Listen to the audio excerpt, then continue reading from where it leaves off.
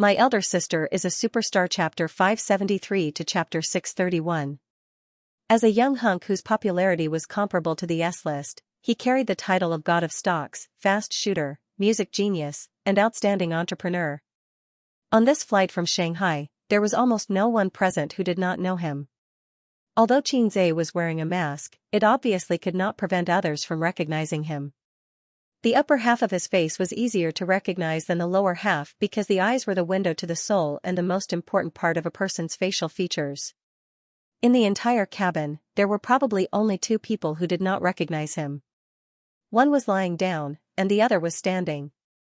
The one standing had his hands clenched into fists and was in a fighting posture.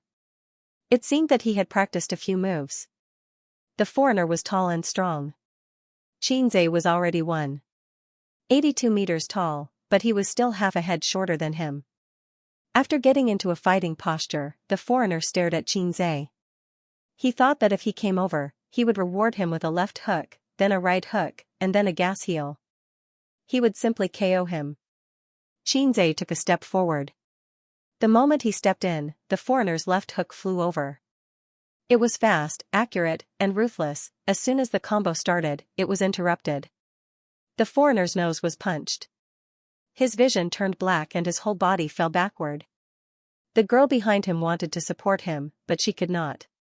The two staggered and fell together. Xianxia knows Kung Fu. Someone among the passengers shouted. How can he beat him? It was impossible. After recovering from the shock, the air hostess quickly grabbed Xianxia's arm, one on each side. Don't do it, don't. The passengers all stood up, took out their phones, took photos, and recorded videos.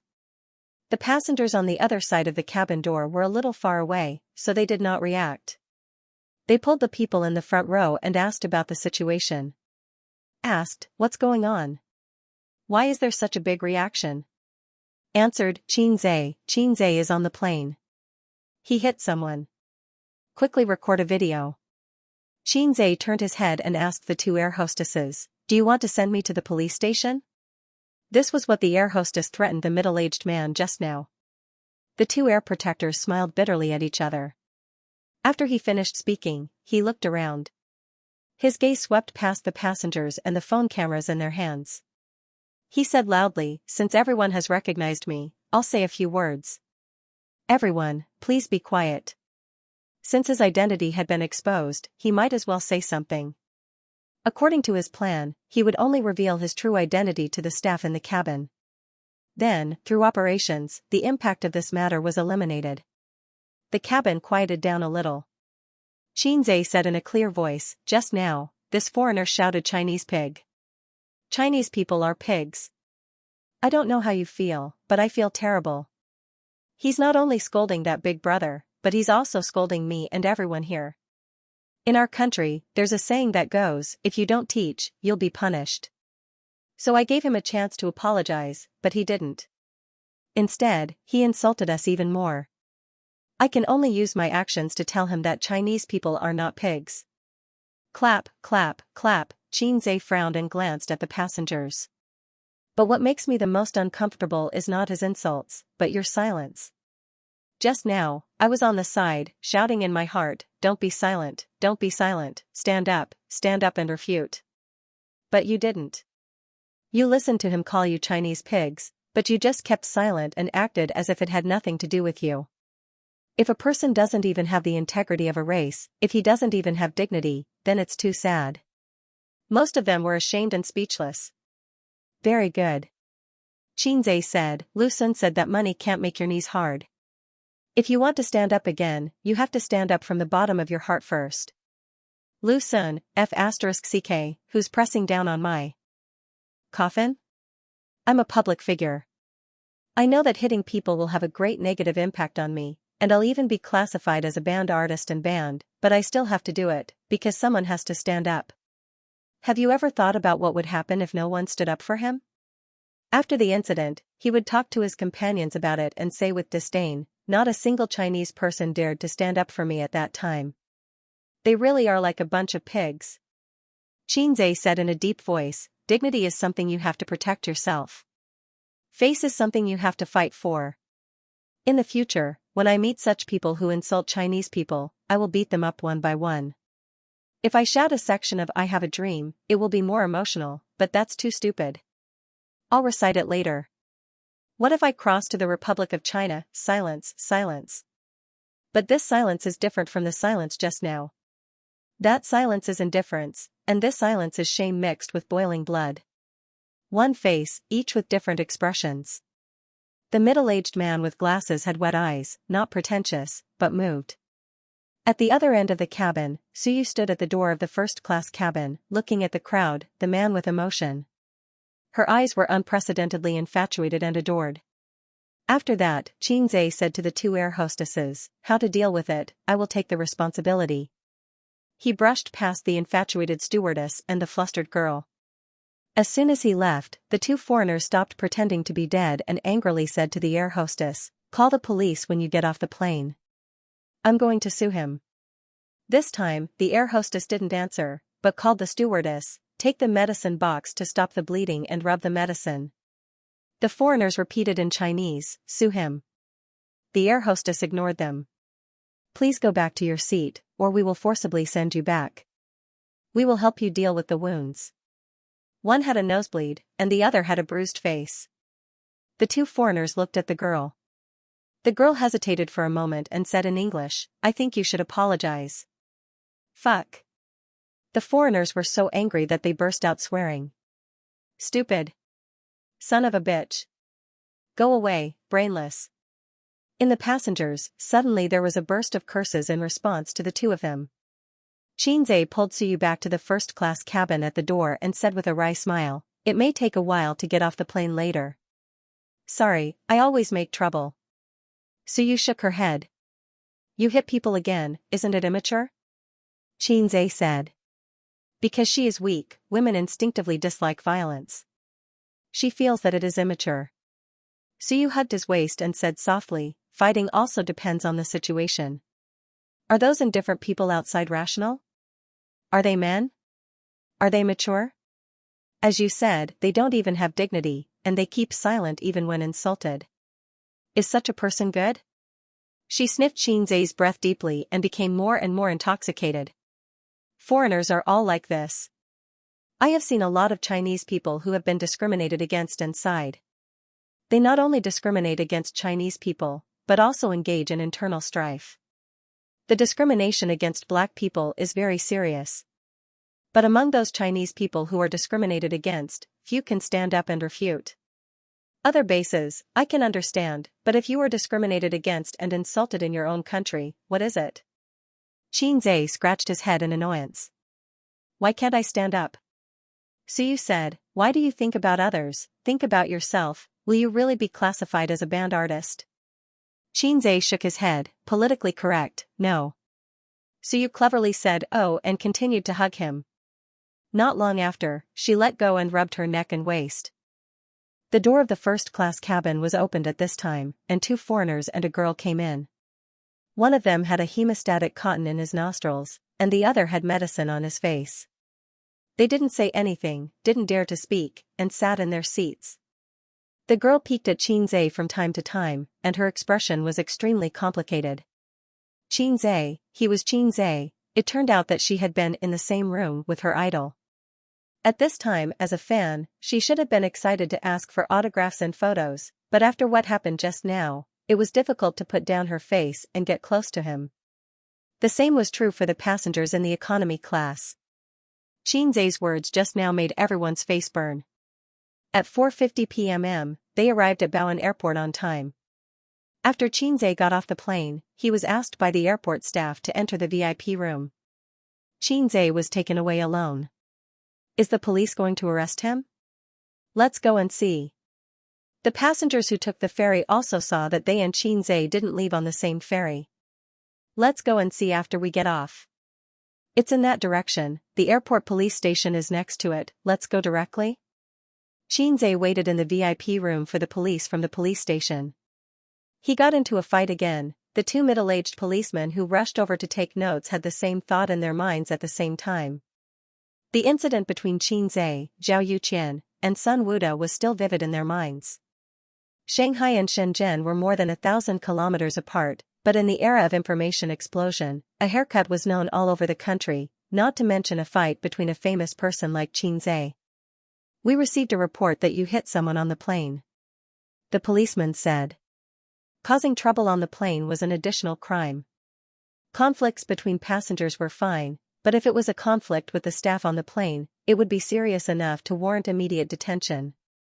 I hit 2 foreigners. Xianxia said. The reason? They called Chinese pigs. The policeman was stunned.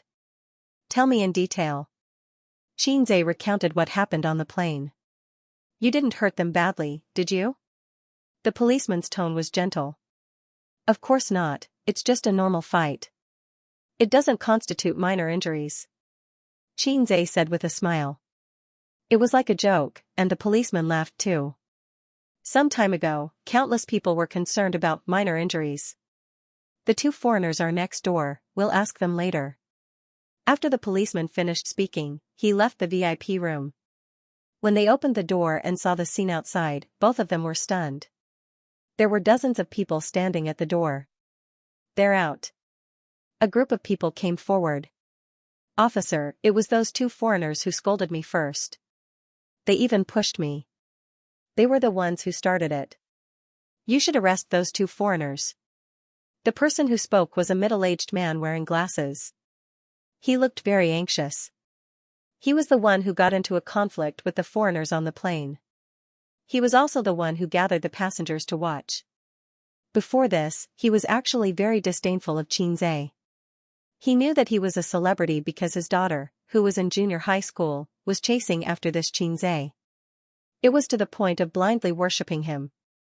Once, he heard his daughter talking to her classmate on the phone. She kept calling him husband. As a father, he was very worried. She was so shameless. Calling him husband at such a young age. She was so shameless. Also, that Xianxia was that flirtatious B***starred. Later, he found out that he was a celebrity and was very good at writing songs. As a middle-aged man who didn't pay much attention to the entertainment industry, that was all he knew about Xianxia. A few days ago, Xianxia hit someone. His daughter was very worried about it. She was afraid that her idol would be banned. It was good to be banned. It was good to be banned for such a scourge of young girls. Until an hour ago, when he was insulted and humiliated by 2 foreigners on the plane, no one stood up. Only this young man stood up. He was a celebrity and a public figure, but he still stood up. This young man was different. He was different from what he thought of as a young hunk. He was different from most ordinary people. He had guts. If he was caught and banned because of this matter, he would be the first to be indignant and would stand up to speak up. The crowd behind him echoed. Are they going to arrest him? Arrest my ass. Don't let them arrest him. That's still up to you. Let's take photos of these 2 people first. If Xianxia is arrested, we'll post it online and let the netizens search for them. One after another, they spoke up. The 2 policemen looked at each other. They were a little caught off guard. They had received a report from the airport that there was a fight on the plane. The 2 foreigners were the ones who were beaten up. As it was related to their foreign friends, they took it seriously and hurried over. There were so many people gathered here. Moreover, the crowd looked very agitated. Naturally, it attracted a lot of attention and interest. They gathered around to watch the show. What's going on? Why are you all gathered here? Oh, the police are here too. What happened? Someone answered, Xianxia is here. Xianxia? A surprised and excited voice sounded. Yes, Xianxia. He got into a fight on the plane just now, so the police came. Another fight? In the past, he didn't realize that Xianxia was so mischievous. Why was he always fighting? Was he really a bad person? And it's a foreigner, the man added. Whoa, what's going on? Did they hit a foreigner? 2 foreigners scolded us Chinese as pigs on the plane. If that's the case, then he deserves a beating. More and more people gathered, and the chatter became louder and louder. When the 2 policemen saw the situation, they said a few words in a polite manner. The general meaning was that it was a routine matter and they were just asking about it. You guys do your thing, and we'll watch ours. Just pretend that we don't exist, the middle-aged man with glasses said. They looked at each other, then turned and went back into the house. On the leather sofa in the VIP room, Suyu tilted her head on Xianxia's shoulder and looked at her mobile phone. Xianxia hugged her waist and saw the door open again, so he let go of Suyu's waist. Police comrade, is there anything else? Out of curiosity, the two policemen's eyes fell on Suyu first, then turned to Xianxia and smiled bitterly. There are a lot of people outside, blocking us. We said that we didn't arrest you, but they just refused to leave. Xianxia understood and said, you go next door to make a statement first. I'll talk to them outside. He was a little surprised. After about half an hour at the airport, Xianxia went out and saw a dense group of people. He couldn't tell who were passengers on the same plane as him and who were just onlookers. Xianxia. Seeing him come out, there was a small scream and uproar in the crowd. Thank you for your concern. He bowed slightly. I'm fine, and nothing will happen. After all, it doesn't constitute a minor injury. The police have come forward to mediate our conflict, and I can leave soon. Let's disperse, everyone should have something to do, so don't waste time here. Are you really all right? The middle-aged man with glasses standing in front asked. It's all right. Xianxia nodded and smiled at him. Then we'll go when it's over. The middle-aged man said. There were no people gathered here, but more gathered, just like queuing up to buy tickets, a dense crowd of people. The behavior of fans picking up at the airport is to make a show and hype, but the premise is that the star doesn't appear in a high-profile appearance. If you wear a pair of sunglasses and a mask in and out of the airport, no one will notice, but if you don't have any cover and stand in the waiting hall, you will be surrounded by onlookers. Star effect. On the other side, two foreigners with obvious scars on their bodies shouted at the police, I don't accept mediation, you have to detain him. The girl translated in Chinese. Xianxia and Suyu were also in this VIP room, sitting on the side, calm and composed. The policeman said, this is not enough to constitute detention. In addition, if you don't accept mediation, the airline will sue both of you for obstruction of public order. You will go back to the police station with me and wait for the airline's prosecution. Or, you can go to the court and sue him yourself, at the cost of accepting the airline's lawsuit at the same time. Translate for him. The girl glanced at the policeman and whispered something to the two foreigners. The bias of the police has been obvious, but you can't find any fault with the bias within the law. The two foreigners looked unwilling and finally chose to accept the compensation and apologize. The girl translated awkwardly, they want 50,000 yuan. In fact, she didn't need to translate, Xianxia and Suyu could understand. You can go to the court and sue, I'll take it. Xianxia said lightly, go to the court and sue. I don't have time to talk nonsense with you. Even if I lose, it will only be a matter of tens of millions of yuan, but it will probably take a few months. The prosecution process, the court judgment, is too time-consuming, at least a month. Don't think that a lawsuit is a terrible thing. If it's a real fight, even if Xianxia loses in the end, the court's judgment is absolutely fair. A little injury may be fine the next day. How can you pay 50,000 yuan? You want to extort money? You think too much. The girl translated for the two foreigners and added her personal opinion. She felt that a lawsuit was troublesome and did not get any benefits. Suyu took out a pink wallet from a high-end LV bag, took out 5,000 yuan, threw it on the table, and spoke English. Xianxia can probably understand, 5,000 yuan, you take it, and you can reward me. I am not short of money. I want to go to court, and I am not afraid. The two foreigners looked up at Suyu. It was probably the first time that they felt a sense of oppression from her. This beautiful woman suddenly became strong and fierce. They were a little confused. Looking at the police again, they were expressionless. They were a little disappointed that they didn't get the VIP treatment that they imagined. After judging the situation, they chose to accept the compensation and apology. Apologize, crossed out. The front door was blocked, but it didn't matter. The VIP room had more than one door. It had 3 doors. Xianxia and Suyu left from the side door, wearing masks and sunglasses, two people in a suitcase. Xianxia pulled, and Suyu took his arm. The husband and wife followed, and Suyu also put on a mask and sunglasses. Out of the waiting hall, Xianxia found a black commercial car on the side of the road, confirmed the license plate number, and led Suyu to walk over. The car arrived half an hour ago. Almost as soon as Xianxia's front foot landed, it arrived at the airport to pick him up. It was the car called by his uncle to pick him up. In the process of Xianxia dealing with the foreign incident, his uncle called him several times. Xianxia only said that he had something to deal with and asked him to wait. For this reason, the commercial car was driven by the traffic police again and again on and off the Duga, and finally Xianxia and Suyu came out. Opening the door, in the spacious car, sat the smiling uncle and an ordinary-looking middle-aged man. Xianxia froze in place. The man looked over. Across a pair of sunglasses, the two men looked at each other, and time seemed to freeze at this moment. Su Guang noticed Su Yao's tense body and involuntarily clenched fists. Suyu also noticed Xianxia's stiff arm, and she was holding Xianxia's arm. "A's, come in, don't stand, and President Su, long time no see, you are getting more and more beautiful." Su Guang's laughter broke the silence of the two men. After that, he got out of the car, took the suitcase in Xianxia's hand, and threw it into the back seat of the commercial car. Xianxia and Suyu got in the car and sat down. The commercial car drove smoothly along the Duga, and the airport was left behind, turning into a vague black spot, and then gradually disappearing. "Do you want to drink?" Su Guang asked, and he had taken out a bottle of champagne, set the glass, and poured the wine.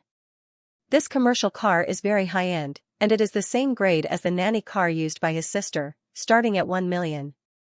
"A's, uncle did a good job this time." "Don't be too good." Su Guang smiled and pretended to be relaxed. "Let me introduce you, Su Yao, uncle's old friend, thanks to his help this time. Don't look at how unreliable your uncle has been these past few years. Not everyone around him is a scoundrel." He handed a glass of champagne to Xianxia. Xianxia's eyes fell on Su Yao, and he said lightly, "I have seen you before." Clang! The goblet fell to the ground, and the wine spilled all over the floor. Su Guang. The smile on Su Guang's face disappeared. This heartless man for more than 10 years had a rare panic, but he covered it up in a very short time. "Oh, my hand is numb, oh, sorry. He hurriedly bowed his head to pick up the broken goblet. Xianxia kicked it and swept the goblet aside. "Uncle, let someone clean it up after the car stops. Be careful not to scratch your hand." Perhaps Xianxia's tone was too strange and dull. Su Guang's face was uncontrollable panic. His expression and subtle behavior fell into Xianxia's eyes one by one. It confirmed some speculations in his heart. His heart was cold. Su Yao smiled and reached out his hand. "I've heard a lot about you. I didn't expect Ah Guang's nephew to be the famous Xianxia." Xianxia hesitated a little and shook hands with him. "It's a small world, we met last time." "Yes, we meet again." Su Yao smiled very gently, and his words and deeds gave people a sense of relaxation like a spring breeze, without the oppression of a billionaire. Xianxia glanced at his uncle, who was a little confused and nervous, and explained, "I saw Boss Su when I was shooting Journey to the West with my sister last time. Thank you, Boss Su, for your help. Otherwise, we might have a little trouble." "Right, you were?" Suyu suddenly realized and finally remembered this familiar face. That day, she drove and collided with the front of a Rolls-Royce. The two sides had a quarrel, and the traffic police rushed over. She thought that the follow-up would be a little troublesome. Finally, a middle-aged man came over and slapped the Rolls-Royce owner, and then there was no then. The main reason was that Su Yao was too ordinary, and Suyu couldn't remember him for a while. If he was not handsome enough, how could he attract the attention of beautiful girls? A handsome uncle like Su Guang's uncle can make people remember him. It's purely the degree of visual impact. It's like a very ordinary boy, acting handsome in front of the goddess, and when he turns around, the goddess forgets him. And a handsome boy, if he drives a luxury car, even if he does nothing, his handsome face and chic back will be deeply imprinted in the goddess's heart. The conclusion: what kind of wife is ugly? The conclusion was, if you don't have money, how can you marry a wife? So that's what's going on. Ape dung, ape dung. Su Guangda shouted and slapped his thigh. His movements were a little exaggerated, and his smile contained 3 parts luck, 3 parts relaxation, 3 parts fear, and 1 part nervousness. Uncle felt as if a heavy burden had been lifted from his shoulders. Thank you for your help, Mr. Su. Su Yu stretched out her white and tender hand and shook hands with Su Yao. Su Yao also stretched out his hand and held Su Yu's small hand. At the same time, he looked at her wantonly. That was the gaze of an elder looking at a junior. It was also the gaze of a mother-in-law looking at her son-in-law. No, it was the gaze of a father looking at his daughter-in-law. Perhaps because his gaze was too undisguised, Su Guang touched Su Yao's arm without a trace. Su Yao hurriedly retracted his hand and smiled gently, "It's nothing." Su Yao was satisfied with his first impression of her. From what Su Guang had said, she seemed to be A's secretary. In addition, A seemed to have a real girlfriend. His smile made Su Yu stunned. This gentle smile had a strong sense of déjà vu. She couldn't help but turn to look at Xianxia. Well, it was an 80% similar smile. The car sped on the highway, and they didn't know where to go. Xianxia didn't care. He stared at Su Yao and said, "Mr. Su is also surnamed Su? He's an old friend of my uncle. Is he also from Su Town?" This question made Su Guang and Su Yao's eyelids twitch at the same time. Yes.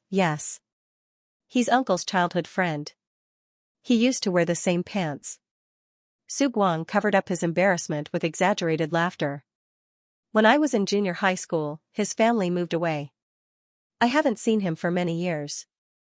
But in these few years when my uncle was down, I was grateful for his care. Xianxia nodded suddenly. I knew it. When I was at Aunt Su's house, I didn't see Mr. Su. Su Yao's hand holding the goblet was white. Su Guang felt guilty and kept warning his childhood friend with his eyes. He said in his heart, "You have to hold on. Don't collapse." Xianxia spoke in a completely casual tone. It was like meeting a fellow villager in a foreign place and couldn't help but talk about the scenery of his hometown to try to get closer. Even Su Yao, who had rich experience, couldn't hear the slightest hint of sarcasm in his words. Su Yao forced a smile. Which Aunt Su? He didn't care about his childhood friend who kept winking at him. Come on, your expression is so rich. Do you think my A's is a fool? Keep your expression to yourself. Su Yu was a little strange. She saw her uncle winking at Mr. Su. Did he have an eye disease? Su-ru. Xianxia said. Oh. I have an impression of her. She is a very gentle sister. Su Yao smiled. It was a forced smile. This was the best time to end the topic. He really shouldn't continue to linger on it, but there was a reluctance in his heart that made him ask again, "What do you think of Su-ru?" Xianxia smiled and said in a normal tone, "Yes, very gentle. She is very good to me, just like my mother." Clang. After his fingertips trembled, the goblet in Su Yao's hand fell. Su Guang, driver, drive steadily. What's the matter with the shaking? Do you want to work or not? Su Guang was angry and turned to the driver and yelled. Driver? At 6 o'clock, in the afterglow of the setting sun, the business car stopped outside a hotel. There was a social event in the evening. Xianxia was going to meet and eat with the boss of the VR manufacturer. Any business can be discussed at the dinner table. This is the culture of the dinner table in China. From public to private, even if they still have to negotiate and discuss in the bright meeting room, the dinner table is like a process that can never be avoided. There is nothing in the world that can't be solved at the dinner table. If there is, it is on a woman's thigh. After getting out of the car, out of some tacit understanding, Su Guang and Su Yao walked in front, Su Yu and Xianxia were behind, and the two sides kept a distance that they could whisper without being heard. Does he know something? I always feel uneasy. Su Guang's voice was very weak. Su Yao was silent for a moment and said in a deep voice, "Don't think too much. What can he know? No one said anything about the past. He can't check it." Su Guang said, "But my nephew, in recent years, has been very strange. He used to be like an ugly duckling, but suddenly he became different." Su Yao's face was complicated, and no one knew what he was thinking. Also, your behavior in the car was too abnormal. He will definitely pay special attention to you afterward. Su Guang regretted. I'm so stupid. I shouldn't have promised you. Don't tell my sister about this, or I will die miserably. Su Yao shook his head, no. In short, no matter what, you have seen him. After this meal, go back to your Wen city tomorrow. Don't ask him for his number, and don't contact him privately. Otherwise, we can't be brothers. Su Guang warned. I can't go tomorrow. I want to invest in his VR equipment factory. Su Yao said. Hearing this, Su Guang's face changed. Don't be nervous, Su Yao shook his head, it's not too complicated. I just want to help. I owe him too much. Just give me a chance to make up for it. Su Guang gritted his teeth. Not far behind. Su Yu hugged Xianxia's arm. She was tall, and she could kiss Xianxia's lips with a little tiptoe. She whispered in his ear, that's Su Yao, he looks at you strangely. What's strange? Xianxia asked. Su Yu thought for a while and shook her head, I can't say, but he has been peeking at you, looking at you carefully, which makes people feel uncomfortable.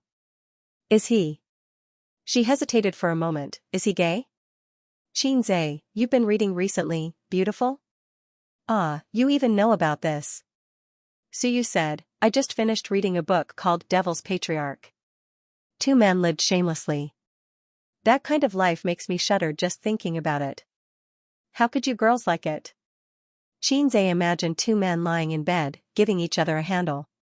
I think it's very loving. Where's the love?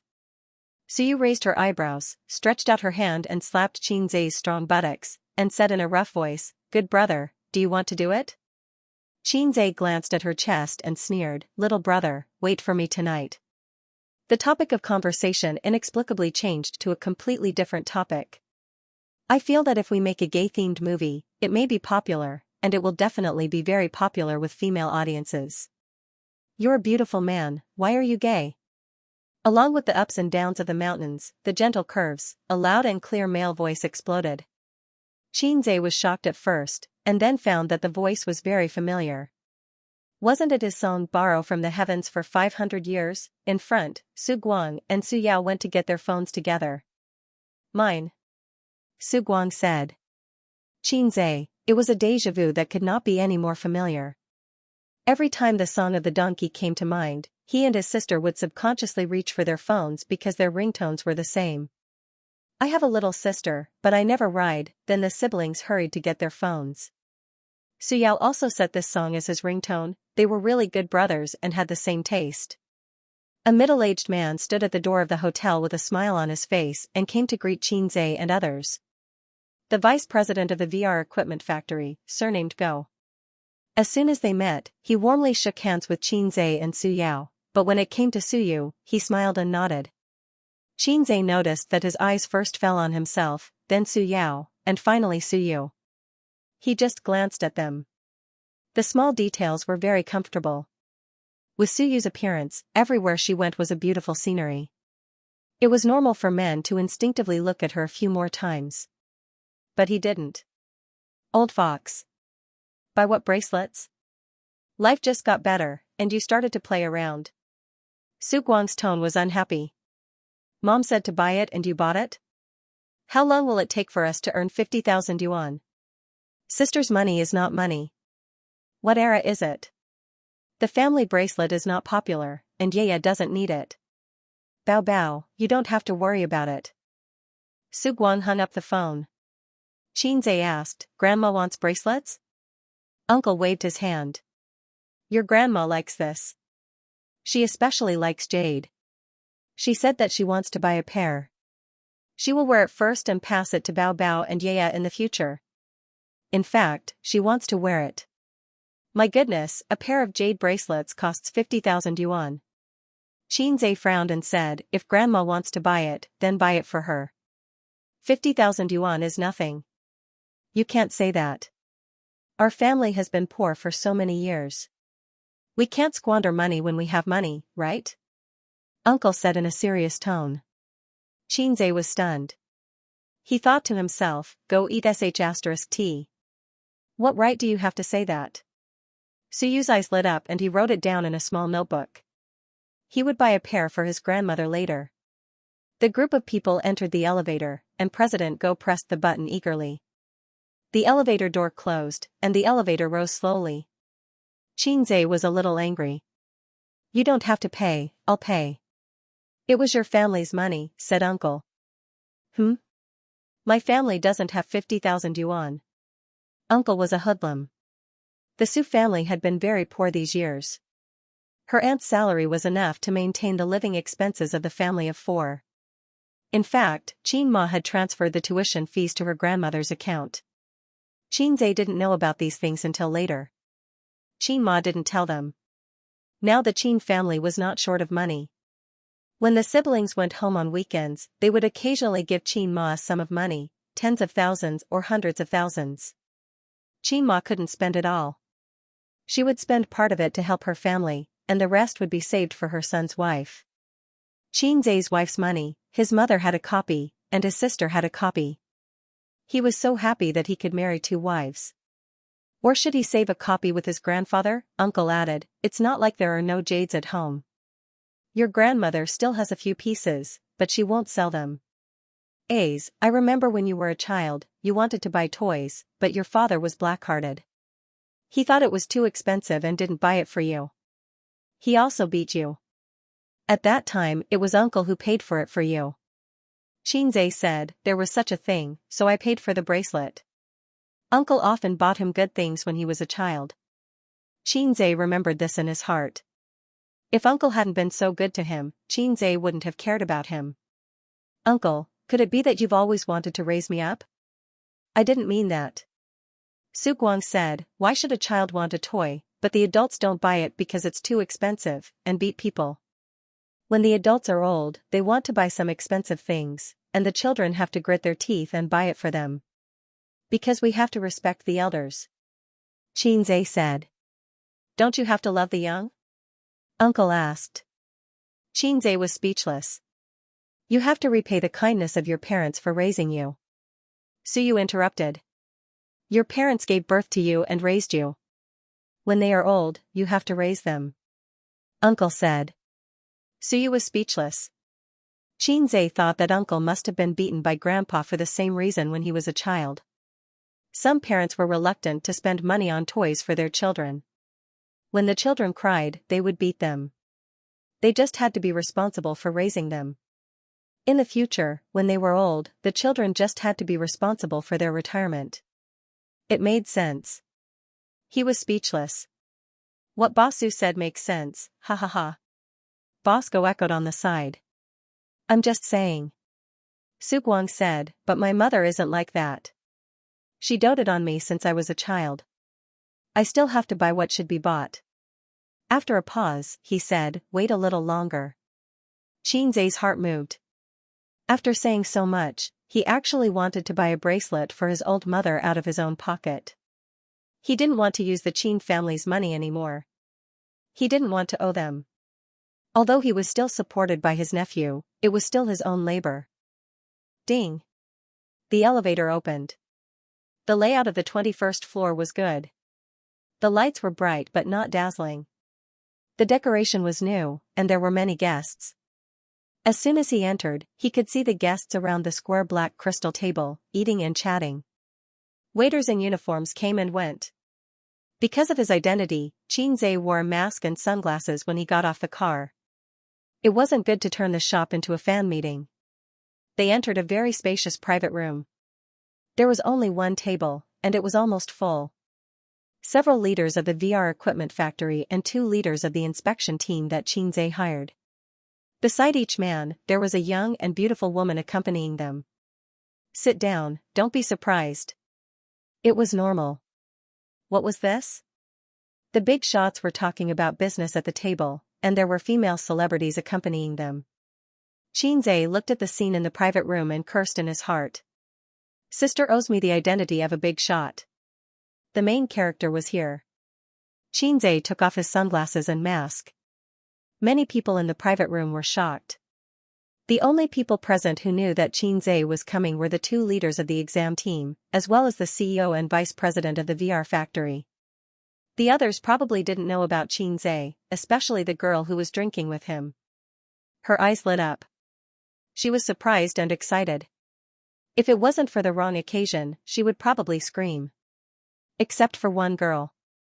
When she saw Xianxia, she was stunned. Xianxia looked around and found her in the next moment. He was slightly stunned. "Boss Jean, come here, sit here." A half-bald middle-aged man got up enthusiastically and greeted Xianxia to take a seat. He was the boss of the VR equipment factory, surnamed Liu. "You two boss Su also sit together, waiting for you to start the banquet." Xianxia took back his gaze, responded, and couldn't help but look at the girl. It's a small world.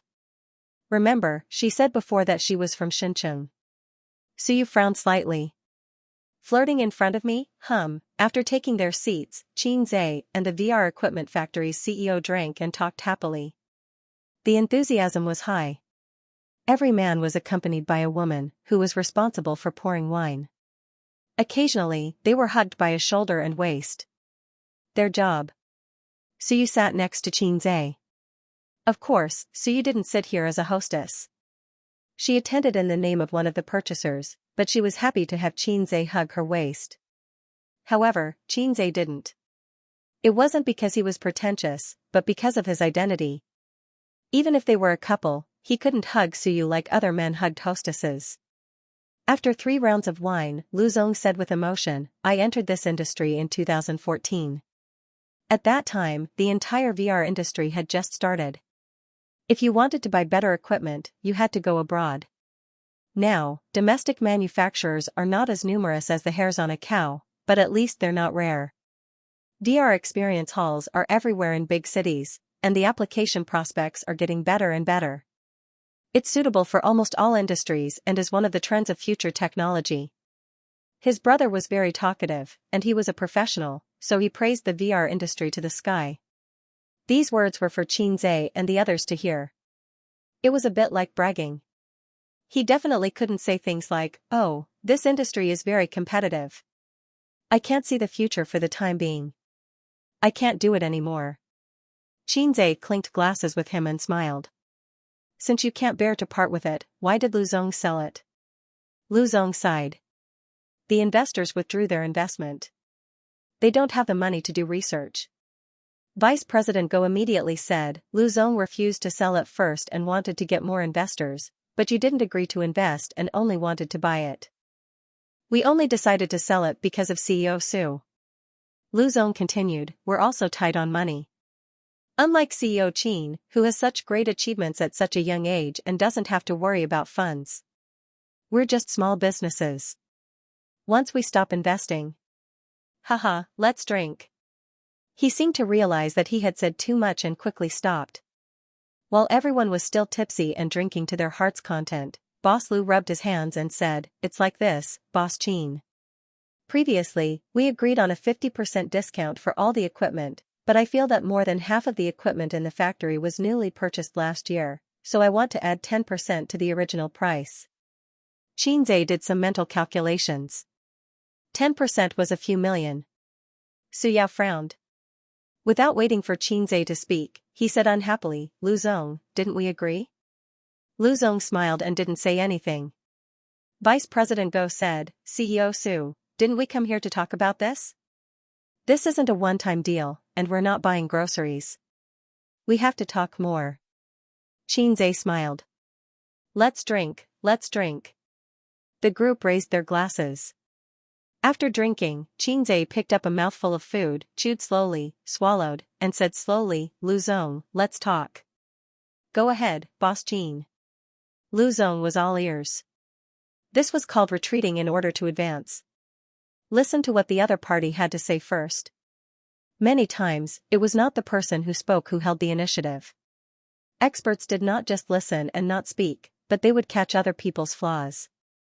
Moreover, Xianxia's songwriting skills were known to everyone, but different professions were worlds apart. As for how good his skills were, they had to listen to what he had to say first. "Since you're talking about the prospects of VR technology, let's talk about this first. Actually, before we decided to buy it, we did market research. VR experience halls are indeed everywhere, but for this thing, some shops lose money and some shops earn money. To put it bluntly, it's like the Xianxia County Grand Hotel.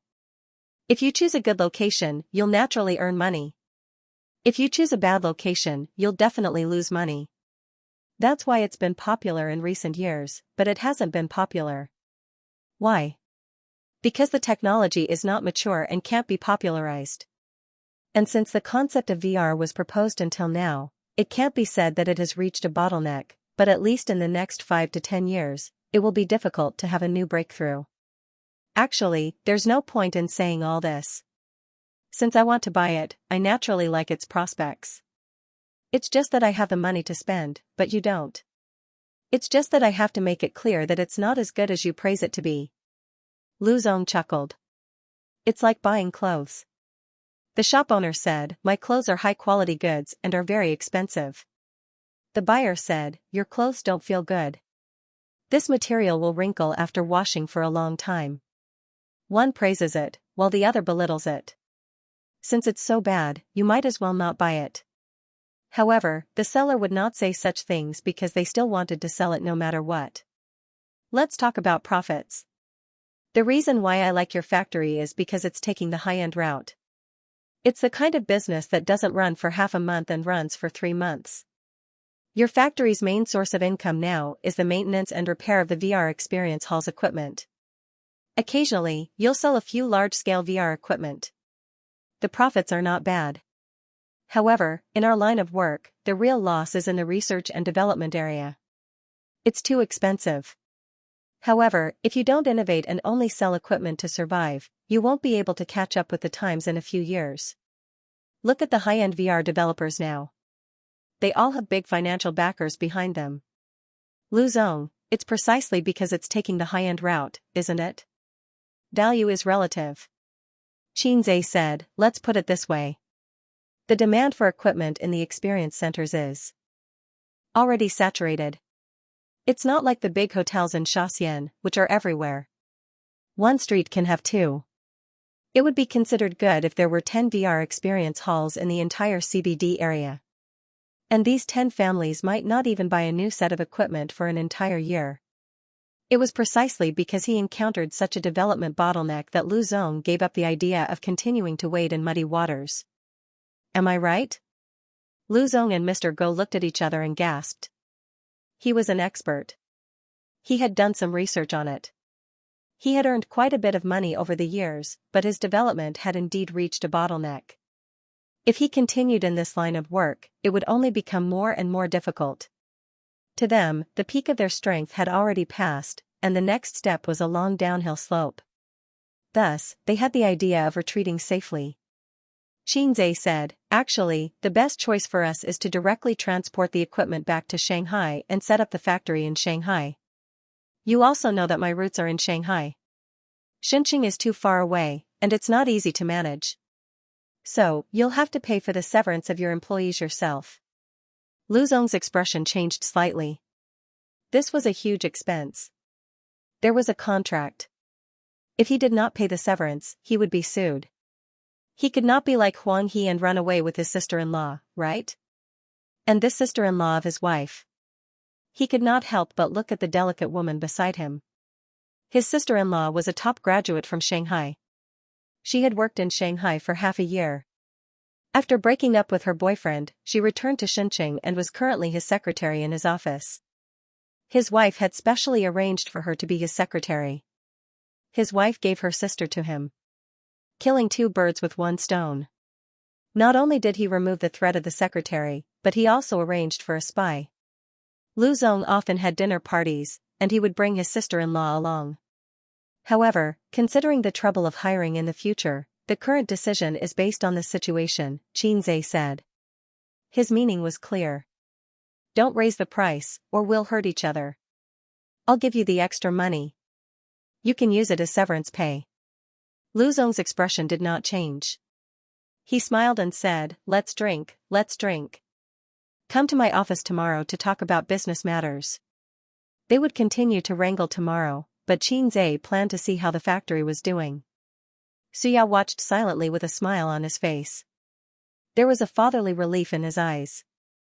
Perhaps in some aspects, he was still immature in front of him, a senior who had been in the business world for more than 10 years, but his mentality and tone were unusually calm. This was worthy of praise. When Suyao first negotiated with others, his legs were trembling. The meal was at 9:30 in the evening. Lu Zong proposed to sing. The social activities of adults were basically this process: dinner, nightclub, and sex. Everything could be settled over a wine table. Not good, okay, on the woman's thigh. Still not good, then in the body. After singing later, Lu Zong planned to put women in Qinzai's room. He had not figured out the relationship between Qinzai and Suyu, so he thought he was an ordinary partner. But Qinzai was a big star and should have seen a lot of beautiful women. He was thinking about where to find the best quality women. He had to choose the best Korean semi-permanent, or he would not be able to serve this great god. I'm singing, so I won't go. Qinzai smiled and said, it's not convenient with my identity. Then, okay. Lu Zong said, I'll send you upstairs? Thank you. The hotel room was upstairs. By the way, this was a 5-star hotel. This kind of hotel did not have flirtatious men calling at night, because those who could afford to stay in a 5-star hotel had plenty of partners. After sending Qinzai and the others to their rooms, Lu Zong, Mr. Go, and the others went downstairs together. In Lu Zong's Mercedes-Benz, his sister-in-law was sitting in the back seat looking at her mobile phone. The driver saw him come down and quickly got out of the car to open the door. Brother-in-law, the sister-in-law suddenly shouted, and then there was no follow-up. She looked a little confused. Lu Zong looked at her blankly. She drank a lot with him during the dinner and probably got a little drunk. She asked, which room is Qinzai in? Lu Zong was stunned. Room 2208. Hey, Dandan, where are you going? Let's go home. I'll be right back. The sister-in-law hurried back to the hotel. The hotel room was decorated very well, worthy of the 5-star title. There was a fruit plate on the table that the waiter had just sent up, free of charge. There was a small fridge in the cabinet with wine and drinks. Most importantly, there was a river outside the hotel. When he opened the window, the night breeze blew on his face, very comfortable. Qinzai washed his face, wiped it clean, and ate a few pieces of watermelon. There was a knock on the door. He walked over to open the door. Suyu was standing at the door, looking around, he. He, Qinzai said grumpily. Hubby, he. Suyu's beautiful face was full of mischief. She narrowed her eyes, and her long eyelashes brushed into a black shadow. Just the two of them, how wonderful. Come on, fair-weather friend, Qinzai said. Fair-weather friend? Suyu did not understand. A friend who has physical relations after drinking. Huh? So I'm just a fair-weather friend? When you endure the humiliation of being under my crotch, we'll upgrade to a bosom friend. He. The two of them looked at each other, like a married couple looking at each other. The whole world turned yellow just like that. Qinzai pulled Suyu into the room, carried her in his arms, and threw her on the bed without any pity. A hungry tiger pouncing on a sheep. Wash, shower, Suyu panted. Shower first. Shower after you're done. No, don't, then let's shower together. There's a bathtub anyway. I'll go fill the water. Qinzai went into the toilet and turned on the tap. At this time, there was a knock on the door. Who is it? Qinzai walked out of the toilet and opened the door. Seeing the person at the door, he was stunned. A little cabbage, his little cabbage from back then. Qinzai, can we talk? Little cabbage said. Who is it? Suyu sat on the edge of the bed and looked out the window. Little Cabbage's gaze swept over Qinzai's shoulder, and the two women's eyes met. Little Cabbage said, I haven't seen you in many years. Can we talk alone? Qinzai looked at her subtle and complicated expression, sighed in his heart, and nodded. Okay. Suyu, who was temporarily sent away, made a face at the door and then went back to her own room. The ordinary-looking woman in the room seemed to be an old acquaintance of A's. She didn't ask about their relationship. She looked ordinary and was a hostess. So you didn't put her in her eyes at all. As for why she sent her away when she met an old acquaintance, so you didn't think about it for the time being. She went back to her room to brush her teeth. She didn't want to take a shower. There would be a couple bath later. Business trips were the happiest. Without the two ferocious women, Wang Zijin and Qin Baobao, she was relaxed and carefree. In the room, Qin Zhe sat on the bed and Xiao Baikai sat on the sofa. They said they wanted to talk, but when it came to it, they didn't know how to start. Xiao Baikai was called Wang Dandan. She and Wang Zijin were from the same family 500 years ago. Qin Zhe always felt that he had an inseparable relationship with old Wang next door. Wang Dandan used to be from next door. It was a little awkward. He suddenly remembered a joke on the internet. A few years later, he met his first girlfriend in Dongguan. For only 500 yuan, he could kiss her and have sex with her. This was an absurd reality. Since Wang Dandan was a hostess, there was nothing wrong with this analogy. So Qin Zhe didn't say hello to her. After the banquet, they went their separate ways.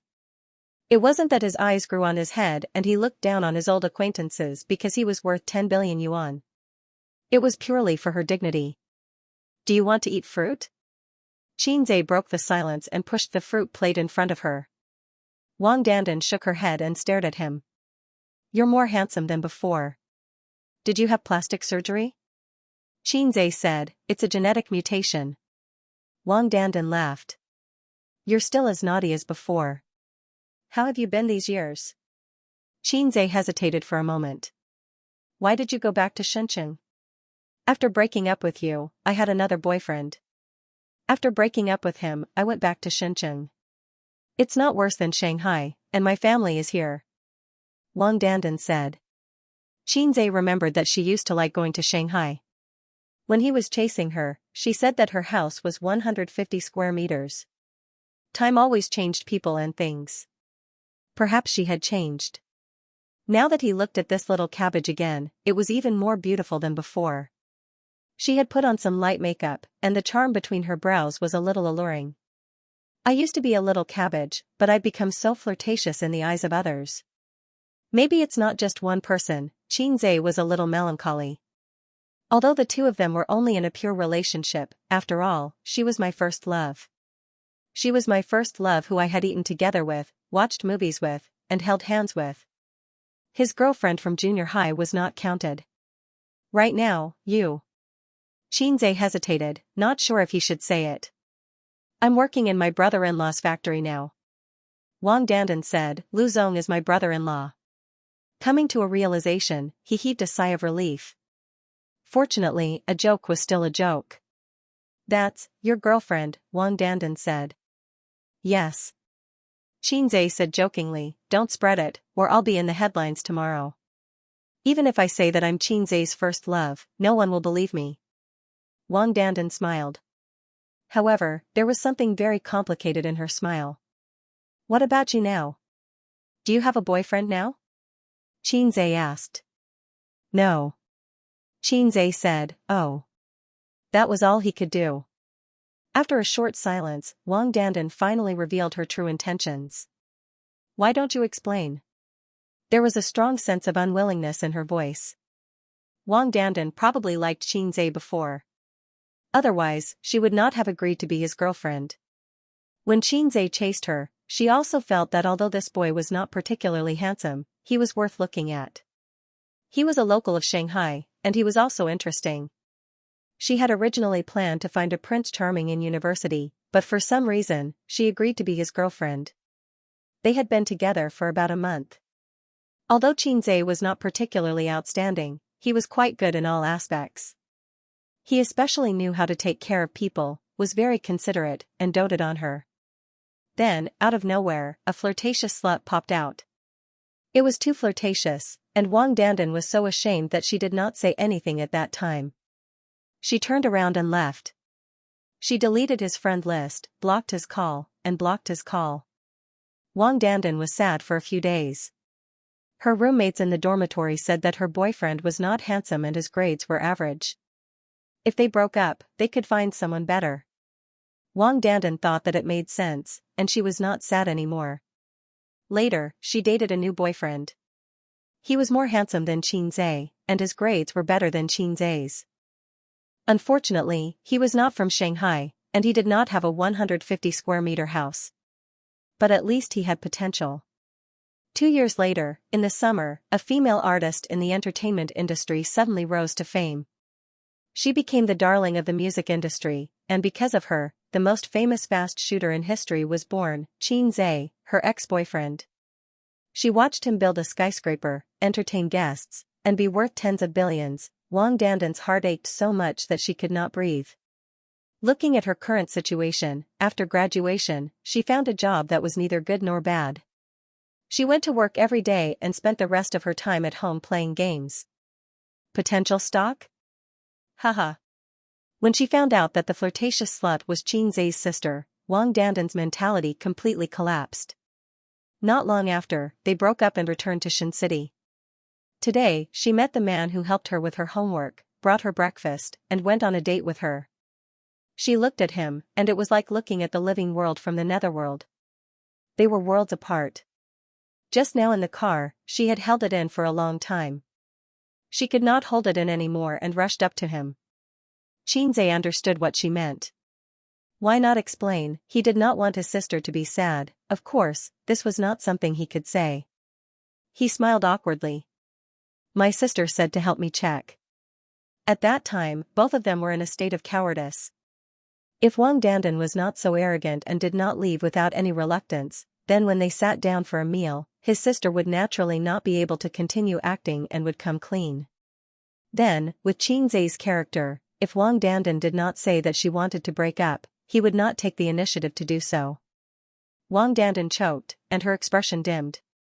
I'm leaving, she said. I'll send you. No need. She walked to the door silently, opened it, and a few seconds later, closed the door. Wang Dandan left the hotel, and her brother-in-law's Mercedes-Benz was still parked outside. She got into the car without saying a word. Her brother-in-law asked her where she was going, but she did not say anything. It was not until the driver changed the CD that Qin Baobao's legend floated in the car that Wang Dandan roared like a furious lioness, change the song. The driver and Lu Zong were stunned. The furious Wang Dandan rushed to the front seat, took out the CD, gritted her teeth, broke it, threw it on the ground, and stomped on it. The driver kept quiet out of fear. Lu Zong frowned and looked at his sister-in-law, who had almost never lost her temper. Dandan? Wang Dandan's eyes reddened, and she gritted her teeth. Qin Baobao. Lu Zong? She was not convinced, not convinced. She had left impulsively, but the key to the problem should be Qin Baobao. Without Qin Baobao, she and Xianxia would not have broken up. A woman's sensitive intuition could always hit the nail on the head. If Suyu had a chance to talk to her current ex, they would definitely find a common topic to talk about, dissing Qin Baobao. In fact, whether it was the two of them or Wang Zijin, as long as she was Xianxia's girlfriend, she would deeply feel Qin Baobao's hostility and threat. At this time, Suyu was in Xianxia's room. After hearing the sound of the opposite door closing, she came out and happened to see Wang Dandan's back. Suyu changed into pajamas and came over, lying lazily on the bed, revealing her white and slender calves. Her 10 toes were bent, holding the quilt, and she was being molested by someone's hands. Who was that woman just now? Suyu asked while enjoying herself. My first love. Suyu was stunned. She held down Xianxia's hand on her chest and glared at him. Make it clear, what first love? Wasn't your first love me? Didn't I consecrate your little brother? Are you lying to me? It's just a first love that is limited to holding hands. You didn't even give out your first kiss. Xianxia said. Hey, no, my first kiss has long been taken away by some unscrupulous sister. If I had known, I would have stayed or driven her away. Suyu's intestines were green with regret. What did you do in 10 minutes? Why did she come to you? Is she still attached to you? It is said that men are particularly concerned about their first love. First love is a kind of feeling that is difficult to give up. Under the feelings, the appearance can be ignored. 10 minutes, it's not enough for me to warm up. Xianxia said angrily. You didn't exchange contact information, did you? In Xingqing, you are not allowed to contact her these days. Suyu was half tough and half pleading. Xianxia pinched her little face, you are different from her. Suyu giggled, every man says this about his ex in front of his current wife. Xianxia thought about it and said seriously, Suyu, let's break up. Suyu's little face suddenly turned white. Suyu grasped his hand tightly and felt heartache. Break up? Break up. Suyu cried, then I'll die for you to see. Well, I said, it's not the same. Xianxia held her in his arms. That year, my sister tested her, and she turned away. Xianxia told her what had happened. Suyu was stunned at first, and then laughed, Qin Bao Bao, this little bitch, finally did a good thing. You are the little bitch. Xianxia slapped her ass. Is the water ready? Suyu twisted her body in his arms. I forgot. Xianxia was adjusting the water temperature in the toilet. When he was chatting with Wang Dandan, he turned off the water. He went into the toilet, turned on the hot water, and thought about the activities in a while. He was quite excited. Counting the time, he didn't make a baby with Suyu for about half a month. Suddenly, a huge sense of weakness came, as if his body was hollowed out in an instant. Xianxia's knees were soft and he knelt on the ground. This familiar feeling. It was like the first time the system drew his energy. Is it time to charge again? Yes, host, it's time to charge. The system's voice sounded in time. Xianxia held the bathtub, his arms trembling. Why do you draw so much? As his physique became stronger, every time the system charged, at most, he would feel weak, and it would not affect his normal life. But this time, he felt that his body was hollowed out. Didn't you follow the news? The system said, recently, the tax policy has changed. The individual tax point has been raised, but for you middle class and above, the tax has risen to 30% to 40%. In response to the government's call, the system will also adopt such a charging mode in the future. The final details have not come out, and they are still in a meeting to discuss, so I can't guarantee that it will not be raised or lowered in the future.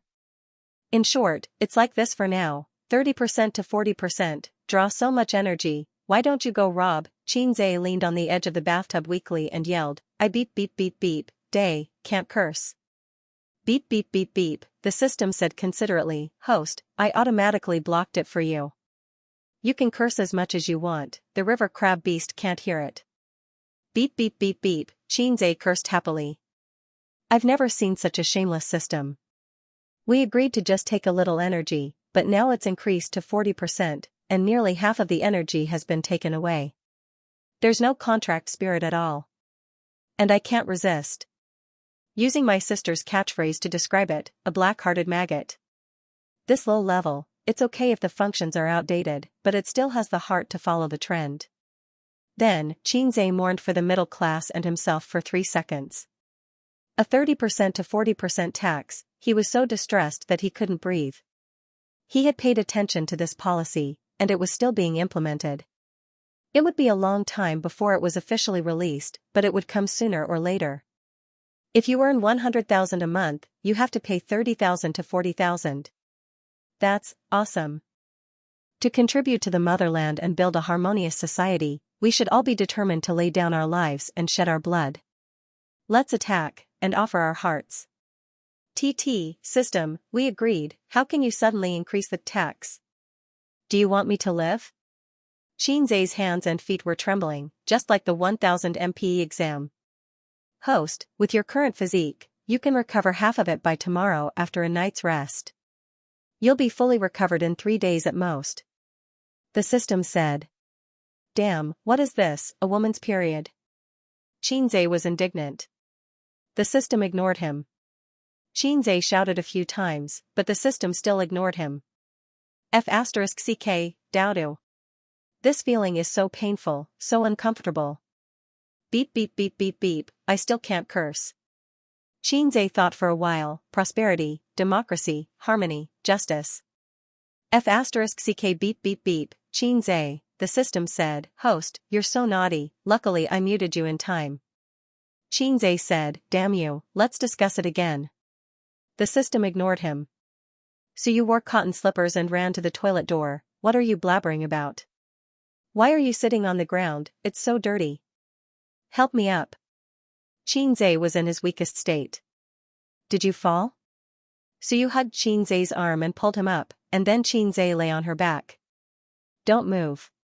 Take off your clothes and take a shower, Xianxia said. Suyu blushed. Even though she had done this many times, she still couldn't help but blush. It was just like how Laozi was clearly an experienced driver, but he would always call her Yamit. Yes, the logic is the same. Suyu took off her clothes with a red face. She was tall, and although she wasn't as hot as her sister, her proportions were very good. Especially her slender, round, and white long legs, it made Xianxia, who had been drooling at the sight of his sister wearing pleated miniskirts since he was young, was very aroused. But today, the chickens were on holiday. Why don't you take off your clothes? Suyu felt Xianxia's burning gaze. She closed her eyes in shame and felt a little good. Help me take it off, Xianxia said. Suyu, his little heart thumped wildly. Was it that exciting? Ace really knew how to have fun. Her cheeks were flushed, and her hands were trembling with excitement. They stepped into the bathtub. Xianxia and Suyu sat in the big bathtub. Suyu sat behind him and was hugging Xianxia from behind. It was still Xianxia's order. He wanted to try a bath lotion for the first time. He mainly wanted to see if he could rise again today, but the ending was a little miserable. His little brother couldn't recover. Suyu didn't know what he was planning. She just felt that today was so exciting. She even hoped that he would continue to make more excessive requests. After soaking for half an hour, it was over. Suyu was a little confused. According to the previous rhythm, this should be bathtub.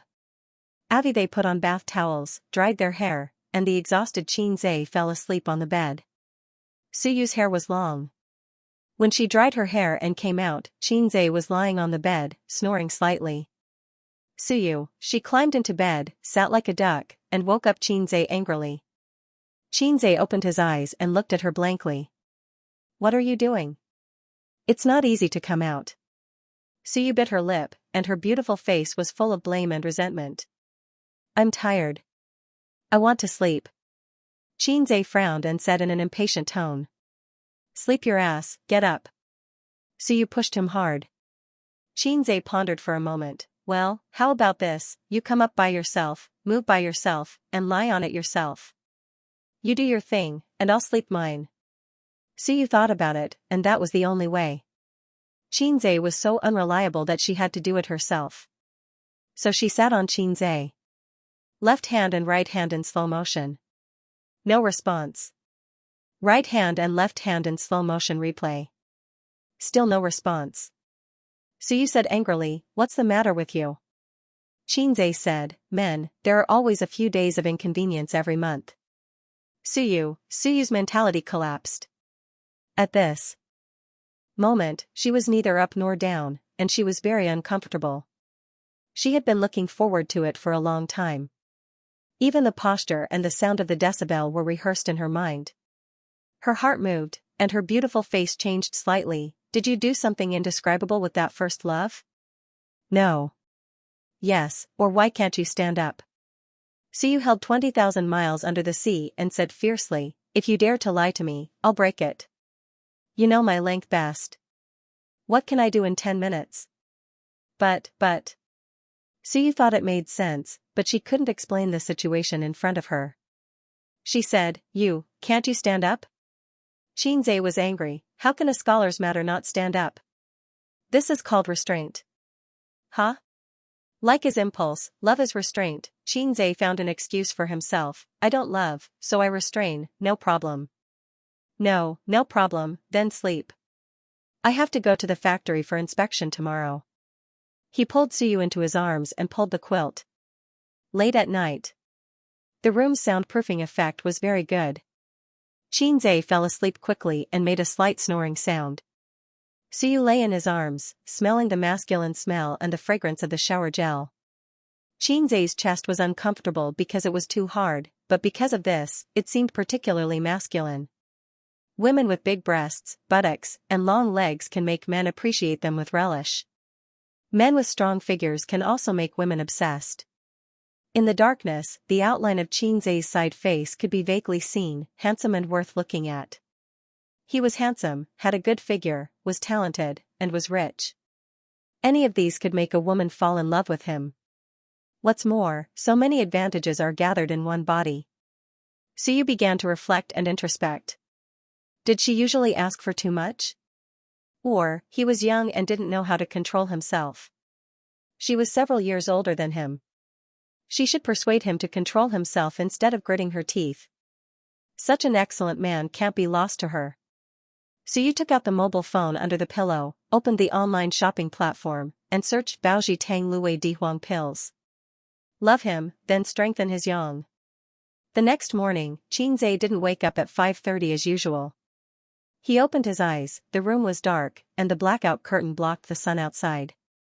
Suyu was beside the pillow, with one hand on his chest and one leg on his lower abdomen. The morning, crab, erection that used to happen every day was gone today. What a good-for-nothing.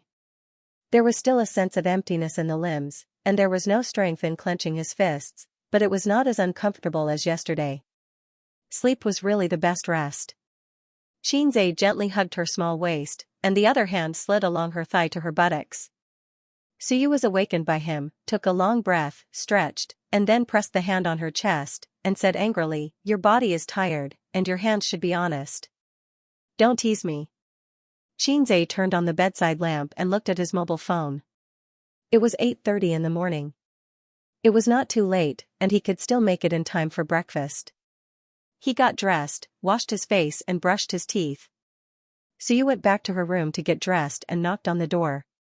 The two stood in front of the sink and brushed their teeth side by side. It was not the toothbrush and toothcup in the hotel. They had their own towel, toothbrush, bathrobe, and pajamas. The other person had a set of clothes. He didn't intend to stay in Xianxia for a long time, at most 2 days. If it went well, they could return to Shanghai tomorrow morning. She looked at them in the mirror, smiled, squinted, and was very happy. Do we look like husband and wife? Foam sprayed from her mouth and splashed on the mirror. Yes. Xianxia also splashed foam on the mirror. The breakfast in a 5-star hotel is very sumptuous. Unfortunately, it is not a buffet breakfast, otherwise, it can be a higher grade. Xianxia and Suyu came to have breakfast at 9 o'clock, and it was already past the time with the most guests. He took the amount of 3 people by himself, sat by the window, took off his mask, didn't take off his sunglasses, and gobbled up the food. Suya was also there, eating alone. Seeing Xianxia and Suyu go upstairs, he silently moved his breakfast plate over. Do you mind if I sit here? Xianxia ignored him and buried himself in eating. He urgently needed to replenish his energy. Suyu smiled and said, "Mr. Su, sit down." Suyao sat down and sat next to Xianxia. His eyes did not fall on the face of the beautiful and refined Suyu, but on the handsome face of Xianxia. He said, "Mr. Qin, you can't eat too much breakfast, it's not good for your stomach and liver." Xianxia vaguely replied with an "oh" and continued to eat as usual. Suyao smiled. A pampered smile. Suyu suddenly sounded an alarm in her heart. "I'm so beautiful, but you don't even look at me. Instead, you keep staring at my man, and your eyes are almost glued to my man's face. This is very abnormal." If the sentence "he is gay" last night was a joke, then Suyu is a little uncertain now. Flattery and flattery are not in such a way of looking and speaking.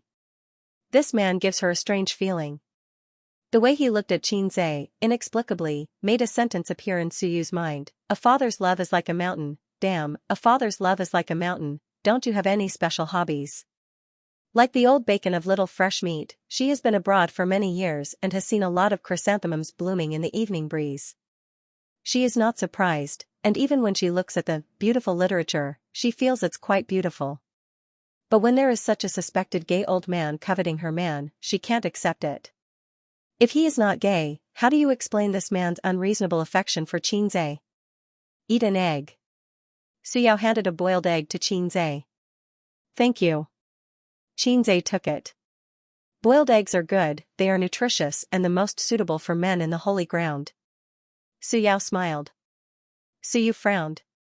Here it comes again, and he smiled. Perhaps he felt that he had neglected Suyu.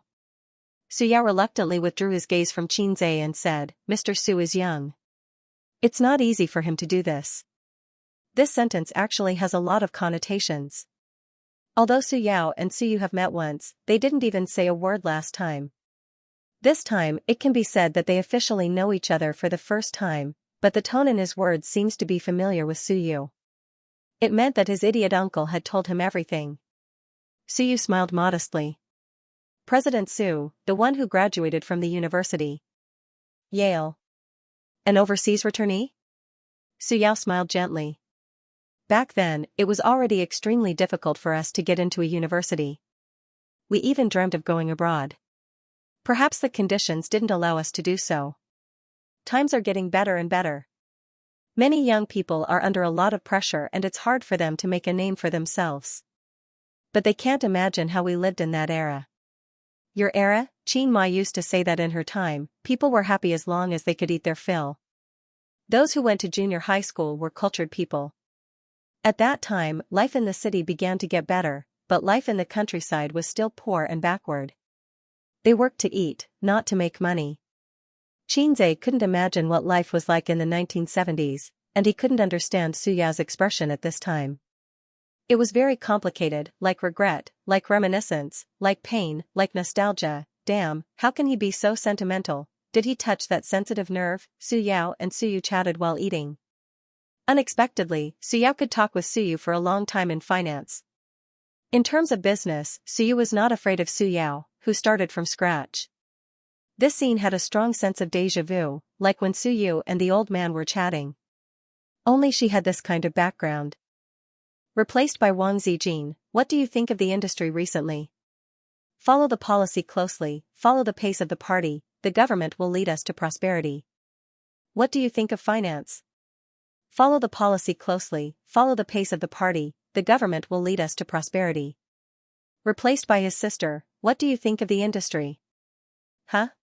What about finance? Huh? She killed the conversation in minutes. My uncle hasn't woken up yet, right? Qinzhe smoothly finished all the food and let out a comfortable burp in satisfaction. He should still be sleeping. Last night, he drank a lot.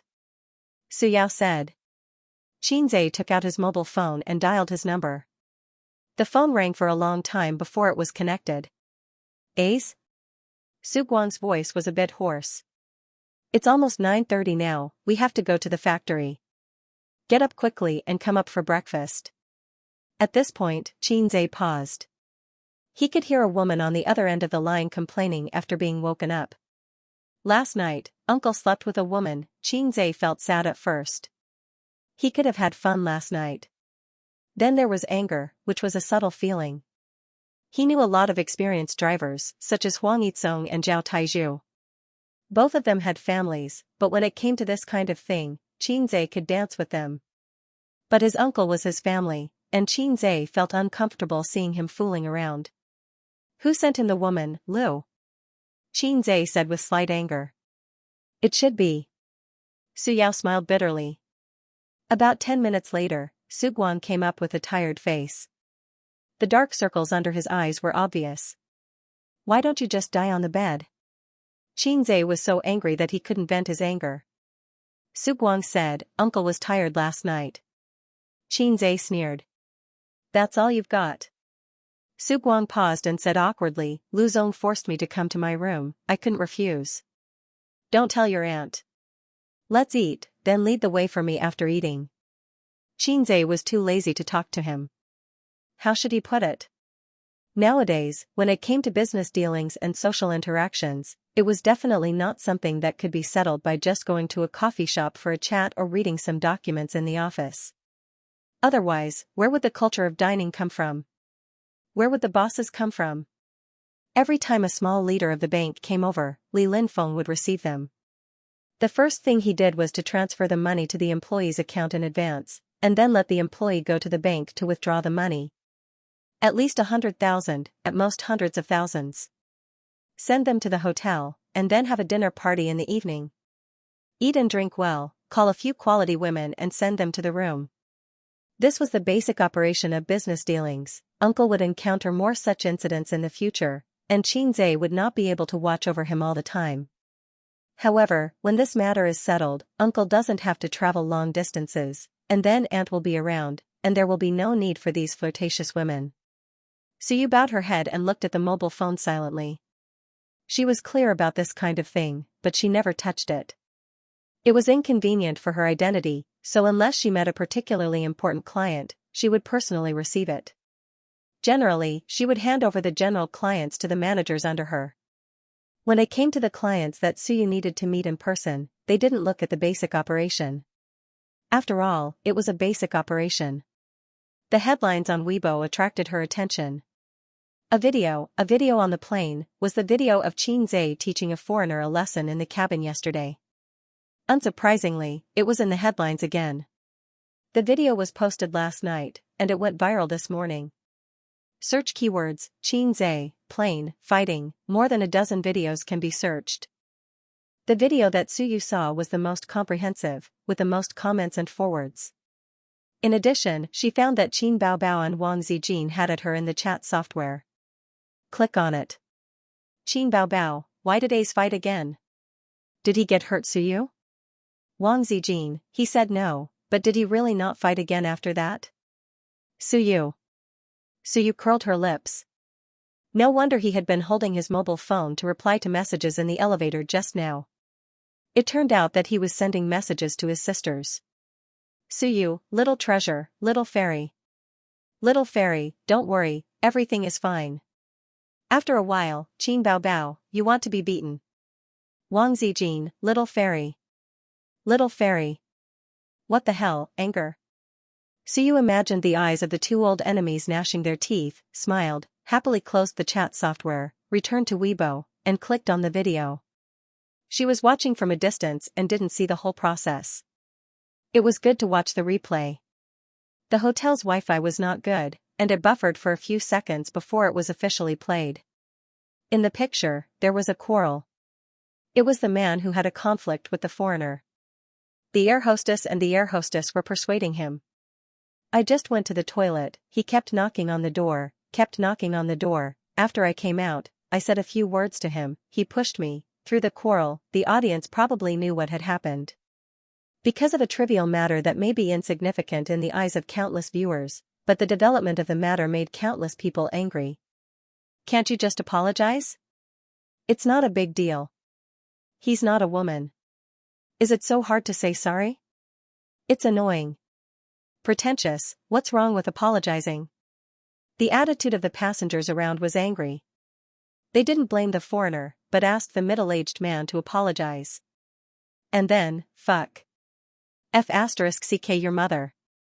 Chinese pig. So you witnessed this scene with her own eyes at the time. Looking at it now, she still felt uncomfortable. No one stood up, not even refuted, let alone quarrel. It was probably better to have less trouble. Everyone didn't want to make trouble, and they weren't the ones scolding. Finally, at this time, someone stood up. I think you should take back what you said just now and apologize to us. In the picture, a man wearing a mask and sunglasses appeared. It's none of your business. Chinese pig. The kick that came out of nowhere caused a commotion in the crowd. Then the sunglasses fell. Even if they knew that he was Xianxia, the netizens watching the video were still very excited. Just now, this foreigner scolded Chinese pig. Chinese are pigs. I don't know how you feel, but I feel very uncomfortable, but what makes me feel the most uncomfortable is not his insults, but your silence. I'm a public figure. I know that hitting people will bring me a lot of negative impact, and even be classified as a banned artist and banned, but I still have to do it, because someone has to stand up. After watching the video, Suyu first cast a starry look at Xianxia opposite her. Then she looked at the comments. That kick made my blood boil. I want to say, let go of that foreigner and let me do it. This comment had the most likes. She scrolled down. Good fight, too excited. If I was there, I would definitely go up and fight with him. There are so many people, why didn't anyone stand up to refute? It's so uncomfortable to watch, being scolded by foreigners as pigs. Fortunately, Xianxia is here. Fortunately, I'll be his fan for life. Haha, the foreigner was beaten until he doubted his life. One punch KO, now he knows what Chinese kung fu is. It's so satisfying, so satisfying. I'd been gnashing my teeth until Xianxia kicked, and I was relieved. That's the way to fight, let him know who's the pig. I'm a woman, and I've always hated violence, but today is an exception. Hubby, I really love you the most. So you snorted twice in her heart, your husband? No, it's my husband. There were also some who condemned Xianxia, saying that he should be kind to foreign friends. So you felt uncomfortable looking at these comments, but she didn't need to say more. There were too many people who scolded them. What are you looking at? Xianxia asked. Looking at my husband. Su Yu threw a happy little look. Then, she found that two people surnamed Su were looking at her silently. Su Yu was embarrassed. After dinner, Xianxia and the others left the hotel and went to their destination. In the car, Su Yu was still reading the comments with relish. Xianxia asked, "Is it that good?" Su Yu whispered, "Most of them are positive and appreciative, but a small number of people are criticizing you. I feel very happy to see the people who criticize you being besieged by netizens." She wrinkled her nose, and her cold and beautiful face showed a naive look that only appeared in front of him. There are even people who criticize you. What kind of mentality is that? I think of those weeaboo people on the internet. Xianxia commented, that kind of person is generally a loser in life. They don't work hard, they don't see hope, but they don't reflect on themselves, so they blame society and the government. In fact, they don't necessarily like Japan that much. They haven't even been to Japan. They just vent their anger and dissatisfaction with society and the government in this way. Except for those who have lived in Japan for a while. Xianxia has acquired a total of 3 companies since his meteoric rise last year, and merged them into Tianfeng Entertainment and Amethyst Technology Company, Limited. The process is probably to send a test team to collect data, and then he or Su Yu will do field inspection and one-on-one transactions, which greatly reduces the process and the transaction cost is low. After several experiences, Xianxia is familiar with it. In this regard, Su Yu taught him a lot. Shenqing Dongfeng Virtual Reality Technology Company, Limited. The address is in an industrial park far away from the city center. There are almost no residential areas here, factories are located, and occasionally there are bank buildings in the middle. Unlike the low-end processing plants in other cities, the manufacturers here are more high-end. Dongfeng Technology does not cover a large area. Finance, sales, research and development, and production line employees, all departments add up to a total of 328 people. Entering the gate, there is a large office building. Behind the office building, there are factories, staff dormitories, and a 2-story small building that integrates equipment experience and research and development. It's already a very good scale. Virtual reality technology has only begun to become popular and rise in recent years. In daily life, there are actually a lot of it, such as the 3D glasses we wear when watching 3D movies. And 3D movies and 3D projection can actually be regarded as branches of virtual reality technology. It doesn't simply refer to the gaming equipment in the VR experience hall. Virtual reality technology was the general direction of future technology. It would change people's lives. Because of the slow development of technology, it was difficult for it to become a hit. It has been changing society and life in a subtle way. On the 4th floor of the office building, in a large conference room, Xianxia and the Dongfeng leaders led by Lu Zong began to negotiate. Both sides argued for a long time, and both sides were very naughty. Splitting a company into many segments and bargaining one by one was probably the result of Dongfeng's leaders boasting and Xianxia's side finding fault and loopholes. In fact, it was quite boring. Xianxia talked for a while in the early stage, and the middle and later stage was handed over to Su Yu. He watched as she battled the group of Confucian scholars with words and was not at a disadvantage. Su Yao listened from the side and became a bystander. Su Guang wanted to speak, but before he entered, he was warned by Xianxia not to speak. He wasn't afraid of godly opponents, but he was afraid of lousy teammates. His uncle wasn't very reliable. Everyone with the surname Qin and the surname Su knew that he was unreliable. Xianxia whispered in Suyu's ear, got up, and left the conference room. After sitting in the conference room for nearly an hour, he felt like his bladder was about to explode. He drank a cup of soy milk and a cup of coffee for breakfast. Because of his strong kidney, he had never gone to the toilet. Now he couldn't hold it in. After Xianxia went to the toilet, he didn't go back to the conference room. He put on a mask and sunglasses and wandered around the office building. Unknowingly, he came to the sales department.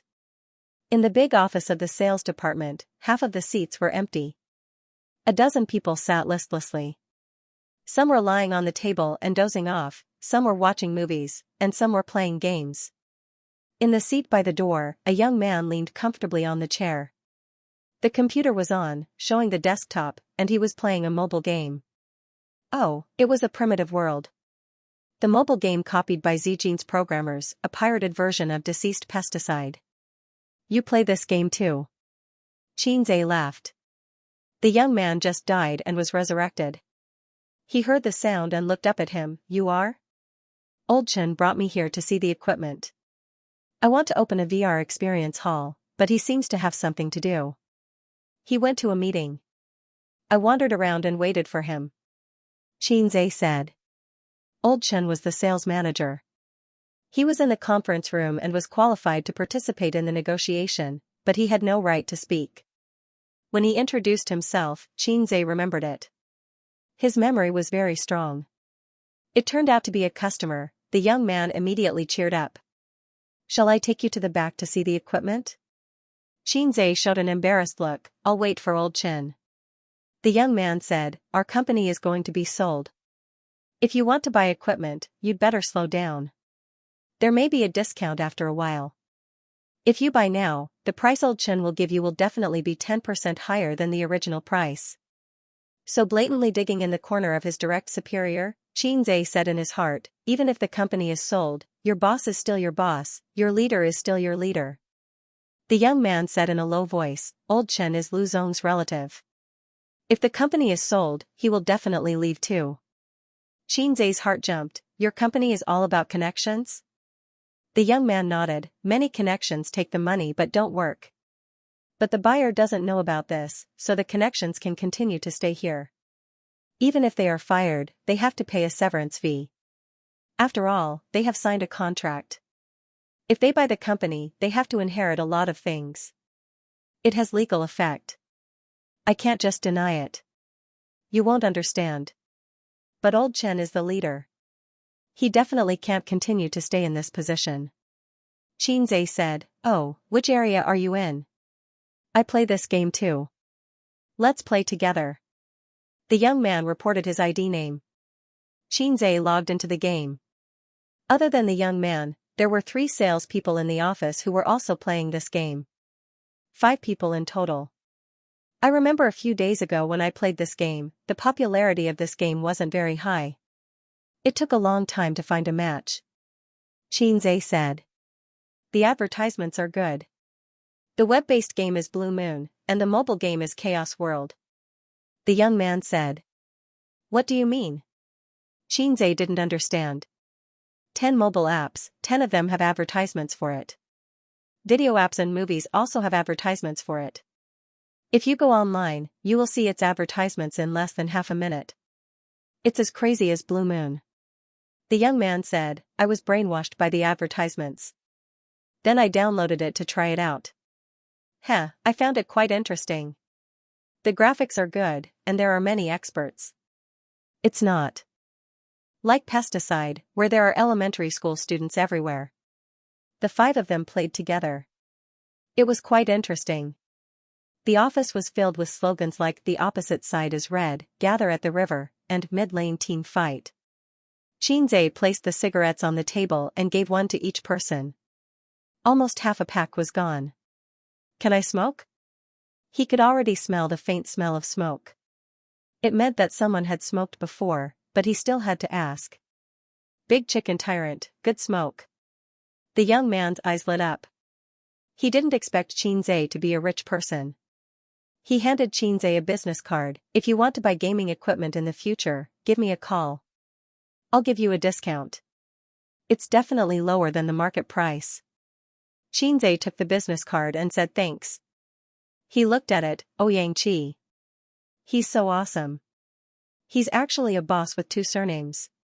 After giving out the cigarettes, Xianxia remembered that it was inconvenient to smoke. He took off his mask.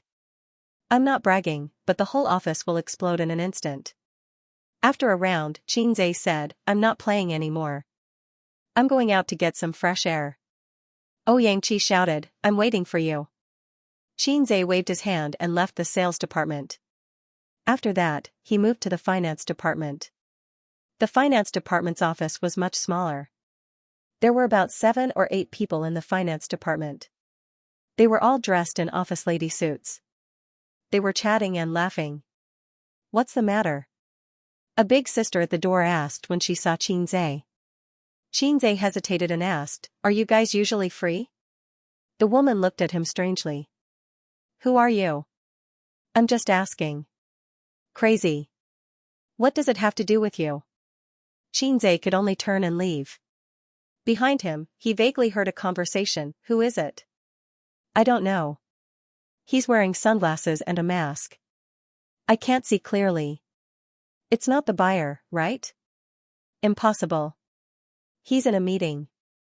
Right, you're going to South Korea this month, right?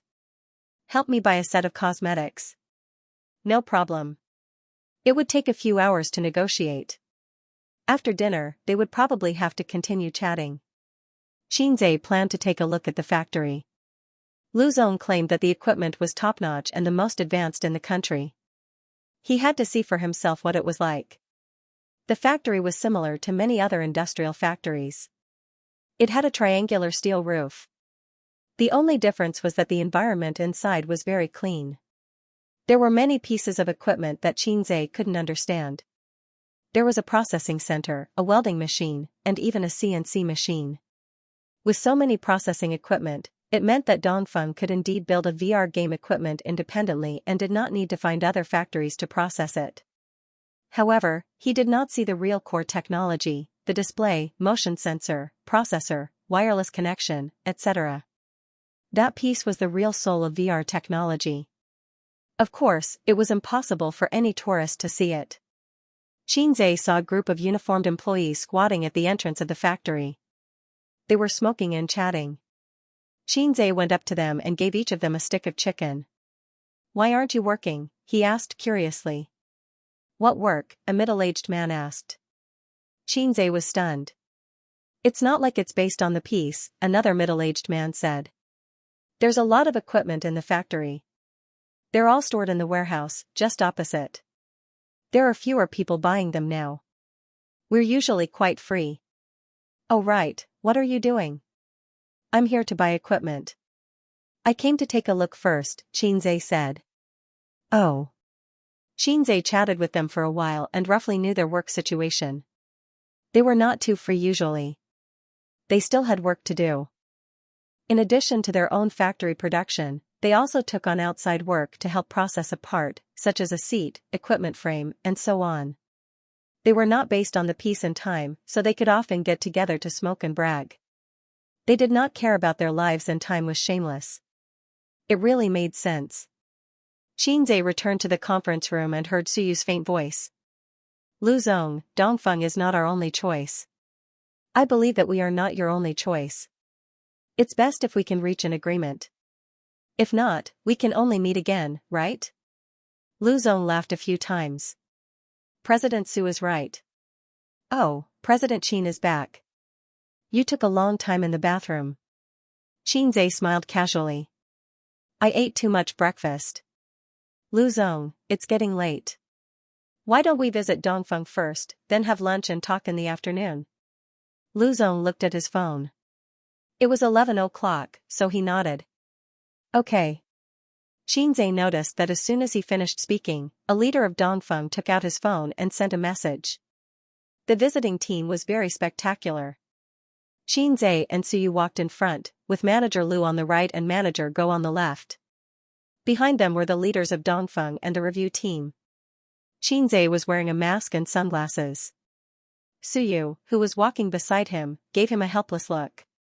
Xianxia immediately understood. This was because they had not reached an agreement yet. There was still a dispute about the price. Lu Zong was shocked by him last night, but now he realized that Xianxia really wanted to buy his company.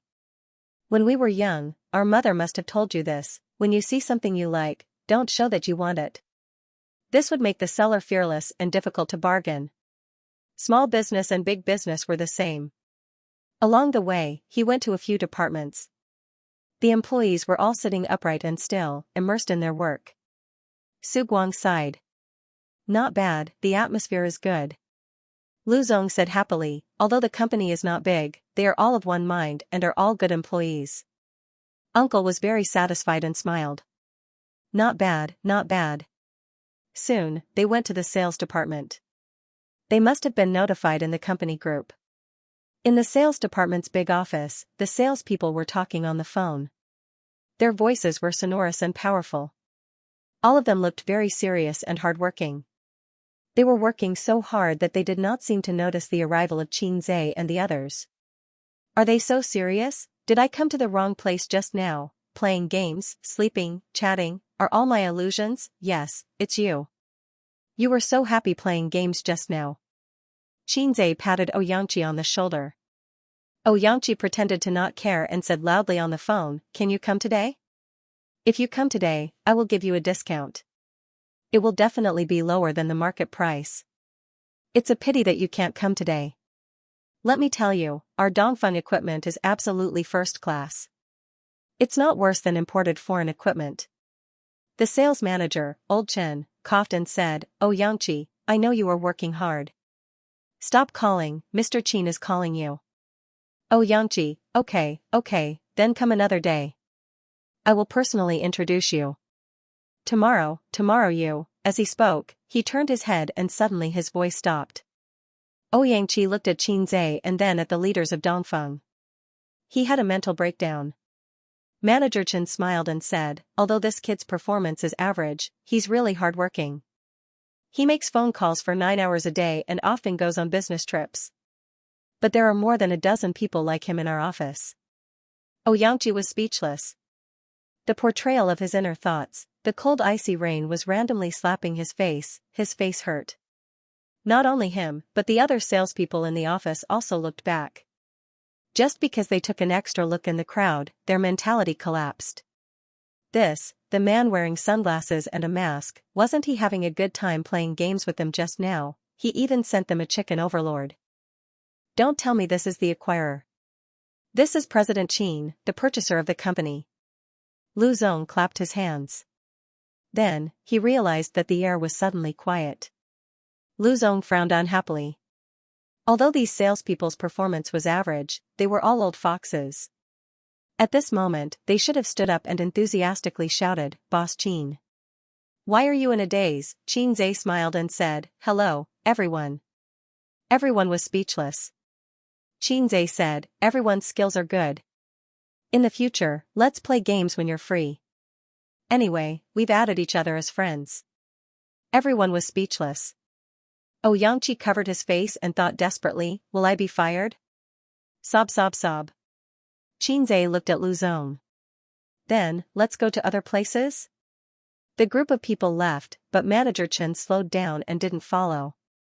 He turned back to the office. His fingers knocked on the glass door, making a crisp sound. Manager Chen's tone was slightly angry. "What's wrong with you guys?" The strange reaction of his subordinates just now made him very unhappy. Lu Zong was definitely unhappy too. They were not sensible at all.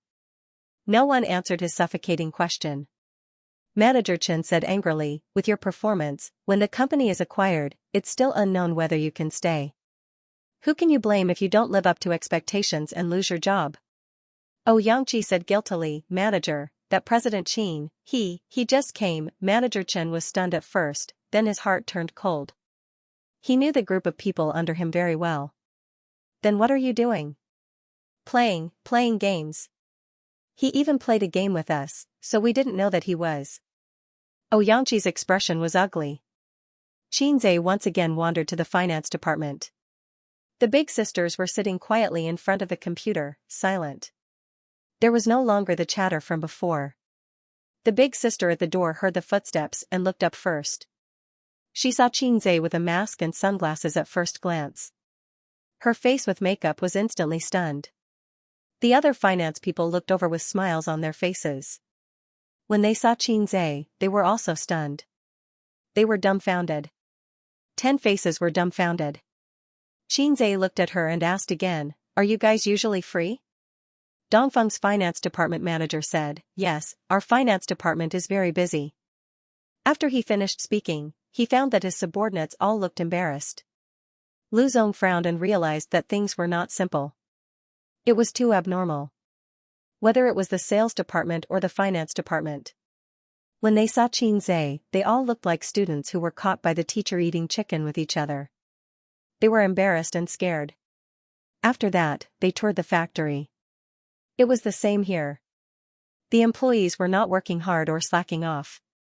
After all, they couldn't pretend because there was no work. It's currently in the idle stage because if we reach an agreement, we have to prepare for the liquidation of assets, so the factory is now in a half-stop state, Lu Zong said. When he said that, he imperceptibly created psychological pressure on Xianxia's side. "Look, because of your acquisition, we have all stopped working." What a loss. If they were thin-skinned, they would feel a little guilty now. After the tour, Lu Zong treated them to lunch. They didn't go to the city center to find a high-end hotel because it was meaningless. If you drove there now, there would be a traffic jam all the way until 1 o'clock in the afternoon. In the industrial park, there were actually quite a few high-class restaurants. The restaurant that Lu Zong booked had an elegant layout. It had an antique style, with screens, blue and white porcelain vases, carved tables and chairs, and a burning sandalwood in the corner of the private room. A beam of light shone down, and the smoke was straight like a line. This was called appreciating incense. The dishes were also very special. For example, a painting of the Qingming riverside was put together with various seafood, and a large ink slab was used to hold soup. During this period, before the banquet started, Lu Zong went out to answer a phone call. When he came back, he didn't look good. Both sides were old foxes. They fought a war of words at the negotiation table, but didn't mention it at the dinner table. They were harmonious and called each other brothers. After a few glasses of wine, the uncle's face started to turn red. He almost put his arm around Lu Zong's shoulder. Xianxia helped the uncle to the toilet to vomit. After his uncle finished vomiting, he washed his face and put a cigarette in his mouth. Looking at his bloodshot eyes in the mirror, he chuckled, "That old brat kept forcing me to drink. Yesterday, he even sent me a woman. He's hoping that I can help him." Xianxia said in a bad mood, "You still know. You don't understand." The uncle put his arm around Xianxia's shoulder. "Don't look down on me. After all, I've eaten more salt than you've eaten rice. You guys can talk.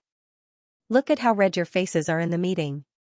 At this time, I'm the lubricant in the middle to mediate. It's just like how every main character needs a comedic supporting character. Isn't that the logic? I'm the same as just been lubricant. It's super effective."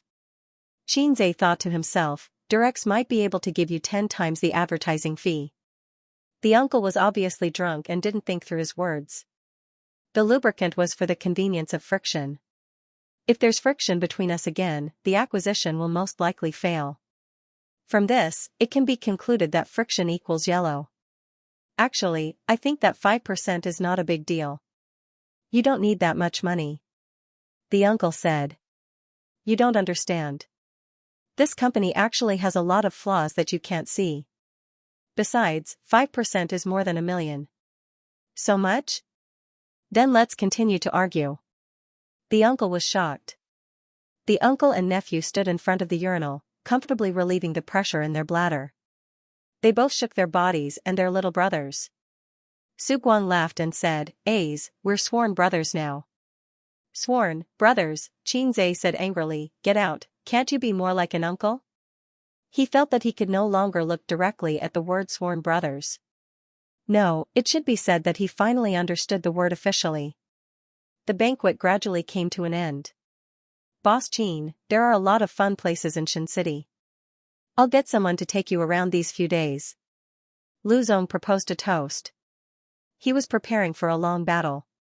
Lu Zong, Boss Su, and I will return to Shanghai tomorrow. There are still some things there. Xianxia raised his glass and said, let's put the acquisition of Dongfeng aside for now. I'll look again, and you can also look again. Let's keep in touch, okay? Many people were confused, at least on Xianxia's side, including Su Yu and Su Guang. They were all stunned.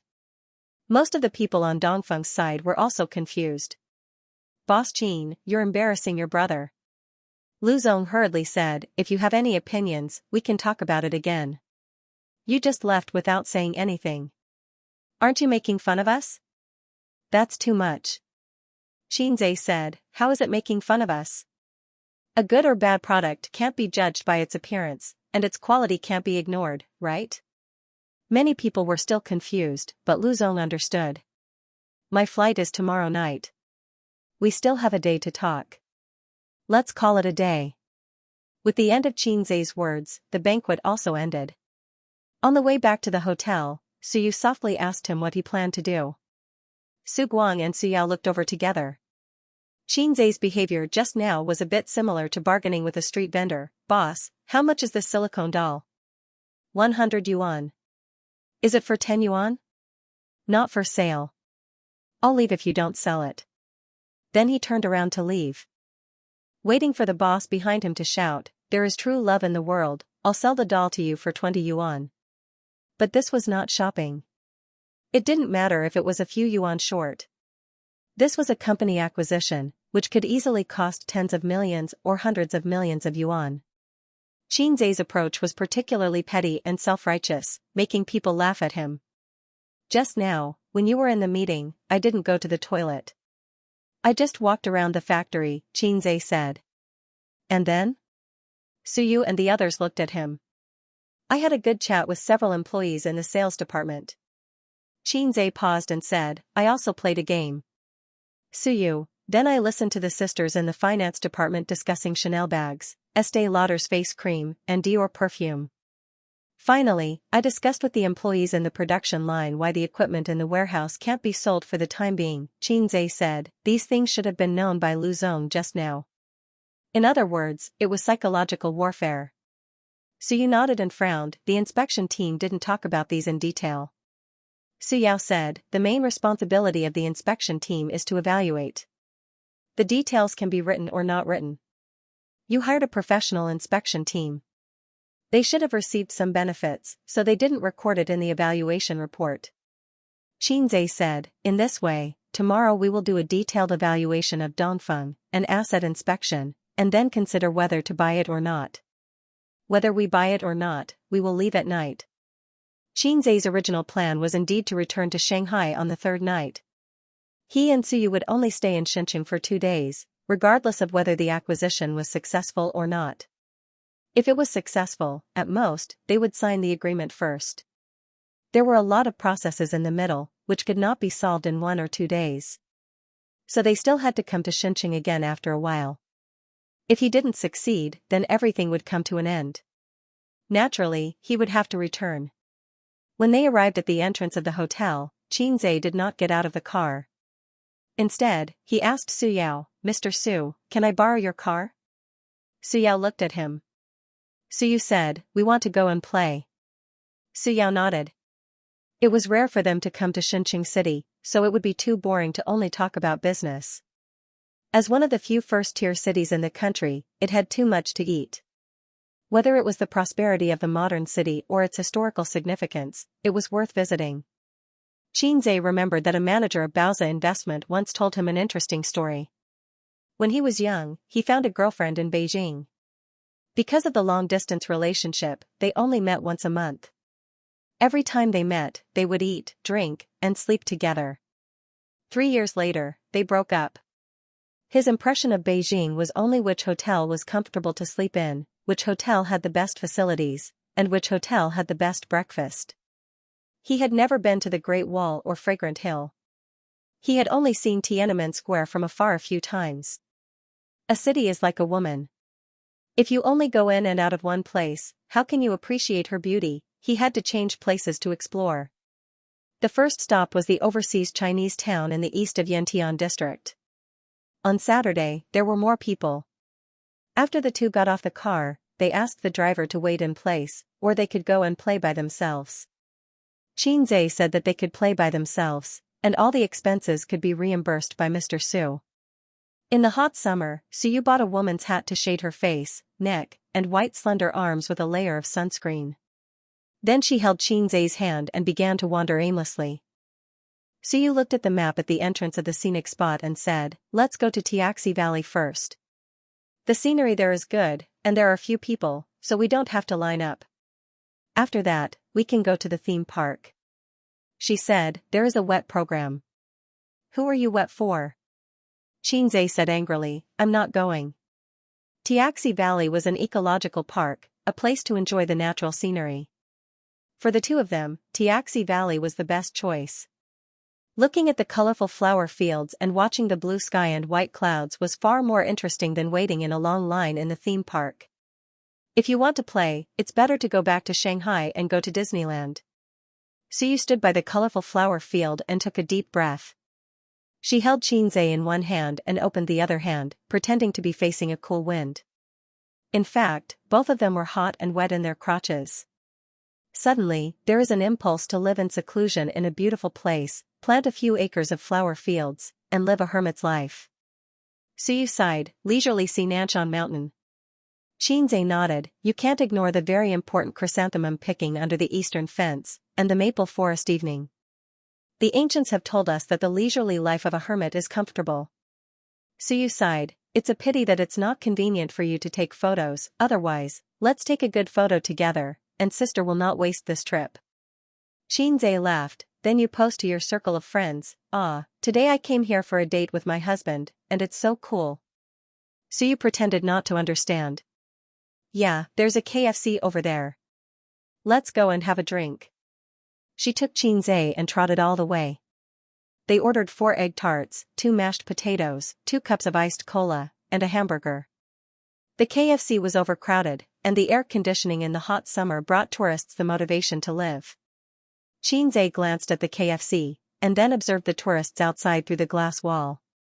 For the time being, he did not find any suspected paparazzi. It's not that he is sensitive. As an artist, he should always be vigilant. In unknown corners, there are always cameras pointing at you. Wasn't there a female star who went to Thailand to taste the sausages of a foreign country, and then was caught by the paparazzi? The candid photography business has developed abroad. Are you afraid? Unlike that female artist, Xianxia's only advantage is that he is unmarried. Therefore, the scale of his wave can be a little bigger. Suyu took out a paper towel from the bag, wiped the sweat on her hands, grabbed Xianxia's hand, like a careful little wife, and helped him wipe the sweat on his hands. Xianxia took back his gaze blankly, and his eyes fell on Suyu, and he suddenly understood. He can feel Suyu's care and gentleness. From childhood to now, he still plays the role of a house husband, and there is a little soft emotion in his heart. In this situation, replace Suyu with his sister. His sister will wipe her sweaty little hands on his clothes, and then with a little pride in the corner of her eyes and eyebrows, which is in line with their playful style. Wang Zijin will be more pretentious. She will stretch out her small hand and let Xianxia help her wipe the sweat on her hands, and enjoy the love of her boyfriend. Only Suyu has the lowest requirements, but she is sincere to him. Suyu crumpled the paper towel into a ball, put it aside, and took a sip of cola. "Let's eat." In fact, he didn't eat much at noon. Entertainment is the main body, and eating is subsidiary. Suyu drank a few glasses of wine, took a few mouthfuls of food, and didn't eat much. Moreover, things like big meals, if you eat too much, you will get tired of it and can't raise your appetite. On the contrary, it is not as attractive as the junk fast food in front of you. "If I take off my mask, it will cause a sensation," Xianxia said tiredly. He turned to face the glass wall, stuffed an egg tart into it, then put on his mask again and chewed silently. "Suyu, puff, so it's very tiring to be a celebrity. The more famous you are, the more tired you are. My sister now wears a mask when she goes out, and she rarely meets with her former classmates and friends. Before, she would eat with her best friends every 2 or 3 days, go shopping and walk the road. Now when she has a rest, she only dares to stay at home, but now she has no energy to play. Although it was tiring to go to work before, it is different from being a boss. Xianxia said. Sister, you only have sister in your mouth, Suyu was full of jealousy. We finally come out to date. Can you not mention her? It's disgusting. Xianxia, he said in his heart, my sister raised me with a handful of shit and urine. He blamed himself for saying so. In the years of college, his living expenses were indeed paid by his sister. At that time, his sister's salary was not bad, with a monthly income of more than 10,000 yuan. But she was a spendthrift. When Xianxia asked her for money, she would give him hundreds or thousands of yuan. At the beginning of every month, the siblings were very extravagant. In the first half of the month, Xianxia didn't cook and went to restaurants every day. Watching movies, eating Western food, buying clothes. What was milk tea? He didn't drink that kind of low-grade drink. It had to be dozens of yuan for a cup of coffee and hundreds of yuan for a pot of black tea. In the middle of the month, his sister found that her monthly salary of more than 10,000 yuan was only left with a little more than 2,000 yuan. Oh, no, I can't be extravagant. I have to buy vegetables and start a fire to eat at home. She also began to use face masks, applied once every 2 days, and couldn't use too expensive ones. But even so, Xianxia occasionally invited his roommates to dinner, and his sister would still give him the money she saved. A 25-year-old girl, working for more than 2 years, moonlight. So Ying often said that Xianxia was raised by her with a handful of shit and urine. They were chatting, and a young woman was holding a little boy of 5 or 6 years old, holding a plate with Coke, fries, hamburgers, and chicken wings in her left hand. The woman apologized, can we sit here? There are no seats. Yes. Xianxia nodded. He refused in his heart. Elder sister, if you sit here, I won't be able to eat for a while. But KFC is not owned by his family. They just asked out of politeness. And the mother with the child can't let the child stand and eat. So Xianxia didn't eat. Suyu ate with relish and took his share. They chatted for a while and became familiar with each other. The mother and son are from Hujianren. The man can barely be regarded as a small entrepreneur. He started a company in Shenzhen. The mother and son have been in Shenzhen for more than a year. Today, they took their son out to play. Fortunately, this is Shenzhen. If it was Guangdong, the mother and son would be in danger. During this period, the mother had to go to the toilet and gently warned her son, you sit here and don't move, wait for your mother to come back. Then she said to Xianxia and Suyu, please help me. Xianxia and Suyu's clothes are not ordinary people, and they talk well. Suyu's appearance has the buff of I am a cold goddess, so the young mother is quite assured of him. Auntie, do you want to eat? The little boy licked the ketchup on the corner of his mouth and handed Suyu a free. Call me elder sister doesn't eat. Suyu touched his head. The little boy blinked. How old is Auntie? Suyu answered truthfully, 28. The little boy counted his fingers. 26, 27, 28. Older than my mother. Does Auntie have a little brother? Suyu smiled and said, elder sister is not married yet. The little boy said, oh, I'm not married at such an old age, Auntie is a single dog. The affection on Suyu's face suddenly solidified. It hurts. Xianxia, children nowadays have a wide range of knowledge. They can listen and see a lot. They can also use their parents' iPads or mobile phones to surf the internet. When they were 5 or 6 years old, they were silly and snotty, like uncivilized natives. Suyu smiled. Yes, I'm not married. The little boy said, no one wants it. Suyu, heartbreaking +2. Suyu touched his head with a smile and replied kindly, because Auntie is afraid of giving birth to an ugly child like you. The little boy raised his head and looked at her in a daze. He cried out loud. Suyu's mouth curled up. At this time, she didn't look like a 28-year-old woman, but an 8-year-old girl, as if she had grabbed the candy and was very proud. When a woman was petty, she was no better than a child. At this time, the little boy's mother came back. Seeing her son crying, she looked at Xianxia and Suyu blankly. Mom, am I ugly? He's not ugly. He's very handsome. Auntie said I'm ugly. The woman looked at Suyu again. Suyu smiled. The woman retracted her gaze and coaxed the child gently. Suyu stuck her tongue out at the child and made a face. After resting in the KFC for nearly half an hour, Suyu reluctantly left the air conditioner and opened the door of the store. The hot air flow hit his face. The peak season of tourism should be in spring and autumn. Winter and summer are not suitable for traveling.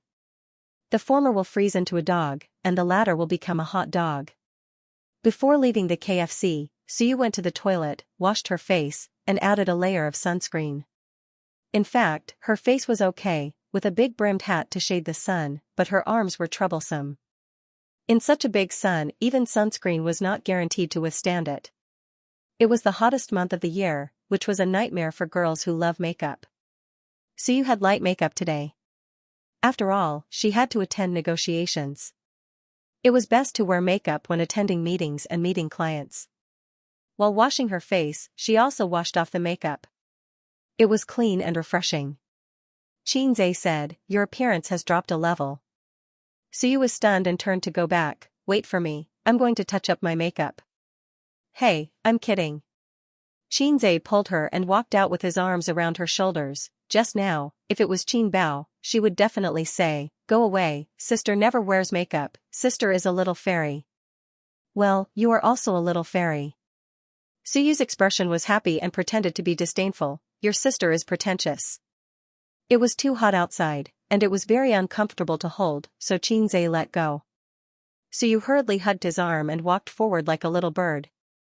Instead of going to the theme park, they took a few landscape photos. Xianxia was responsible for taking photos, Suyu was responsible for being beautiful, and put a few posts by the way. Leaving contentedly, the driver was still in the same place and didn't go out. It seemed that he was a middle-aged man who was more at home. He lowered his seat, half-closed his eyes, and slept. Xianxia knocked on the window and woke him up. "Go to Happy Valley," Xianxia said. Opening the door, getting in the car, and enjoying the cool air conditioning, Xianxia and Suyu couldn't help but want to groan. Good parents are not as good as the air conditioning. Going to Happy Valley was suggested by Suyu, because she felt that it was very romantic to sit on the Ferris wheel with the person she liked. The three artifacts of romance: fireworks, rails, and Ferris wheel. Xianxia, on the other hand, was imagining a lot of Ferris wheels in his head. Every cartoonist is a good person, and good people have a peaceful life. The Ferris wheel is a very conducive place for men and women to talk and communicate. But when they arrived at Happy Valley, they found that there was no Ferris wheel at all. Suyu expressed disappointment, and even her enthusiasm was depressed. "The Ferris wheel is actually not fun, it's boring," Xianxia comforted her. "There are a lot of fun things here, but there are more people. It's hard to stand in line on a hot day. Why don't we pick one or two to play with? Then I want to play with the pendulum and roller coaster," Suyu said immediately. He looked at Suyu with blaming eyes. "You know I have acrophobia. You did it on purpose. Why are you so happy?" But when she looked at him like a kitten, Xianxia's heart softened. Gritting his teeth, he said, "Okay. Really, can I?" Suyu was overjoyed. Xianxia nodded hard. Suyu hugged his neck and kissed him through the mask. Xianxia said in his heart, "I will close my eyes all the way." For a person with acrophobia, the most terrifying process of the roller coaster is not the sudden fall, nor the tortuous process, but the beginning of the slow rise. Looking at the ground getting farther and farther, watching the body slowly rising, the blue sky, white clouds, and the sun shining. Then suddenly, you may fall to your death. Xianxia's heart was pounding, his legs were soft, and there was an illusion of myocardial infarction. Coming down from the roller coaster, Xianxia walked a little bit. He didn't look in the mirror, but he knew that his face must be pale. "Are you okay? Are you okay?" The excitement and stimulation on Suyu's face have not faded. While she was happy, she casually cared for Xianxia. Xianxia shook his head. After that, they came to the pendulum line. There were a lot of people, but it was much better than the mine car and the drop tower. Suyu listened to the screams from the drop tower and was quite moved. "Let's go to the drop tower." I will jump now for you. Xianxia stared fiercely. 15 minutes later, it was their turn. The pendulum was more exciting than the roller coaster. Even if Xianxia closed his eyes, he could feel his body being thrown up again and again. It seemed that he would be thrown out by the huge inertia at any time. Trembling, he came down from the pendulum. He was tired and did not like it. At this time, it was already dusk. Suyu was in high spirits. Hey, husband, let's go to the drop tower. Xianxia did not even have the mood to scold her. He dragged her away. When passing by the drop tower, he hesitated for a moment and gritted his teeth. I'm going all out today. If his sister asked for it, she would not ask for it. She also had acrophobia. Wang Zijin did not like this kind of exciting game. Only Suyu, he could not refuse today. Thinking of Suyu's careful and gentle movements when wiping his hands, thinking of her kitten-like eager and timid eyes, in this world, only strong wine and beautiful women can't be ignored. Like the roller coaster, the drop tower slowly rose into the sky, and it was higher than the roller coaster. Xianxia looked at the crowd under his feet, which was as small as ants, and his heart was fiercely clenched. He felt that he was crazy today to play this kind of thing with Suyu. He was higher than the 3rd floor, and when he looked down, his legs would be soft. Suyu held Xianxia's hand and said, Ace, today, let's jump together and die for love. With that, she looked like she was going to die tragically. Xianxia, MMP, you wait for me at night. In fact, I'm very scared. Suyu glanced down, a little timidly, and said, I'm actually afraid of playing this kind of exciting game. I always feel that it's so high. What if there's a malfunction? I'll really fall to my death. Xianxia's face turned white. Don't put the flag in my face, Teddy. But the more scared I am, the more I want to play. It's like watching a horror movie. I'm obviously scared to death, but I can't help but watch it. Suyu said. No problem, you're a masochist. Don't think about it. Xianxia just wanted to speak, and the elevator suddenly fell straight down, free falling. Mom, save me. Xianxia shouted. When he returned to the hotel, it was already dark. Suyu laughed at him all the way, Mom, save me. After Xianxia became angry, she hugged Xianxia's head to her chest and said, Good son, Mom loves you. Unfortunately, her breast size was not big enough to give her son a facial cleanser. Facial cleanser, sister's brand is the most powerful. At 7 o'clock in the evening, his uncle came over and said that he would take Xianxia to eat Xingqing specialties. But Xianxia had no appetite and sent him away. Suyu did not go, saying that she did not want to eat and stayed with him. Husband, it's time to eat. I asked the hotel to cook a few dishes, and they'll be sent right away. At 8:30 in the evening, Suyu was hungry. She found the menu in the room and called to order food. You eat by yourself, I have no appetite. Xianxia lay on the bed, 2 thick black eyebrows wrinkled. Dizziness, nausea, loss of appetite, these symptoms of acrophobia have been with him. Eat some. Suyu stroked his cheek and said, If you don't eat, you'll feel worse tomorrow. I ordered a dish for you. What dish? Leek is a good thing, also known as young grass. About 20 minutes later, the hotel staff brought the food up, pushing the dining cart, and the food was covered with plates. For dishes, 1 soup, 2 bowls of rice, stewed pork ribs with winter melon, scrambled eggs with leeks, small yellow croaker, and sliced meat with bracken. Isn't this thing carcinogenic? Xianxia pointed to the bracken and said. When he was a child, he liked to eat this kind of wild vegetable. Every year when he went to Su Town, Aunt Su would go to the mountains to help him pick some. If he couldn't finish it, she would dry it and bring it home for him to eat. Later, when he heard that this thing was carcinogenic, Xianxia didn't dare to eat it. It's a rumor. Suyu said, smoking also causes cancer. Didn't you smoke with relish? This thing is said to cause cancer, but in fact, it's fine even if you eat it until you're 70 or 80 years old. Ah, delicious, try it. I was so scared that I quickly smoked a cigarette to calm down. Xianxia opened his mouth and took a bite of the bracken she handed to his mouth. How do you know? You're a returnee who studied abroad for a long time. I like to eat this kind of wild vegetable, so I specifically went to learn about it. Suyu said, this kind of vegetable was sold at a high price a few years ago. I've eaten it. Well, I'll give you a bite, and the rest is mine.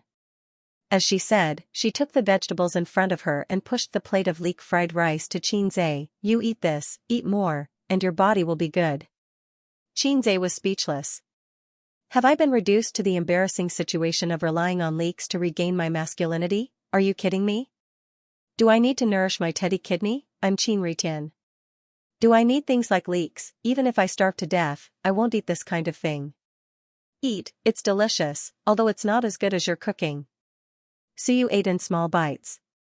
Her eating posture was very elegant, very ladylike, and very goddess-like. Xianxia picked up the chopsticks and ate a few mouthfuls. Hey, it's really delicious. There's some kind of seasoning in it, but he can't taste it for the time being. Suyu asked, how is it? Delicious. Xianxia ate the rice. It doesn't matter what the kidney is, he mainly likes to eat leeks. Well, he just likes to eat it. Suyu didn't eat much. He ate half a bowl of rice and didn't eat much. He kept saying that his favorite food was fern, but he just picked up a few more chopsticks. She usually didn't exercise as much as Wang Zijin and Qin Baobao. She only went to the gym or the club on weekends to exercise and recuperate, so she could only rely on controlling her food intake to maintain her figure. Therefore, those girls who relied on dieting to lose weight were, without a doubt, only someone like Big Sister, who ate and drank as much as she wanted without a care in the world, refusing all kinds of high-calorie food, and persisting in dancing for an hour every day, could have such a low breast volume. The large breasts of foreign women were due to their high-calorie diet and their love of fitness. Actually, I don't quite understand why you're so passionate about virtual reality technology. At the moment, this field isn't suitable for us. Only corporations with hundreds of billions of assets have the ability to research it. Suyu unscrewed the thermos flask and took a sip of wolfberry tea. But the actual progress and breakthroughs will depend on the situation overseas. In terms of science and technology, whether we admit it or not, foreign countries are always ahead of us. The technologies that our country is more advanced are all supported by the state. It's unrealistic to rely on the domestic business circle to develop their own. What she meant was that the current potential of this industry was almost overdrawn. Any industry has ups and downs, and the next stage of development will be relatively flat, not only in terms of technological development, but also in terms of market demand. Therefore, she felt that to acquire a virtual technology company now, from an investor's point of view, was a failure. We are the successors of socialism, we have to dream of a big country, and we have to work hard for the rise of our motherland. Xianxia said, as long as I enter this industry, it will instantly lead the world and dominate the world. Suyu. Then what are you going to do? Wait. Xianxia got up, squatted in the suitcase, took out a USB flash drive from the inner zipper bag, and put it in front of Suyu. The things inside will bring us endless wealth, even beyond Baozi, beyond Amethyst, beyond Tianfeng. What is it? The design, I spent a week making it with software. Suyu looked at the USB flash drive, and then raised her face to look at him, her eyes dull. Let's have some face, otherwise how can we go out and meet people? Suyu curled her lips. No, it's illegal to sell organs, Xianxia said. People who cared about their reputation were all criminals. Only those who did not care about their reputation were good law-abiding citizens. Even if Suyu was his little fan sister, she just thought he was joking. The things in the USB flash drive were copied from the mall. The system was so low that everything needed Xianxia to do it himself, because there was only data, there was no substance. Xianxia, an undergraduate student in the Department of Finance, became a semi-professional drawing student. He was proficient in 3 different computer drawing software. He was so tired. The value of this thing was unimaginable for ordinary people. If he just threw it out, he could create a leading company in the field of virtual reality technology in a short time. It also made up for one of Xianxia's wishes. Virtual technology, although called virtual, was considered an industry. The industrial tycoons were the ones who should be respected. Xianxia, as an undergraduate student in the Department of Finance, had a deep understanding of this. If China's industry was as prosperous as it was 10 years ago, the country would not be overwhelmed by the pressure of the economic downturn. The simple truth was that wealth was always linked to material objects.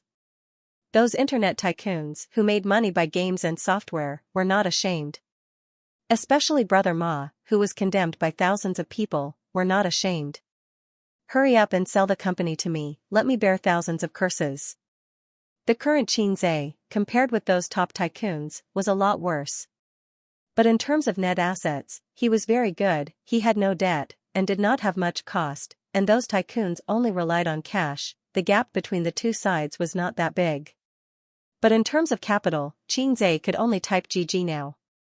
Are you full? Call the waiter to come up and clean up. Xianxia said. I want another bite. Suyu had an idea. Let's eat. Suyu came over, her red lips were printed on Xianxia's face, and she took a bite. I'm full. She touched her belly. Xianxia was stunned and reacted, thinking that Suyu was flirting with him. Oh, they were an old couple who were familiar with each other's depth, and she was still doing this. Too cute. So, Xianxia threw a big tablet hand over, you smeared oil on my face, and I have to wash my face. My head hurts. Suyu, specialty restaurant. Su Yao and Su Guang, the two brothers, drank and talked happily. One was happy and carefree. The other was silent and serious. They were 2 years apart, and Su Yao was 7 years younger than Qin Ma. He was only 40 this year, and Su Guang was 38. But he looked at least 10 years older than Su Guang. His mature and restrained temperament was one reason, and the main reason was that he had a vertical line between his eyebrows. It was caused by long-term frowning, so Su Yao looked bitter and hateful. Come on, let's toast. Su Guang raised his glass and touched Su Yao's. A small glass of white wine, drained in one gulp. His uncle had been wandering outside in the past few years, and he didn't learn any great skills, but his alcohol tolerance was really good. Su Yao was even more so. He used to drink without caring about his life when socializing. He would vomit after drinking, and then drink after vomiting. He spat out tens of billions of assets. After he became successful, he rarely drank. Arong, do you think the acquisition will be successful this time? Su Guang picked up the food and was worried, if it doesn't work, I have to continue to run around. When I worked in Guangdong, I knew a lot of bosses. If it doesn't work, I'll go there and try. Su Guang had mixed in almost all the first-tier cities. He once went to Guangdong to look for business opportunities. He did make some money in Guangdong, but it was only 100,000. Before 2005, 100,000 was a huge sum, but 10 years later, 100,000 was a drizzle. It couldn't satisfy him at all. And later, a well-known industry in Guangdong was declared dead, and Su Guang had no reason to save the woman who lost her footing, so he had to leave. I heard that this industry is not very profitable, and it can't be compared with Asia's companies at all. Su Guang said. In business, it's not about entering the industry that makes money. It's the same principle as not chasing the stock market. It's more important to play it safe. Su Yao commented concisely. Don't scare me. Isn't business about entering the industry that makes money? Su Guang was not convinced. That's why you can only earn fast money at most. Su Yao concluded. Su Guang couldn't win against him and was a little depressed. Come on, let's drink. After 3 rounds of drinking, Su Yao said, Suyu, is she really not your girlfriend? Su Guang, anyway, my sister told me that A's girlfriend is not her. It's also possible that my nephew is two-timing. Who is his girlfriend? Called Wang Zijin, I haven't seen her. Su Yao's face was slightly gloomy, and he was silent. After a while, it doesn't matter if you don't play with feelings, but it's troublesome to play with feelings. Hey, you rich people have wives at home and mistresses outside. It's a basic operation. What's there to worry about? Su Guang said. Tomorrow, when things are settled, you go back to your Wencheng. As for me, I'll go back to Shanghai with A's. Remember, don't contact me in the future, and don't let my sister know. Su Guang said seriously. Su Yao was in a trance for a moment and nodded. Hotel room. Xianxia lit a cigarette after dinner and leaned comfortably on the chair. The sound of water came from the bathroom. Through the frosted glass, Suyu's figure was vaguely seen, slender and tall. Xianxia didn't take a bath. At this time, a man should hold on. First, put on the work hat with bumps, take the blue pills, mix the wine, light the candles, and then lay on the ground with his back to the sky. All the above were crossed out. A real man should go to the battlefield bare-chested. A real man should hold on for 5 seconds. The mobile phone dinged, and a message came in. Wang Zijin sent him a message, "When will you come back?" Xianxia typed in a message, "Tomorrow or the day after tomorrow." "How are things going?" "There are some obstacles, but it can be stabilized for the time being." Wang Zijin also knew that the acquisition of the company was not a business trip, and it would not be so fast. She said very considerately, "Okay, you pay attention to rest and go to bed early at night." Xianxia replied, "Okay." Wang Zijin sent a message, "Love you, moi." A few minutes later, Wang Zijin sent another message, "Aren't you going to reply, angry?" Xianxia, NSS. W.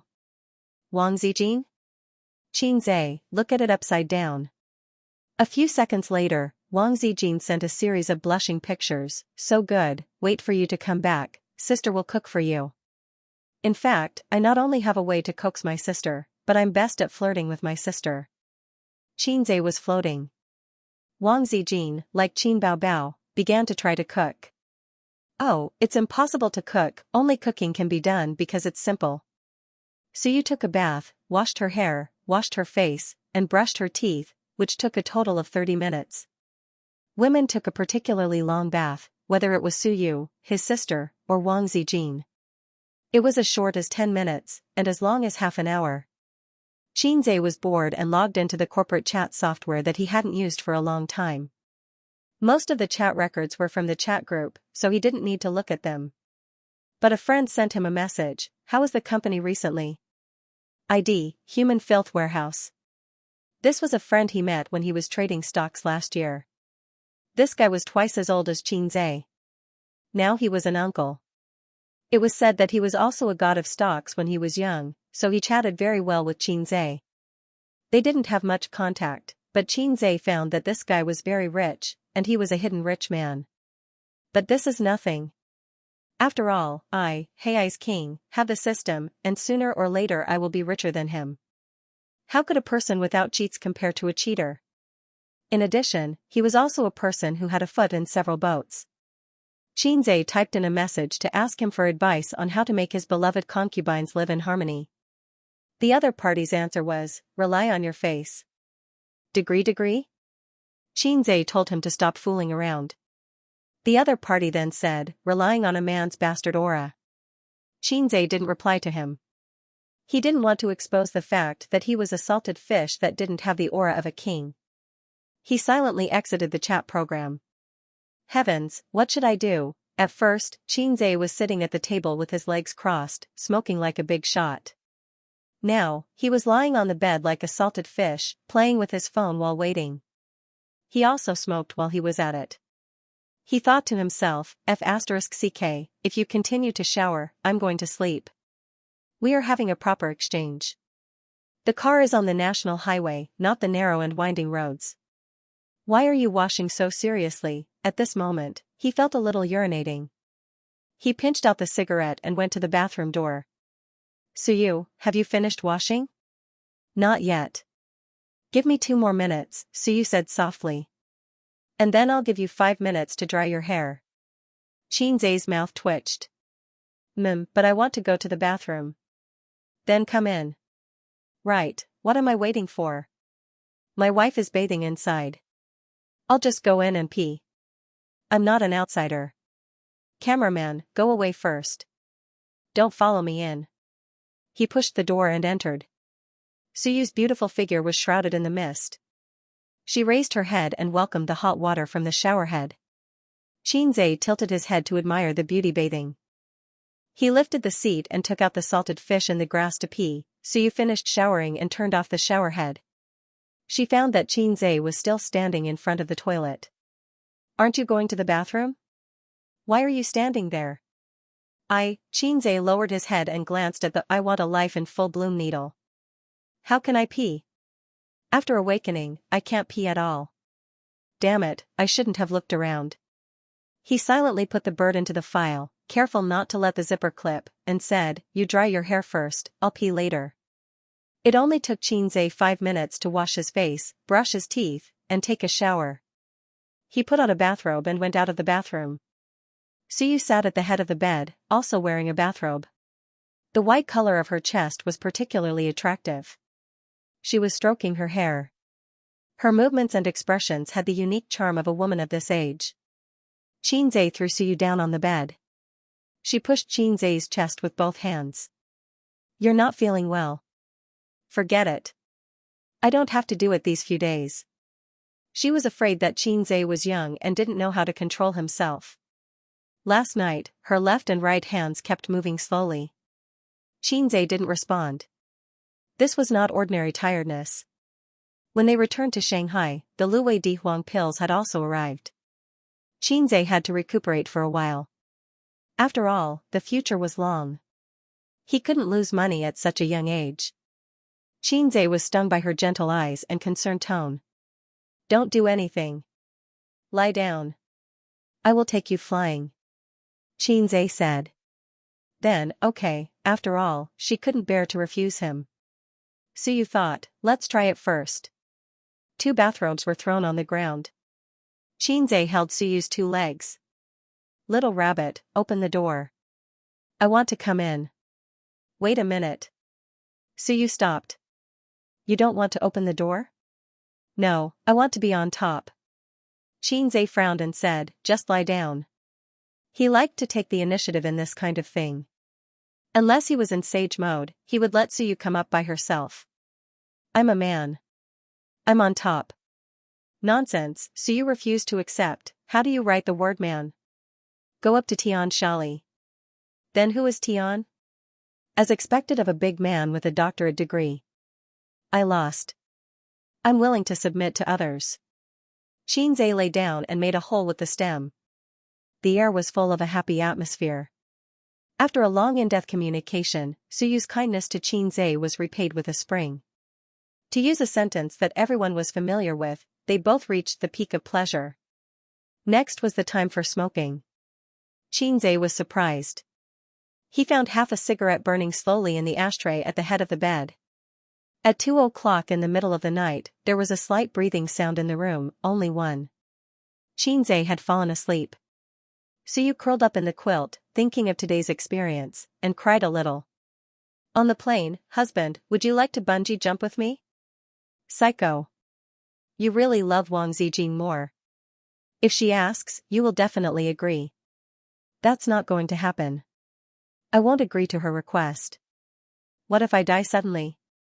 She remembered Xianxia's nervousness when he rode the roller coaster during the day. When he climbed high, he subconsciously held her hand. It hurt, but Suyu didn't say it because she knew that he was scared. In fact, she regretted it at that time, regretted her sudden willfulness. She remembered Xianxia's hesitation when he passed the drop tower and his eyes after he decided to die. She remembered Xianxia's slightly trembling voice and his tense body. She remembered Xianxia's mom, save me. Tears couldn't help but burst out. In life, I can meet someone I like and like me. Fortunately. The next day, Xianxia woke up first. His waist was not sore and his legs were not painful. He was full of energy. Suyu was next to him, sleeping soundly. Her hair was fluffy and messy, covering her face. She was tossed around last night. Finally, she knew that Xianxia's body was not in deficit at all. It was still the familiar strength, and the original size. At 1 o'clock in the morning, she slept without taking a shower. He pushed aside Suyu's hair and kissed her on the face. Her smooth skin. A woman of her age can have such good skin. She worked hard to maintain it. For women who don't know how to take care of themselves, 30 or 40 is the most attractive age for women who know how to cultivate themselves and increase their internal and external cultivation. For example, Sister Manba, I can't think about other women at this time, or I will be particularly bad. Xianxia put on casual pants, t-shirt, and tiptoed to close the door. He ran 10 laps around the hotel. The sun at 8:30 was already a little scorching. Sweat fell like rain. Xianxia sent a text message to Suyu and asked her if she got up. If Suyu replied, he would go upstairs and wait for a few minutes. There was no news. So he continued to run around the hotel. After running 2 laps, Xianxia couldn't bear the sultry heat. He returned to the hotel lobby, found a soft chair to sit down, and browsed the news and Weibo. Today's hot topic #XX died at 76 #I just woke up. Are you still running? Xianxia was taken aback and was caught off guard. How could such a famous person just disappear like that? It was not that Xianxia had never seen the news of a great scientist passing away. He had seen a lot of them in China. It was only when the news of their passing came out that Xianxia said, "Oh. So there was such a great scientist." Actually, he did not feel anything because he had never heard of it. It was as if he had seen an unrelated stranger pass away. But this paralyzed scientist, Xianxia had known him since junior high school. He was in his physics textbook. In his ignorant heart at that time, this was an existence that was on par with Madame Curie and Einstein, although he later found out that it was not the case. Another mark of that era was gone. He felt an inexplicable melancholy in his heart, as if he saw his youth passing away. When Xianxia was looking at Hu Jing's life story and academic contributions, the system suddenly said, "Oh, the great physicist, the universe researcher. In front of me, there is someone who dares to call himself a universe researcher. In all the worlds, if I say that my research and understanding of the universe is average, then those flirtatious systems will have to kneel down and say, 'What is the universe?' I don't know. Look at how proud you are, you lowlife who was kicked out of the group." Xianxia said, "Oh right, what is your real name again?" The system, Universe Calculation System, hit the blackboard and highlight the key points. The system's voice was slightly annoyed. "Lowlife system, you are a professional. Tell me, are there really aliens?" Xianxia said. "Stupid question, the universe is vast and boundless. Earth is as small as a speck of dust. Life is not exclusive to Earth." The system corrected, "From now on, please call me by my real name." Then, the Great Universe Calculation System, "Please tell me, how big is the universe?" Xianxia said. "Another stupid question, it is time for you to see the real world." As the system's voice fell, a 3D projection interface automatically popped up in front of Xianxia. This was the first time the system actively turned on a 3D projection. In the entire lobby, the guests coming and going, the lobby manager, and the staff at the front desk did not see a magnificent picture floating in midair. In front of Xianxia was a whirlpool-like sea of stars. "In this picture, Earth is here." The system's voice sounded at the same time. In the star map, a tiny star that was almost unrecognizable by the naked eye lit up. It was shrouded in a layer of light. It was too small. Compared to the sea of stars in front of him, Earth was as small as a speck of dust. "This is the universe?" Xianxia exclaimed. "Universe?" The system sneered, "Do you see that faint light? That's the range of the Earth's magnetic field." This meant that any aliens that might exist in the universe would not be able to discover Earth if they lived outside this range. Beyond the reach of human beings, everything is silent. The diameter of the Milky Way is about 100,000 light-years. In the Milky Way, there were more than 100 billion celestial bodies and planets. What was Earth in the Milky Way? But even such a big galaxy can't be compared to other galaxies. After saying that, the 3D projection image changed. The lens zoomed out, and the Milky Way disappeared, replaced by another galaxy that was even wider. This galaxy, I named it the Salted Fish Galaxy. Its diameter is about 10 million light-years, 100 times that of the Milky Way. Compared to the Salted Fish Galaxy group, what was the Milky Way? Let's zoom out again. The 3D projection image changed again. The lens zoomed out, and the Salted Fish Galaxy disappeared, replaced by another galaxy that was even wider. This galaxy, I named it the Baobao Galaxy.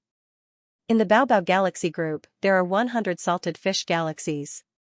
Its diameter is a terrifying 110 million light-years. Don't be shocked, keep watching. The lens zoomed out again, and the Bao galaxy disappeared. Another galaxy appeared. This galaxy, I named it the Your Grandfather Galaxy.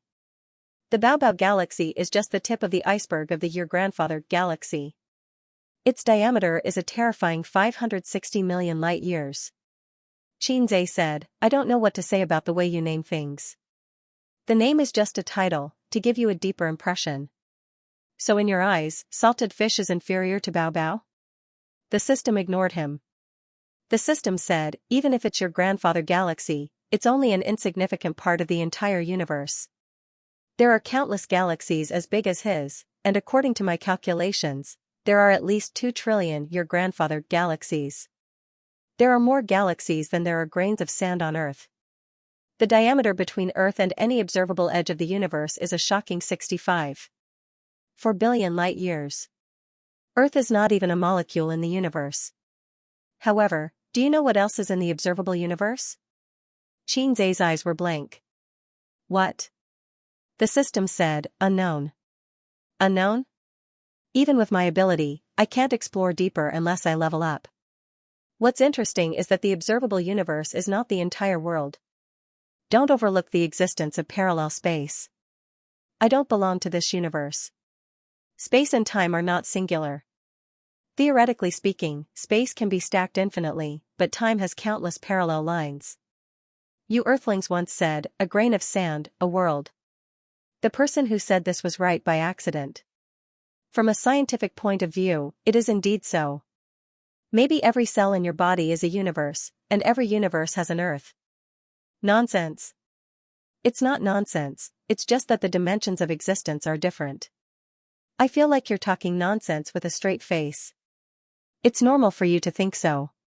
With the wisdom of mortals, of course, they can't understand. Just like the creatures in the 3-dimensional world, they can't imagine the scenery in the 4-dimensional world. Because they are not in the same dimension, it's impossible for you to tell ants how wonderful the human world is. Even if you did, with the intelligence of ants, they can't imagine it. Alright, stop showing off. You're awesome, okay? I don't want to talk about this topic. Xianxia was very uncomfortable, or rather, he felt that the world was empty. The system revealed the tip of the iceberg of the universe for him to understand the vastness of the world. What was Earth? What was the Milky Way? When humans understood their insignificance, everything became dull. Earning money, boring. Papa, boring. Games, boring. Life, boring. People who stood at the top of the mountain and looked at the distant mountains could hardly squat at the foot of the mountain and look at a wildflower. You're so awesome, why can't you beat those flirtatious systems? This question is not easy to answer. The astronomical telescope can't beat the bumper cars. It makes sense. At this time, the phone dinged, a message notification. Suyu, I just woke up, where are you? The time was 9:30 in the morning. Xianxia replied, I just finished my morning run, I'll be right there. The acquisition project of Dongfeng Virtual Reality Technology Company, Limited, after another tug-of-war, was relatively smooth. In the negotiation meeting, Xianxia seemed to be a different person. He attacked frequently and fiercely, and Dongfeng's side was defeated. Finally, the deal was closed at the originally agreed price. The two sides signed a preliminary contract and entered the long acquisition process. The leaders of Dongfeng, including Lu Zong, sent Xianxia and the others out of the factory gate. The people of the test team drove away. The MPV was parked at the door. Suyu and Suyao opened the door and got in, but the uncle stopped in place. He looked at the sky and whispered, Do you know what I want to do now? Xianxia was beside him. He heard the words and shook his head. Su Guang whispered, Burn incense for your grandfather. Xianxia said that in the future, Dongfeng would be managed by him. After wandering for more than 10 years, he finally got what he wanted today. Xianxia followed his gaze. It was the direction of Shanghai. Get in the car. After returning to Shanghai, we'll pay our respects to grandfather together. Xianxia patted his uncle's shoulder. The two got in the car together. It's my first time doing business, Mr. Su, do you have any suggestions? In the MPV, Xianxia was drinking whiskey. He withdrew his gaze from the window and fell on Su Yao. Your uncle is actually experienced in the management of the factory, and the original staff of Dongfeng will not change, so as long as it's the same, it's fine. Su Yao said. There are too many connections in Dongfeng. What should be cleaned up should be cleaned up. In addition, the manager position needs to be re-recruited. The original staff of Dongfeng will all be dismissed. Su Yu said. What about the core technology? Qinzhe asked. Su Yao was stunned. Although Dongfeng took the high-tech route, it was not a research institute. How could the core technology be kept secret? However, he still answered seriously, you can learn from lazy mobile phone and register patents crazily. From the core technology to the software icon, register patents for everything. And the production and R&D personnel of the core technology will sign a long-term labor contract. Those who leak will bear the legal consequences, starting from 3 years. Qinzhe answered subconsciously, the death penalty is not a loss. Su Yao? Su Yu and Su Guang also looked at him. Qinzhe smiled awkwardly. Sorry, it was a slip of the tongue. Is Mr. Su interested in investing? With your participation, we will be able to move faster and more steadily. Qinzhe said. Su Yu was stunned. Su Guang and Su Yao had different expressions. The former's face changed slightly, while the latter was excited. Su Yao, who had experienced great storms, couldn't help but tremble at this time. He quickly took a sip of wine and took the opportunity to stabilize his mood. Then he said, You say. Qinzhe said, You will pay a part of the acquisition money and take shares according to the proportion. Then I will send my uncle to manage and operate Dongfeng. You will also send a professional team. Su Yao, I didn't ask, cough. Su Guang interrupted with a heavy cough and said, We will talk about cooperation when we have time. A's, did you buy a ticket? Qinzhe said, Yes, 11 o'clock at noon, Xiaoshan Airport. I asked Su Yu to buy it for you. Xiaoshan Airport? Su Guang was stunned. You bought the wrong ticket. We should go to Hongqiao or Pudong Airport. I didn't buy the wrong ticket. Qinzhe looked at the wine in the glass. Uncle, I want to go back to Su Town. Mr. Su, why don't you go together? What scares me the most is the sudden silence. Qinzhe asked, and the lyrics of the song appeared in his mind. The two men sat there like clay statues, their expressions frozen. Their eyes were fixed on Qinzhe. Some of them were in a daze, while others were in shock. Su Yao's hands were trembling slightly, while his uncle's mouth was slightly agape. The same lyrics could be used to describe their feelings at the moment. What scares me the most is the sudden tumbling of memories. Why do you suddenly want to go back to Shujia town? Su Guang suppressed his emotions and laughed to cover up his loss of composure. It's not Qingming Festival or the New Year. It's too early to visit the grave, isn't it, Su Yao? Su Yao nodded slightly. His emotions were far more turbulent than Su Guang's, but he was more composed. Even if he wanted to say, Go, let's go together. Every year, when he visited the grave, he stood alone in front of it. No one knew how cold his heart was. I haven't visited Auntie Su in years. I don't have time for the New Year or Qingming Festival. I'll be busier in the future, so I want to visit her today. Qinzhe's tone was gentle and calm. Mr. Su, you're also from Shujia town. Do you know Auntie Su? After hesitating for a while, Su Yao finally nodded with difficulty and said, All right. What's so good about that? Su Guang touched Su Yao's ankle with the back of his foot and coughed.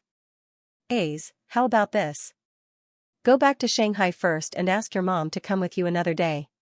Qinzhe shook his head. Su Guang gritted his teeth. Then you go. I won't go. I'll go back to Shanghai first. He couldn't go back to Shujia town. No matter what Qinzhe was up to, he couldn't go back, and he couldn't let Su Yao go with him. When they separated, he would text Su Yao and ask him to find an excuse.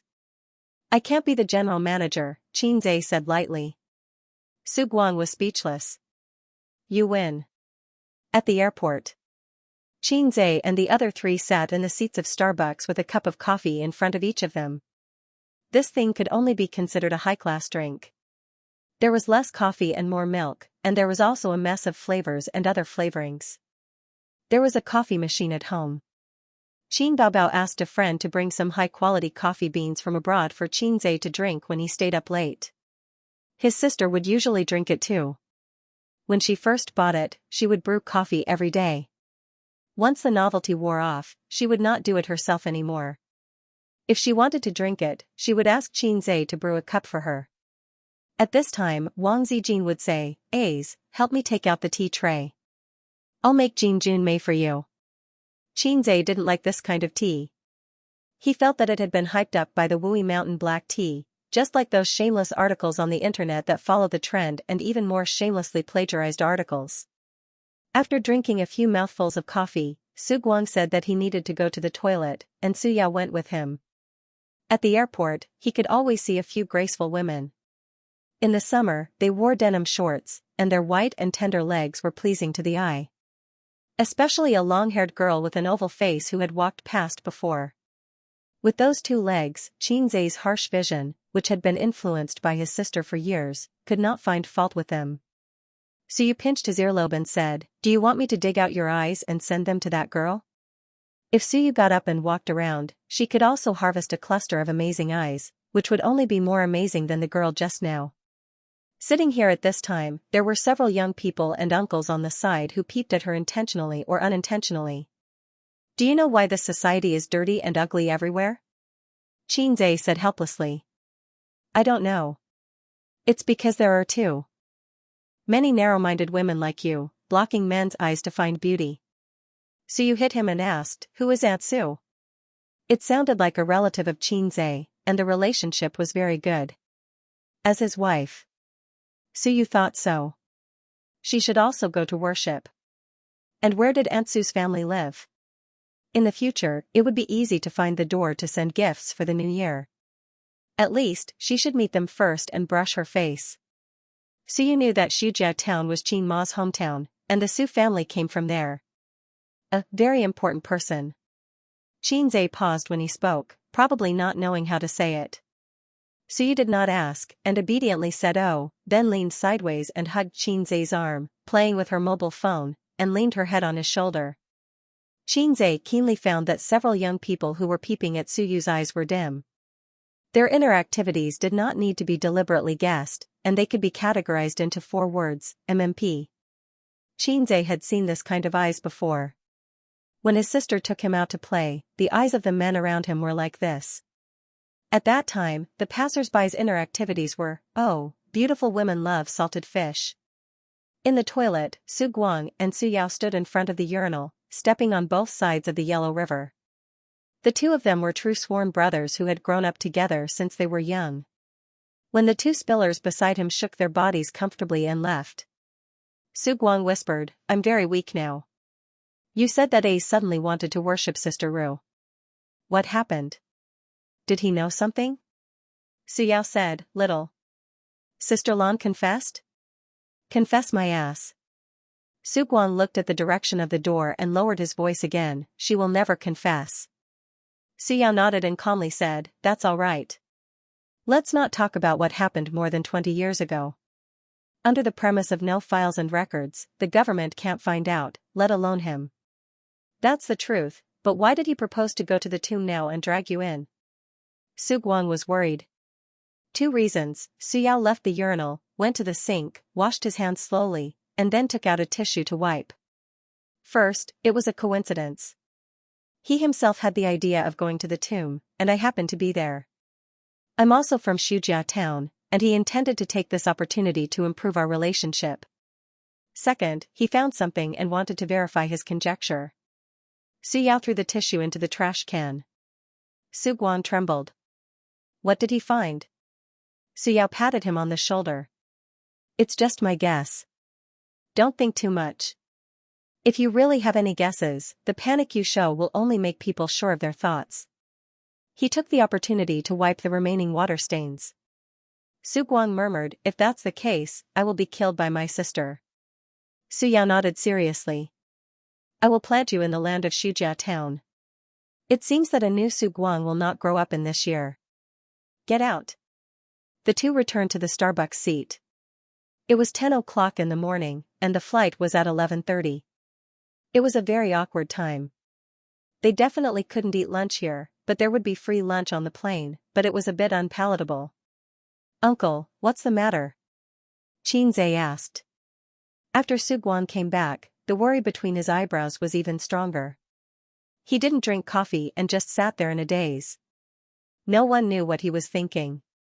Hearing this, Guang pretended to be relaxed. "I didn't sleep well last night. I'm a bit tired today." Oh, Suyu, who was leaning on Xianxia's shoulder, suddenly retched. "What's wrong?" Xianxia hugged her. Suyu held her chest with her small hand and lowered her voice happily. "I must be pregnant." Xianxia took her pulse and nodded. "Well, your child is in your stomach again." "So you didn't believe it?" "Nonsense, I haven't had gastric problems for a long time." "Are you feeling a little nauseous now?" "So I'm pregnant." "It's really not.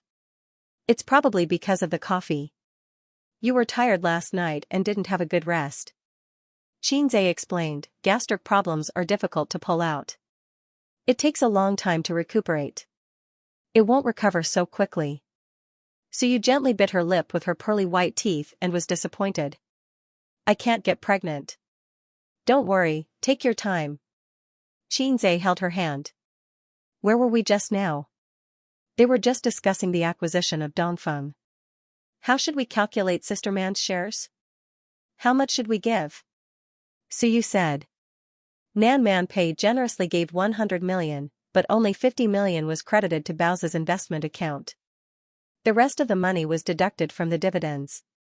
For 100 million, 50% of the shares would be no problem.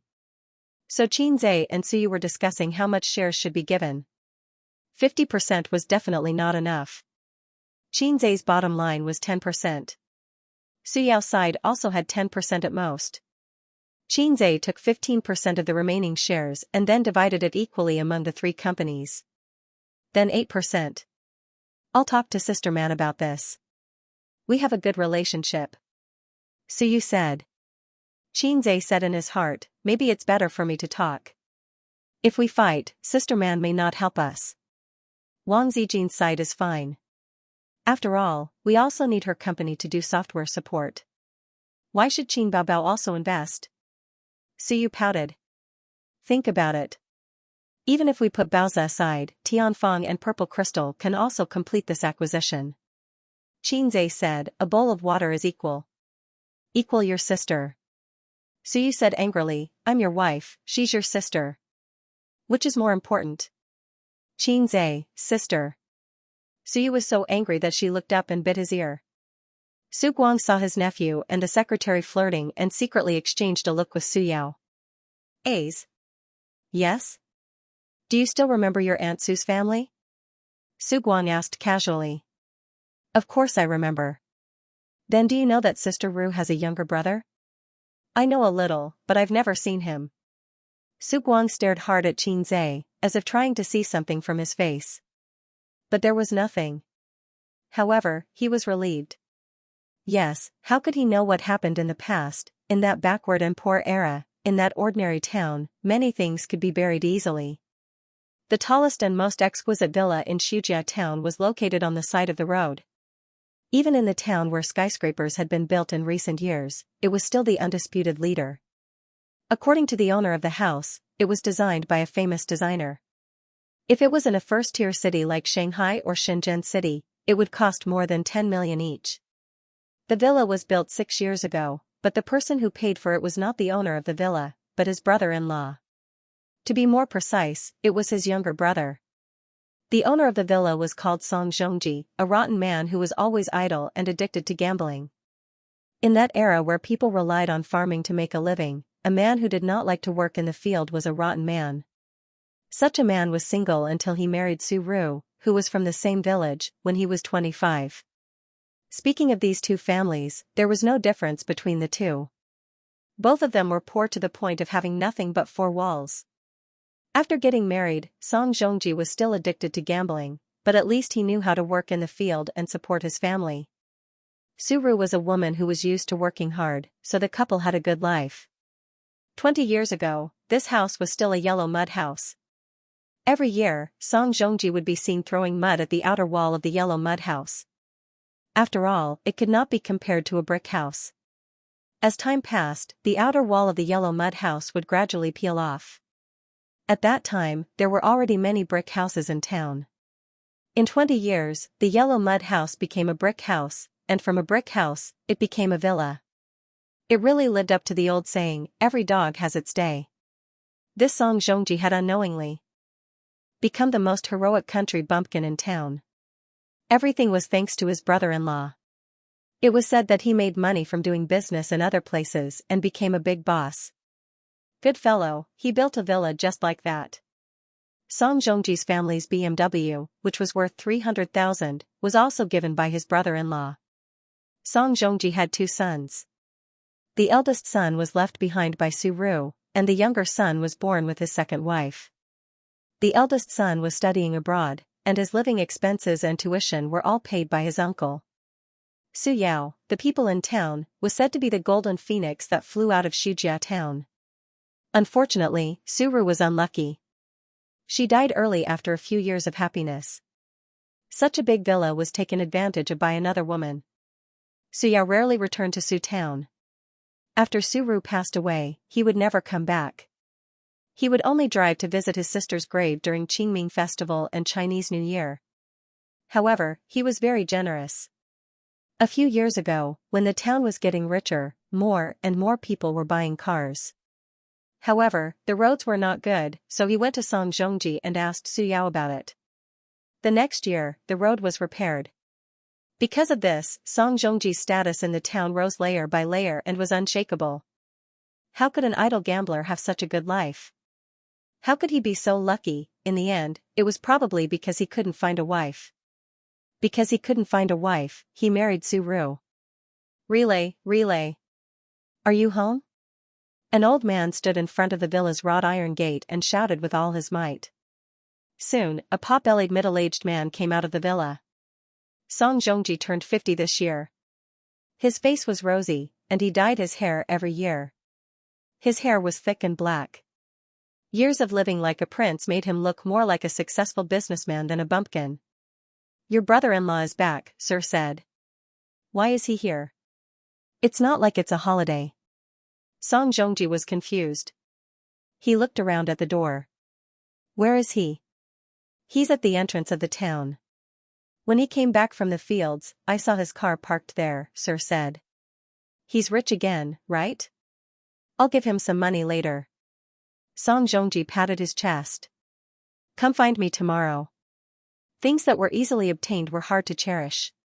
Therefore, Song Zhongji was famous for his generosity. Because of his generosity, there were fewer rumors and sarcastic remarks in the town. No matter what was said in private, in front of him, everyone had to give him a thumbs up and praise him for his generosity. After the old man left, Song Zhongji stood downstairs and shouted, Zhilong, Zhilong. The window opened and a young man with glasses stuck his head out. He said irritably, What are you shouting for? You're like a country bumpkin. Song Zhongji didn't care. Instead, he smiled. Come down, your uncle is here. He's with your mother. Let's go. The young man quickly went downstairs. He was wearing short-sleeved pants and a pair of sandals. It was summer vacation. He came back from abroad. He was glamorous outside but slovenly at home. He complained as he walked. Uncle, why did you come at this time? I'm playing with a 98K. I feel like I can eat chicken today. But he respected and was afraid of his serious uncle. He could only endure not eating chicken. After the father and son left, a woman came out of the house. She was eating melon seeds. She spat out the shell far away and said sarcastically, Dead for more than 10 years, still haunting. Qingzai and the other 3 walked on the yellow road in the mountains. On both sides were rolling tea forests. The cemetery of Xianxia town was in the tea forest. It was the hottest time of the day. No one picked tea. The green tea leaves reflected the sun. The mountains were silent and far away from the hustle and bustle. Coupled with the cemetery, it was a bit like a horror movie. Suyu was wearing a big brimmed hat. He was sweating from the heat and his hair was stuck to his cheeks. Why don't you sweat? Suyu wiped his sweat with a tissue. If I don't exercise, I generally don't sweat. Xianxia said. The weaker the body, the easier it is to sweat. For example, a man with kidney deficiency will sweat a few pounds after eating soup noodles. Boss Su, you haven't been back for a long time. Under the sun, Xianxia squinted and looked at the cemetery. It's been a long time. Even if I come back, I'll stop here. Suyao also squinted. Xianxia laughed. Not returning to your hometown is like walking at night. Suyao said in a deep voice, I don't have the face to come back. Interesting, Xianxia retracted his gaze and stared at him. Boss Su, who built an industrial empire in Wenqing and whose industry almost covered half of the south. If you don't have the face, who has the face? Suyao did not answer. In front of the grave, Xianxia silently cleaned up the weeds around Su Ru's grave and burned some tin foil and yellow paper brought from Hangzhou.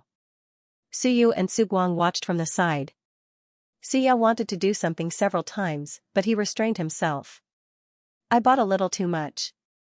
Help burn it together. Xianxia took the initiative to hand the underworld goods to him. Suyao nodded. After burning the things, they lit the incense. The four held the incense and worshipped. The position was very interesting. Xianxia stood at the front, Su Guang and Suyao stood on his left and right, and Suyu stood a little further away. Song Zhongji and Song Zhilong came under the hot sun with bright red plastic bags in their hands. Inside were the underworld goods bought in the town. Rong, why didn't you call me today? Song Zhongji's voice was full of energy, with a warm smile on his face, as if he did not come to visit the grave, but to welcome the distinguished guests. While speaking, he looked at Xianxia and the others in confusion. He seemed to wonder why they were here to visit the grave of his deceased wife. Except for Su Yao, he did not know the people present. It was inevitable that he looked at Suyu a few more times. Such a beautiful woman could not be found in Shujia town. Only the big stars on TV could compare to her. Song Zhilong's eyes were glued to Suyu's face, like a magnet attached to iron, unable to move away. Su Yao just glanced at the father and son, and his attention returned to Xianxia. Sister, Ace is here to see you. With me. I've been dreaming of this day, even if he doesn't know anything. You, are Guang? Song Zhongji recognized Su Guang. Although they had not seen each other for more than 10 years, strictly speaking, he and Su Guang could be considered childhood playmates. When he was a teenager, he wandered around the town, fishing in the water, climbing trees to dig eggs, followed by a group of children. Su Guang and Su Yao were one of them. Shujia town was so big that there were no strangers. After so many years, Su Guang's appearance had not changed. It was hard not to recognize him. Song Zhongji hurriedly took out a big chicken and handed him a cigarette. Like himself, Su Lan's family was not what it used to be. He heard that Su Lan's son and daughter were now big stars. Stars, in the eyes of a small town like Shujia town, symbolized high-end class. Song Zhongji's age and living in a small town, had no interest in the entertainment industry. If it were not for the people around him, he would not know that Su Lan's son and daughter had become big stars. Back then, Su Lan would bring her son to stay at his house for a while every summer vacation. Song Zhongji did not care. How much could a simple meal in the countryside be worth? Accommodation was not a problem. There was no shortage of rooms in the countryside. Su Lan would give him 1,000 yuan for food and accommodation every month. In the 2000s, this money was a lot. It was enough for him to smoke, drink, and play dice. But her son was a little naughty. He did not like it very much. He often used his age to bully Zhilong. For this reason, he often complained to Su Ru. Unexpectedly, the woman, who had always been gentle, was like an angry cat when it came to this kind of topic. Her reaction was particularly fierce. After quarreling a few times, Song Zhongji did not mention this again. Song Zhongji opened the plastic bag and took out the yellow paper and other things. Suddenly, someone blocked him. He looked up and saw a very handsome young man who felt a little familiar. He smiled and said, "Uncle." "You are?" Song Zhongji looked at Su Yao. But Su Yao ignored him. His son behind him whispered, "Dad, he's Xianxia." "Xianxia? Oh my God." Song Zhongji was shocked. The young man in front of him was the average-looking naughty boy from back then, a certain assistant, F***ck. I've only heard that a girl changes 18 times between childhood and womanhood. Even a boy can do it. This is not a boy changing 18 times between childhood and womanhood. This is nuclear fission. He remembered one time when his son was beaten up by Xianxia again.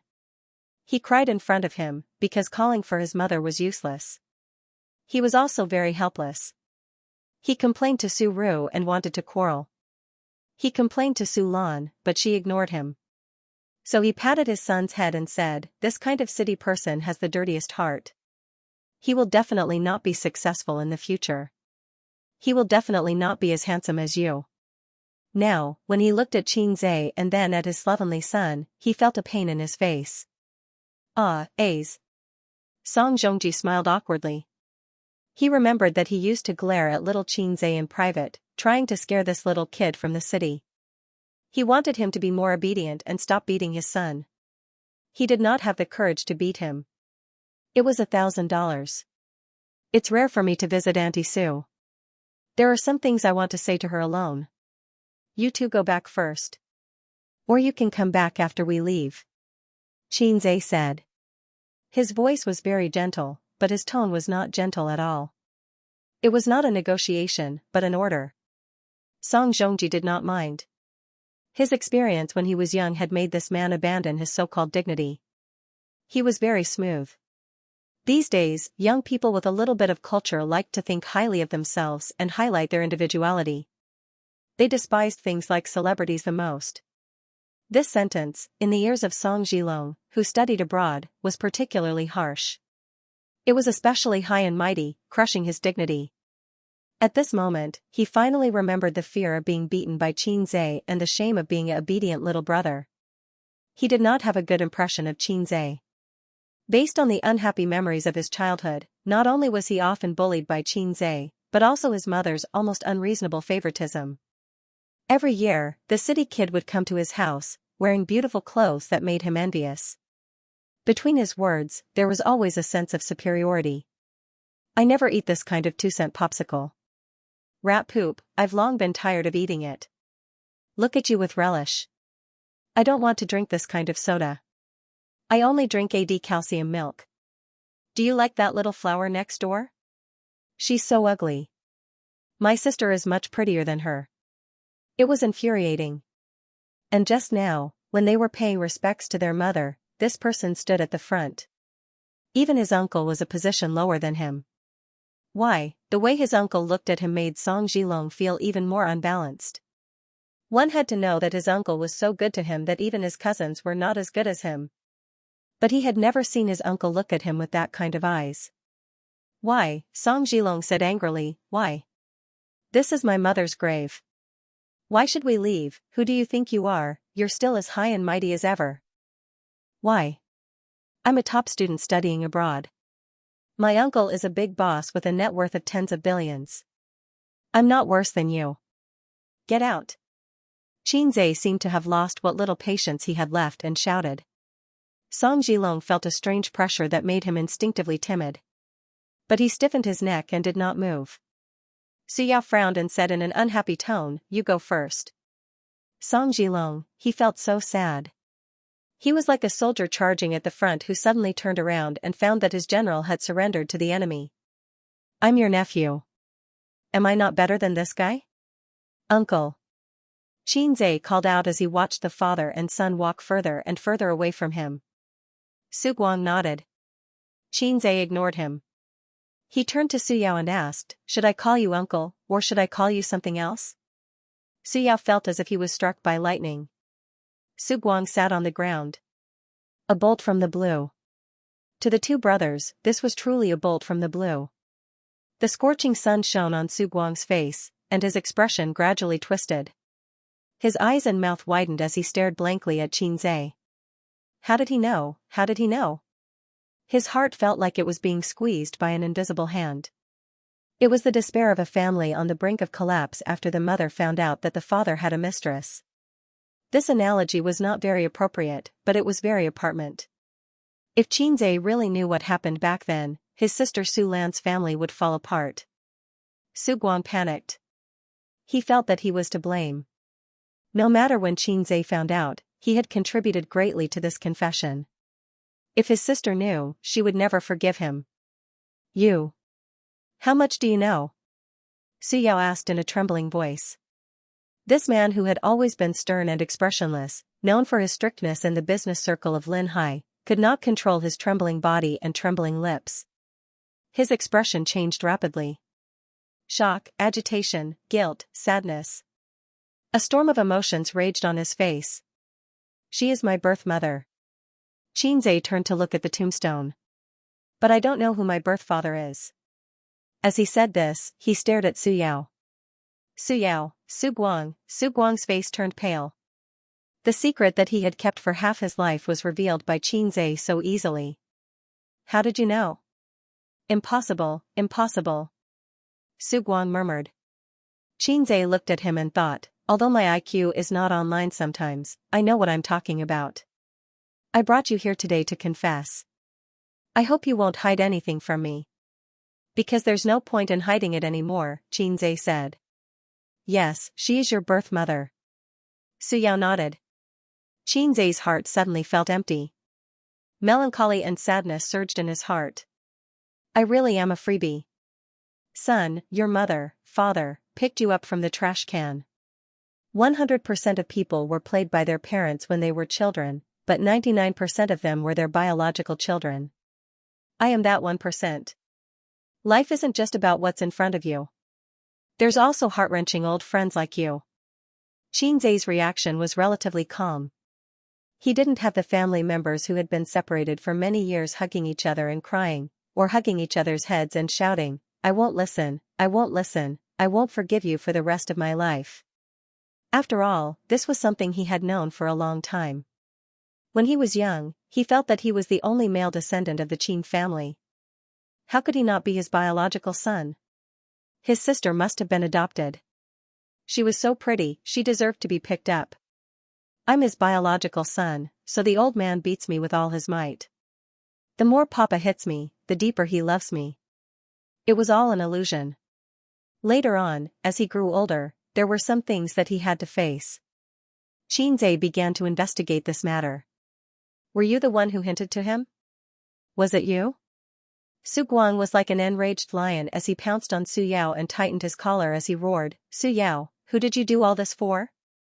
Who was the one who selfishly sacrificed himself for his own future? Fuck. He punched Su Yao in the face. Su Yao staggered back a few steps and fell to the ground. Xianxia, no way, is it really what I think? Su Yao was stunned the whole time. She was stunned. Xianxia's biological mother was not Auntie Qin, then was he born to Uncle Qin and this Auntie Su, or was he adopted at all? Then he and Qin Bao Bao were not biological siblings. So you didn't know why she was so flustered. She loved Xianxia deeply and was eager to know everything about him, his likes, his dislikes, his family, his relatives and friends. But the scene in front of her came too suddenly, as if she was shooting a TV series, and she was caught off guard. So you found that she could do nothing but be a spectator, and it was inconvenient for her to say anything. Uncle, it's not him. Xianxia said, when I was very young, I once heard my mother on the phone and heard her say that one of my sister and I were not biological. If I didn't guess wrong, she should be on the phone with you, so I took this opportunity to bring you two here for a showdown. Why do you know that I'm not biological? There are too many reasons. If one of my sister and I are not biological, it must be me. She's so beautiful, and she looks more like you. But I'm not handsome at all. Although it was very heart-wrenching, just looking at appearance, my sister obviously inherited some of the good genes of the old Su family. I also have the genes of the old Su family, but why am I not handsome at all? Su listened on the side and had a big opinion in her heart. You're lying, you're obviously very handsome. Auntie Su is too good to me, so good that it doesn't make sense. Even if she has a good relationship with my mother, how can she favor other people's children more? There's only one possibility, I was born to her, and she feels guilty about me. And my mother comes back every year. grandfather moved out of Xianxia town for many years. Her hometown is here, but her family is in Shanghai. Why does she come back every year? In fact, she brought me back to see her. She was referring to Su Ru. One last thing, last October, I saw my mother and Su Yao together at Hongqiao Airport. I didn't know him at that time, so I sent someone to investigate. Only then did I know that there was such a person and his relationship with Auntie Su. Nan Man Pei helped him investigate. That day, Xianxia really confirmed his identity as a phone charger. His mentality collapsed for a long time and he almost had sex. Su Yao was stunned. He did go to Shanghai last year, but he only contacted Shaolan. It turned out that Xianxia was also there that day. Su Guang stood there, his face full of disappointment, like a defeated dog at a dead end. Then, who is my biological father? Xianxia stared at Su Yao. Su Guang looked at Su Yao silently. In an instant, it was as if the eyes of the whole world fell on him. Su Yao looked sad. He opened his mouth and said bitterly, I don't know. Xianxia? You don't know, how could you not know, you must be lying. Su Yao said, I'm your uncle, but I really don't know who your biological father is. I don't believe you, Xianxia said. He didn't know why, but he felt very disappointed. It was as if a shining role model had collapsed. However, when he thought of his biological mother's ending and the current Su Yao, he heaved a sigh of relief. It was fine if he didn't want a failed role model. But it didn't make sense. If it was just his uncle, many of his actions didn't make sense. What's with your knot in your heart, what's with your obsession, why did you come all the way to find my mother, you're just my uncle. You're not my father. Why are you in such a hurry to let me acknowledge my ancestors? Xianxia saw the small actions of his uncle and Su Yao these few days, but he pretended not to know. Su Yao wanted to lay his cards on the table and let him know who his biological mother was. His uncle tried to stop him and threaten him with all kinds of eyes. When Xianxia exposed this layer of window paper, this man's expression was especially agitated. It was just that his uncle's words couldn't be justified. If Arong doesn't know who your biological father is, then no one does. Sister Ru never said that when she was pregnant, Arong threw a tantrum and forced her to ask who the man was, but she didn't say. Your mother also asked. The two of them talked for an entire night, but Sister Ru refused to say a word about the man's identity. Su Guan looked at the tombstone and said, even if it would destroy her, even if she didn't have the ability to support you at that time, even if her eyes were swollen from crying. Su Yao gritted his teeth. Xianxia fell silent when he heard this. He stood under the scorching sun and lit a cigarette. He stared at his biological mother's tombstone and didn't speak for a long time. Memories rolled through his mind with an irresistible force, like a tidal wave and a landslide. Her mother said that Xianxia town was a very beautiful place with beautiful mountains and clear waters. Nature always produced endless delicacies and beautiful scenery. There were good sisters who grew up with her there. Every summer vacation, her mother would bring Xianxia back to Xianxia town for a vacation. The old bus drove on the bumpy asphalt road, raising a cloud of dust. Xianxia sat on his mother's lap and looked out of the window. The sun was shining brightly, and the trees on both sides of the road were dense. The continuous fields were divided into squares, and the crops in the fields were lush. There was no air conditioning, no street lights, no supermarket, and no high-rise buildings. But there were mountains, fields, birds, flowers, clear mountain springs, and a reservoir with rippling blue waves. He and his friends in the town ran wildly on the black ridges of the fields, catching frogs and digging out bird eggs. At night, they sneaked into the fields to steal watermelons and eels. During the day, they climbed over the hills to swim in the reservoir. In Xianxia's memory, Auntie Su would wear a long floral dress that day and stand by the bus stop with only a sign, eagerly looking forward to it. She wasn't beautiful because hard work had worn away her beauty, and the sun had darkened her skin. She was only 2 years older than his mother, but she looked much older and rougher. When they first met, Xianxia came to Xianxia town for the first time. He wasn't used to the sultry heat and flying dust in the countryside, and his small brows were tightly furrowed. The car stopped at the bus stop, and Qin Ma held Xianxia's hand and got off the car. Su Ru's eyes were fixed on Xianxia's face, and she couldn't move them away. You must be A's. Can Auntie hug you? This was the first sentence Suru said to him when they first met. Xianxia looked up at the unfamiliar auntie who was smiling like a flower. She was wearing a floral dress, and there was a tenderness between her eyebrows. The sun was too bright, and Auntie Sue's head was covered in sweat. She stood under the hot sun for half an hour, and her wet hair stuck to her forehead and temples. She was so dirty. So little Xianxia shook his head reservedly. A's, call Auntie. Auntie. Hey, A's, be a good boy. Auntie, we'll buy you some popsicles? Suru's face bloomed with a dazzling smile, but deep in her eyes, there was deep sorrow. But Xianxia didn't understand at that time. The summer vacation ended quickly, and the night before he went back, Auntie Sue came to his room secretly to see him. She sat by the bed, touched his head, and cried. The low sobs woke Xianxia up, and he was startled. You're awake. Suru quickly wiped the tears from her face. Little Xianxia instinctively called for his mother, but his mother wasn't sleeping beside him.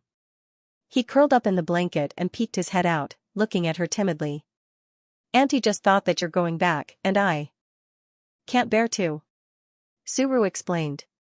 Xianxia didn't say anything. A's, can you come back next year? Xianxia still didn't answer her. Then you sleep. Auntie is leaving. Watching her leave and the door close, Xianxia breathed a sigh of relief. The next day, on the bus to the county. Auntie Sue is crazy. Xianxia, who was sitting on his mother's lap, complained. Why? She came to our room secretly at night to cry. Qian Ma stared out of the window with a complicated expression. Suddenly, Xianxia's fingertip hurt. His hand trembled, and the cigarette butt fell to the ground. What happened back then? Xianxia looked at Su Yao. Can you tell me? Su Yao nodded. Okay. As his voice fell, time reversed at this moment, and the chaotic past flashed past like a merry-go-round. Ever since Su Yao could remember, he had lived with his sister. In the second year of his birth, his father fell to his death from the dam when he was digging a reservoir in town. Due to the background of the era, the matter was settled after paying a few food stamps as a token payment. His mother died when he was 4 years old. At the end of the 1970s, the 13-year-old girl and her 5-year-old brother struggled to make a living. From the age of 13, his sister had to work in the fields with the adults in town. She would send her brother to her uncle's house next door. After their parents passed away, the few relatives were not willing to help take care of the two burdens. Suru did not blame them. After all, it was not easy for any family. It was a terrible thing to have more mouths to feed. Only her uncle's family would occasionally help them. Actually, even though he was called a granduncle, it was only because they were related by blood many generations ago. Going back a few generations, most of the people with the surname Su in the Su clan could be considered relatives. Her uncle had a son and a daughter. The daughter was called Su Lan and the son was called Su Guan. Su Lan and Su Ru were about the same age, only 2 years apart. The two were very good playmates. However, fate made the two girls walk on different paths. The 11-year-old Su Lan was still in primary school, while the 13-year-old Su Ru was already chopping firewood in the mountains and farming in the fields. In a poor and backward town, there were many girls like her who worked in the fields. However, there were no girls like her who lived a hard life. The next year, Su Ru's body was very weak and she fell seriously ill. She almost did not make it. Some relatives who were indifferent to the siblings couldn't stand it anymore and persuaded Su Ru to give her brother away. Boys were popular in any era. There would always be someone who wanted them. If they were alone, no matter how hard it was, they could live a peaceful life. However, Su Ru did not agree and scolded the relatives away. She said that she would not send her brother away even if she died. Otherwise, how could she face her parents in the underworld? It was said that the eldest sister was like a mother. It was not wrong at all. In this poor era, the siblings depended on each other. Knowledge could change fate and create wealth. Studying was the only way out. Su Ru dropped out of primary school after finishing primary school. It was normal in that era. His younger brother, Su Yao, was a good student and was very smart. In the 3-tile-roofed primary school in the town, no one could beat him. Therefore, she hoped that her younger brother would have a bright future and be able to change his fate. The greatest desire of a poor person was to change his fate. When Xiao was 13 years old, he didn't have enough money to go to junior high school. It was Su Ru who borrowed money from the townspeople. That day, it was drizzling. Su Ru was kneeling in front of her cousin's house. The door was tightly shut. No matter how hard she begged, she couldn't get the tuition fees. She kowtowed, one after another. At that time, Su Yao stood beside her and saw that his sister's trousers were stained with rain and mud. He straightened his neck and said, "Sister, I don't want to study anymore. At most, I'll just farm. Too tired, really too tired." He didn't want to be his sister's burden and didn't want to continue studying. At that time, the college entrance examination system had just been restored, and the theory that studying was useless was popular everywhere. The dreadful theory of the uselessness of studying had been circulating for half a century. Su Ya didn't want to waste time in class. He wanted to be like Su Guang, slacking off. However, Su Guang skipped class to go out and play, while he wanted to help his sister farm. However, Su Ru slapped her brother and said sternly, "What future do you have if you don't study? How can you change your fate if you don't study? If you don't study, you'll be a peasant for the rest of your life." People with a bit of knowledge and culture had seen many peasants rise up and spread the word that studying was useless. It was ironic that an uneducated person would always remember that studying could change one's fate. That.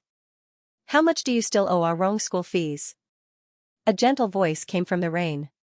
Su Lan was holding an umbrella and standing not far away. "I only have $1.50 here.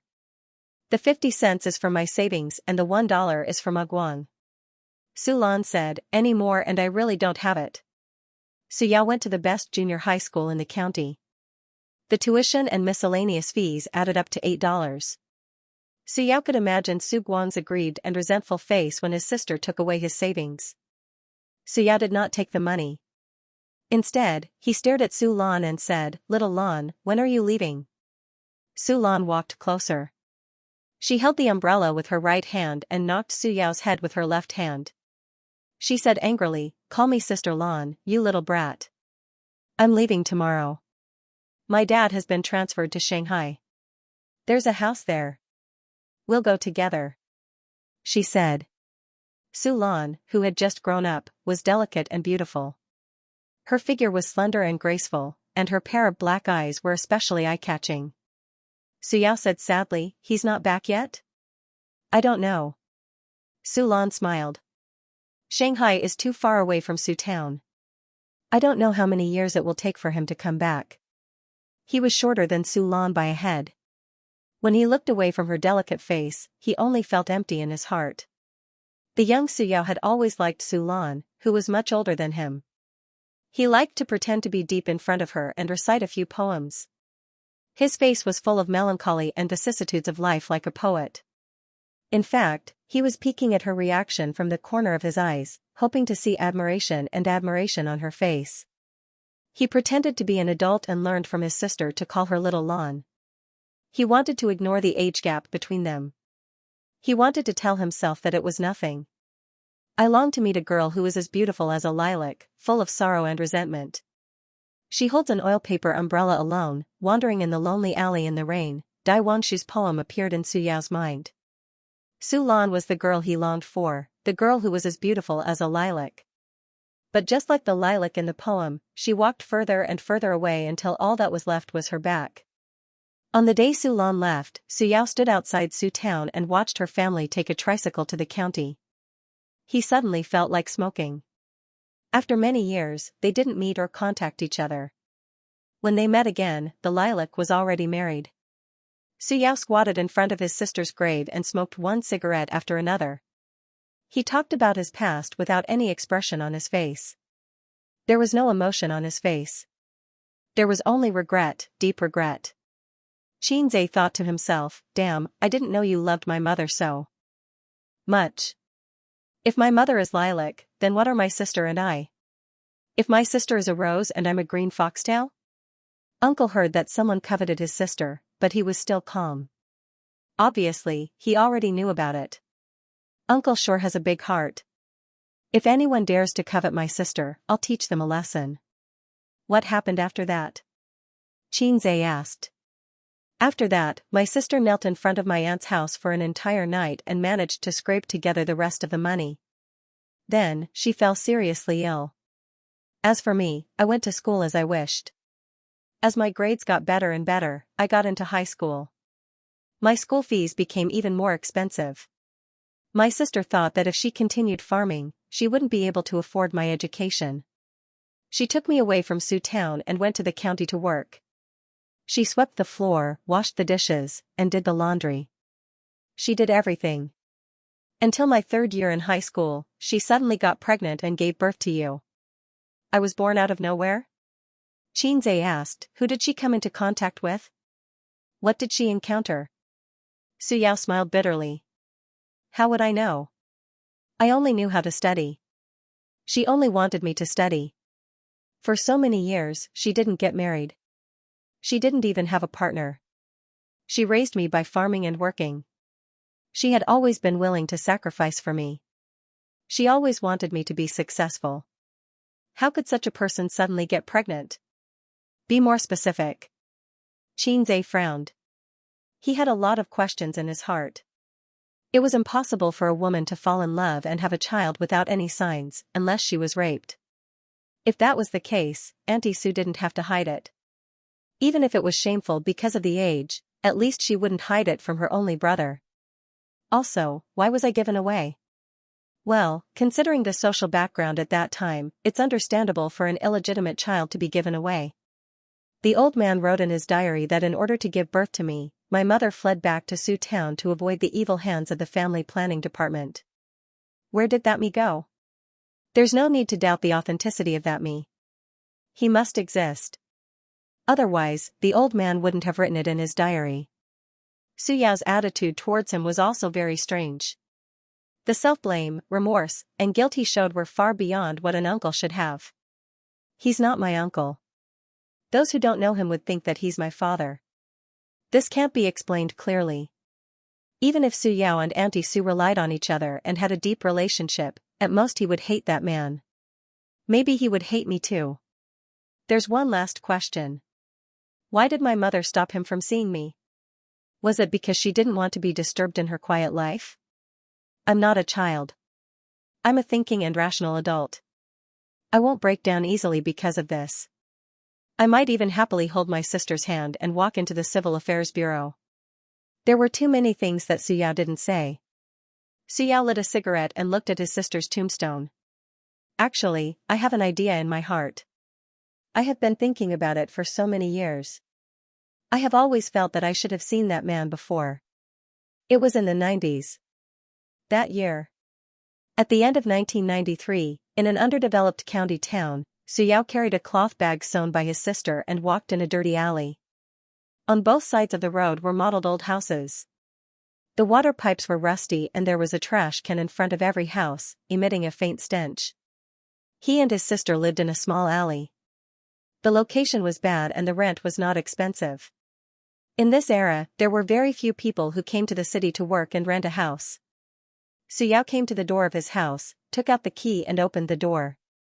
It was a small house with only 30 square meters. The curtains were drawn to separate the two rooms, one for the sister and one for the brother. There was only one bed in his sister's room and her clothes were kept in a box. Suyao's room had an extra desk and a lamp. When she bought the desk and lamp for him, his sister was distressed for a long time, but she still bought it. The meal was cooked in the corridor. There was a small stove, a pot, and coal to cook. It was simple and crude. The better families had already bought a gas stove, but Suyao and his sister could not afford it. Usually, at this time, his sister would be cooking in the corridor and Suyao, who came home from school, would make some handicrafts. It was a private job that his sister took after work. She could earn a few yuan every day. Sister? Suyao entered the house and shouted. His sister was not in the room. She might have found some work outside. She often did this. Every day, she would walk around the county town and take on all kinds of jobs. As long as she could earn money, she could also do what men could do. Suyao put down his bag and saw a bag of unfinished handicrafts beside his sister's bed. She should have come back. Did she go out to buy groceries? He was in a good mood today because he got the first place in the school test results. The teachers liked this plainly dressed student very much. He was hardworking, and serious. They said that he was a good seedling who could enter university. At that time, the teachers were so simple and honest. They could not wait to pour out their hearts and lungs to their students. When they met a motivated student, they liked him more than their own son. At that time, the female students were also very pure. They liked straight-A students and boys who were motivated. Even if Suyao looked very ordinary, there were many girls who sent him love letters in private. It was different from the later love letters. The current love letter was very reserved. First, he wrote a modern poem about a famous person. At the end, he added, "What do you think of this poem?" Then she would pass it to the boy she liked. If the boy was also interested in the girl, he would write back and secretly put it in her drawer the next day. After a while, the story came out. At the age of 18, love was inexperienced and immature, but it was also beautiful. After this age, even if she fell in love again, she would not be able to find that kind of feeling. However, Suyao did not care about the girl's hints and love letters. He was like a stone statue standing in the rain of flowers, watching the petals fall one by one. He was too lazy to reach out to catch one of the beautiful petals. He didn't have the capital to fall in love, nor was he interested in it. A village boy only knew how to bury his head in books and live up to his sister's expectations. Moreover, Ding Xianxia had drifted to Shanghai with the wind. She had originally wanted to enter Fudan University, but she had gotten married in her first year of high school. She married a bandit from Shanghai. Suyao had not recovered for a long time. At one point, he wanted to hit someone when he heard Shanghai. He was too silent, low-key, and reserved. He had always suppressed his feelings of love in his heart. But what was the value of not saying it out loud? On the day of the wedding, Suyao went and got the fare from his sister. It was very expensive, so expensive that he almost cried. At the wedding, his Ding Xianxia was very beautiful. No, that was no longer his Ding Xianxia. It was the flower of the man who was the teacher. Lil Lan was very happy to see him. She was happy from the bottom of her heart and gave Suyao some comfort. "The girl I like is more important to me than 1,000 gold coins. I'm glad that I'm not as light as a feather in her heart." The man looked at his newlywed wife with a smile. His wife introduced him, "This is my younger brother from my hometown." Reality gave Suyao a heavy blow. At that time, he asked himself in his heart, so, he's just a younger brother. His heart suddenly ached, but he still did not cry. But when he really cried, it was after the wedding banquet. That kid, Su Guang, said, "Is your sister's problem because of your sister?" Suyao cried, and then he beat that kid until he cried too. Su Guang was born a little early. If it were now, he would definitely comfort Suyao with another sentence, such as, "Arong, don't cry. Stand up and play." Suyao sat on the bed, making handicrafts, and let his imagination run wild. His sister's hand was full of frostbite in winter and was dripping with blood. Unknowingly, it was almost dark, but his sister still hadn't returned. Suyao decided to go downstairs to look for her. He closed the door and left the residential building. At the corner, he saw his sister talking to a man in the twilight. The two of them were holding hands, and he could vaguely see the man's face. It was a calm and serious young man. When he talked to his sister, his eyes were full of smiles. When Suyao saw him, the young man also saw Suyao. Perhaps he felt that the young man's gaze was too sharp, and he was stunned. His elder sister noticed his momentary daze and turned to look at him, following his gaze. His sister's expression changed slightly. She whispered a few words to the young man and turned to face Suyao. "Who is he?" Suyao asked. Friend. He helped me." Suru explained briefly and changed the topic. "Sister came back late because of something." "Arong, are you hungry?" Suyao looked at the young man's back as he walked further and further away, disappearing into the night. Since then, Suyao never saw the young man again. His sister didn't seem any different. She worked as usual every day and endured hardships. In 1994, two things happened in this year, and each of them brought disaster to the small family. The first thing was that due to the bursting of the real estate bubble, it caused an extremely terrifying economic crisis. Those who hadn't experienced that era couldn't imagine how terrifying that economic crisis was. It was a direct economic collapse, far worse than any other economic crisis that came after. In fact, there was a collapse as early as 1990. In 1994, the two crises overlapped and strengthened each other. Bang, the collapse of the bubble forced many people to their deaths. Although this crisis was stabilized in a relatively short period of time, it caused a huge impact during this period.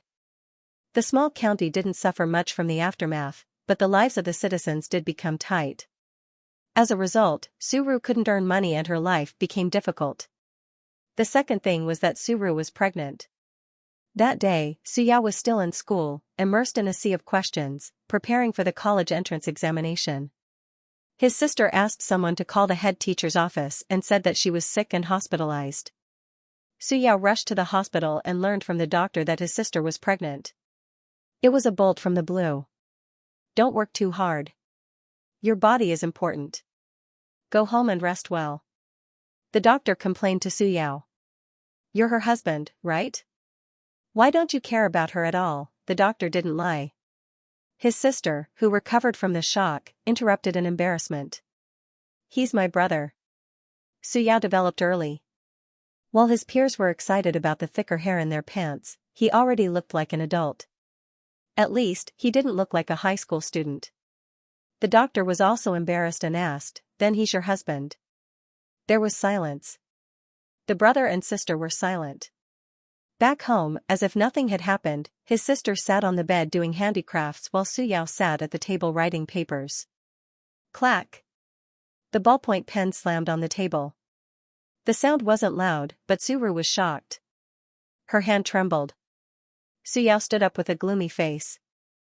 He looked straight into his sister's eyes and asked, "Who is that man?" Suru didn't speak. Xianxia didn't speak either. His eyes gradually turned red. Wrong, don't worry, is it that man? Is it that man? Xianxia said loudly. His sister responded with silence. All of a sudden, it was as if a barrel of explosives had been ignited. You've been lying in the hospital for so long. He didn't come. Did you not contact him or did he refuse to come? Xianxia grabbed his sister's hand and walked out of the door. Go and call him. Call him now. I'm not going. His sister said. Xianxia was stunned and instantly exploded. He shouted, "You're shameless. We're poor, but we can't lose our dignity. No matter how poor we are, we have to know how to love ourselves. If a woman doesn't even love herself, then she has nothing. What are you going to do now? Can you raise a child? When you were undoing your belt, did you think about what you're going to do in the future? Do you know that you're going to get married? Your life is ruined." In the dim room, the youth was hysterical. His face was red and his eyes were crazy. That day, he said many, many things that went too far. Every word was like a knife that stabbed into his sister's heart. Xianxia was mad. He hated that man, and hated his sister for not loving herself. His sister sat by the bed with her head lowered and tears streaming down her face. She was a woman after all, a weak woman. Life made her strong. In some aspects, she was even more hardworking than men. But in front of her brother, she cried helplessly with her head lowered.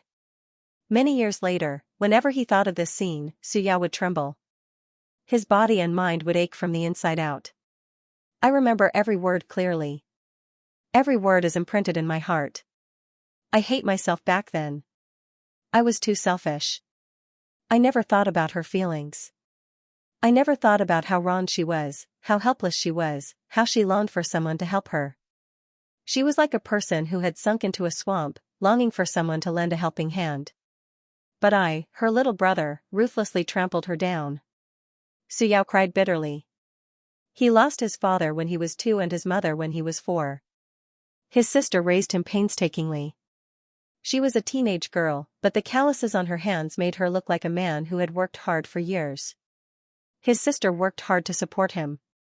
His breakfast every day was porridge with 3 steamed buns.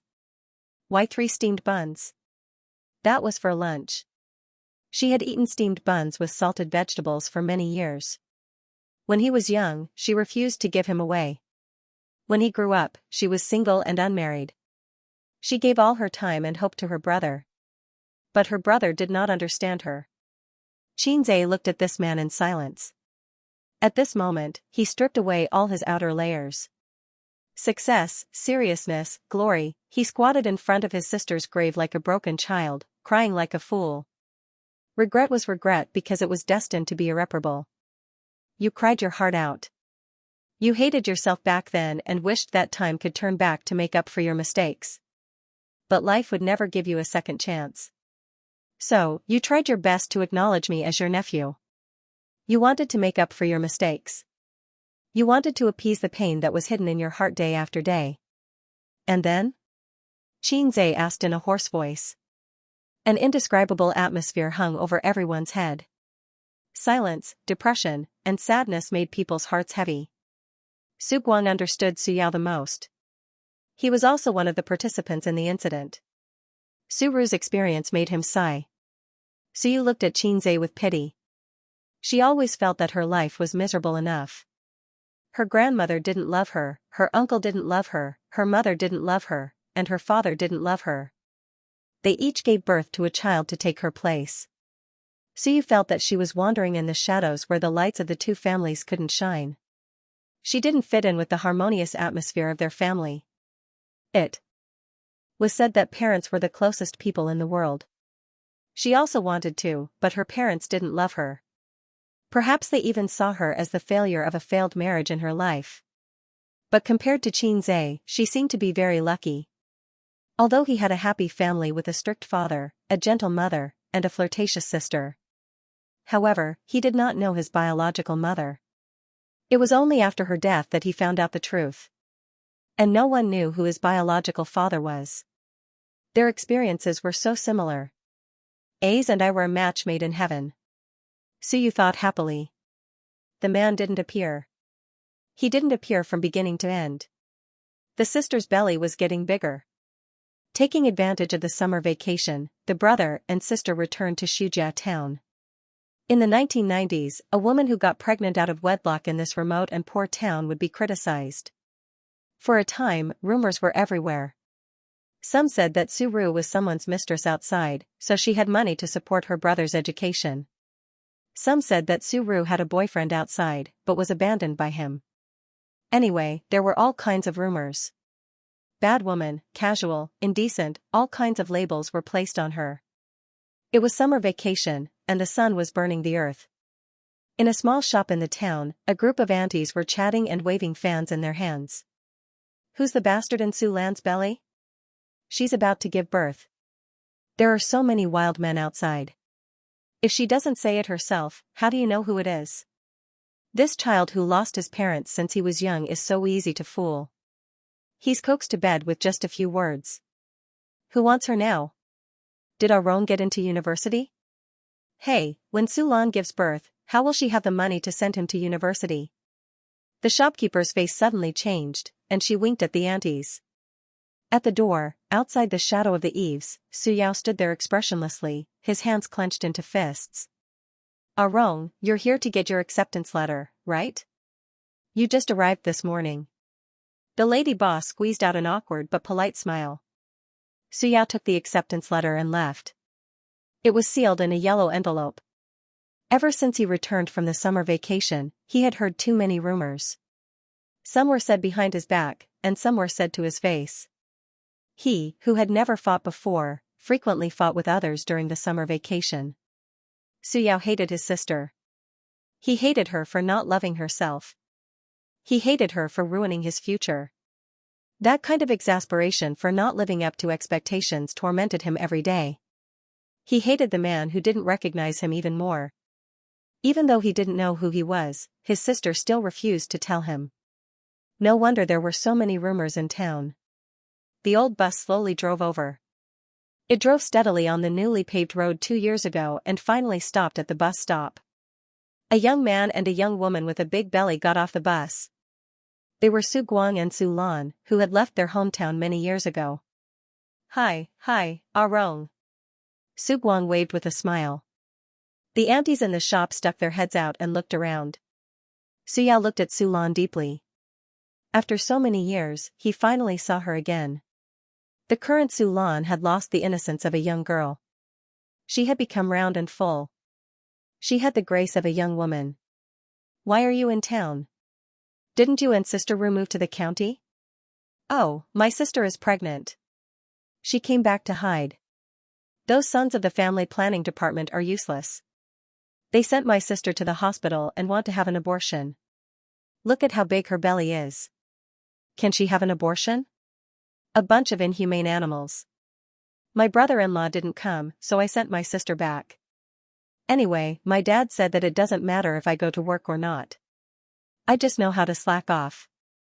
It's better to come back with my sister. Su Guang was as lively as ever. He chattered nonstop along the way. Stop talking. Su Lan reprimanded her brother. Then, she looked at Su Yao and asked gently, "What's wrong, Arong?" She was always so gentle and considerate. She could easily see the gloominess in his eyes. In an instant, his eyes turned red. Su Yao said, "My sister is pregnant." That night, Su Lan and Su Ru talked until late into the night. Two pregnant women, two best friends. They had been separated for many years. One was married and had a happy child. The other was pregnant out of wedlock and was criticized. Just like their childhood experiences, the difference was like heaven and earth. Su Ru looked at Su Lan. She was like a little girl selling matches looking at the warm stove and delicious Christmas dinner through the window. Two worlds. Who's the father of the child? Under the dim light, lying on the same bed, Su Lan asked softly. Su Ru hesitated for a while and didn't say anything. Su Lan gently stroked her best friend's belly. It was bigger than hers, so the due date was definitely earlier. The child can be born without a father, but what about when he grows up? Other children have a father, but he doesn't. Su Lan said, "My Bao Bao likes her father a lot. She's always with her father. It's very tough for a child from a single-parent family. You've been there, so you should know." Seeing that she was still silent, Su Lan said earnestly, "Aren't you tired of carrying everything yourself? Even if he doesn't want you or the child, at least he can ask for compensation. Your life will be better." What about Arong? He was accepted by Zhejiang University. You've worked hard for so many years and finally saw hope. Are you going to give up halfway? You said that studying can change one's fate. You're just one step away. Are you not going to take it? Also, what about your future? You're not young anymore. How are you going to get married with a child? How is she going to get married? In this era, who would want a woman who had a child before getting married? Who would want her? After a long while, Su Ru said, "He just left because he had something to do." Do you believe that? Su Lan asked. There was silence again. Let's not talk about this. Su Ru forced a smile and said, "Why are you pregnant again? They're so strict now. I heard that there were 5-month-old women in town who were caught and aborted. They almost lost both their lives."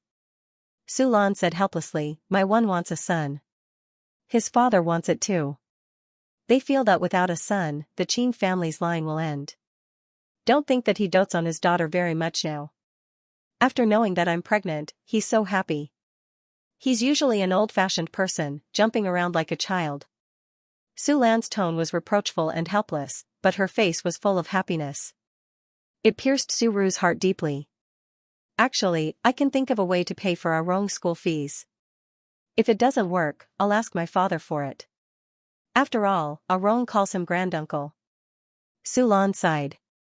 But actually, at that time, Su Lan and her family were at their worst. Old Master Su was a leader, but the leader's daughter had to give birth to an unwanted child. The reason why the Su family looked down on the Qin family was because the Qin family was shabby and poor. Don't. How rich can your husband be? The poorest are teachers, right? Su Ru said, "I'll think of a way to pay for Arong's school fees." As his elder sister, it's my duty to take care of my younger brother. Xiaolan, this is my last dignity. Yes, this was her last dignity. Yes, an elder sister was like a mother. It was her duty. Hearing this, Qinzai's heart was filled with melancholy and sadness. Regardless of whether Auntie Sue still had hope for that man, the outcome was still destined. That man did not come, and she had no choice but to separate from her biological son and marry someone else. Actually, her tragic life was destined from the beginning. In his mind, he could not help but think of the song he wrote for his sister. I once loved such a man. He said that I was the most beautiful woman in the world. I kept that innocence for him, closed the door to love others. It was also this man that I loved so deeply, he turned me into the stupidest woman in the world. Did you also love a man like this? Did you have hope for him? Did you have a vision for him? But you were turned into the stupidest woman. Auntie Sue? Then who is the child my mother gave birth to? Qinzai asked. From the bottom of his heart, this matter had come to an end. He knew his background, and it was a burden that had been lifted. He had gotten what he wanted. He could not bear to look back on the past, so he let it go with the wind. But Qinzai could not hold back his curiosity and asked another question. Su Guang shook his body exaggeratedly, as if he had fallen over. According to them, I should have been born earlier than me. October was my birthday, but it was not really my birthday. Where did I go? Was I eaten by the people of Guangdong? She didn't say. She seems to have expectations for that man, but she doesn't have confidence in herself. Don't blame your sister. She's been suffering. She hasn't had a good life since she was young. The next day, Su Yao came to find Su Lan. That was what she said. However, he couldn't completely understand his sister at that time. He hated her for not living up to his expectations. His sister's life was ruined. At noon, Song Zhongji knocked on the courtyard door with 2 fish. He stood in the courtyard and said to the pregnant Su Ru, "Is Arong here?" He asked me to catch the fish. He said it's for your health. Thank you. He went out with Guang. Su Ru said. What are you thanking me for? 5 cents. Song Zhongji grinned. Su Ru was stunned and nodded. I'll get you the money. No, it's not convenient for you. I'll ask Arong when he comes back. As he spoke, Song Zhongji scooped a basin of water and placed the half-dead fish inside. This man was idle and didn't like to work in the field. He was good at catching fish and birds. He was the only one who didn't criticize Su Ru. He was probably a bad person and didn't have the right to criticize her. Maybe he wasn't interested in gossiping, or maybe he was a coward and was afraid that Su Yao would beat him. The day of labor came soon. Su Ru was Mr. Su. She didn't go to the county hospital. She didn't have the means to go to the hospital back then. In the countryside, she usually went to the village doctor. It was slightly better than the barefoot doctor. She had studied medicine for a few years, but her standard was definitely bad. Otherwise, she wouldn't be in the countryside but in the hospital. Shujia town was too poor to have a health center. There was a health center in the neighboring town. At noon, her water broke and she started to have labor pains. The child was born at 10 o'clock at night. It was a boy. Everything was settled. It was the first time in her life that she was a mother. Su Ru threw away all her worries and only the love of a mother was left. Su Yao felt that he should hate this child. But when he saw the baby sleeping in the swaddling clothes and couldn't open his eyes to see the world, he clenched his little fist and slept quietly. His heart suddenly softened. Due to malnutrition, the baby was only 2.4 kilograms at birth, which was medium small. The baby is so cute. Have you given him a name? Su Lan, who was pregnant, watched from the side with a smile on her face. Su Ru shook her head and helplessly said, Arong refused to help. He still has a thorn in his heart. Su Lan said angrily, ignore him. I prepared a few names. Do you want to choose one? What name? Qin Hao, Qin Xiafan. Just pick one and change it to Su Lan said excitedly. Su Xiafan doesn't sound good. How about Su Hao? Su Ru nodded and smiled, all right. By the way, I brought milk powder over. You can use it first. When I give birth to Bao Bao, I produce more milk, so you shouldn't be short of milk, Su Lan said. As Su Ru's bones were severely damaged and she was malnourished for a long time, she did not have much milk. Since it was related to her son's rations, she didn't refuse in the end. A very realistic and serious problem was placed in front of him. The brother and sister, who had depended on each other since they were young, still depended on each other for survival. Moreover, they had an additional life. Her sister, who had carried the burden of the family on her own, was weak after giving birth. It was difficult for her to continue living. Raising a child was not easy. According to later statistics, more than 40 million children died in the 90s. That night, Su Ru looked at her child and said nothing. The next morning, she called Su Yao to her room alone and asked him, "Do you miss university?" Su Yao was speechless. His gaze fell on the baby's face. The baby was sleeping, but suddenly his small body trembled. He whimpered a few times like a mosquito. Su Ru quickly comforted the child. "Don't worry about him. Tell me, do you miss him?"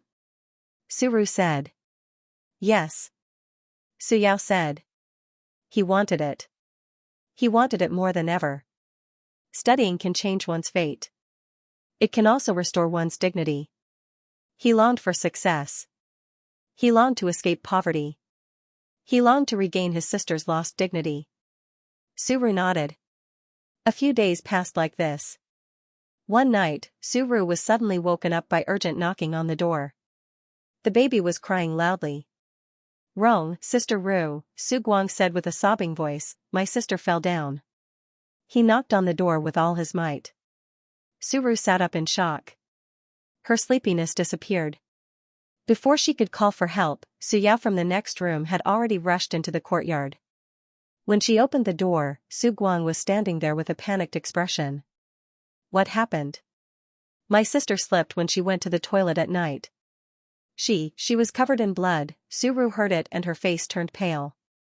She couldn't care less about comforting the child and shouted, "Rong, Rong," no one answered her. Su Yao had already rushed out of the house with Su Guang. The next day at 5 o'clock in the morning, Su Ru, who hadn't slept the whole night, finally waited for her brother to come back. "We took her to the health center. Xiao Lan was already unconscious and couldn't give birth naturally. They said there was no way. The fetus might be injured and asked us to send her to the hospital. The health center car took us to the county. The hospital gave her a cesarean section. The baby was alive when it came out, but it didn't survive for more than 2 hours.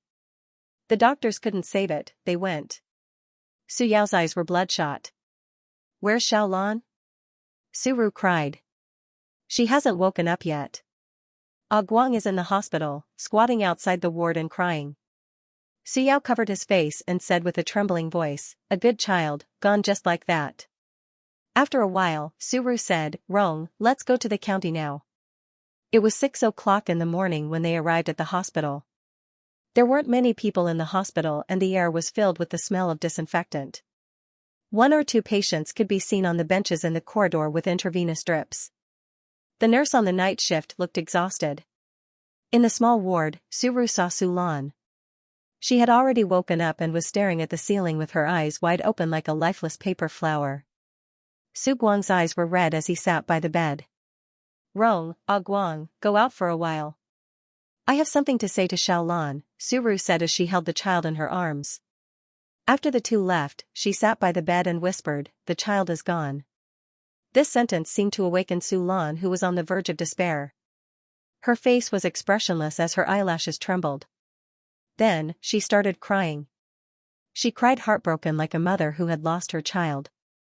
"There's nothing that can't be overcome," Su Ru said, "after so many years, it's all because of this sentence that I can survive until now. Every time I feel despair, I will think of Rong and there will be hope in my heart. You still have Bao Bao. You can't break down." Guang said, "It's a son," Su Lan said softly. There was a strange silence in her expression. "My first child was a girl. Although he didn't say anything, I knew he wanted a son.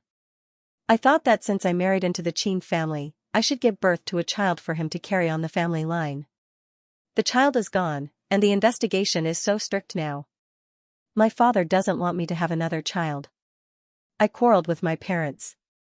A person like him, without this child, even if he wants a son, he won't let me have another child. Ah Guang said it's a son. He has always wanted a son. I can't lose this child, I can't lose his. Sob, my child.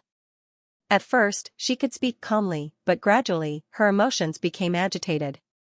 Su Lan's body twitched as she cried, and her words were incoherent. Su Ru placed the baby in her arms beside her and said in a low voice, "From now on, he will be your son." Her voice was very soft, and the expression on her face was very complicated. Reluctance and pain intertwined. Su Lan stopped crying and looked at her without saying a word. "He will be your son," Su Ru repeated. "Are you comforting me?" "No, I'm serious," Su Ru said. "Why?" Arong said he wants to go to university. I can't afford his education, let alone raise this child. Who can a woman with such a bad reputation like me marry?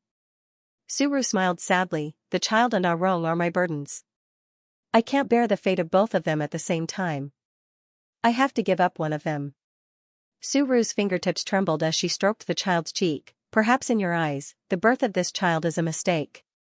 Then between the two, I choose Arong. I will bear my mistakes. I will bear all the pain and regret in the future alone. At least I can still face my parents. You are right. The child can't live without a father. Little Lon, you can give him a better family and a better environment to grow up in. He can grow up without worries and won't have to worry about being called a bastard when he grows up. Your husband wants a son. You can imagine how sad he will be when he learns of this bad news. Are you also afraid that because of this matter, it will become a knot between you two? Su Ru's face was covered in tears. Little Lon, just treat it as us saving each other. Su Lan reached out, wanting to touch the child, but the moment she touched him, she retracted her hand as if she had been electrocuted. She was stunned for a moment. Sister Ru, from today onwards, this child is mine and has nothing to do with your family. I will raise him, give him the best environment, and raise him as my own son. You and Arong can't go back on your word in the future. Okay, Su Ru said. As soon as she said this word, her entire body collapsed. What do you need me to do for you? When he grows up, bring him to Su Town to visit me every summer. Okay. Outside the door, two youths stood there. Why are you two standing at the door? The doctor in a white coat walked to the door of the ward. The two youths were in tears, and the doctor wasn't surprised at all. He pushed the door open and glanced at the ward, holding a stack of reports in his hand. You came last night, right? The doctor last night got off work, and I'm in charge of your ward. My condolences, I'll register you again. What's your name? Su Lan opened her mouth. Su Ru said, Su Ru. Su Ru, right? The doctor wrote a few notes. In a while, I'll get the nurse to take you for a checkup. After a miscarriage, you have to pay more attention to your body, or else you'll have a lingering illness. Soon, rumors began to spread throughout the Su town. Su Ru's child died prematurely, and the bastard she was carrying outside had a short life. Su Lan, who came to Su town to recuperate, gave birth to a fat boy after a month of recuperation in the hospital. Later, Su Ru got married to the man who had never commented on her, a man who didn't do a proper job. A woman who got pregnant out of wedlock, a man who ate and was lazy. Wasn't it a good match? Many days ago, the day after Su Yao said that he wanted to go to university, Song Zhongji sent fish again. Arong asked you to send fish again?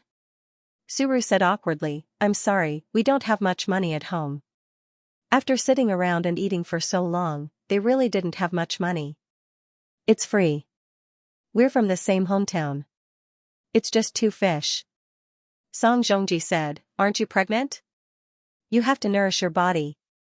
After all, we've known each other since we were young.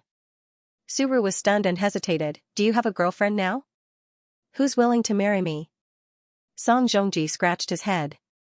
Then do you have money for a wife? Why did she ask this? It was a little strange. Song Zhongji said, don't think that I like to gamble, but no matter if I win or lose, I'll save some money. As I save, I'll have money for a wife. Then are you willing to marry me? I won't raise someone else's son. Don't worry, I'll give the child away. Really? But you have to help me support our own studies. For Su-ru, instead of giving it to someone else, giving it to her best friend who grew up with her was the best ending. Song Zhongji was a man of his word. A weak man had his advantages. On the day Su-lan left, Su-yao stood outside the town and watched the bus leave. He, who had never smoked, squatted by the side of the road and smoked an entire pack of cigarettes. Later on, Su-yao went to college as he wished and became successful as he wished. But he couldn't pay back the debt he owed his sister in this lifetime. He regretted that morning countless times, regretting that he said, yes. In the years after that, he rarely stepped into Su town.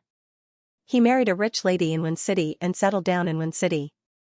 Everyone in Su town said that this chicken flew to the branch and became a golden phoenix, forgetting his roots. In fact, he was afraid to face his sister. Every time he saw his sister's aging face, he would think of that unbearable past. On the day she passed away, she said a lot to me. She said that she didn't disappoint her parents and that I finally stood out. But I knew that what she wanted to say the most was A's.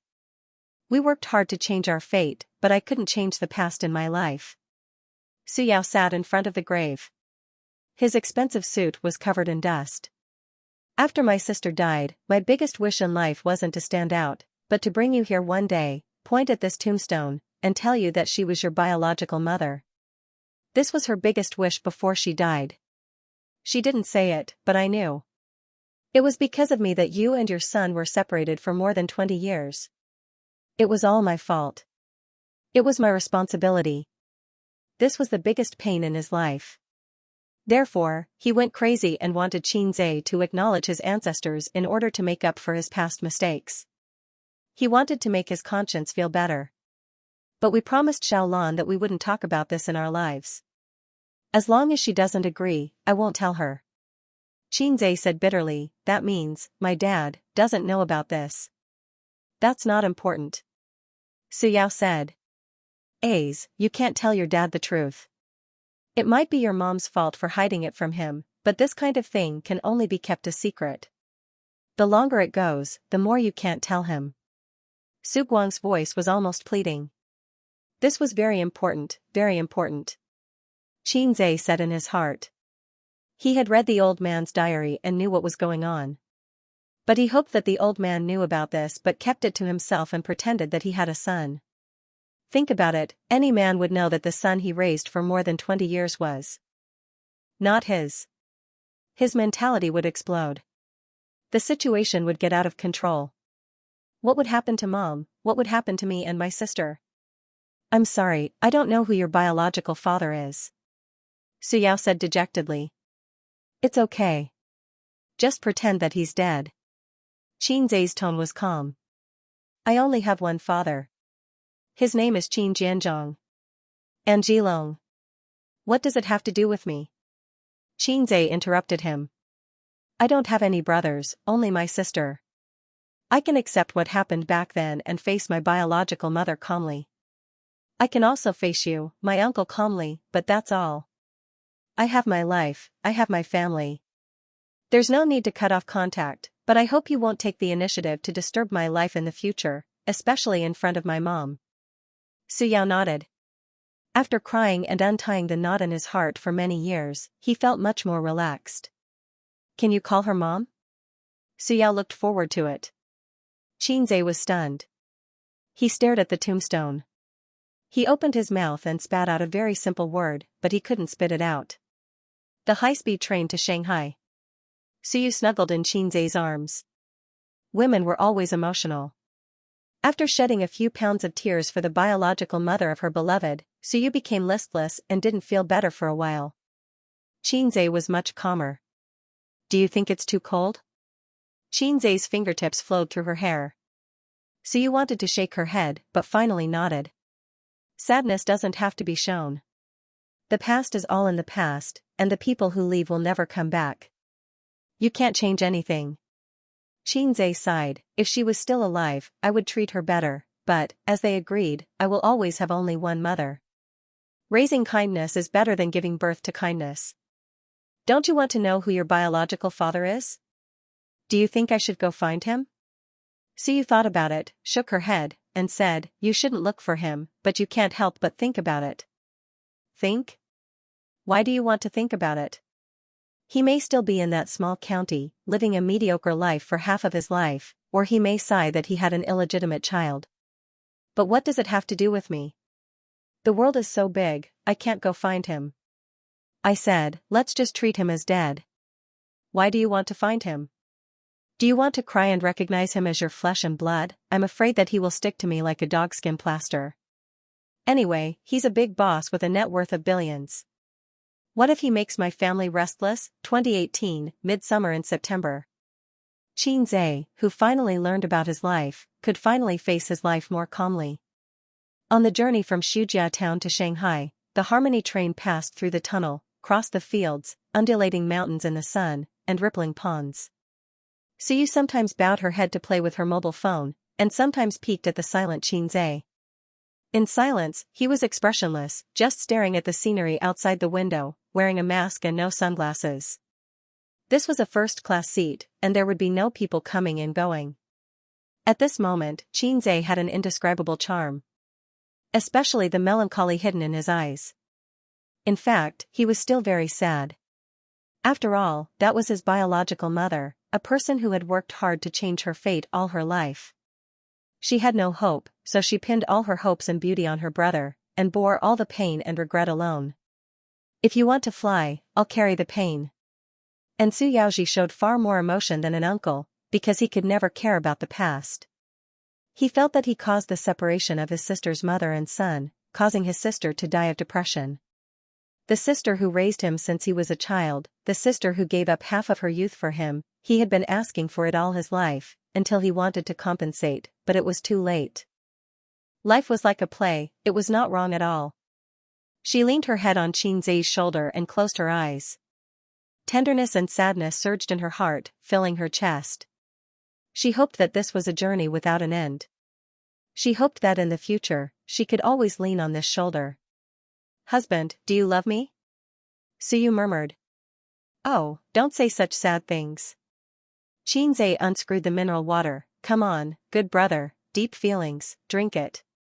Suyu, she hit him angrily. Old husband and wife, still so pretentious. Xianxia said in a bad mood.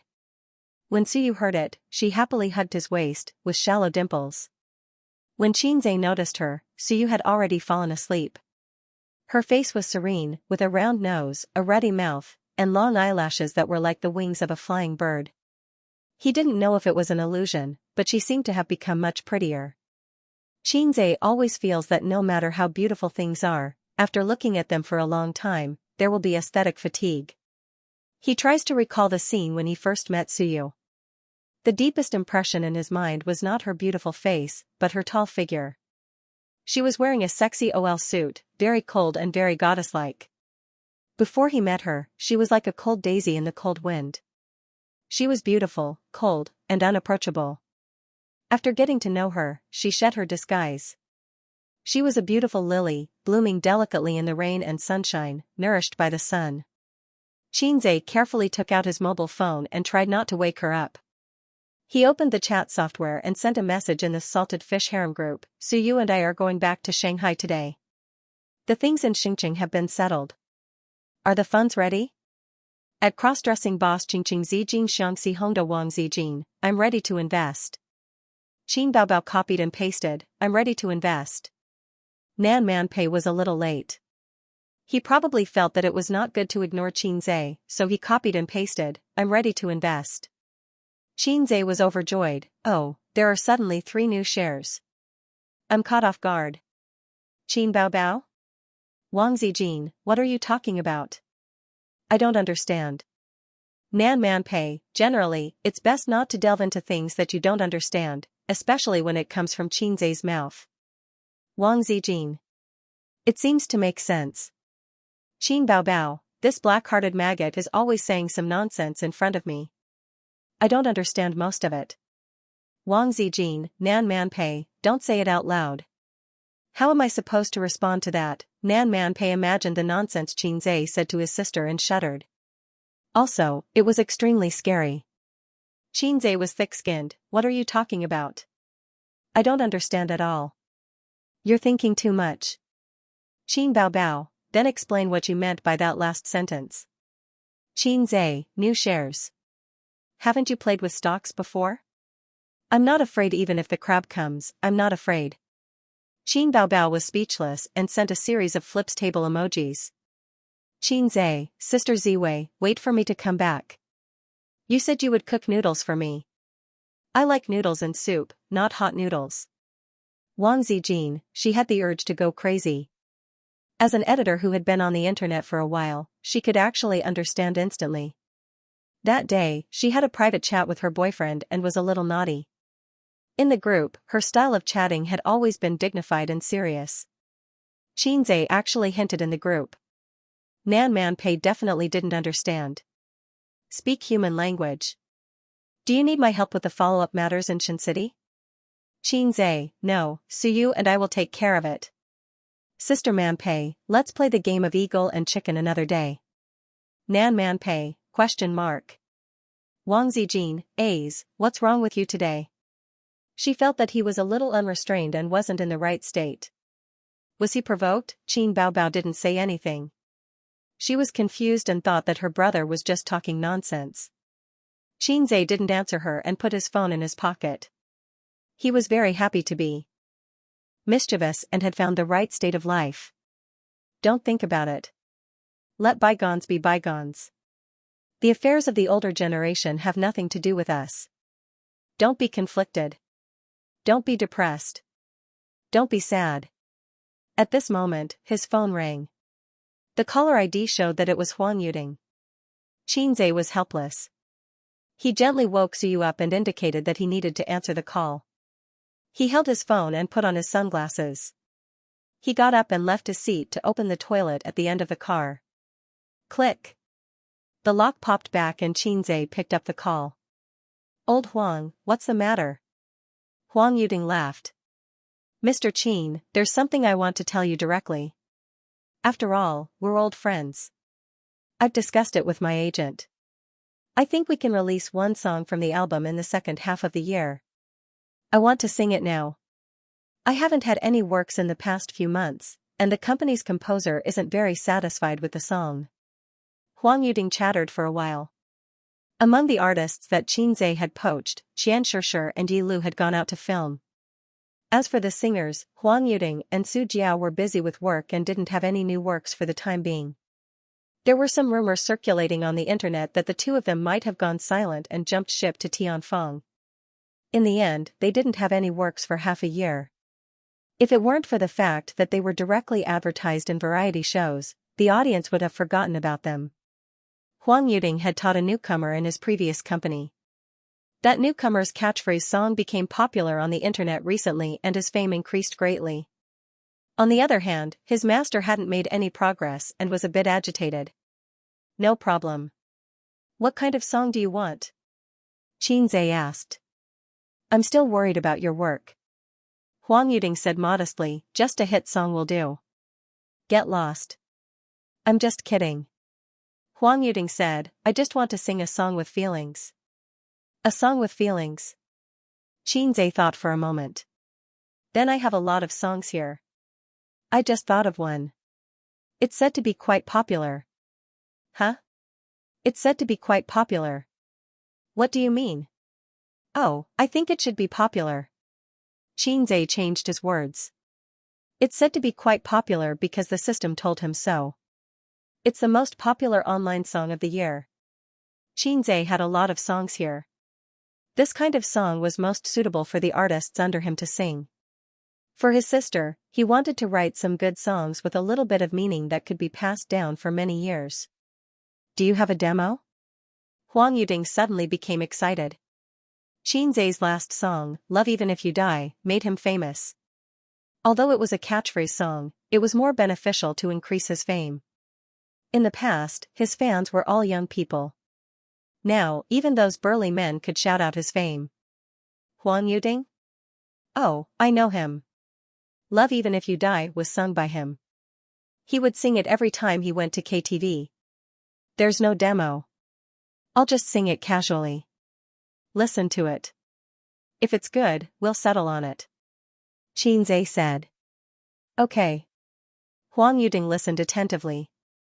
Xianxia sang, I've lost contact with prostitutes in Guangdong. Sometimes I miss the healthcare we did together. I hope this organ can connect us. I miss you, my Cantonese is not very good. What do you think? After singing, Xianxia asked. What a sentimental song. It would definitely touch the heartstrings of countless people. Okay, this one. It's good, very good. Huang Yuding laughed excitedly. Well, okay. I'll hang up first. I'll go back to the company and write the song and send it to you. Xianxia hung up the phone. He took a piss while he was at it. The clear water came out of the jade pillar. The rain sprinkled on the world. He was still a little sad. He couldn't completely let it go. Xianxia sighed faintly. He needed to find something else to divert his attention. Otherwise, his OCD would drive him crazy. He would think every day. Every day, he would think about Auntie Sue who hugged him all those years ago. He would think about how she felt when she faced him. Another thing made his balls hurt. He had so many brothers and sisters. He and Suyu would have a lot to talk about. Oh right, I still have a crazy film to shoot. At Tianfeng Entertainment. Qin Baobao, who had just finished her workout, took a shower, dried her hair, and played some games as usual. Then, she sat on the sofa in the office barefooted and practiced her vocal cords for a few minutes. She called her assistant from the office next door to make some tea while she picked up a book called How I Met You in My Most Beautiful Years and started reading it. Women and men were different after all. Judging from the title of the book, romance novels were long and complicated, while hot-blooded novels were concise and clear.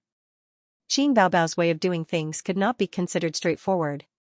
She lacked Wang Zijin's opinions and was not as decisive as Nan Manpei's, nor was she as wise and resilient as Su Yu.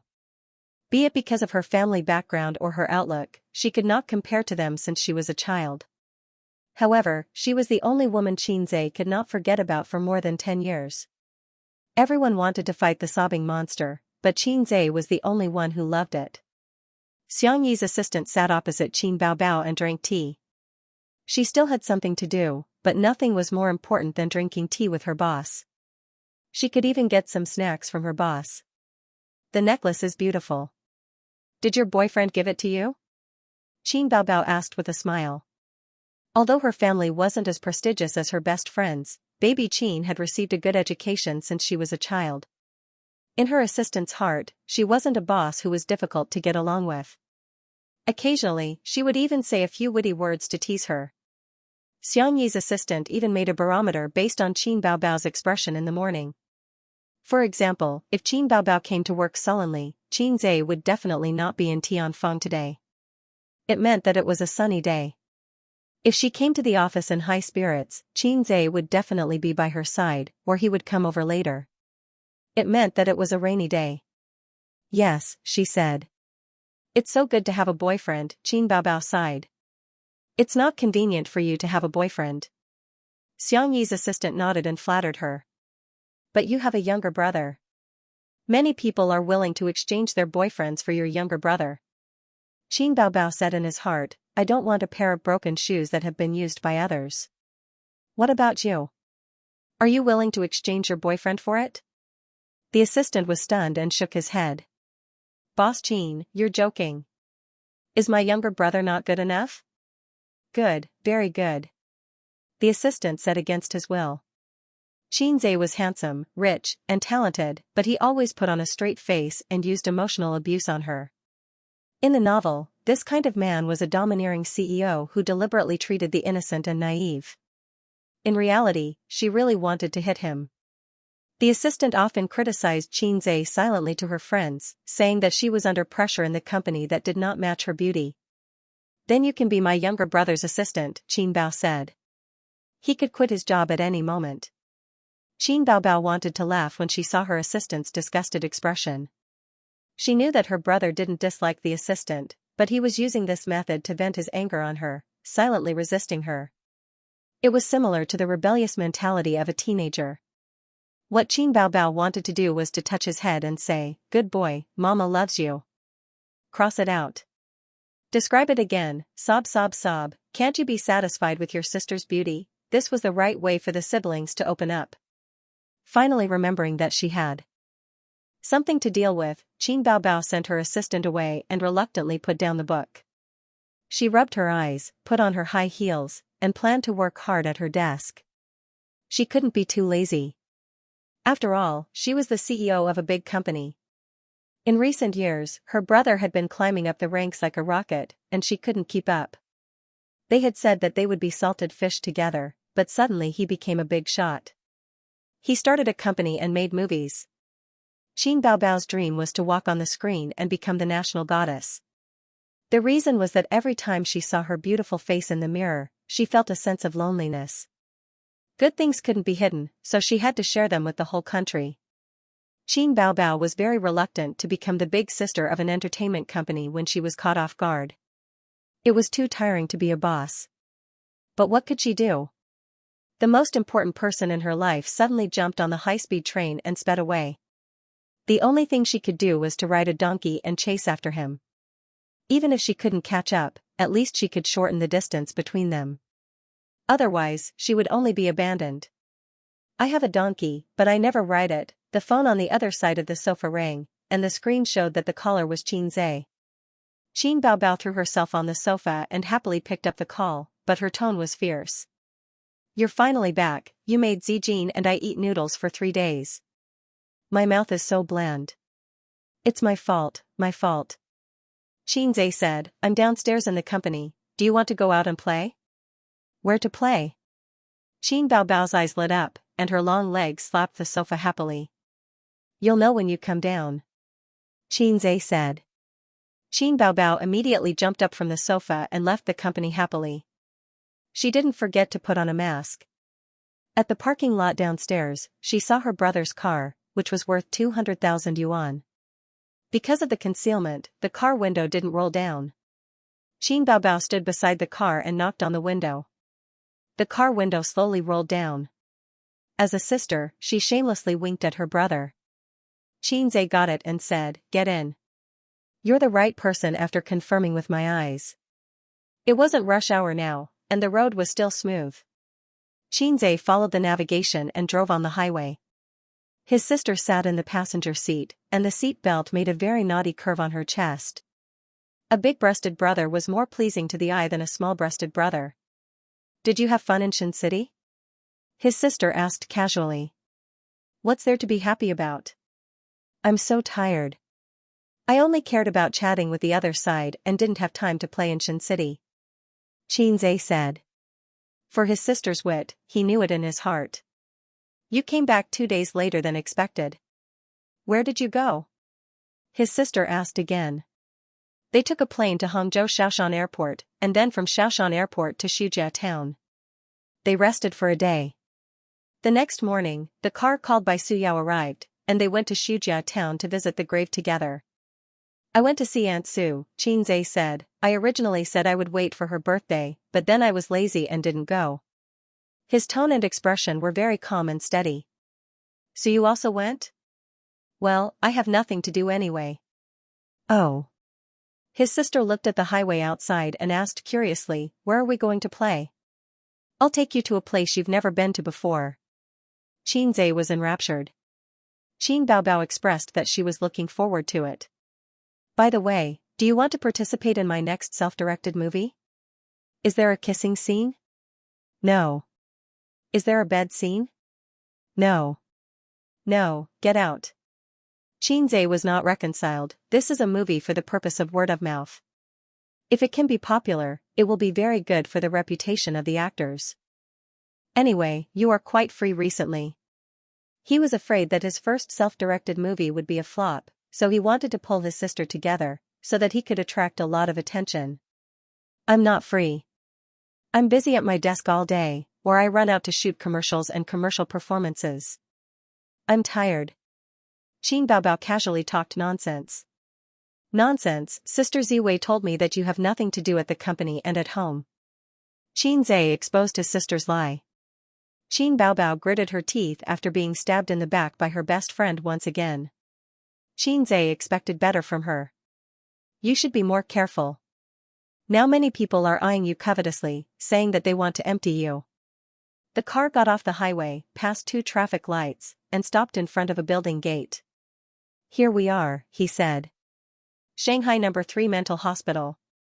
Qin Baobao looked up at the huge words on the hospital building. What's wrong with your brain? Why are you here? Mental hospital, why are you here? You've never been here before? Qin Zhe parked the car and took out his car keys to lock the door. Using the car as cover, he secretly slapped his sister's perky butt. Qin Baobao froze and looked at him in shock. This pervert is so daring.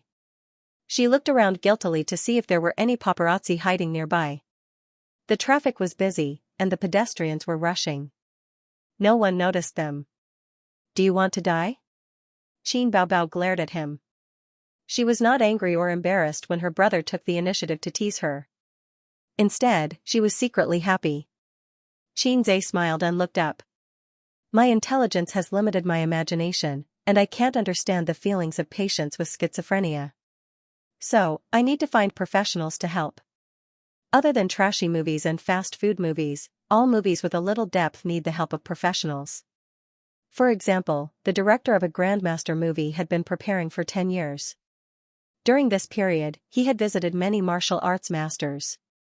Another example would be those detective movies with high ratings. These movies had a professional team behind them. Qin Baobao hugged her brother's arm and entered the hospital together. Compared to other hospitals, the mental hospital was more deserted. But it was only relative. There were still many people in the lobby, queuing to register and collect medication. The No. 3 mental hospital was a hospital that specialized in treating mental illnesses. It was different from other hospitals. If the psychiatrists in other hospitals encountered patients with serious illnesses, they would send them to a specialized mental hospital for a checkup. Of course, there were also patients with schizophrenia. This was the main purpose of Qin Zhe's visit. Qin Zhe led his sister to the 6th floor without any consultation.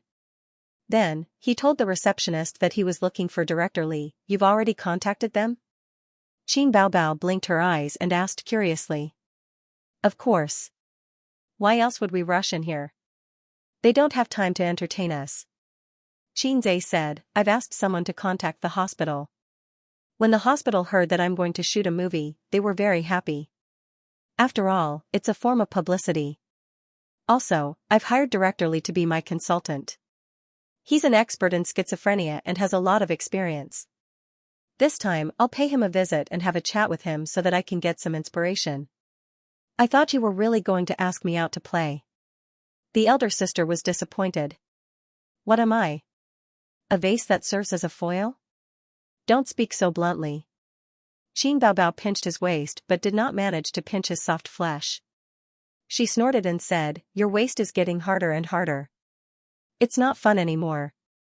You haven't played it before. How do you know it's not fun? They bickered all the way to Director Li's office. The nurse leading the way said apologetically, Director Li is tutoring a patient and will be done soon. Please wait outside for a while. Qin Zhe and his elder sister sat down on a bench outside the office. There was a woman beside them. She was dressed very brightly, but her complexion was not very good. She had heavy dark circles under her eyes. Do you have some kind of hobby? The woman asked Qin Baobao. Qin Baobao, wearing sunglasses and a mask in a mental hospital was not normal. Everyone has some kind of mental illness. If we talk about it properly, it will improve. The doctor said that I have mild depression. I have to communicate more and travel more often. Otherwise, it will worsen. The woman was the first to confess.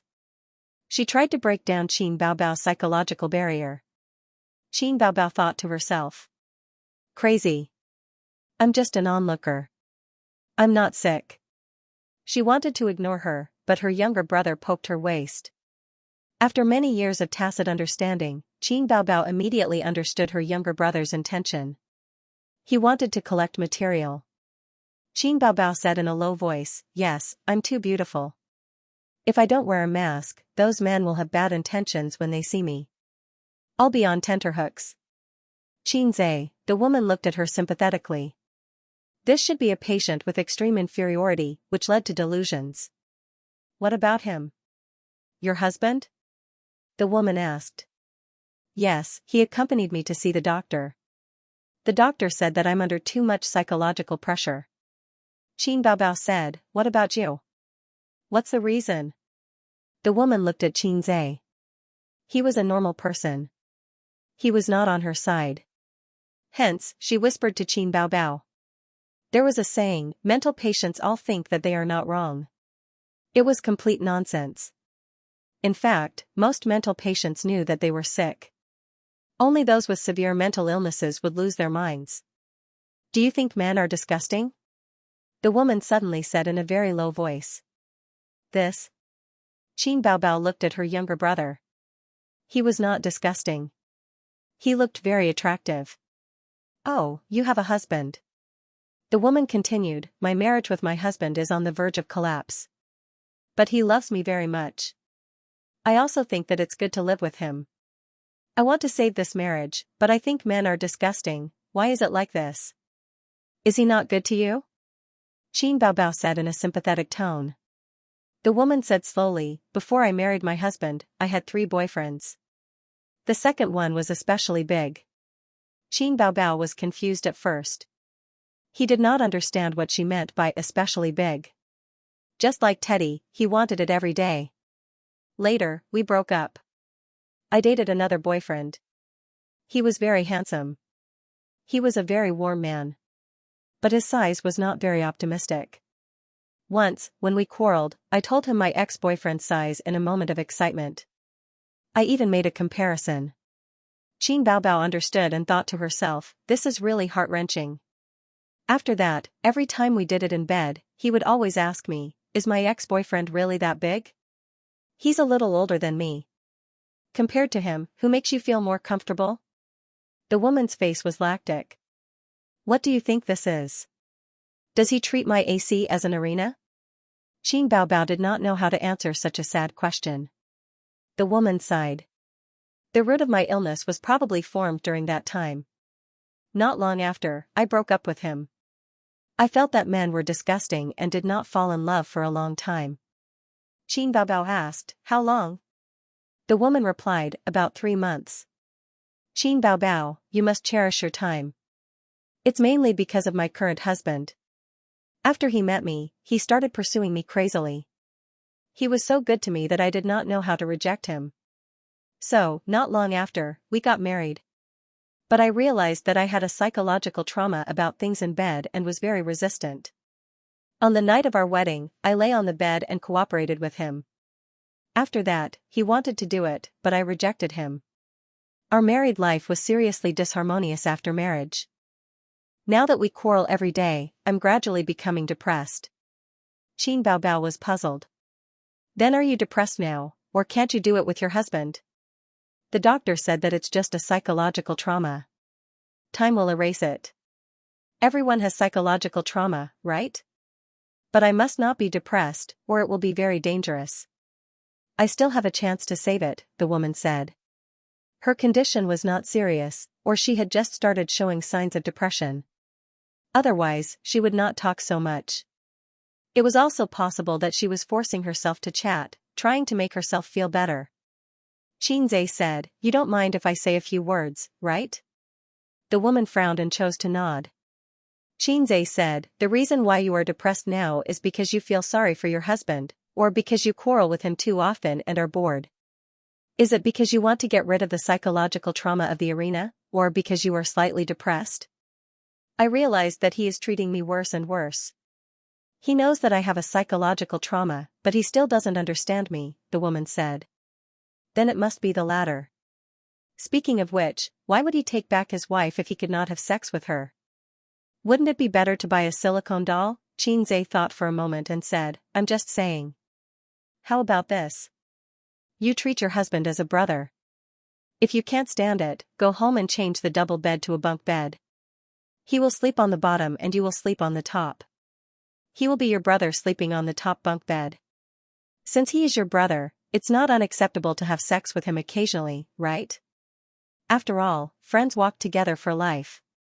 When the woman heard this, she felt that it made sense and fell into deep thought. The door to Director Li's office opened, and a man in a suit left. Xianxia immediately knocked on the door and entered with his sister. "Hello, Miss Jean." Director Li was about 60 years old. He had a head of white hair, wore glasses, and wore a white coat. He had already received a call from outside, saying that the person who had made an appointment today had arrived. Xianxia and his sister shook hands with him. Director Li personally made tea for the two of them and said with a smile, "Miss Jean, remember to give me your autograph later. My granddaughter likes you very much." "Oh, my grandson also likes Miss Jean very much. He wants one too." The Miss Jean at the end was said to Qin Bao. "No problem." Xianxia took a sip of tea and said seriously, "Director Li, I would like to know more about mental illness. My script business has hit a bottleneck. Because my knowledge of this field is limited, it is a bit difficult for me to write." "How much do you know about mental illness?" Director Li asked. "Schizophrenia." "Oh, schizophrenia," Xianxia said. "Schizophrenia is a mental illness. It is a continuous, usually chronic, major mental illness.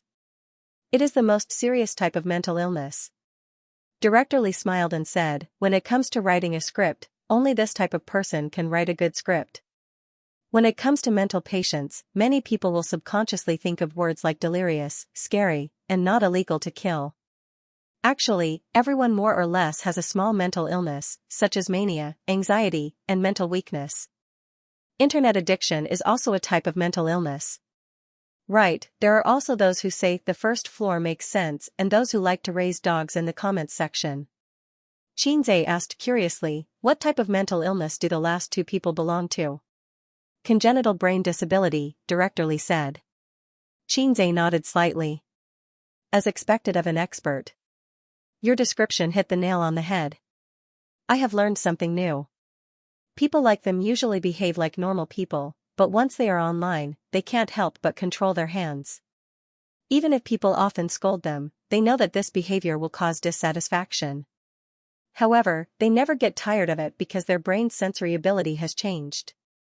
In the field of mental illness, it is called congenital brain disability, but their inability to control their actions is like obsessive-compulsive disorder. Everyone has obsessive-compulsive disorder." Director Li pointed at the stack of books on the table. The books were neatly stacked, but there was one book that was more mischievous. It was crooked. After you sat down, you looked at it 3 times. "Did you want to arrange it neatly like the other books?" Director Li said, "I did this on purpose to see if the patient has obsessive-compulsive disorder. Qin Bao also has obsessive-compulsive disorder, but it is very mild. However, your condition is more serious than hers. She only looked at it once, but you looked at it 3 times. For adults, obsessive-compulsive disorder doesn't affect normal life, but for children, severe obsessive-compulsive disorder can cause ADHD." Qin Bao suddenly understood. Oh, he had ADHD when he was young.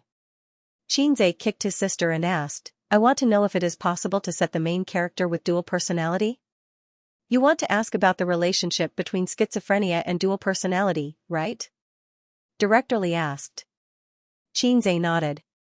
"Yes, the details must be handled well, or else it would be a joke. Of course it's different. First of all, you have to understand what dual personality disorder is and what schizophrenia is.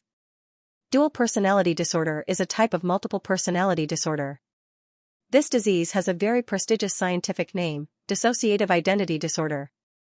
Most of the triggers are from childhood abuse, especially sexual abuse, which causes another personality to appear in the body. It's equivalent to having multiple souls living in the body. Patients with multiple personality disorder don't know anything about the other personalities in their body." Director Li said with assurance, "And patients with schizophrenia are a clinical syndrome composed of a group of symptoms. It's a multifactorial disease." "Oh, I might be too complicated."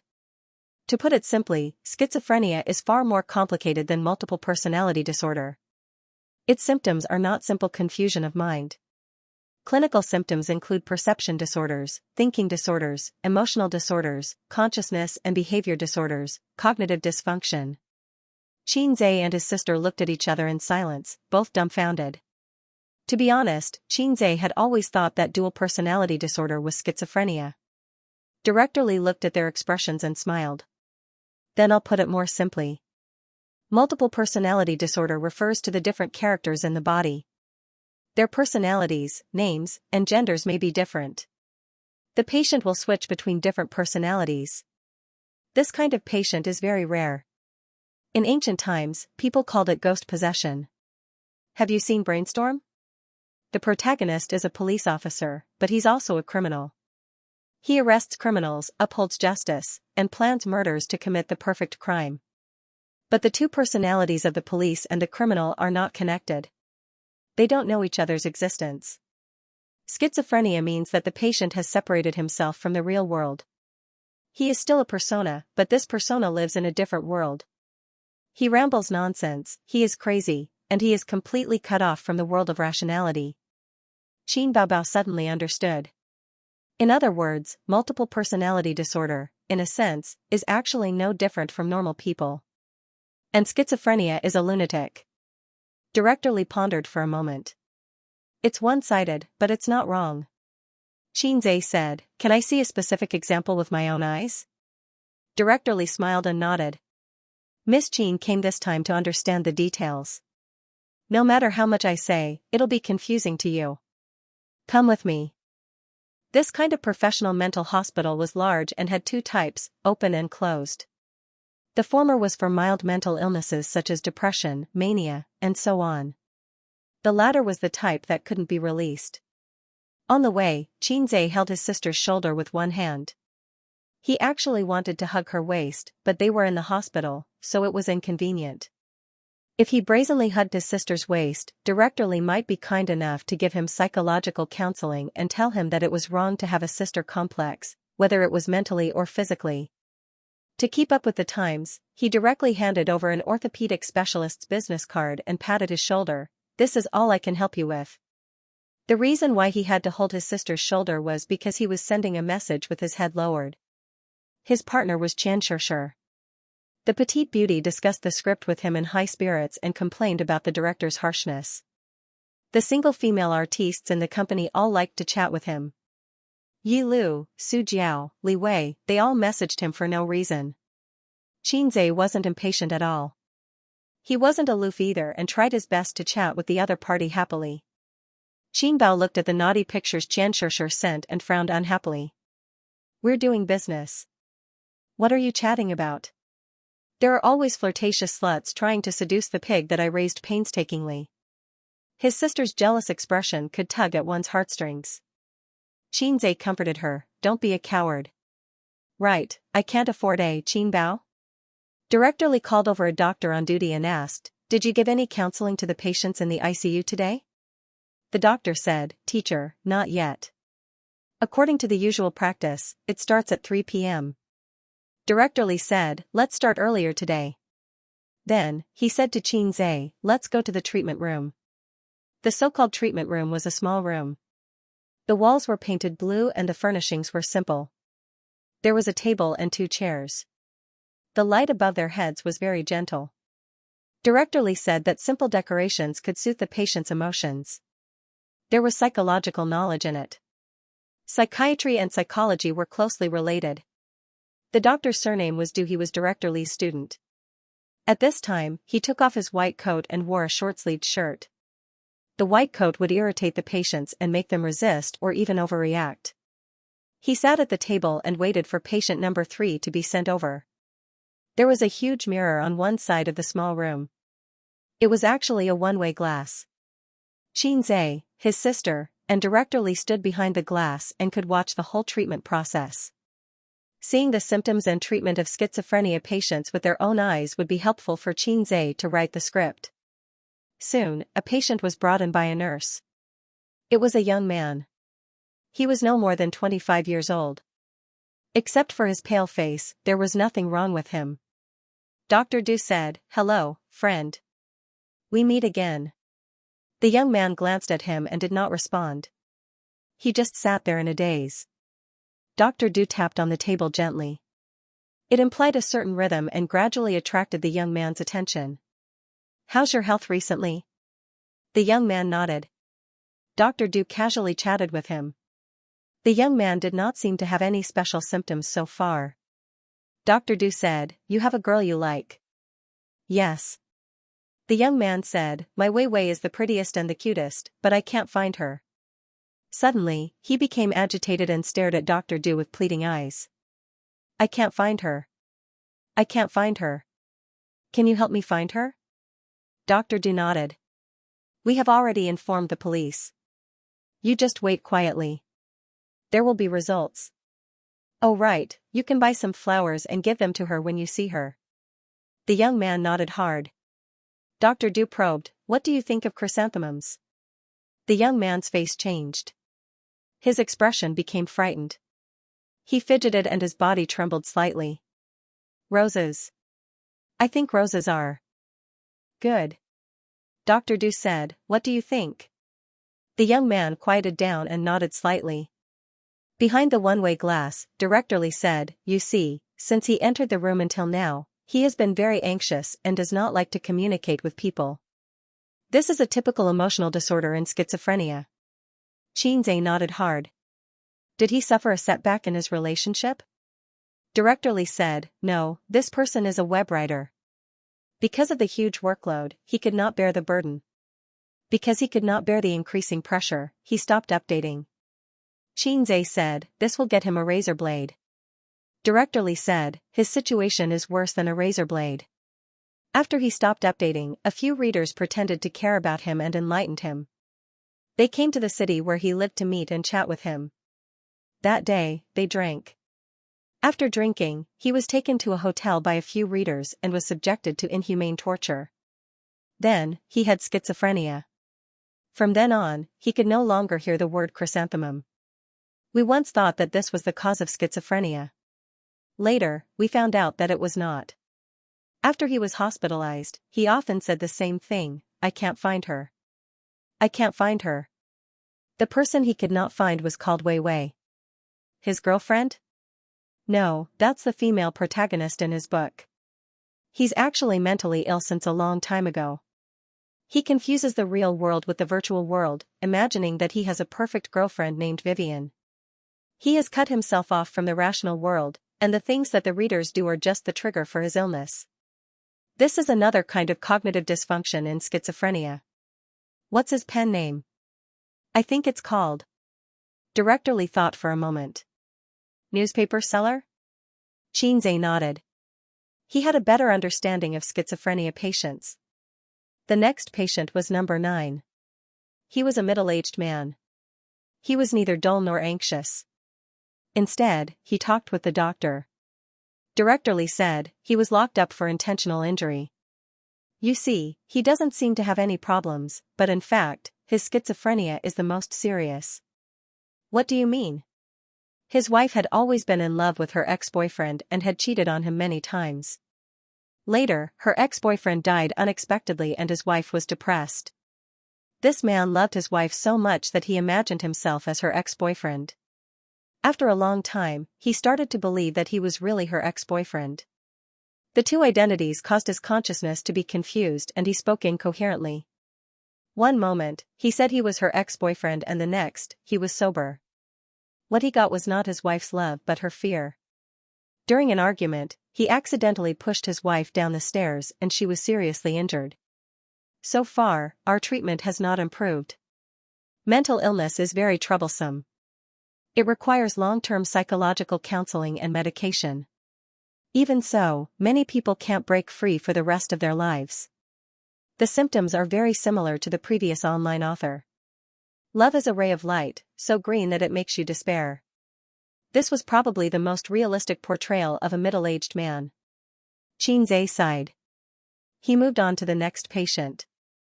This time, the patient who came in was neither dull nor anxious. Instead, he was a little lively. He looked around with a smile on his face. When he sat down, Dr. Du said, "Hello." Looking at the high school-age patient, he immediately raised his eyebrows. "How so?" Dr. Lu obviously knew that he would say that. He said indifferently, "I'm very happy to meet you again, old friend."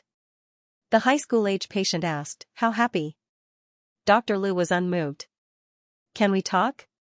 The high school-age patient said, "Sure, WeChat is like QQ." Dr. Lu said, "Don't you want to recover? Don't you want to leave here? Don't you want to go to school and surf the internet like your peers? Don't you want to be reunited with your parents?" The high school-age patient said, "I want a baby, the warm kind." Behind the one-way glass, Xianxia was speechless for a long time. "He's asking for a beating." Qin Baobao muttered. Yes, half of the reason why he came here was because he was beaten up by his classmates. Chief Li sighed. This child has serious delusions. He wants to earn points every day and become the king of the world with poisonous chicken soup. Otherwise, the system will erase him. His so-called points are to scold his classmates, parents, and teachers every day. He is complacent and thinks that he is different from others. He is proud of it. In fact, his approach is just to isolate himself. In real life, such people are asking for a beating. They are not worth looking forward to or learning from. He is beaten up every day in school. His parents sent him here, hoping that he can return to normal. He said that he can communicate with the system. This is a classic perception disorder. Xianxia's balls tightened, and his chrysanthemum turned cold. Am I also AF** king schizophrenic? For this reason, he opened the points store. Although others could not see it, he could see and feel its real existence. He was relieved. Let's change. Xianxia did not want to continue with this case. He said, "Is there anything more serious?" "Yes." Chief Li contacted Dr. Du in the small room through the microphone. "Bring patient 11. Patient 11 arrived in a short while. He was very thin, skinny, and his eyes were sunken.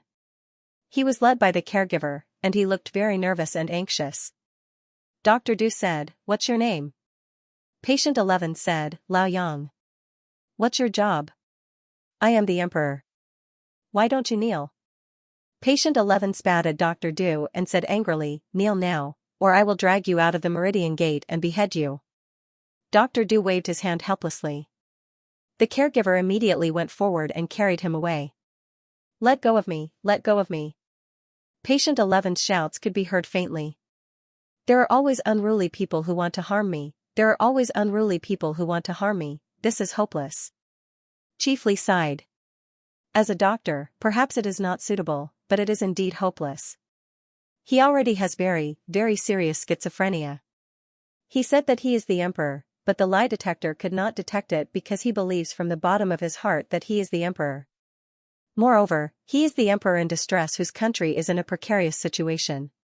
He always feels that someone wants to harm him and usurp the throne. This is the thinking disorder in schizophrenia. In layman's terms, it is persecutory delusion. Schizophrenia patients are really diverse. Xianxia sighed.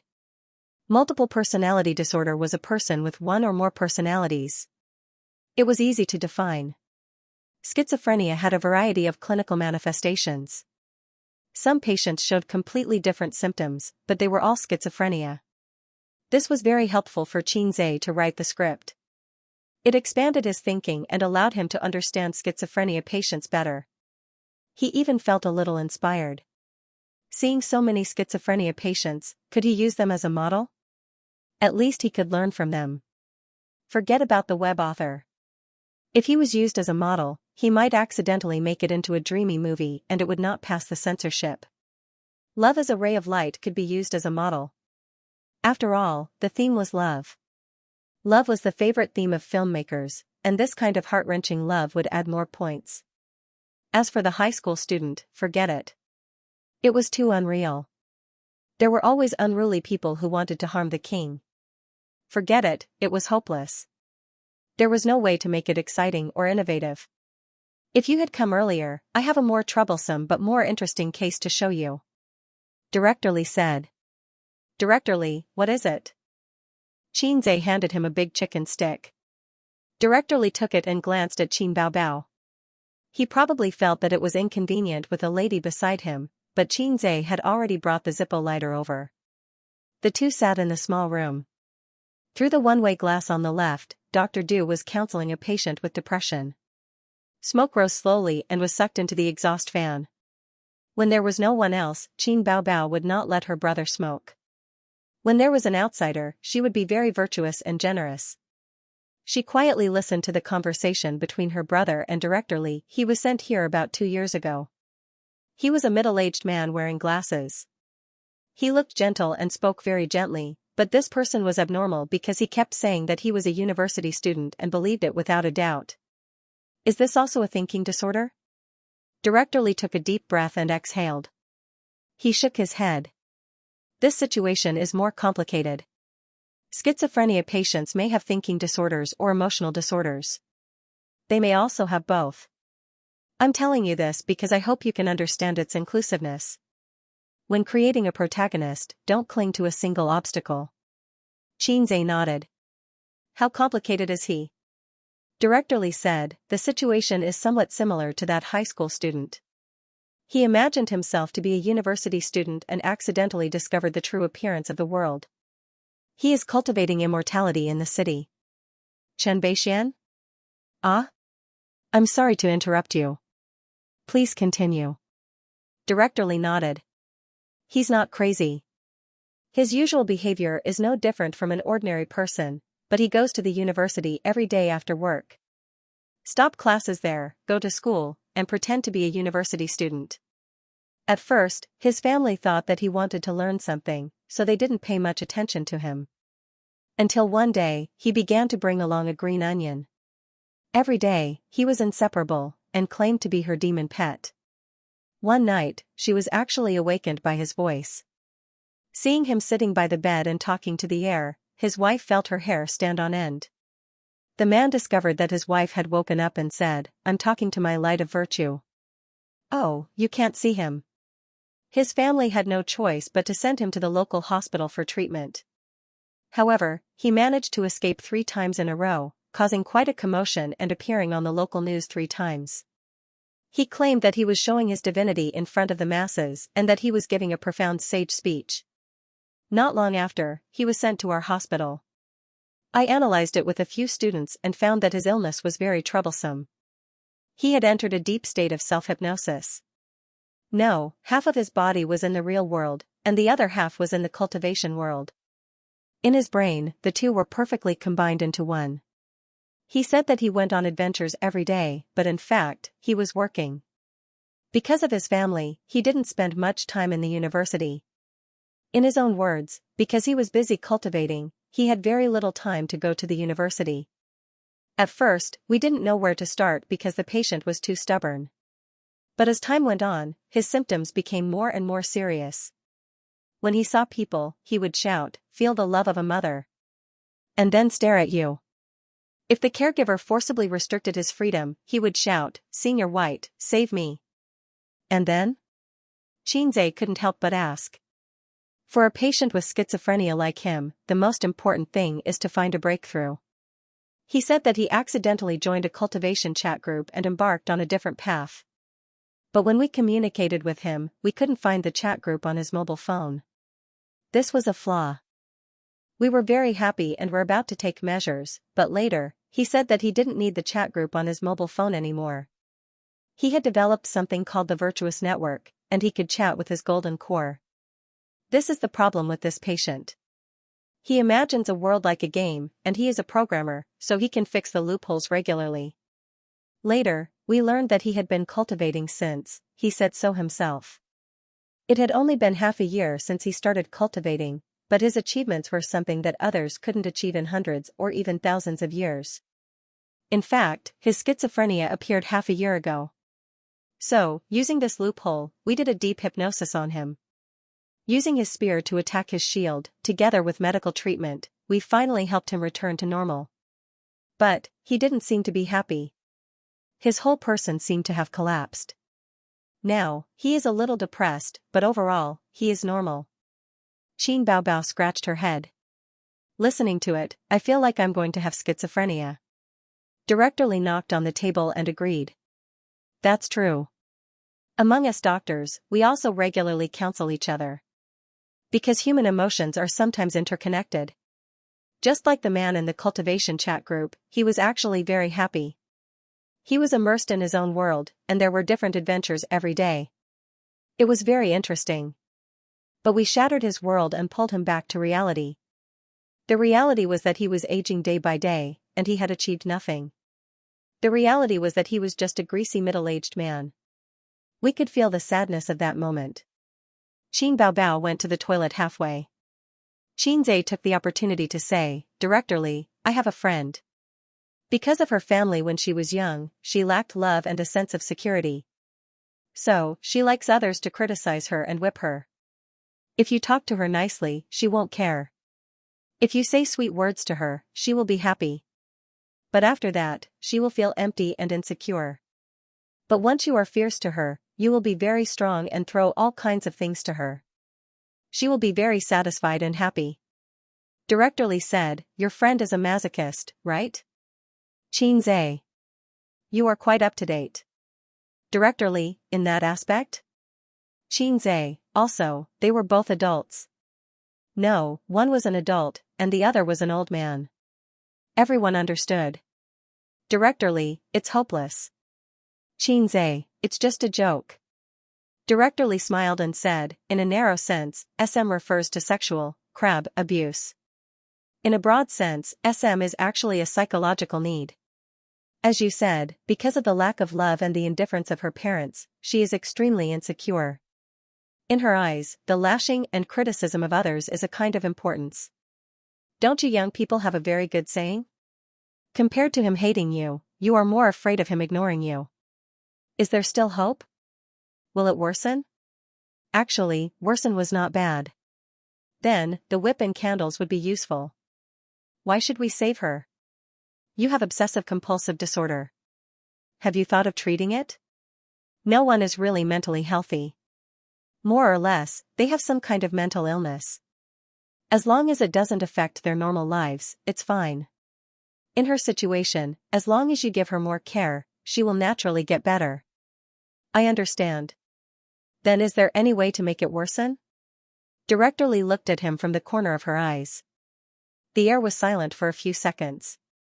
Xianxia laughed dryly and said, I'm kidding. Ha, ha, ha, ha, ha. Awkward, leaving the hospital at 4 o'clock in the afternoon, Xianxia had gained a lot. He had a rough idea of how to create a protagonist. He and Directorly agreed to meet again in a week's time. They would also bring the script and ask Directorly to help fix the gaps in the professional knowledge. For this, Xianxia had to pay a not cheap consulting fee. Xianxia drove his sister back. The afternoon sun was still very hot. His sister, who didn't eat well at noon, curled up in the passenger seat and ate a bag of Mimi shrimp sticks. Xianxia's culinary skills were excellent, but with Qin Baobao's current status, the food was very exquisite. The takeout was directly ordered from a 5-star hotel. The chef was good, but she always felt that the food was missing a familiar taste. She was such a nostalgic person. For dinner, Wang Zijin and Qin Baobao cooked noodles at home. Wang Zijin complained that Qin Baobao's noodles were not mushy enough. Her stomach had always been bad. Qin Baobao complained that Wang Zijin's bottom was muddy and not chewy. They could have ordered takeout, but they refused to do so. They claimed that the noodles they made were delicious and pretended to enjoy it. Give me a few. Xianxia said, I didn't eat lunch on the high-speed train. I'm hungry. Why don't you eat? The food must be delicious, his sister said softly. The lunchboxes on the high-speed train are too bad, and they're all frozen. It's not healthy. I'd rather eat instant noodles. Then eat instant noodles. Do I dare? Xianxia said angrily, who dares to eat instant noodles on the high-speed train? I can't afford to offend them. That's true. His sister handed her favorite snacks to him. When he was young, she liked to bully him, snatch his things, and watch him cry. When she grew up, she liked to share good things with him. Humans were so strange. Unlucky woman, I'm driving. How can I eat? Feed me. Xianxia looked ahead. Oh. Big sister fed him one by one, and soon, a generation of prawn crackers was gone. She said happily, big sister fed you until you were young, right? Yes, yes, yes. Your juice is delicious. It would be better if you could make milk tea for me. Xianxia didn't care about his sister's teasing at all. Milk tea? Qin Baobao said, sure, I'll make it for you when we get home tonight. Xianxia finally turned his head and looked at her.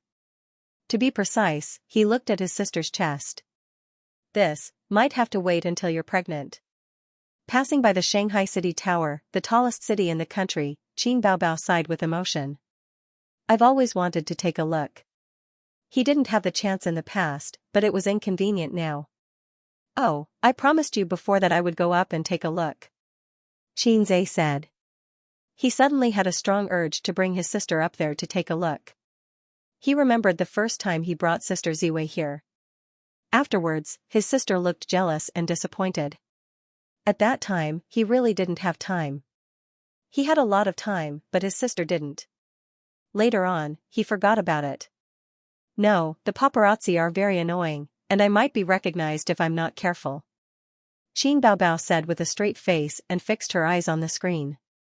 There are no paparazzi. Xianxia said, I observed on the road.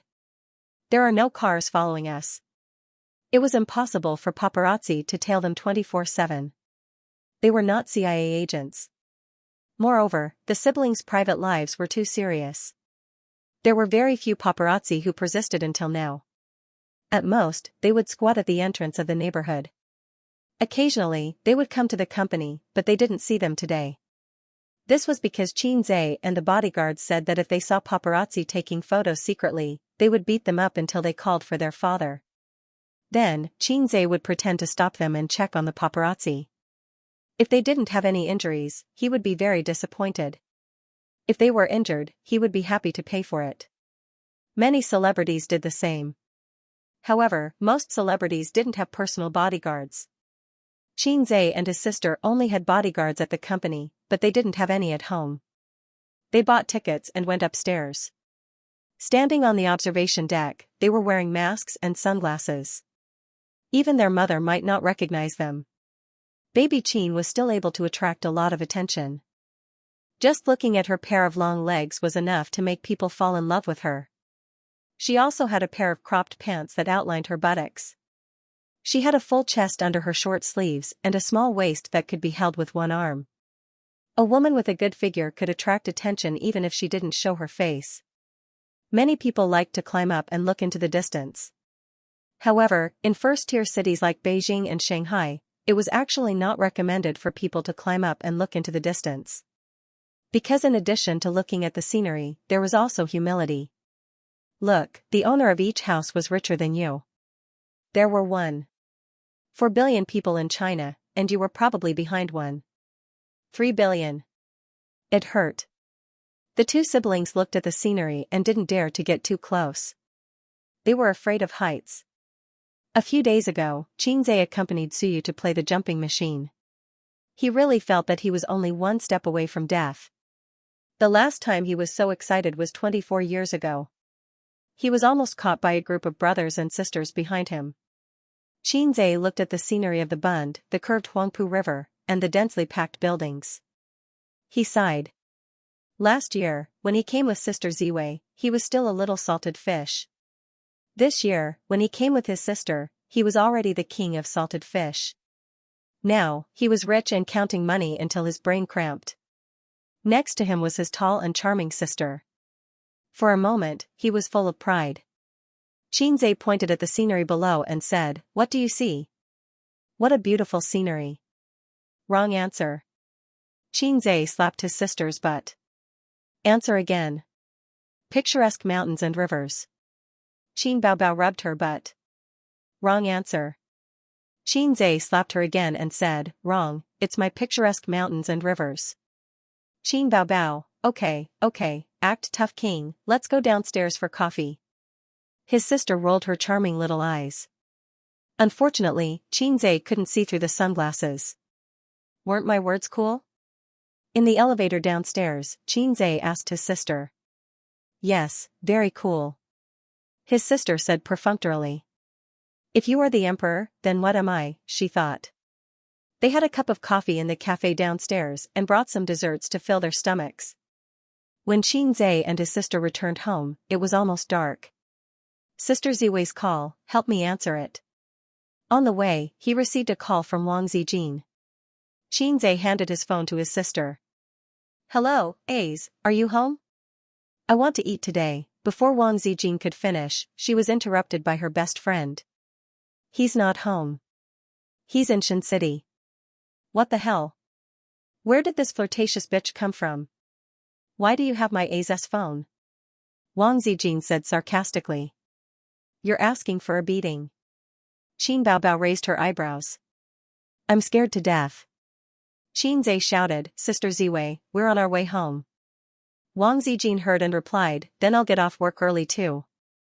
Anyway, there's nothing going on in the company. Well, if you arrive first, let's meet at the entrance of the community. We'll go grocery shopping. Let's just meet at the store, Xianxia said. Therefore, when they were about to reach the community, Xianxia turned around and went to the supermarket. They waited there for Wang Zijin. Wang Zijin was different from her sister's casual dressing. She was wearing an office lady's suit.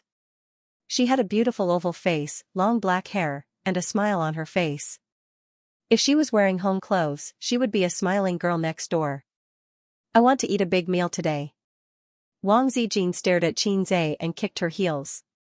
She complained, Bao Bao, the shoes you bought for me are clinging to my feet. It's so uncomfortable. Nonsense, Qin Baobao said, this is a high-end luxury. It's only worn at important banquets, balls, and cocktail parties. Of course it's uncomfortable for you to wear it for the whole day. This was probably the difference between rich people and ordinary people. When ordinary people buy shoes, they first look at the style and then try it on to see if it's comfortable. Rich people don't do this. They only pay attention to high-end products that are worthy of their status. Whether it's comfortable or not is secondary. If the shoes are dirty, should they be washed? Just throw them away. Oh, rich people's shoes won't get dirty because they won't go to messy places. You should have said that these are prom shoes. Wang Zijin took the opportunity to hug Xianxia's arm. My feet hurt all day. Give me your arm. Qin Baobao said in a disdainful tone, useless thing. Xianxia reacted abruptly. Damn, Sister Ziwei's tricks are as deep as the sea. What clinging to her feet, what discomfort, it's all fake. Not only can she hold his hand intimately, but also not let her best friend suspect. In contrast, his sister is a bit immature in this respect. She only bullied Suyu. Although Suyu likes to make trouble, her harem skills are actually not high. At most, she's a beginner master. His sister is an intermediate master, and Sister Ziwei is at least a senior master. Outside, with familiar people around, his sister would more or less restrain herself from hugging Xianxia's arm. Otherwise, with two great beauties on his left and right, even Zhe King's thick skin would not be able to withstand the burning gazes of passers-by. Wang Zijin, who has always been a vegetarian, is picking meat dishes today as if she hasn't eaten meat for half a year. What's wrong, eating so much meat? Xianxia wondered. I want to eat it. Qin Baobao went to pick seafood, and Wang Zijin's tone changed from serious to coquettish. You ate too much noodles. Xianxia hit the nail on the head. Yes, yes. Not only did she eat too much, but she also cooked noodles with vegetables for 4 days. Her mouth is so bland. After shopping and returning home, the moment the burglar-proof door wrapped in a layer of sandalwood opened, the three of them covered their noses. What's this smell? Qin Baobao frowned. It seems like a gas leak. Wang Zijin said. You must have left the gas on when you cooked noodles last night. Bah, then we can't live to see the sun today. You got up in the morning to cook noodles. You didn't turn it off. Then it's definitely not a gas leak. It's something else. They are quarreling. Xianxia slowly took out a lighter and said quietly, is it a gas leak? I'll try to make a fire. Slap. Slap. 2 small hands slapped the back of his hand at the same time, and the sisters shouted, do you want to die? Blow it up. Xianxia said angrily, then why are you still standing at the door? Turn off the gas. Fortunately, I'm back today. A few days later, do I have to attend your funeral? It was indeed a gas leak. His sister had forgotten to turn it off when she was cooking noodles in the morning. She turned off the gas and came out of the kitchen. She was so guilty that she was afraid of being scolded by her brother. Xianxia opened the living room window and took a few breaths. Damn, it was leaking all day. What an unlucky woman. He took out a cigarette and put it in his mouth. Oh, I can't smoke now. So he put it in his ear and went back to the living room. He saw his sister standing beside the sofa like a child who had done something wrong. She was not wearing a skirt, or she might have twisted her skirt or something. Is the kitchen window open? Xianxia asked with narrowed eyes. His sister nodded immediately. Xianxia sighed. Fortunately, you didn't forget to turn it off at night. If you don't know how to cook, don't cook. Can't you order takeout? Why do you have to be so stubborn? Qin Baobao complained, it's all Wang Zijin's fault. She likes to compete with me. Sister is a little fairy. Of course, I can't admit defeat. Xianxia raised his hand. His sister was smart enough to admit defeat. I'm wrong. I'm useless. I have to admit it. Xianxia put his hand on her head and rubbed it. It's okay. If you don't know how to cook, you still have me. Anyway, there are so many women in Shanghai who don't know how to cook. They don't need you. Qin Baobao smiled and leaned over. She stood on her tiptoes and kissed his face gently. A's is still the best. Sister's kiss is a reward. Wang Zijin happened to see this scene at the end of the corridor from the living room to the bedroom. She stopped and stared silently for a moment. Then she turned around silently. The toilet window didn't seem to be open. The toilet should have a window. I'll go check. There was a touch of sadness in her eyes that she didn't notice. At night, Xianxia cooked a big meal for his sisters.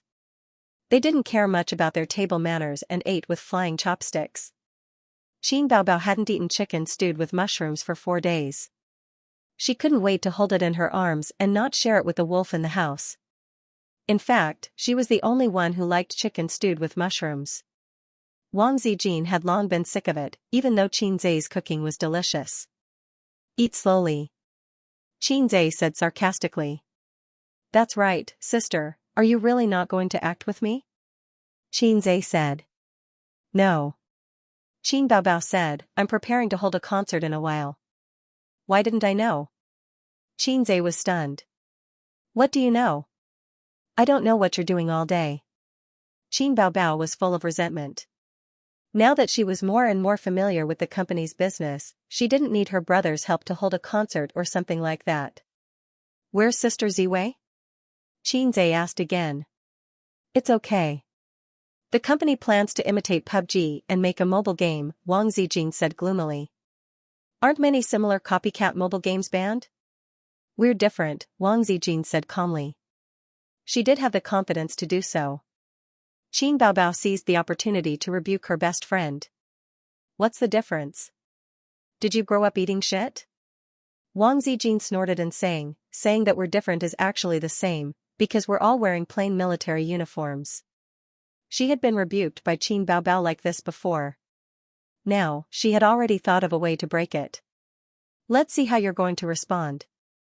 Qin Baobao thought for a moment and wanted to say a few words, but the image of the national emblem suddenly appeared in her mind. Her state of mind was suppressed and she was suddenly speechless. After dinner, her sister and Wang Zijin sat quietly for 10 minutes and then did a set of aerobics as an after-dinner exercise like on TV. After returning home, her sister changed into a short skirt. Her 2 white and firm legs blinded Xianxia's dog eyes. The skirt itself was very short.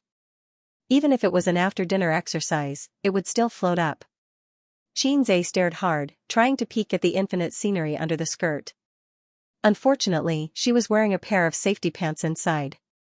Did she have to wear safety pants at home? Where's the trust between people? Who invented such an anti-human thing like safety pants? Wang Zijin was wearing fitted pajamas. Before she met Qin Baobao, she had unparalleled confidence in her figure and beauty. After meeting Qin Baobao, she was still confident in her beauty, but not so confident in her figure.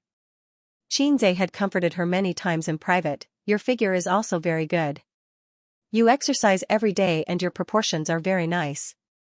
But in front of long legs and 36D, even a confident woman would find it hard to not mind at all. It was like a man who did it 7 times a night. He was 12 centimeters, but in front of 18 or even 20 centimeters big shots, he would inevitably feel guilty. Even if the big shots only did it once a night. Well, that was the truth anyway.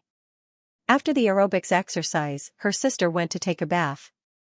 She had a toilet in the master bedroom, but she liked to take a bath in the bathtub and didn't King lock the door. Wang Zijin was sweating all over. She ran to the kitchen and took out the tea leaves and tea tray from the tea cabinet and made tea in the living room. Little A's, do you want some tea? I have tea Guanyin. Wang Zijin took out a can of tea leaves as if she was presenting a treasure. Zhao Taizhu sent it to me. He got it from his father. It's something that you can't buy even if you have money. Little sister, do you want some sex? I'm genetically modified. Xianxia winked. It's been stored for 24 years. The taste is pure. You can't buy it even if you have money. Wang Zijin, A's was being naughty again. She tilted her head and tried very hard to think of how she should respond. According to her style, she would glare at him and hit him. That was all. If it was Qin Bao Bao. An image appeared in her mind, sob, sob, sob, I want to eat it so much. Then, she would do a hand chop. Wang Zijin shuddered. She couldn't learn it. She couldn't learn it. Wang Zijin had always been suppressed by Qin Bao Bao, whether it was in terms of fighting or fighting for favor. Although she was scheming and had many tricks up her sleeve, for a woman with an impeccable appearance, she didn't need to be so scheming and scheming. As long as she learned how to act coquettishly and seductively, most men wouldn't be able to resist her. If Wang Zijin was an extraordinary master, then Qin Bao Bao would be the invincible Dongfeng who didn't have any tricks up his sleeve. Ba, Dugu Chobai. Piercing the arrow, thousands of cries came to meet me. Scary. It took half an hour for her sister to take a bath and soak in it. When the sound of the hairdryer could be heard faintly, Wang Zijin and Xianxia finished a pot of tea and went to the bathroom twice. Wang Zijin went into the bathroom to take a bath. Xianxia also went into the bathroom. He went into the bathroom in her master bedroom. The door of the bathroom was unlocked. My sister didn't lock the door, and I didn't lock the door either. She had just taken off her clothes and was wearing cute bear pajamas. She never had any sexy pajamas. Maybe it was because she never had a boyfriend. It was a little difficult to accept such shameful pajamas. So, women still need to develop. Look, Suyu is now starting to buy pajamas that meet the taste of adults. A's, are you in my bathroom? Sister knocked on the door. Yeah. Xianxia answered and untied the diaochan around his waist. After 10 minutes, Xianxia went out wrapped in a bath towel. In the room, his sister was leaning against the bed, her hair was loose, a white and sharp face was playing with her mobile phone. I'll come over tonight. Sister said in a sneaky tone. But I have to write a script. Is writing a script more important than sister? Yes, a pillow flew over, and his sister said angrily, go away. 11:30 at night, Xianxia sat in front of the desk, the sound of typing on the keyboard. After having rich cases of schizophrenia, he was full of inspiration, but his writing speed was not fast because he still needed to think. Occasionally, he would look up some information on schizophrenia on the internet. He put himself in the perspective of those schizophrenia patients. How did the web writers go crazy? Why did the high school students love poisonous chicken soup? How desperate was the man in the green hat? How magnificent and unpredictable the world of cultivation awakened by the middle-aged uncle. He had seen the symptoms of those people and heard about their deeds. When he activated advanced acting proficiency, he easily put himself in the role. I have a green onion. I like to pinch the green onion sprouts. I am a man who wants to become the king of the world with poisonous chicken soup. I have all kinds of dirty words. There was a green light in front of him, that was the vast grassland. Also, the chrysanthemum is full of wounds, your smile is yellow. His consciousness began to be confused, all kinds of thoughts floated, and countless images flashed by.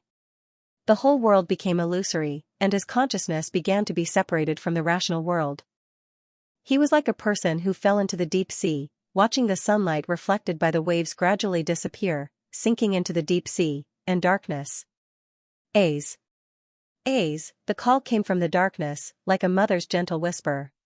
His confused consciousness slowly calmed down, and he opened his eyes. The bright light from the ceiling made him squint and close his eyes. A few seconds later, he opened them again. He found himself lying on a hospital bed, covered with a blue and white striped quilt. He was also wearing a hospital gown. Was this a hospital? A's, you're finally awake. How do you feel? Xianxia sat beside the bed and asked nervously. His sister and mother sat side by side, crying tears of joy. A's, you're finally awake. Sister was so worried. Xianxia's brain went blank for a few seconds. Who am I? Why am I here? Damn, why am I hospitalized? He tried to get up, but found that his limbs were too weak to support him. Don't move, don't move. You just woke up. The doctor said you need to rest. Xianxia wiped her tears. I'll call the doctor. Her sister cried as she ran out of the ward. While the mother and daughter were talking, Xianxia looked around.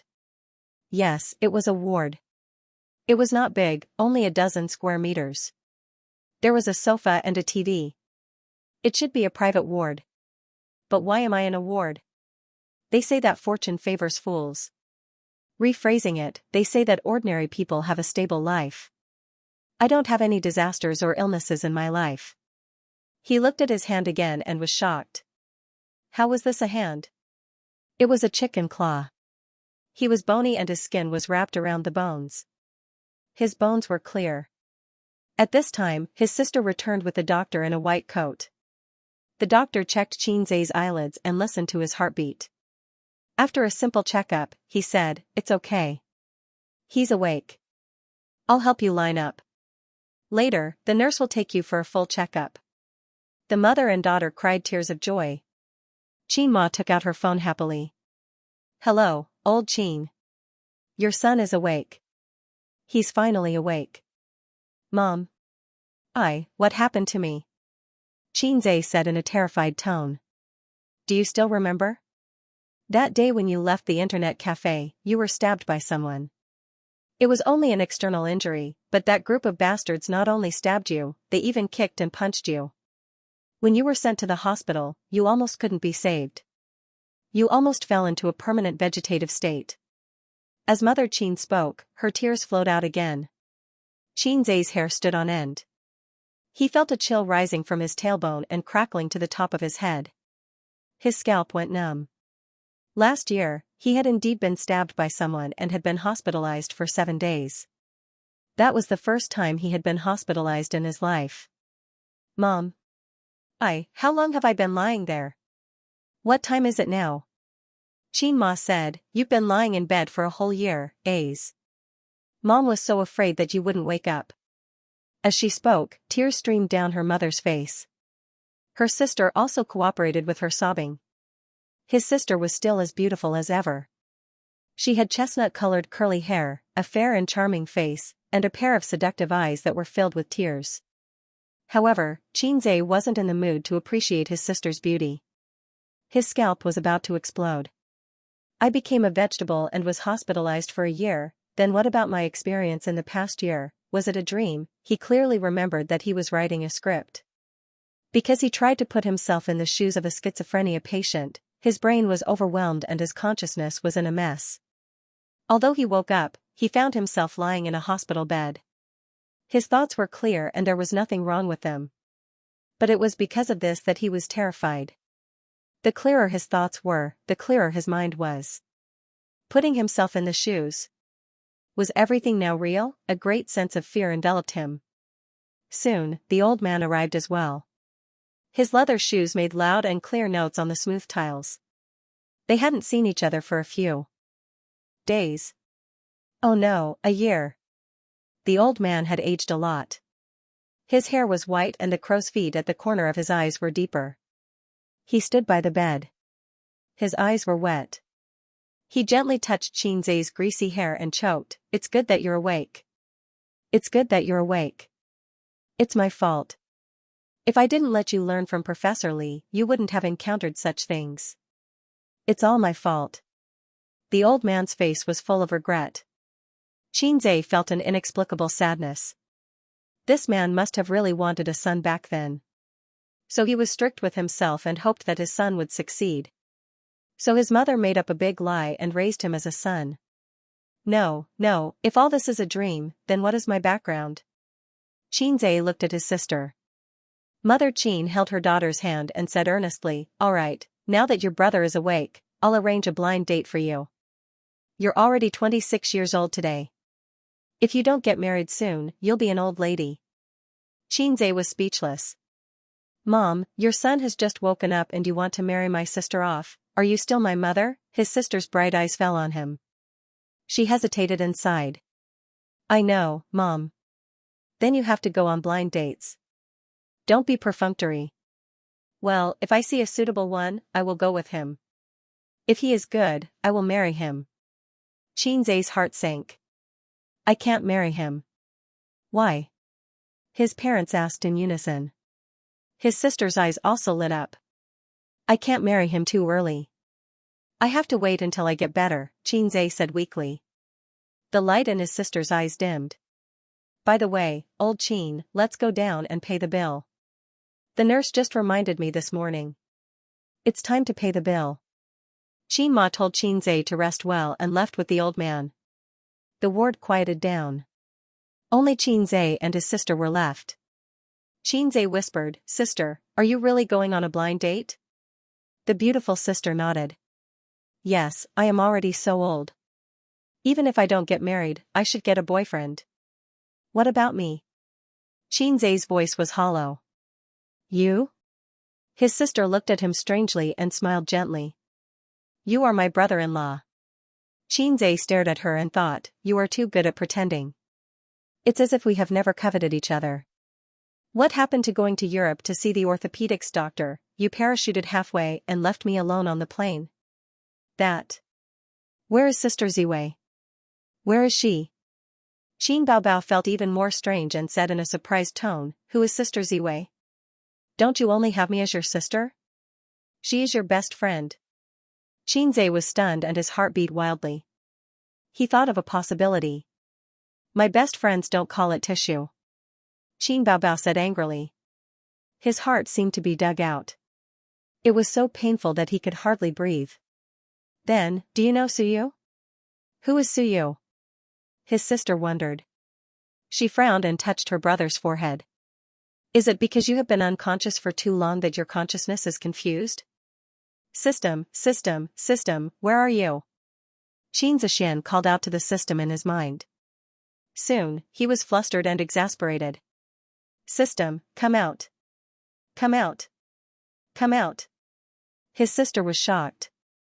"Aze, calm down, calm down." She held him tightly. Xianxia murmured, "Is it a dream? Is it my dream?" He smiled bitterly. There was no Wang Zijin, no Suyu, no system. What investment company? What entertainment company?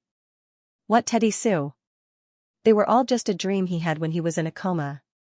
A beautiful dream that he had fabricated. 2018, September, midsummer. He woke up from the dream. The psychiatrist next door heard the news and came over. According to the family, the patient might have a serious mental illness. He was talking nonsense. He said that the world was fake, that he had a system, and that he was a fast shooter, a famous fast shooter. The psychiatrist was puzzled for a long time after hearing the situation. He guessed that it should be schizophrenia, but patients with schizophrenia usually imagined the opposite of reality.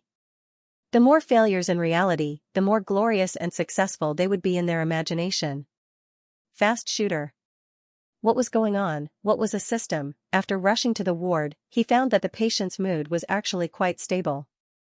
He leaned against the bed, his eyes dull. He motioned for the family to go out and give the patient private counseling. But then, the patient suddenly looked up and said, "You're here. You're the psychiatrist, right?" The psychiatrist was stunned and nodded. "I had a strange dream." "Let's call it a dream for now," the patient said. In the dream, I was a big boss with a net worth of 10 billion. I own 3 companies. Besides, I was also a god of stocks, a fast shooter, and even knew martial arts. All of this was because I got the system one day. A system that could change my fate. The psychiatrist thought, damn, this illness is not clear. According to your professional terminology, I have schizophrenia, a typical sensory disorder. Because I am dissatisfied with the real life, my mind is stimulated, and my imagination runs wild. I peel myself away from the rational world and start to believe in the things I imagine. This is the so-called schizophrenia. The patient's tone was clear and calm. The psychiatrist started to get serious. He found that he had encountered a very difficult and rare case. A patient who knew that he had schizophrenia. If you don't mind, I'll ask you a few questions, the psychiatrist said. Go ahead. Xianxia nodded. Name, origin, school. Xianxia, born in 1994, local, graduated from the University of Finance. I didn't graduate, I was in a coma for a year. What are you afraid of the most? Afraid of heights. What do you like the most? Sister. The 2 sounds of came from the parents. The psychiatrist frowned. Why are you still here? Didn't I ask you to leave? The family left obediently. The psychiatrist said, ignore them, continue. Why do you like sister? Xianxia glanced at him. Guess. The psychiatrist, was this really schizophrenia? Why did she look so normal and even a little naughty? But then, the doctor changed his mind. The patient began to tell his story. He said that he was a loser and a salted fish. He was born in a well-off family and had no merits. He was very stable in all aspects, so stable that it made people despair. This was nothing. There were many mediocre people out there. But he had a very outstanding sister, so outstanding that it made people despair. She was pretty and smart. She was a top student praised by her teachers and classmates in school. At home, she was the apple of her parents' eye. The boy had once longed to be like her. He had always longed for this sister of his. But no matter how hard he tried, he was still unknown and mediocre, like a salted fish. The only person in the world who overestimated him, oh no, the thing, was his bag. Until one day, an accident changed his life, giving him unlimited possibilities. His sister was no longer unreachable, and his life was no longer mediocre and hopeless. He had become a successful person in the eyes of many people. He was rich and handsome. His relatives and friends would give him a thumbs up whenever they mentioned him. No one would tease the tiger siblings anymore. There were many women who liked him, but he had only touched 2 leaves after passing through thousands of flowers. The psychiatrist thought to himself, damn, you really love this sister of yours. The doctor was silent for a long time before he confessed, your situation is different from many cases I've seen. Because you have a clear consciousness, you realize that you have schizophrenia. This is a good thing. It means that you can still be saved. How about this, I'll perform a deep hypnosis on you. Let's see the results. Okay? Xianxia nodded. The doctor took out his pocket watch and began to hypnotize Xianxia. Relax your consciousness. Lie on the bed. If you feel tired, you can sleep. Xianxia closed his eyes and did not make a sound. His face was very peaceful, as if he was sleeping. The doctor actually lied. He was not trying to hypnotize him, but to brainwash Xianxia. After listening to his words, the doctor concluded that the source of all the problems was his sister. There was no system, beautiful CEO, or best friend. They were just part of an illusion. The core was still his sister. So he had to erase the sister from the patient's mind. Erase all the longing and yearning he had for his sister. This was the knot in his heart. Okay, that's it. Relax. After the deep hypnosis, the doctor spoke slowly. Actually, you're a single child, the doctor observed Xianxia's expression. Very good, very calm. Yes, you're a single child. Your parents have only had you from the beginning to the end. You may be ordinary, you may be mediocre, but you don't have a sister. The patient began to frown. You don't have a sister. Forget her, get rid of her, forget her. Get rid of her, but at this moment, the patient suddenly opened his eyes. He was like a furious demon or a beast forced to the edge of a cliff. Shut up. With a roar, he reached out his skinny claws and grabbed the doctor's neck. If you dare to get rid of her, I'll kill you. I can't live without her, I can't live without her, it's all fake, it's all fake. Then what about my year? Nothing. Xianxia was discharged from the hospital and his spirit recovered a lot. He no longer fantasized that he was a big shot worth billions. He lived a peaceful life, went to school on time, listened carefully in class, and lived a peaceful life. In the days without Wang Zijin and Suyu, his sister began to seriously go on blind dates, saying that she would marry herself before the age of 30. He felt that his life would not be too exciting, but it would not be too bad either.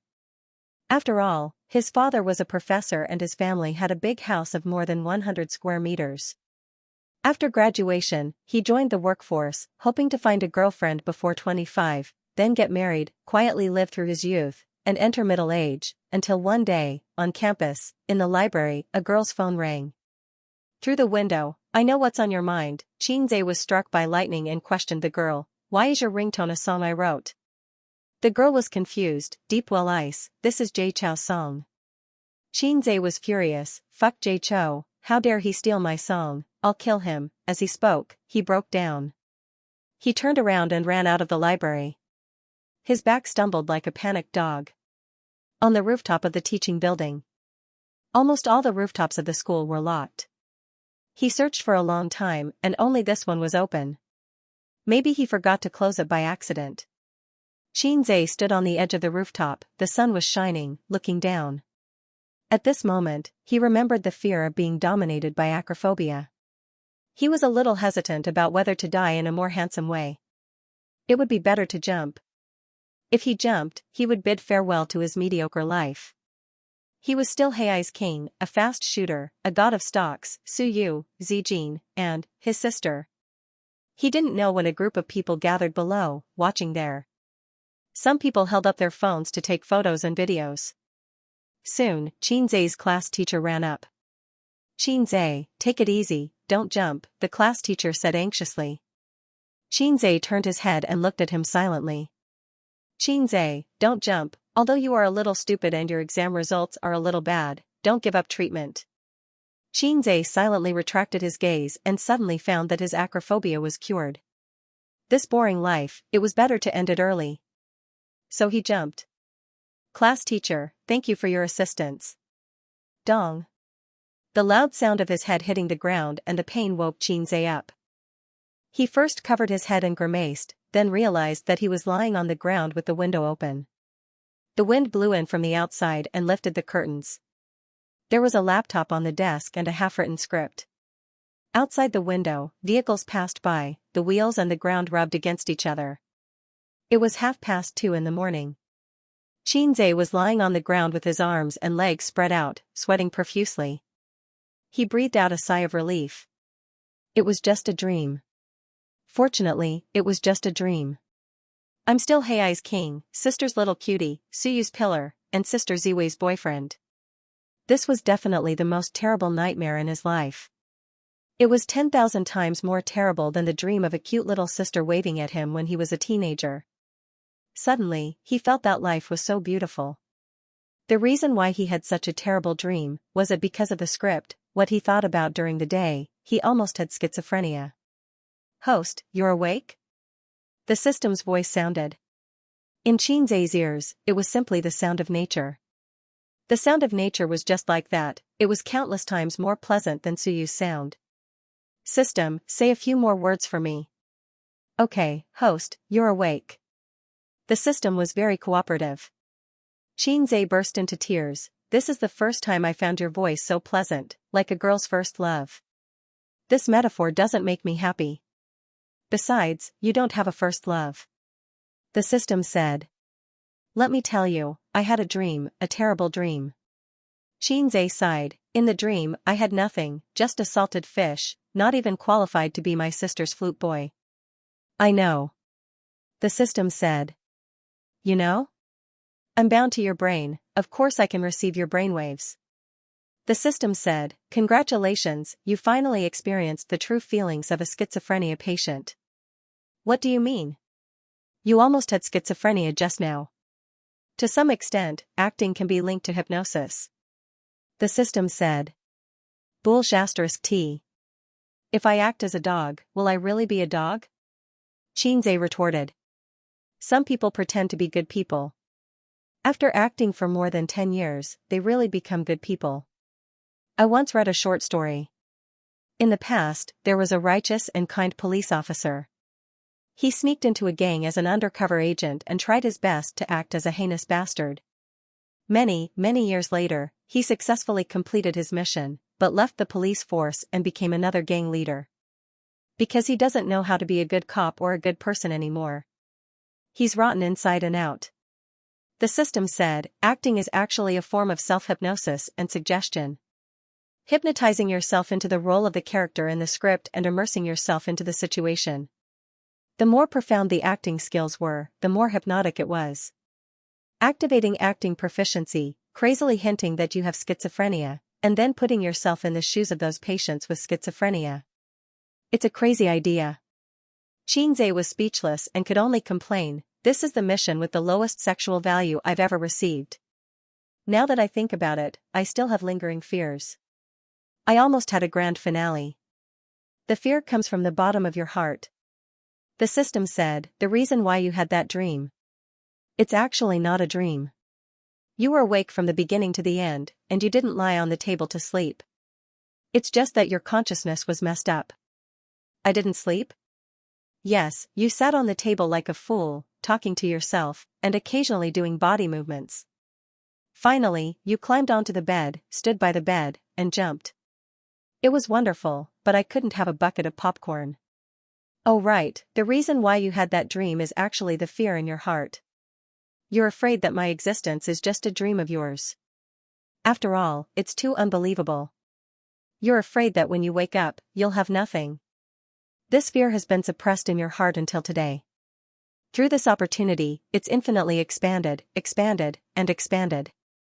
If one day you really do have schizophrenia, don't doubt, the ending just now will be your ending in the future. Xianxia was silent. Don't be sad. It's normal for you to have such fear. The system said, remember the high school student who said he had a system and wanted to rely on poison chicken soup to become the king of the world? And the middle-aged man who fantasized about his urban cultivation. They accepted it and believed it without a doubt. In fact, they are the real schizophrenia. I just want to know, will I really have schizophrenia? Xianxia asked. This question is worth 500 points. Scram. It doesn't matter if I scram or not. You continue to write the script. You don't have much time left. The system reminded. I won't write this script again. Xianxia smiled, I have a deeper understanding of schizophrenia. It can even be said that I've had schizophrenia once. The scene in the dream scared me. Why would I make up a fictitious protagonist, a story? I can adapt it based on a true story. In order to write a script, his body and mind were greatly damaged. Xianxia closed the laptop, closed the windows, turned on the air conditioner, and fell asleep. For the next 3 days, he did not accompany his sisters to the company, nor did he go to the company to find Suyu. He began to write the script in isolation. His inspiration was bursting, and he wrote very smoothly. On the morning of the 4th day, he finished writing the script and came out of isolation. Of course, it was to accompany his sisters to Tianfeng Entertainment. Starting today, he would start preparing for the shooting of the new movie. Before that, he promised to write a new song for Huang Yuding, Guangdong Brothel until lost contact. But before he could write the lyrics and music score, Su Jiao walked in with her pair of tight legs and high heels and knocked on the CEO's office. As soon as she saw him, she put on a bitter face and pretended to be pitiful, saying, "Boss, you can't favor one and discriminate against the other." He didn't need to guess to know what she meant. Although it was just a casual mention over the phone, Huang Yuding's manager was very happy. This person was famous in the company for being a chatterbox and a big mouth. If it wasn't confidential, he wouldn't hide it. While he was chatting with Su Jiao's manager, CEO Qin is going to write a song for Yuding. I heard from Yuding that the quality of the song is very good. Oh right, does your Su Jiao have a new song? As a result, Su Jiao's manager felt it was unfair and ran over to Su Jiao to chat. CEO Qin has already written a song for Huang Yuding. I heard it's a hit song. Jiao Jiao, don't wait around. Hurry up and ask CEO Qin for it. A crying child gets milk. I want a hit song too. CEO Qin, write one for me too. Su Jiao sat across from him on the sofa and shamelessly insisted. A woman's greatest weapon was to act coquettishly and shamelessly. Smart women should learn this trick. It didn't necessarily have to be used on their husbands or boyfriends. Occasionally, they could act coquettishly and shamelessly towards their close superiors and elders in the family. As long as it wasn't too much, it was very easy to get promises. Xianxia had always been known for his friendliness. Other than his assistants, all the employees in the company said that he was very easy to get along with and was easier to get along with than Qin Baobao. Therefore, the A-list and B-list artists in the company rarely respected him as their boss. To put it simply, it was 30% respect and 70% intimacy. For old acquaintances like Huang Yuding and Xianxia, it was 20% respect and 80% intimacy. This kind of interpersonal relationship in the company had both advantages and disadvantages. The advantage was that it wasn't easy for artists to change jobs, and the relationship between friends was always more reliable than the relationship between superiors and subordinates. The disadvantage was that you had to be impartial. You had to be more tactful and intelligent when dealing with matters and allocating resources. The business-like approach wasn't very effective. Where's the hit song from? Do you think it's a street vendor's product? Xianxia said grumpily and casually threw a lollipop of his sister's. Then I want a song anyway. Su Jiao peeled off the lollipop and took a bite. He took it from his year-end album. I didn't give it to him for free. I know. Xianxia couldn't think of a suitable song at the moment.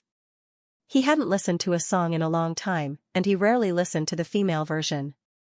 How about this, I'll give you two a song for free. But it's not one song for each of you, it's one song for both of you. Su Jiao's eyes lit up. Then I want to hear the quality of the song first. Look at what you're saying. Which of my songs isn't quality? Yes, yes. Su Jiao kept pecking his head. Boss Jean's songs are all top-notch and can all be popular. It's my fault, I admit my mistake. Xianxia closed his eyes in pleasure, enjoying the pleasure of being flattered. This gave him a sense of fulfillment and satisfaction. I'm still that fast shooter, happiness, humans were like this. In the past, when they carried the title of fast shooter, they couldn't wait to throw it away and kick it away. But when they lost it once, even a sniper would gladly endure it and be filled with happiness. Schizophrenia was really scary. The system was right.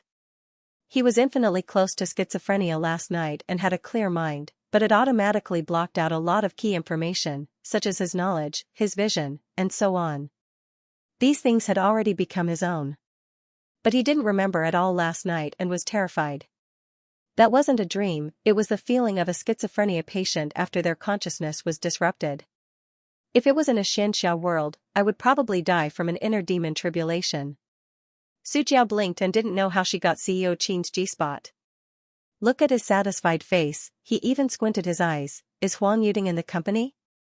After reminiscing, Xianxia suppressed the satisfaction and happiness in his heart and recovered his composure.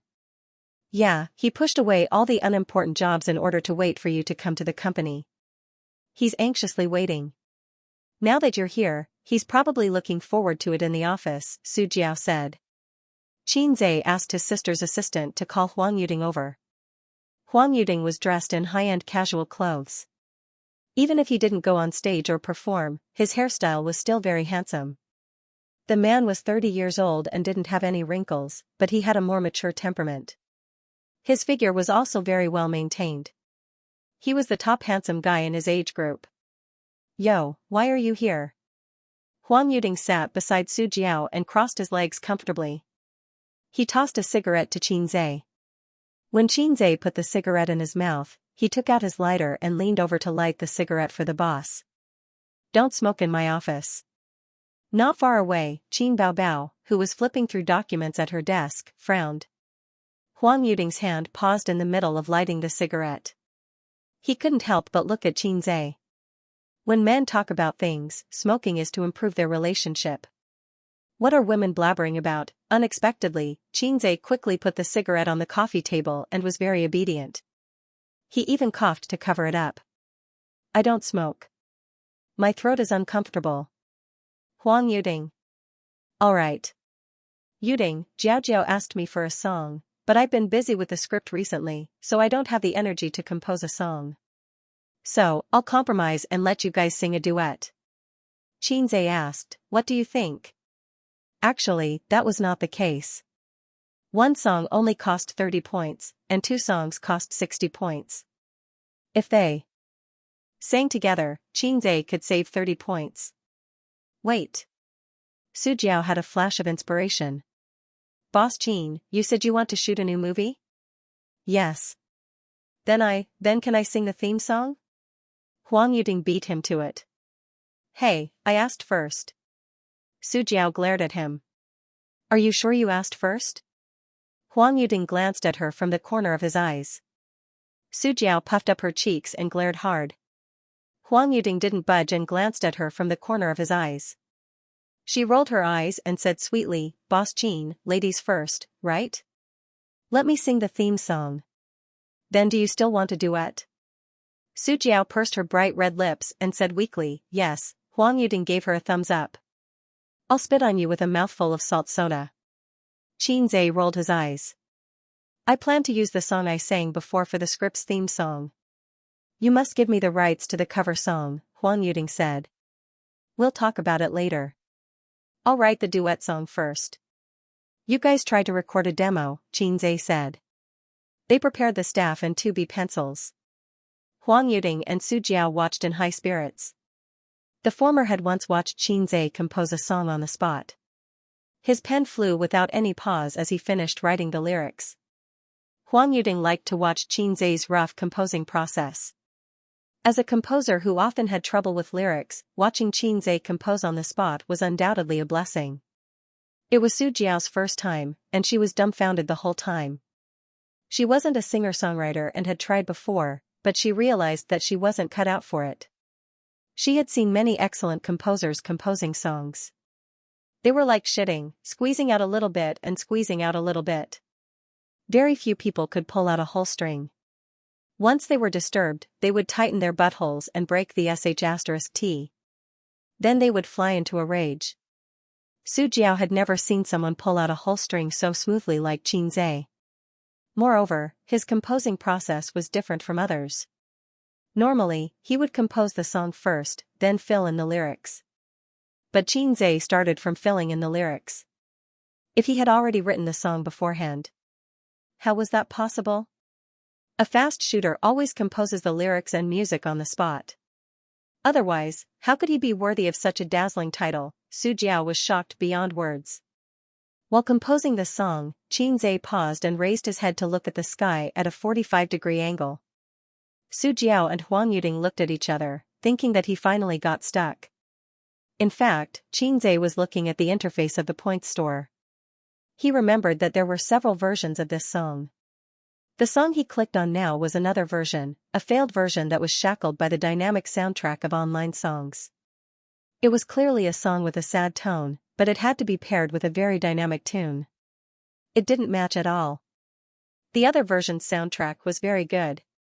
It was mellow, melodious, and had a hint of sadness. Just like the song Perfume is Poisonous that he once copied for his sister, there were also 2 versions of the soundtrack. One was the typical ping ping ping ping and the other was very good. It matched the song's theme very well, and the tune was soft and sad. His fingers moved, and he switched songs. After finding the correct tune, he lowered his head again and started writing rapidly. I'm done. Take a look? Qinzhe pushed the song over. Huang Yuding and Su Jiao sat next to each other. They were very close and couldn't wait to see the song title. Let the whole world know I love you. A male and female duet. After going through the song and lyrics, Su Jiao said disappointedly, CEO Qin, is it a saliva song? Huang Yuding said, to be precise, it's an online song. There were still differences between online songs and normal songs. From a professional point of view, the characteristics of online songs were, the vocal structure was fixed, the tune was fixed, and the lyrics were forced. 10 online songs that talked about the bitterness of love, from depression to climax, the tune was similar. At the climax, there would always be a FGC harmony. In layman's terms, it was like the difference between online novels and traditional novels. Online novels were all the same. They just changed the background and characters. Traditional novels, on the other hand, had many types and expressed different ideas. Therefore, the latter could be passed down for decades or centuries, while the former could only be popular for a few years. But online songs are easy to get popular. They're catchy, and they're easier to be accepted by the public than songs with deeper meaning. For celebrities, it's easier for them to become famous, Xianxia said. It was just like how there weren't many people who could calm down and read literary novels, but there were many people who liked to read online novels. You guys sing, Xianxia said again. I no longer have the right to love you. We can't go back to the past. Goodbye, you're both strange and familiar. I cry because I'm happy.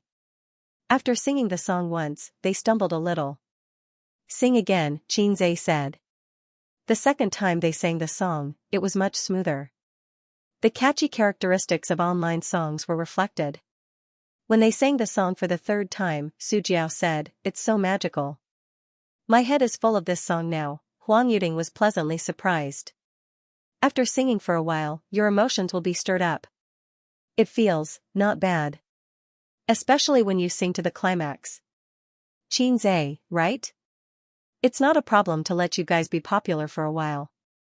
Huang Yuding and Sujiao left happily. Xianxia lay on the sofa and stretched. Beloved concubine, come over and massage my waist. Beloved concubine, you're so young, but your waist is failing? Xianxia, young people need to take care of their health. They don't know how expensive their waists are when they're young, and they'll be haggard when they're old. Sister was in a good mood today and happily agreed to help her brother take care of his waist. She lay on the edge of the sofa and rubbed Xianxia's waist with her two small hands.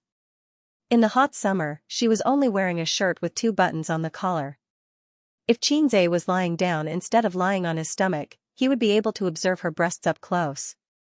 The 2 white and round hemispheres were exposed. Sister, make a movie with me. Xianxia repeated the same old tune. No, get lost. Qin Bao Bao spat. No, I changed the script. I feel like I can't do it without you. Oh, you can't do it without me, right? Now you know how important I am. Qin Bao Bao smiled with her eyes squinted. Xianxia groaned twice. This job should be handed over to Suyu. After all, she was the one enjoying life, and she was also the one collecting public grain. Is there a kissing scene? It can be added. What about a bed scene? It can also be added. Then I'll think about it.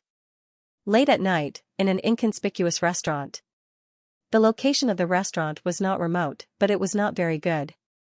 It was not even as good as the ordinary hotels in Xiaxia. However, there were a lot of customers here. The store had countless loyal diners. Could you imagine that an inconspicuous store would have people lining up from morning to night? The popularity of the store was no less than that of a specialty food store with a good reputation in the CBD.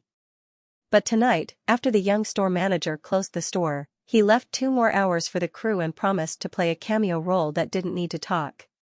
The camera slowly moved from the brightly lit neon building to this small shop on this street. After work, Qin Hao, who was 28 years old, asked his friend out for a drink. He ordered 2 bowls of noodle soup and a bottle of wine. Slightly tipsy, his friend burped and said, Howsy, how was the job interview today? Qin Hao took a sip of wine and shook his head, I didn't go. His clothes were no more than 500 yuan, including a cheap suit, cheap leather shoes, a counterfeit Vacheron Constantin watch, and a LV men's leather bag. He was a loser who didn't have a good life in the big city. The only good thing about him was the ancestral small house of 50 square meters. His friend clicked his tongue and said in an exasperated tone, It's not that I want to criticize you, but I've been looking for this job for a long time. You have connections. The job interview is just a process. You will definitely be hired. 5 insurances and 1 housing fund, with a monthly salary of 6,000 yuan. Where else can you find such a good job? Why don't you go? If not, why are you dressed like this? If you have a decent job earlier, will your girlfriend leave you? It's not that I don't like you, not because you have no money, but because I can't see the future with you. Are you heart-wrenching? To be honest, I can only help you occasionally. You have to rely on yourself in life. His friend kept nagging.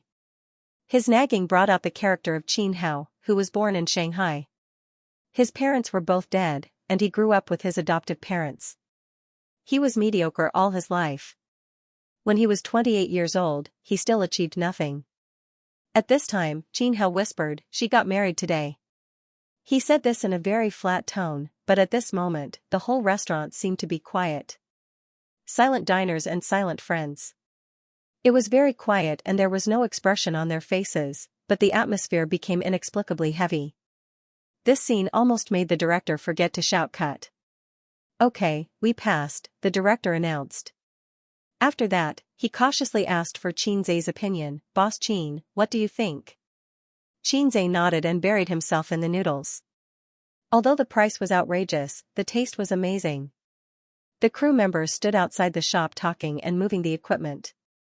The director did not need to do this. He sat beside Qinzai and said to the young shop owner, "Boss, give me a bowl of noodles and 2 tea eggs. The tea eggs in your shop are really expensive." The young boss said coldly, "We're sold out. You can leave after you're done. We're closed." Director, "Hey, is this the attitude of a businessman?"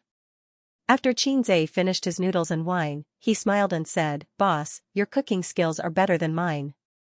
I'll bring my sister here to try some other day." The young boss, "Remember to get a number and line up." Qinzai asked again, "Why didn't you choose the CBD?" The young boss hesitated. "The conditions don't allow it." "Is it because you don't have money?" "I can invest." The young boss did not answer. Qinzai did not ask any more. He was too lazy to be ignored. He took a few tissues and said to the director, "Start the next scene." "Are you ready?" "We'll start the next scene immediately," the director shouted. The director's surname was Xing. He was a second-tier director in the company. Most of the time, he was in charge of some MVs or commercials. Occasionally, when the company needed to promote a newcomer, he was in charge of some low-cost web dramas. Fortunately, MOU had gone overseas with the crew. It was a rare opportunity. He was chosen by the big boss and worked very hard. Qin Hao and his friend left the shop. He declined his friend's offer to drive him home and crossed the road alone. He did not know if it was because of the alcohol or because he was in a bad mood, but he was a little absent-minded until the sound of a horn woke him up. He looked up and could not open his eyes because of the strong light. A speeding car hit him and sent him flying. The scene changed. His friend, who had just opened the car door, turned his head in horror. "Cut," the director shouted. This time, he did not ask for Qinzai's opinion. There were no technical difficulties, nor were there any tests of acting skills. On the other side, the staff came forward to help Qinzai remove the wire. That's all for today. By the way, is the shooting for Qin Baobao's wedding finished? Qinzai asked as he took a bottle of mineral water from the director. When the scene of crossing the road was released in the future, the female lead's wedding scene would be edited into it. The female lead was thinking about today's heart-wrenching scene and was hit by a car. "It's finished," the director said. In the shop, the young manager stood at the door and looked at the busy crew. He asked curiously, "Don't you pay attention to the rules? Why did you ask me to make an exception today? I feel like I met an old friend." "An old friend?" "I'm not sure. Maybe it's an illusion. The other party has a special hiding technique. I can't catch it." "Oh." The door closed and the lights were turned off. The shop was plunged into darkness. Qinzai drank some wine and could not drive. The director personally drove him back. He was willing to be his lackey and serve him everywhere. The law of the workplace, sucking up to the boss will always give you a better chance of promotion than working hard. So far, director Zhang's performance was average, which satisfied Xianxia.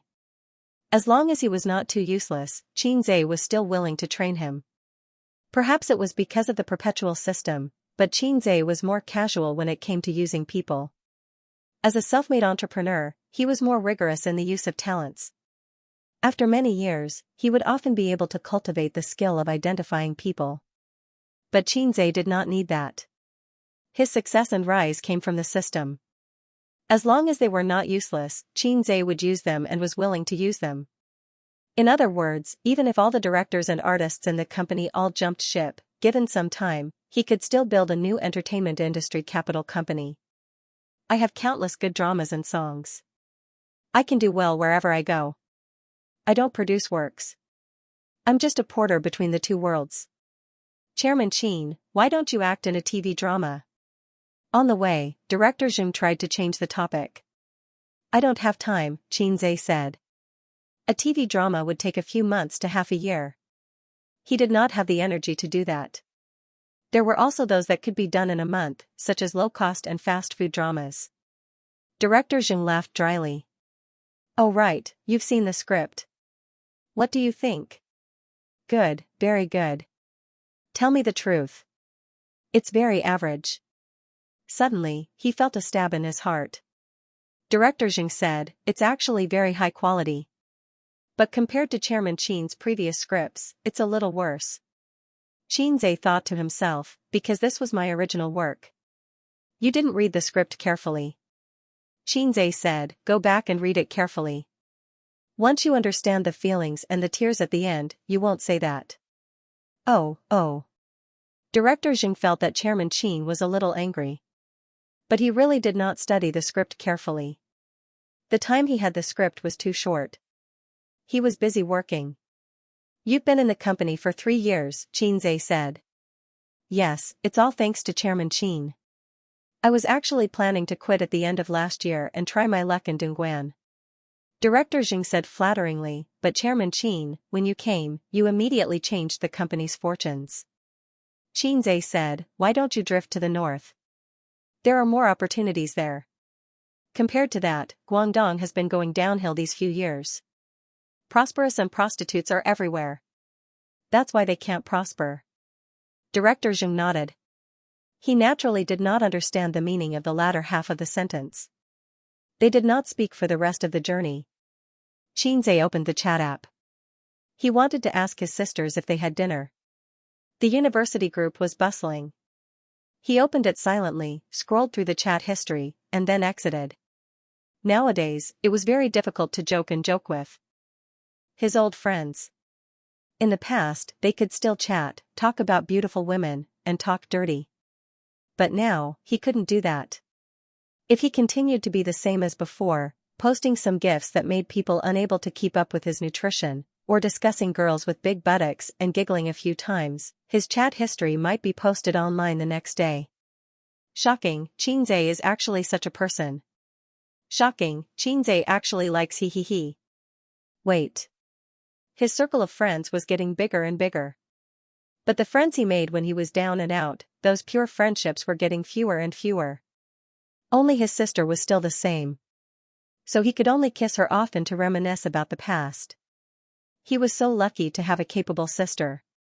A message came over. It was from his cousin Jiangqing.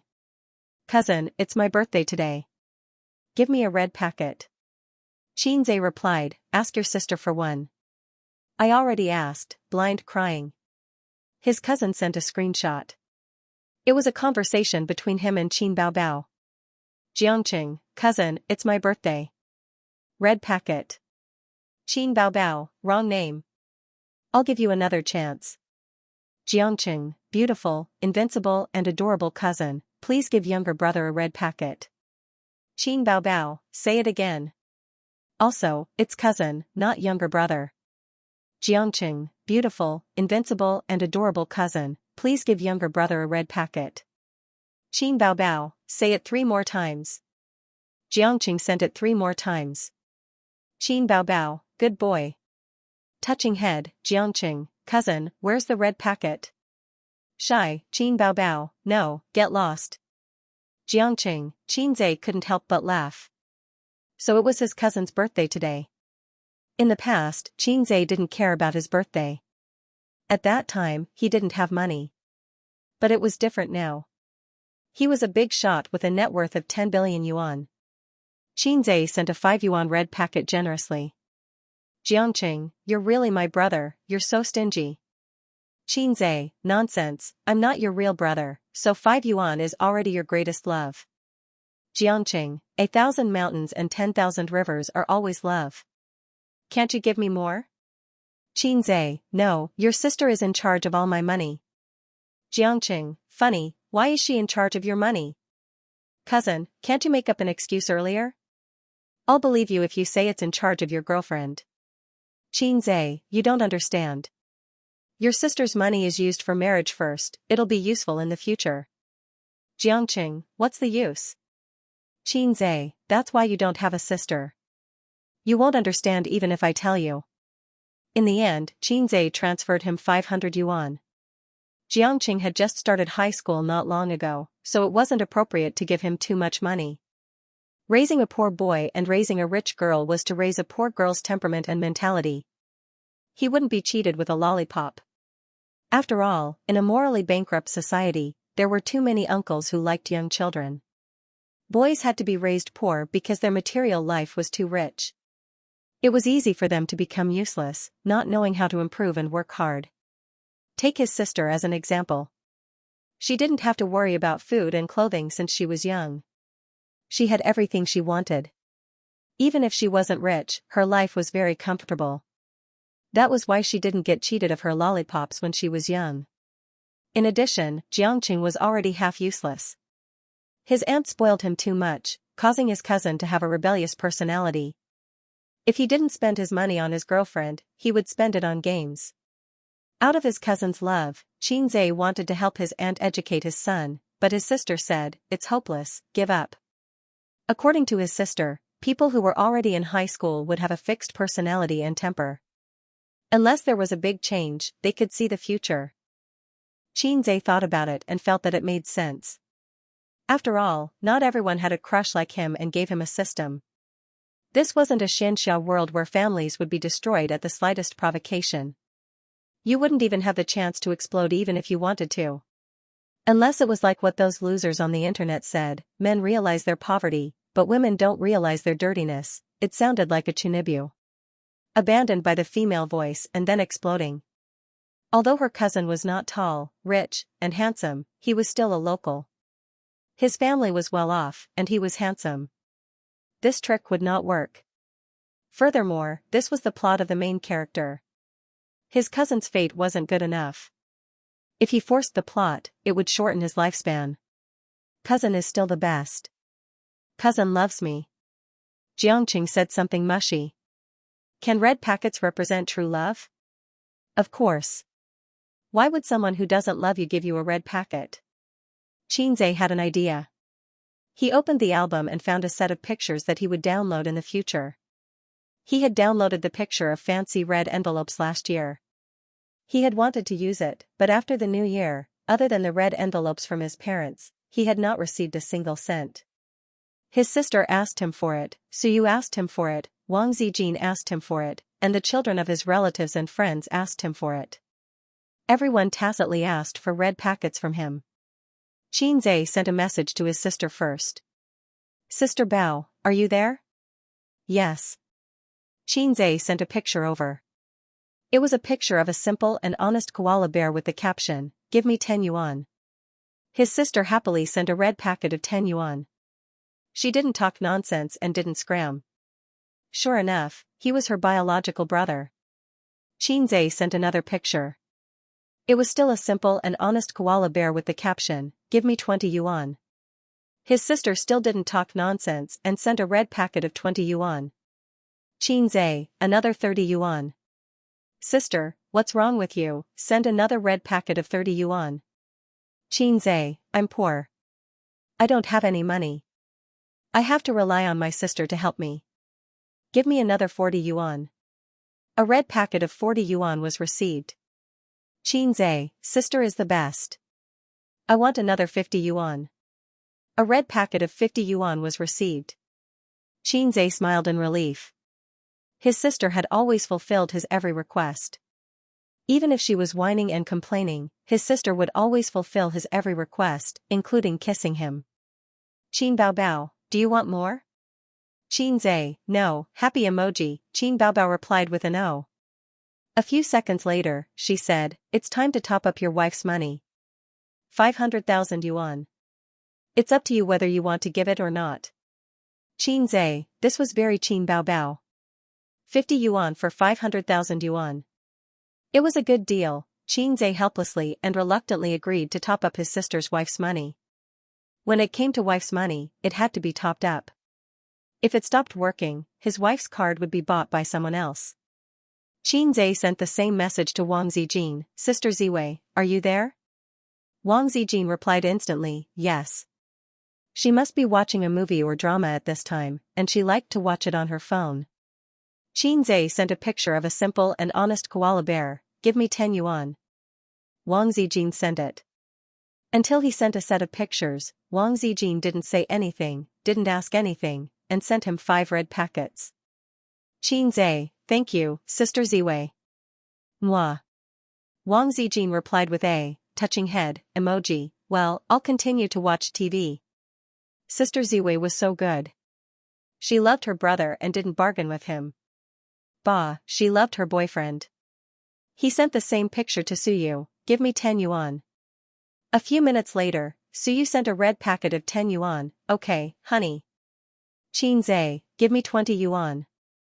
Suyu, okay, honey. Xianxia, 30 more. Suyu transferred 5,000 yuan to him. Xianxia, it doesn't need so much. Suyu, then come over and let me sleep with you. I'll be your girlfriend. Suyu began to be naughty again. Xianxia suddenly thought, would Sister Man spoil me so much? As soon as he thought of this, he couldn't control himself and couldn't help but send a picture to Nan Man Pei. He didn't reply until the car drove into the parking lot of Royal View Mansion.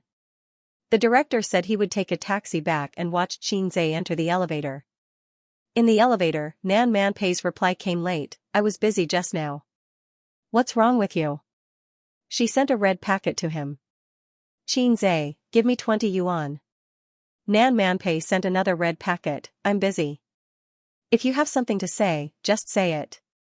Xianxia, it's nothing. I just want to see if Sister Man spoils me. Another 30 yuan. There was no response. Xianxia was a little disappointed, but soon, another 30 yuan red packet was sent. Xianxia climbed up the pole, another 40. Another red packet. After sending a set of pictures, Xianxia received 5 more red packets. Happy. Xianxia, Sister Man really spoils me. Mwah. Nan Man Pei, Master, it's me. It's me. Awkward, Nan Man Pei, it's not your aunt who spoils you, it's your lovely disciple. Xianxia, damn it. Xianxia said angrily, Li Donglai? Where's your aunt? Nan Man Pei, aunt said she didn't have time to deal with a psycho like you. She threw the phone to me, was this the so-called, feeling good about oneself? Nan Man Pei's psycho? Xianxia was melancholy for a moment and typed, forget what you said just now. We can still be master and disciple. Nan Man Pei, you want to be my uncle, don't you? Xianxia, scram. After you scram, delete the chat history. I can't afford to lose face. Nan Man Pei, Ziki was watching from the side. She looked at me with disdain and disdain. Do you want me to take a picture for you? Xianxia. Xianhao woke up from his dream and opened his eyes. He was in a small, dark room with a single bed. The curtains were drawn, and the sun shone through the gaps in the curtains. He stared at the bikini photos of the 90s Hong Kong actresses on the wall, as well as the popular cartoons. After a few seconds of confusion, he suddenly sat up from the bed. In the dark room, there was a quilt embroidered with mandarin ducks playing in the water. There was an old-fashioned desk opposite the bed, and he was wearing boxers. Xianhao hadn't worn boxers for many years. Memories flooded his mind, and his face was full of disbelief. This is my home when I was in high school? He couldn't wait to open the window. The sun shone on him, and he squinted subconsciously. After adjusting to the strong light, he saw an old neighborhood. This was the neighborhood where Xianxia lived in high school with his adoptive parents. After college, he moved away and hadn't come back for many years. There was a calendar hanging by the desk. It was March 2008. When he woke up, he had returned to 10 years later. The door of the room was pushed open. A young woman in a short-sleeved shirt and shorts was holding a cucumber with one hand on her waist. She said while eating, "Xianxia, are you awake? Go out and buy groceries. It's already 10:30. The woman was very beautiful. She was tall and bright, with long legs and a slim waist. She had the signature foxy face and black phoenix eyes. Xianxia ignored her and strode out of the room, bumping into her. The woman held the door frame and looked at his back. She said angrily, "What are you doing?" The camera kept following Xianxia's figure. He left the residential building, left the neighborhood, and ran to the street. There was a mobile phone store opposite the neighborhood, and it was broadcasting a Weibo. China, leading the life of 3 prostitutes. He opened his arms, took a deep breath, and enjoyed the air of 2008. It couldn't be wrong. 3G started in 2008. During that time, Xianxia heard this advertisement every day when he went home. He had been longing for a smartphone for a long time. Unfortunately, his family wasn't rich enough to fulfill his dream when he was a student. In March 2008, the Beijing Olympic Games hadn't started yet. In March 2008, the fast shooter Xianxia had just entered junior high school. In March 2008, the World Financial Center hadn't been built yet. 2008, my world. Xianxia raised his arms and shouted. The camera froze on his ecstatic face. After a few seconds, it slowly pulled up, and the whole old street was reflected in the camera. Ka! Director Zhang shouted as he sat on the elevator that was more than 10 meters high. The lift slowly landed on the ground. Director Zhang's face was full of smiles. CEO Qin, that was great. That scene just now was perfect. The director wasn't trying to flatter Xianxia. He was truly shocked by the scene. In the camera, Xianxia's expression changed little by little. His blank and shocked expression gradually faded away and was replaced by excitement, and sadness. As a professional director, that scene was worth reminiscing about for a long time. His sister walked over from the side. She had a cucumber in her mouth and another in her hand. She passed it to him. Do you want some? Xianxia took the cucumber and sized it up. He thought, it's even longer than mine. The director asked the crew to move the equipment back to the neighborhood to prepare for the next scene. On the way back, Qin Baobao held her brother's arm and looked down at her phone. Only in this way could she ensure that she did not go astray. What are you looking at? Xianxia asked. Li Yanhong sent a few good seedlings. They're all young and handsome. Qin Baobao showed the photos to Xianxia. They were indeed handsome. The masculine type, the feminine type, and the sissy type. Xianxia was jealous. Handsome? Sister, what are you blind about? Qin Baobao smiled. Yes. They're not as handsome as my A's. Xianxia was satisfied. Sister, you really know how to talk. We're both tall and handsome. A perfect match. Qin Baobao blushed. She was shy and happy. A perfect match. Xianxia shook his head. No, just tall and handsome. I have big boobs and you're handsome. This story was about a loser in life. In a car accident, he accidentally returned to 10 years ago. The male protagonist was abandoned in an orphanage by his biological parents. When he was 3 years old, he was adopted by his adoptive parents. He had a childhood sweetheart called Xianxia. She was the girl he had a crush on since puberty. His sister was very outstanding, but the male protagonist was very mediocre. The story was presented to the audience through 2 scenes. Scene 1, in university, he was invisible. He sat quietly in the library and watched the couple sitting next to him snuggle up to each other. He smiled sweetly and quietly packed his bag and left. He walked past the basketball court and watched the boys running as if they were flying. The girls screamed as they sweated profusely. He walked past them silently. Scene 2, in the father scolding and grumbling, he was very disappointed in his adopted son. He was grumbling because of the loss of his business. In the 2008 economic crisis, the crisis did not erupt suddenly. Instead, it snowballed. In a year, his adoptive parents changed houses twice. From a high-end apartment to a normal neighborhood, life became more and more difficult. "Dad, this year's business will not be good. You probably can't increase your income, but you should be able to reduce your expenditure. Don't be in a hurry to change your fortune. We'll talk about it after this year. If you have the money, buy back the house. While you're at it, save up a few more houses." At the dinner table, Xianxia suggested to his adoptive father, "Go to university well. I'll be thankful if you can find a good job after graduation." His adoptive father did not appreciate the suggestion. Instead, he reprimanded him. Sitting opposite him, his sister secretly stuck her tongue out at him. She was playful and cute. This scene was over. The filming went smoothly. Director Zheng passed him a glass of water. When he thought of Xianxia's appointment, his excitement and joy faded. He was more nervous and anxious. He called Mou and asked about the things to take note of when filming with Xianxia. Mou replied that he was obedient, sensible, and serious. He just needed to watch from the side. At that time, he was confused. Now, he understood. Taking advantage of his free time, Director Zheng discussed the script with Xianxia. He felt that with his name on this movie, even if it was not as popular as Journey to the West, it should be able to achieve good results. "President Qin, I think I've failed. There's finally hope for me to succeed." He really wanted to go to Guangdong to develop his career. He had learned a lot of Guangdong dialect and would occasionally say a few sentences. Xianxia said, "Life is always full of ups and downs." Director Zheng was stunned and said against his will, "That makes sense, that makes sense." Look, once this person became rich, the words that came out of his mouth became wise words.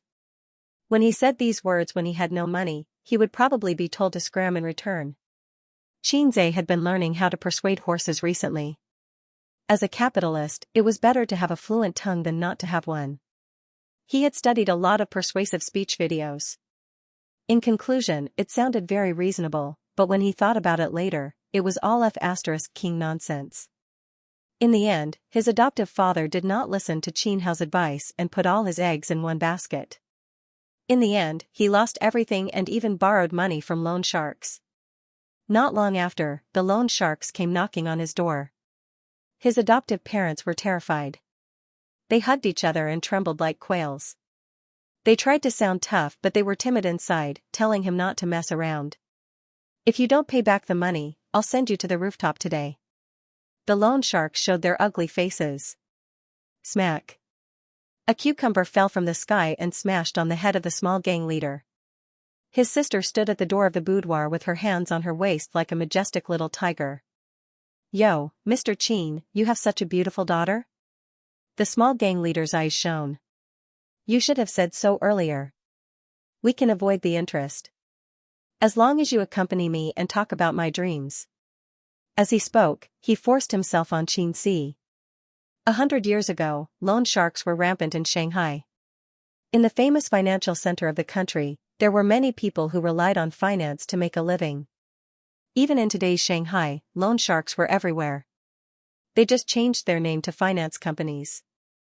As the protagonist of a rebirth, Xianxia finally found a chance to show his power. He stood in front of his childhood sweetheart sister and said, "I'll pay back the money my father owes you. 2 million, can you afford it?" The small gang leader looked at him disdainfully. Xianxia was terrified. He thought about how he was reborn and should act high and mighty. He said, "After a month, I'll pay you back with interest." The loan sharks agreed to give him a month. They threatened that if he didn't pay in half a month, not only would they take his sister's money, but they would also chop off Xianxia's hand. The month after that was the starting point for the male protagonist, Xianxia, to become rich. He borrowed all the savings from his sister and invested them in the stock market. He wandered around the entertainment company and promoted his songs. He wrote novels and submitted manuscripts. He began his journey of working hard. As someone who had been there before, he had a lot of ideas to make money. A month later, the loan sharks came again. They saw stacks of banknotes in the living room. The sitting posture of the whole family was very interesting. Xianxia sat in the middle with a cigar in his mouth. His sister sat on his left while his mother sat on his right. His father lit the cigar for his son. This place would be accompanied by lively music in the future. The family crisis was resolved. Xianxia's status in the family jumped. This film wasn't just about the struggles of a reborn person. It was mixed with a lot of funny material. Xianxia specially invited a famous crosstalk actor from Beijing to give him advice. It was relaxed, funny, humorous, and had a strong sense of the times. The above elements were the core of this film. Many people had fantasized about how they would change if they could go back to middle school or high school. At night, the sister brought chicken soup into the brother's room. "Little Hao, drink the soup." Xianxia was drawing. "Wait for me to finish." "What are you drawing?" The sister picked up a pencil and poked him. "Annoying." Xianxia held the pencil. "My idiot." The sister said, "No, it's my idiot." In the scene, the childhood sweethearts hugged and kissed. Qin Baobao sat on Xianxia's lap. Xianxia's hand was on his sister's waist. "Cut." Director Zheng shouted. "Chairman Qin, the next scene is the bed scene." "Okay." Xianxia and his sister separated and nodded. Director Zheng didn't know if it was an illusion, but he felt that the two of them were a little unsatisfied. "However, shouldn't we shoot some memories?" Director Zheng asked. Before the bed scene, the male lead would recall the past of his previous life. He and his sister liked each other during puberty. They were careful to get close to each other, but they were afraid of crossing the line. After graduation, they stopped contacting each other and went their separate ways. His sister, who was his childhood sweetheart, found another boyfriend. One time, he went back to his adoptive parents' house and saw his sister getting out of her boyfriend's car and hugging downstairs. The filming method was to be done in the present. From time to time, the male lead's memories would be mixed in. The downfall of his previous life and the glory of his current life were a sharp contrast. Xianxia asked for his sister's opinion. Qin Baobao tilted her head and thought. "Let's shoot this bed scene." "I feel it now." "Xianxia, what kind of feeling, sister?" "Okay, then let's start the next scene." The director nodded. "I think it's more efficient to shoot in groups," Xianxia said. Director Zheng put on a serious expression and listened attentively. "How about this, you bring the stuntmen over to shoot the flashbacks, and the assistant director stays behind," Xianxia said. "Wait a moment, I'll make a call to see if Huang Yuding and Su Jiao are free right now." Most of the artists in the company with more potential and those who were already famous had already gone out with the crew to shoot the real sex scene. Therefore, Xianxia pulled in Huang Yuding and Su Jiao, who were singers, to play extras and expand the cast. No matter how famous he and his sister were, it still seemed a little weak. His adoptive parents were also well-known veteran actors in the entertainment industry. They belonged to the older generation of actors that everyone knew, but no one knew their names. Thus, they split into two groups. The director brought a group of people outside to shoot the flashbacks. The location wasn't far, at a high-end apartment 5 kilometers away. In the room, the lighting technician adjusted the lights. Xianxia and his sister returned to their positions. His sister sat on his lap while the cameraman filmed from the side. The assistant director nervously said, "Ready, action." In the camera, the two kissed passionately. The soft and romantic lighting deliberately included that sketch in the camera, making this ambiguous scene more hilarious. Two lips parted, two flushed faces. The man's face was as Red Bull, excited, while the woman's face was as red as shy. Xianxia carried his sister to his single bed. The cameraman ran to the head of the bed first and fixed the camera. In the camera, Qin Baobao's exquisite face entered the frame, and her long black hair spread out on the pillow. The camera slowly moved down, showing her sharp chin, slender neck, and well-proportioned collarbone. When it reached below the collarbone, the camera stopped. Then, the back of Xianxia's head entered the frame. He buried his face in his sister's neck and kissed her, going from gentle to frantic. Qin Baobao closed her eyes, and her red lips parted slightly. This kissing scene on the bed lasted about 10 seconds. The cameraman moved the camera to the side of the bed. He held the camera with one hand and grabbed the prepared clothes with the other, throwing them on the floor. What a coquettish operation. After the cameraman was done, he slowly pulled the lens away and filmed the couple kissing passionately on the bed from a slightly further angle. Then, he noticed a flaw in the shot. Xianxia's back was arched too high. In a normal position where the man was on top and the woman was on the bottom, the two of them should be close to each other. However, Xianxia's posture was a little exaggerated, so it was very out of character. The cameraman could understand. After all, the two of them were siblings, so when filming intimate scenes, they would subconsciously keep a distance. Cut. The assistant director shouted. On the bed, the siblings turned their heads simultaneously. Qin Baobao's hands were still wrapped around Xianxia's neck. Because of the passionate kiss, her lips were even brighter than usual. The assistant director coughed and dryly smiled. Chairman Qin, don't bend your back. You should lie down a little. This is too exaggerated. Qin Baobao tilted her head and looked at her brother's back. She said, don't half kneel on the bed. Lie down a little. Then never? Qin Baobao asked. Wait a minute. Xianxia shouted. He turned over and sat cross-legged on the bed. He did not lift the quilt, even though their clothes were intact, at most a little messy. I'm not in the right state. I can't find the feeling, Xianxia said. Rest for 10 minutes. Filming paused, the assistant director, cameraman, lighting technician, and other crew members left the room and went to the living room to smoke. There were very few crew members who did not smoke. When work was tiring, they often stayed up late. Sometimes, for filming, it was not strange that they would drive overnight. They needed to smoke to refresh themselves. At the same time, smoking was the best way to get closer to the men. They gathered together to smoke and chat. At the very least, they could get to know each other. What's the matter? I feel quite in the right state. Qin Baobao pulled the quilt. Why are you wrapped in the quilt? Xianxia held it tightly and said in a low voice, don't pull, don't pull. Qin Baobao was stunned, but she quickly reacted. Her eyes glanced at Xianxia's crotch. She quickly looked away and said, shameless. Xianxia interpreted this as his sister's arrogance. It was funny. If he did not lust after his sister, should he lust after his brother? In fact, he had never lusted after his sister in bed scenes before. At that time, he still had some scruples in his heart and could still control his dick.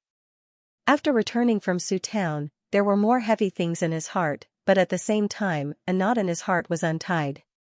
No wonder you were bending over just now. She bit her lip and turned her face to the side. Her fair face slowly turned red. A knife hand came over, and it hurt. Qin Baobao glared at him fiercely. Who's as full of dirty thoughts as you? Xianxia pressed his hands on his sister's legs. I don't believe it. Let me touch it. Qin Baobao raised her hand and punched Xianxia's head like a cat in a fight. Get lost. I'm kidding. I'm kidding. Xianxia begged for mercy. His sister could not accept this kind of joke for the time being. After all, in her mind, she was still his sister. Whether she was really angry or not, she had to be angry. Otherwise, she would feel guilty. It was indeed a joke. It was just a short kiss. Xianxia estimated that she was at most getting into a good mood. It was still far from the flood. Therefore, most of the time, it was the man who took the initiative between husband and wife. It's about time. Then shall we continue? Qin Baobao said softly, I'm not ready yet, what? Then I'll go to the toilet now. You look for tape, Xianxia said. Why do you need tape? Qin Baobao did not understand. You're too inexperienced in bed scenes. Many male actors will tie themselves up with tape when they shoot bed scenes. Tape there? Qin Baobao could not believe it. Doesn't it hurt when you take it off? It's tied up in a plump t-shirt, sister, Xianxia corrected. Oh, you can ask the crew. Lazy sister. Are you crazy? Xianxia was going crazy. He lowered his voice and said, "What should I say?" "Hey, you guys, roll tape for me." Qin Baobao did not think about this at the moment. When she heard Qin Zai's explanation, she felt guilty. She moved to the edge of the bed and put on her canvas shoes as slippers. She swayed her plump hips and walked 2 steps. Then, she suddenly stopped. His sister rushed back and said angrily, "How do you know how to use tape?" "I don't even know." "How do you know? Other than me, who else have you filmed bed scenes with?" That was why it was troublesome for a woman to be too smart. She might not have noticed the loopholes in your words at first, but she would definitely be able to figure it out later. Fortunately, Qin Zai had a clear conscience. He said, "Li Wei. When I was filming Shanghai Beach, I had a kissing scene with her. Then, there was a bed scene for a few seconds. At that time, the director asked me if I should use tape. That's how I got the idea." "Oh." His sister turned to leave. Her body stiffened. She silently turned back and looked at him condescendingly. "So, you were lying to me when you said you used a body double?" Qin Zai, damn, he spilled the beans. "I'll deal with you tonight." His sister stretched out a slender finger and poked him on the forehead. She walked to the wall and tore off a corner of the poster. "What are you doing?" "Stupid." His sister looked back and glared at him. "I just went out and asked for tape. We're all professionals. We know it very well." She walked to the living room. She was a little annoyed by the strong smell of smoke and frowned. The assistant director observed her expression and immediately ran to open the window. He laughed dryly. "I forgot to open the window." Qin Baobao nodded. "Do you have tape?" "I accidentally tore off a corner of the poster." "I'll paste it back." The assistant director said, "Let me do it, let me do it." Qin Baobao said, "President Qin is adjusting himself inside. Don't go in and disturb him." She took the tape back and closed the door. Then, she threw it to Qin Zai. Qin Zai reached out and took off his pants. The summer pants were very thin. This was also the reason why he didn't want to go against his sister. If he accidentally let his sister know his size, both sides would be embarrassed. It's okay to go against her in private. But in front of so many people, Qin Zai has a psychological barrier. Under the pants was a pair of black boxers. His sister bought it for him. Qin Zai's Fat CI, facial cleanser, serious facial cleanser, socks, ties, shirts, and suits were all handled by his sister. Wang Zijin would also buy it for him, and Suyu would also buy it for him. When Suyu bought clothes for him, Qin Zai would say that he bought it himself. The tape was wrapped around the boxers and tied up in circles. Before, nothing could be seen. After the tape was tied up, the swelling between his legs became more obvious. It was like being stung by a wasp, and a big bulge appeared. This way of describing not compromising and starting over was just like hiding a rubber ball. Qin Baobao couldn't help glancing at it. "You have a needle eye," Qin Zai joked. His sister blushed and spat. After that, he put on his pants. The bed scene was shot again. This time, it was easy to pass. The next scene was tomorrow morning. There was a scene of catching adulterers in bed. Qin Zai and his sister drove home first. When they got home, it was 9:30 in the evening. Wang Zijin ate the leftovers from lunch. The living room light was dark. At this time, she should have taken a bath and lay in bed to watch TV series or movies. She should go to bed at 10 o'clock. At 5:30 in the morning, she should get up and run with Qin Zai.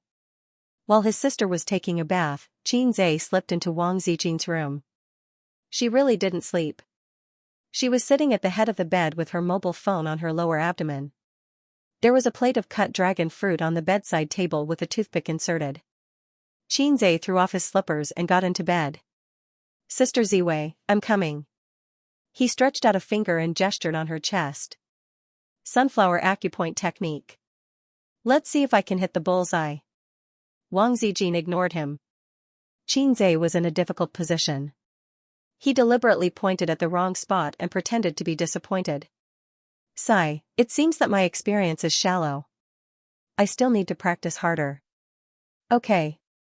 Wang Zijin was relieved. Don't look at your phone. Let's make out. He straightened Wang Zijin's body and made her face him. Then I'll only give you 10 minutes.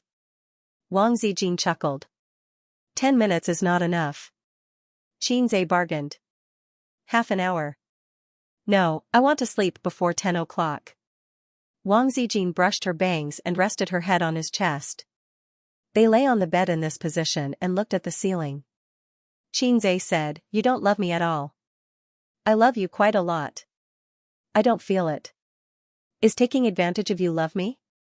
He squinted. "Hey, when the boyfriend comes back, the unqualified girlfriend will wait for him to cook. The qualified girlfriend will wait for him after cooking, and the best girlfriend will hold the bowl in one hand and the bra in the other. She will ask, 'Hubby, do you want to eat first or drink milk first?' Then I'm an unqualified girlfriend?" "Yes."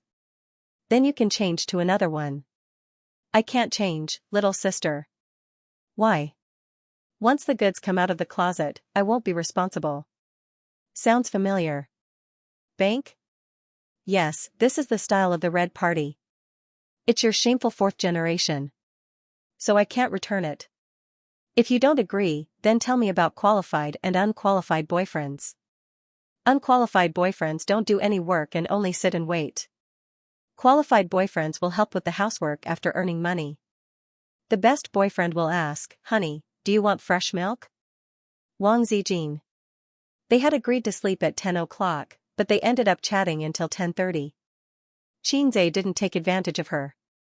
He just lay on the bed and chatted with her. He joked and occasionally made dirty jokes, which either made Wang Zijin laugh or made her speechless. It was best for men and women to complement each other. If they had similar personalities, it was easy for them to dislike each other.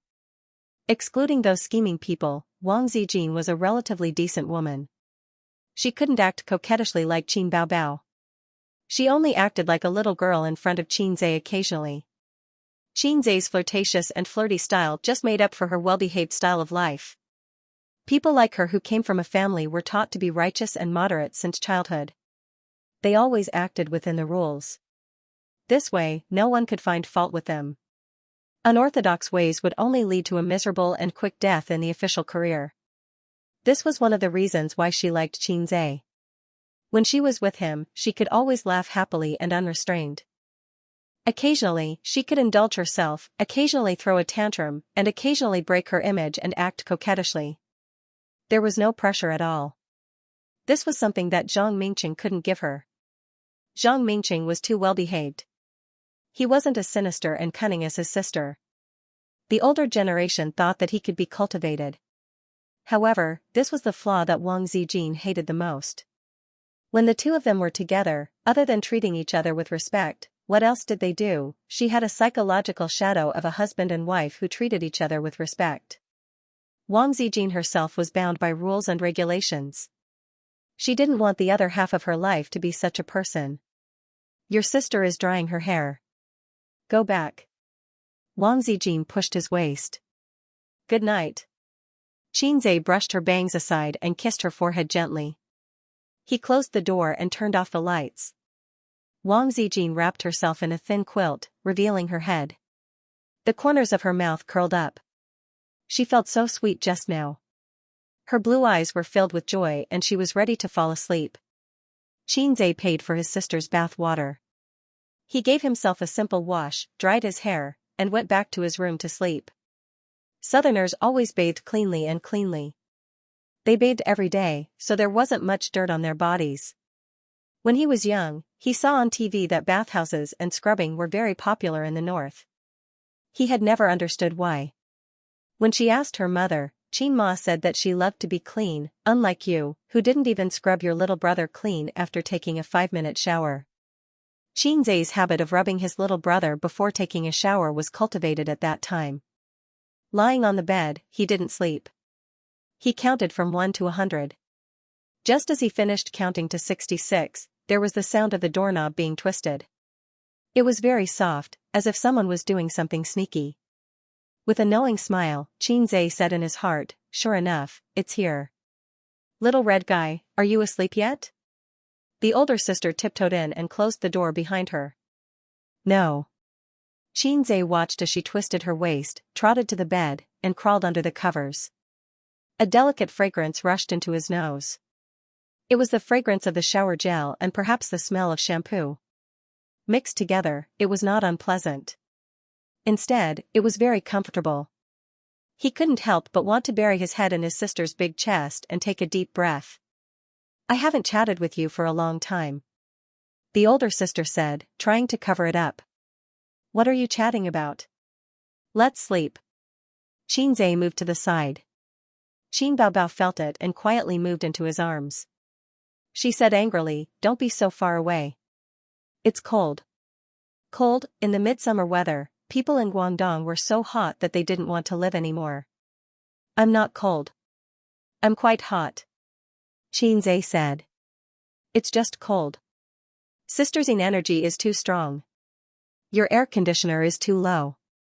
The older sister hooked one of her legs around his waist and used her strength to prevent him from moving too far away.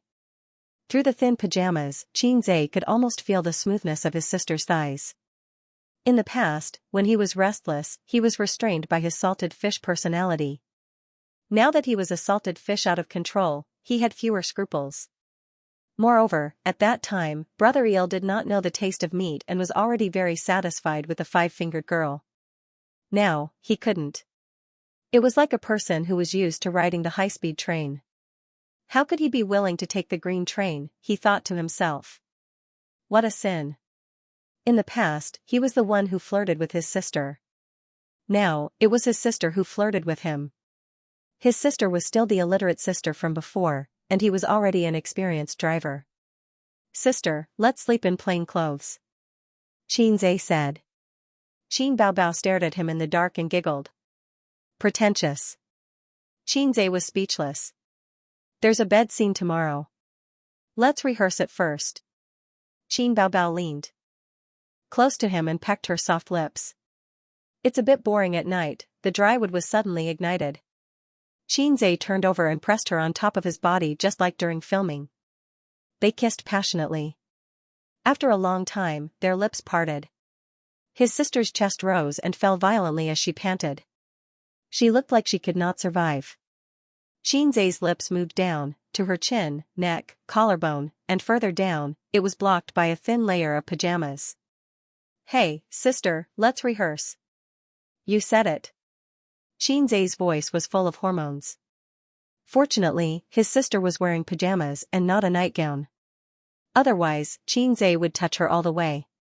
Xin Baobao's eyes widened. It was as if a bolt of lightning had struck her mind. There was only one thought left: how dare he? In the past, they were very particular about propriety when they kissed. Xianxia touched her but slightly through her pajamas. This was the limit of what Xin Baobao could tolerate. Since the last shower, Xianxia had seen his sister's magnanimity up close for the second time. Every time he saw it, he had different feelings and exclamations. It looked like a mountain range from the side, with different heights from the distance. He did not know the true face of Mount Lu, but he was in it. It made King sense. Xianxia's head was pushed away fiercely. His sister hurriedly pulled down her pajamas. At this moment, she should have given him a backhand slap. However, she did not. Perhaps it was because she could not bear to, or perhaps she did not hate him like this. Hence, she merely glared at him. They looked at each other silently. In the silence, the bottom line between them was shallower and shallower. Today, it was slightly broken. Xianxia sighed. "I'm sorry." There were many things that could not be done without fear just because they knew each other well. When they were not tearing off that thin layer, both of them wanted to break through and look forward to tearing it apart. However, when they really reached this step, they realized that it was not easy to tear off that thin layer in their hearts. After returning from Shujia town, Xianxia's knot in his heart was untied. He could face his sister more calmly now. However, his sister's shackles were not untied yet. She could not accept that kind of thing. Putting the truth aside, in terms of relationship, she was his sister. Xin Baobao gradually calmed her rapid breathing. The expression on her face was complicated. shyness, nervousness, and fear. Biting her lips, she squeezed out a sentence weakly. I am not sleeping at your place anymore. Her hands gripped her clothes tightly as she moved to the side of the bed. Putting on her shoes, she left with a slightly panicked back view. Look at your cowardice. After his sister left, the system, which had been silent for a long time, mocked him. This is not called cowardice. This is called respecting women. Men and women are equal. A man who only cares about himself is a scumbag. I'm obviously not a scumbag. Xianxia defended himself. Hee hee. The system replied. Hee hee, your sister. It's all your fault. If you were a flirtatious system, I would be able to become Long Out Yin, become a CEO, marry a beautiful and rich woman, and reach the peak of life. I would be able to *CK someone as fragile as my sister. Xianxia pushed the blame. Aren't you a CEO now? Isn't Suyu a beautiful and rich woman? Haven't you reached the peak of life? Long Out Yin's strength lies in his heart. Even if a salted fish has a system, he's still a salted fish. The system's words were sharp. Get lost, get lost. You lowlife. Xianxia said angrily. Okay, I'll get lost. Along with the system's words, an electronic voice sounded in Xianxia's mind. System uninstallation, 100%. 90%. 50%. 30%. Xianxia was so scared that he peed his pants. How could the system be uninstalled? Hey, don't be like this. I was joking. I was wrong. I can't leave you, just like how a woman can't leave her moisture. Xianxia was shocked. Now you know how important I am. The system said proudly. The uninstallation sound stopped. You're getting more and more naughty. Xianxia complained and heaved a sigh of relief. The system ignored him. The next day, he only ran for an hour before going back. Wang Zijin was obviously not satisfied. She complained, why didn't you last for long today? Xianxia said, I have something to do later. I have to rush to the set. Then, he bought breakfast and went home. His sister was not awake yet. Xianxia called her, but she ignored him. She twisted the door handle. Fine, the door was locked. Afraid that I would attack at night, is there no basic trust between siblings? She's not awake yet? Wang Zijin grabbed a fried dough stick and pinched it like an orchid. Savory tofu pudding with fried dough sticks was her favorite. Xianxia's tofu pudding was sweet, and it was also his favorite with fried dough sticks. There were two heresies in this world, the siscon and the savory tofu pudding. Xianxia had tried to convince Wang Zijin that sweet tofu pudding was the way to go, and savory tofu pudding was shameful and unacceptable. However, Wang Zijin didn't think that there was anything wrong with her at all. She even accused him and her sister of being crazy. Deep Well Ice actually ate sweet tofu pudding. Was there something wrong with his brain? Therefore, every day when he bought tofu pudding or soy milk, he would specially say, 3 tofu pudding, soy milk, 2 sweet and 1 salty. Sweet tofu pudding was delicious, especially in the summer. When it was hot, sprinkle a spoonful of white sugar and add some almonds before chilling it in the fridge. The sweetness of the tofu pudding mixed with the aroma of the almonds. The tofu pudding was tender, smooth, and sweet. It tasted better than any other dessert. I'll go get her. Wang Zijin put down her chopsticks. A moment later, there was a violent knock on the door in the corridor. Sleep your ass. Wake up. Sister was rudely woken up just like that. With dark circles under her eyes, she was listless. She couldn't sleep last night, and it was difficult for her to express her feelings in words. When she wasn't paying attention, the pink and tender grapes were eaten by her brother. She felt as if there was an electric current flowing through her body, and goosebumps rose all over her body. She was shy and frightened, nervous and guilty, and there was also a sense of guilt that couldn't be erased. Oh right, she even took a shower after returning to her room. She walked to the living room and looked at Xianxia's back with a complicated expression. She quietly sat down in her seat and buried her head in breakfast. Wang Zijin frowned. She realized that things weren't that simple. The three of them had been together for a year and were very familiar with each other's way of interacting. Qin Baobao was usually very lively when she was eating, but today she was too quiet. She carefully looked at Qin Zhe, but didn't see anything strange on his face. He looked fearless and calm, as if he was the successor of communism. After breakfast, Qin Zhe and his sisters left the house. They took the elevator to the underground parking lot and waved goodbye to Sister Ziwei. Sister was holding her bag with both hands and was standing in a very ladylike manner. It was abnormal for her sister to be like this. It just showed that she was still nervous and conflicted about what happened last night. Qin Zhe drove to the set. Sister, according to my estimation, the movie can be finished in a week at most, Qin Zhe said. Oh. Qin Baobao replied. I'll make tofu pudding for you at noon. Put it in the fridge, and you can eat it at night. Qin Zhe said casually. Qin Baobao nodded and quietly observed him. He was very calm, without the slightest awkwardness or guilt, as if eating grapes was a basic thing that he didn't need to worry about. Qin Baobao bit her lip, feeling wronged. She was in a mess, but her brother was still calm and collected. Baobao suddenly felt wronged. She was also a little disappointed, although neither of them would feel awkward with his attitude. Of course, her brother's state of mind was different from his sister's. Brother, I was one step away from having sex with her. Sister, I was one step away from falling into the abyss and couldn't survive. They arrived at the set at 8:30 in the morning. The crew was already there and waiting for them. Let's start. Let's try to do it in one take. In the room, Qin Zhe quickly took off his short-sleeved shirt and pants, leaving only a pair of boxers, and got into bed. In the past, Qin Baobao would happily admire her brother's figure, just like a man appreciating a woman's figure. But today, she glanced at the center of the boxers. Cross it out, the center of the crotch.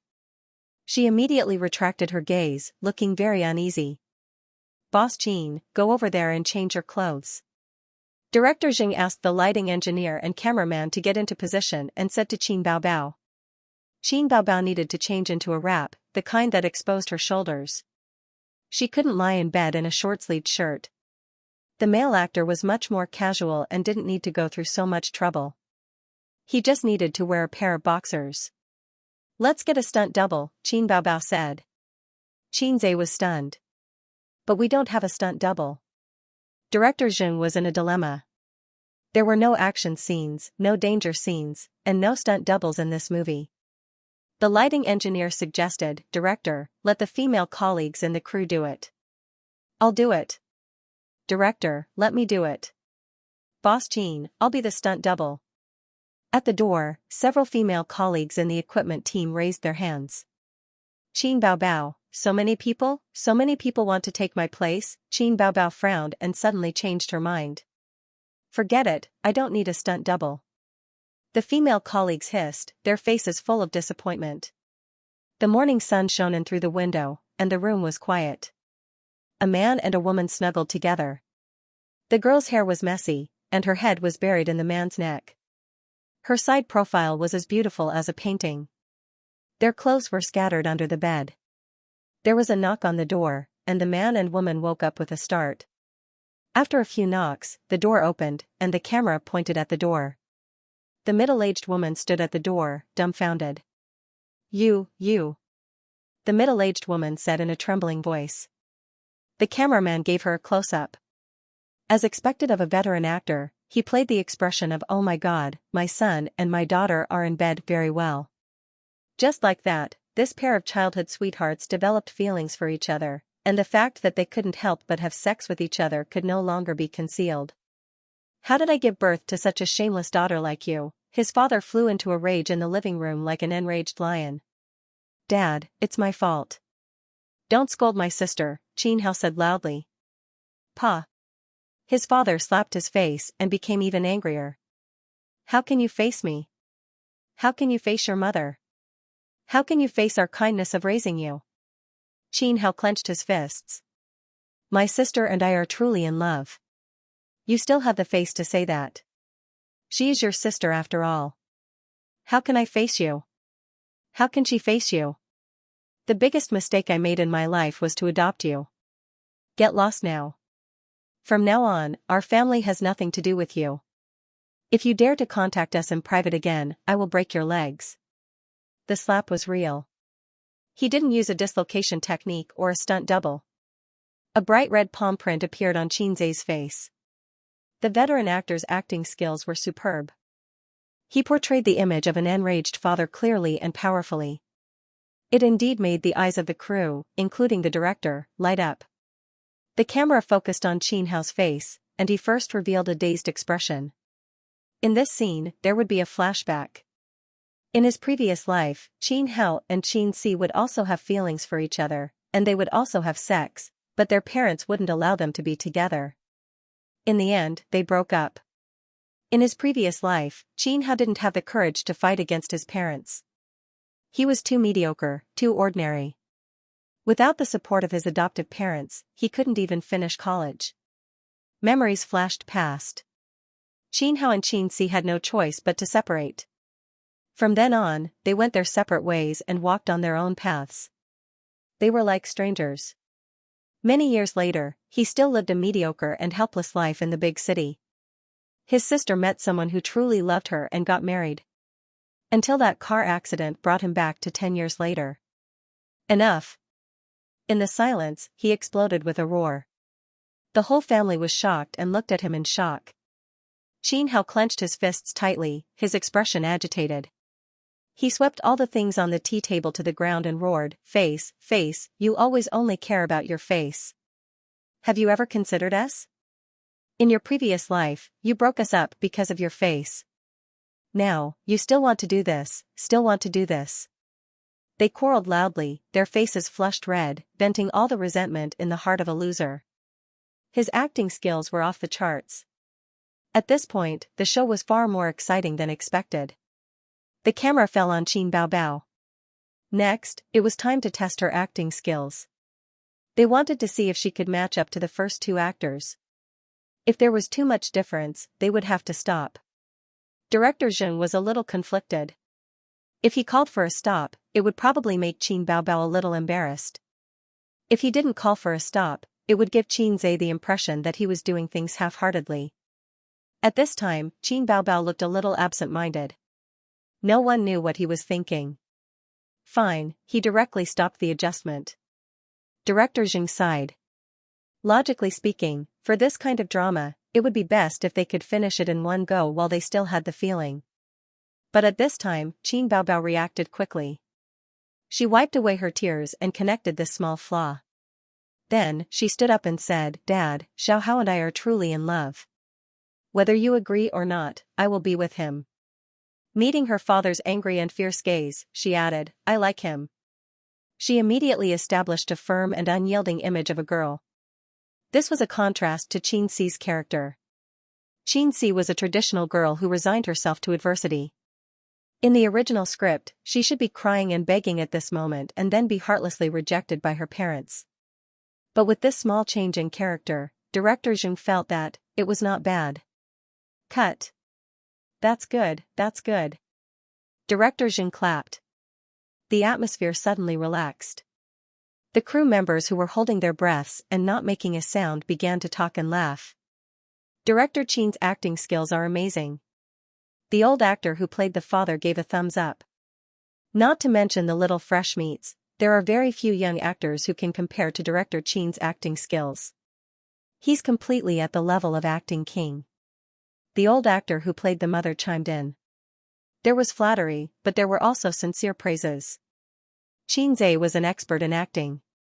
His acting skills were definitely not comparable to ordinary king actors. Compared to those king actors, his acting skills had a wider range and he could adapt to different roles. Moreover, this film was written based on his own state of mind. Only he could understand the feeling in it. In the afternoon, he gave the crew half a day off and asked the director to bring everyone out for a big meal. He drove his sister home to make tofu pudding. "Do you want almonds or walnuts?" "I want both walnuts and almonds," his sister replied. Xianxia glanced at her. His sister was finally not as pretentious as she was in the morning. When he hugged her to sleep on the bed just now, her heart was beating wildly. Xianxia could feel it. But after the last scene, the knot in her heart was suddenly untied. The rest of the filming was much easier. It was easier because the requirements for acting skills were not as high. In terms of workload, it was heavier than before. In the following days, Xianxia continued to cross industries and used the knowledge from his previous life to rise in various industries. He became a successful person like Duan Ma. The entertainment industry was full of praise and the social response was excellent. His adoptive parents had no choice but to accept this fact. However, good things come with setbacks.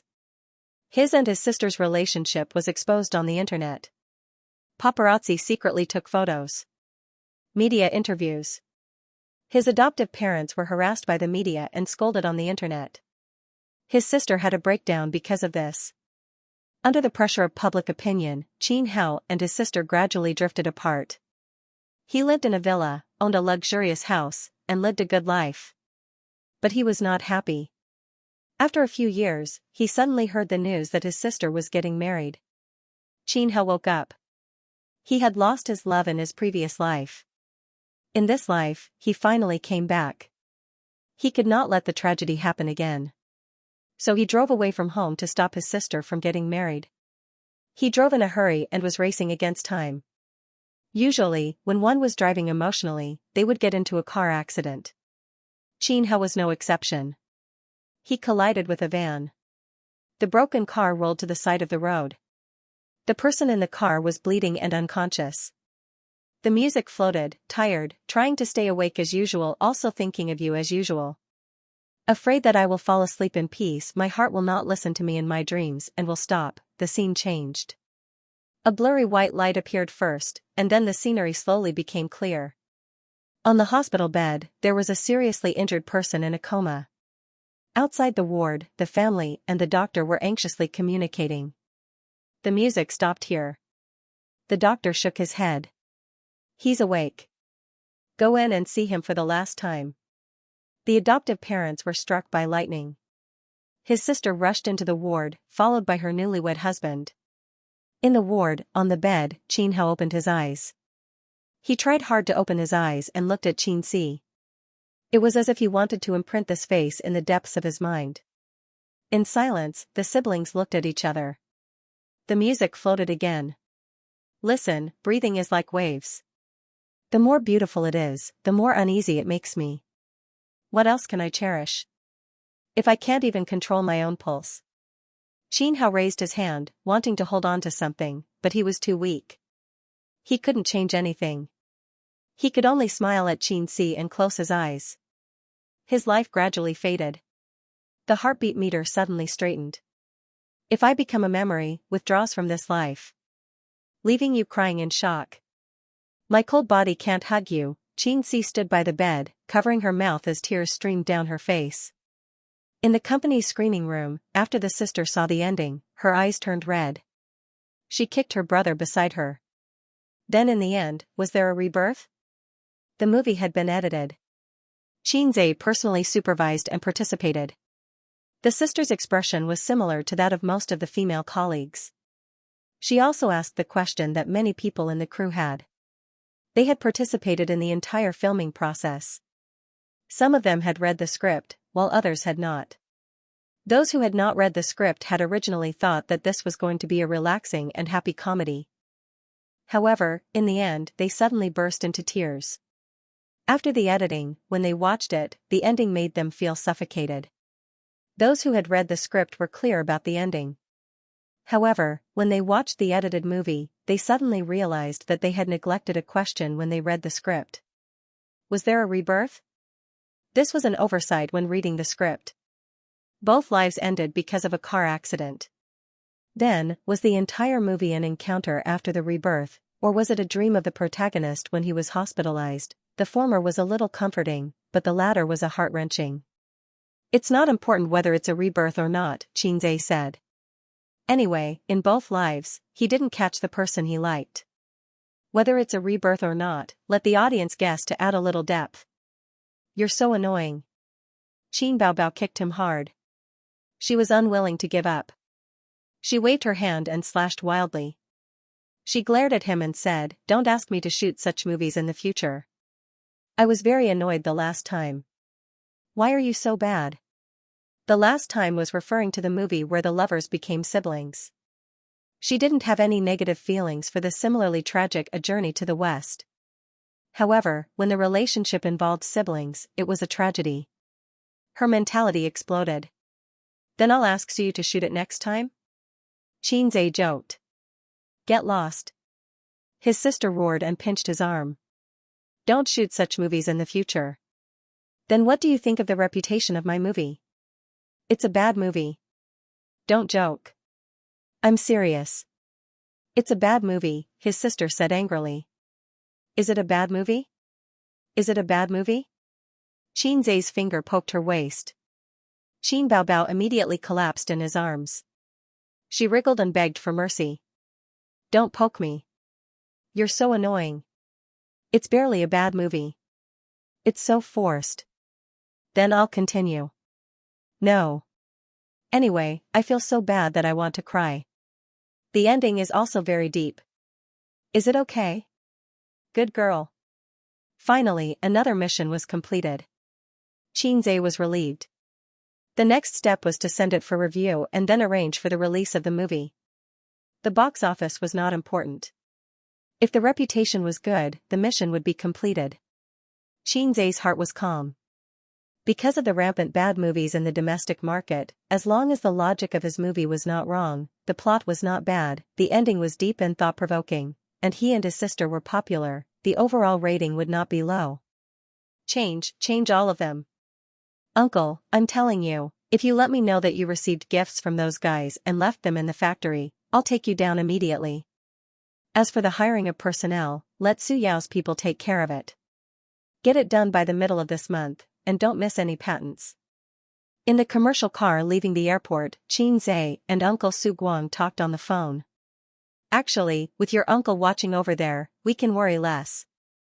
Oh, I'm not talking about this unreliable uncle. Su Yu said. She curled up in his arms like a little bird, with shallow bags under her eyes. According to the usual practice, they fought for 3,000 rounds last night, and Su Yu was killed without accident. But the battlefield was so small that she didn't even have the qualification to escape. When she woke up this morning, she felt that her body was hollowed out, and her waist was particularly sore. Su Yu gradually began to be unable to bear him. Fortunately, the box of 6 flavor Rehmannia pills was not thrown away. It was originally bought for Xianxia, but it seemed that she had to take it herself. From a physiological point of view, everyone had 2 kidneys. There was no reason that the protruding one would lose, and the concave one would not lose. From an agricultural point of view, there were cows that died of exhaustion, but there were also fields that were plowed and overcultivated, and the quality of the soil would decline. This, the farmer uncle knew best. Your waist hurts? I'll rub it for you. Xianxia pulled Su Yu up. Put her on his lap, and gently rubbed the acupuncture points on both sides of Su Yu's waist. It hurts. Be gentle, be gentle. That's the strength. Ah, it's so comfortable. Su Yu lay in his arms, her chin on his shoulder, squinting, her face full of enjoyment. She always knew that Xianxia's mouth skills were very good, but she didn't expect his finger skills to be even better. He was better than the masseuse in the club. Su Yu and Nan Man Pei would go to the health club to do facial masks, oil, and beauty treatments when they were free. In comparison, the female prostitutes' hands were too soft, and Xianxia's were more powerful and even. Go home and help me with the oil. Su Yu said coquettishly. It was hard for outsiders to imagine that such a cold woman like her would have such a coquettish side. I'm your man, not your boy toy. Xianxia refused. If it was Wang Zijin, you would definitely accept it. You don't love me at all. Su Yu often compared Wang Zijin with herself. She knew that Xianxia would immediately agree because of his guilt towards her. This trick had been tried and tested. It's because I dote on you that I won't push oil for you, Xianxia said. Liar. I'm not lying. According to the plot development in the book, any massage and oil massage will eventually evolve into inhumane sex. Your waist is sore, so I won't torture you. Xianxia sniffed the perfume on her body. It doesn't make sense. Su Yu muttered. What? Didn't you say that there are only tired cows and no plowed fields? So you felt wronged, my waist, it wasn't an illusion. She found that Xianxia was getting more and more valiant in that aspect. In the past, Suyu used to collect public grain, but now that the harvest was getting better and better, there was so much public grain that she couldn't eat. Xianxia always removed her as a teddy, but he was clearly a teddy. Maybe it's because I'm more salted. Xianxia explained. Salted? What do you mean? Salted fish can't be soft.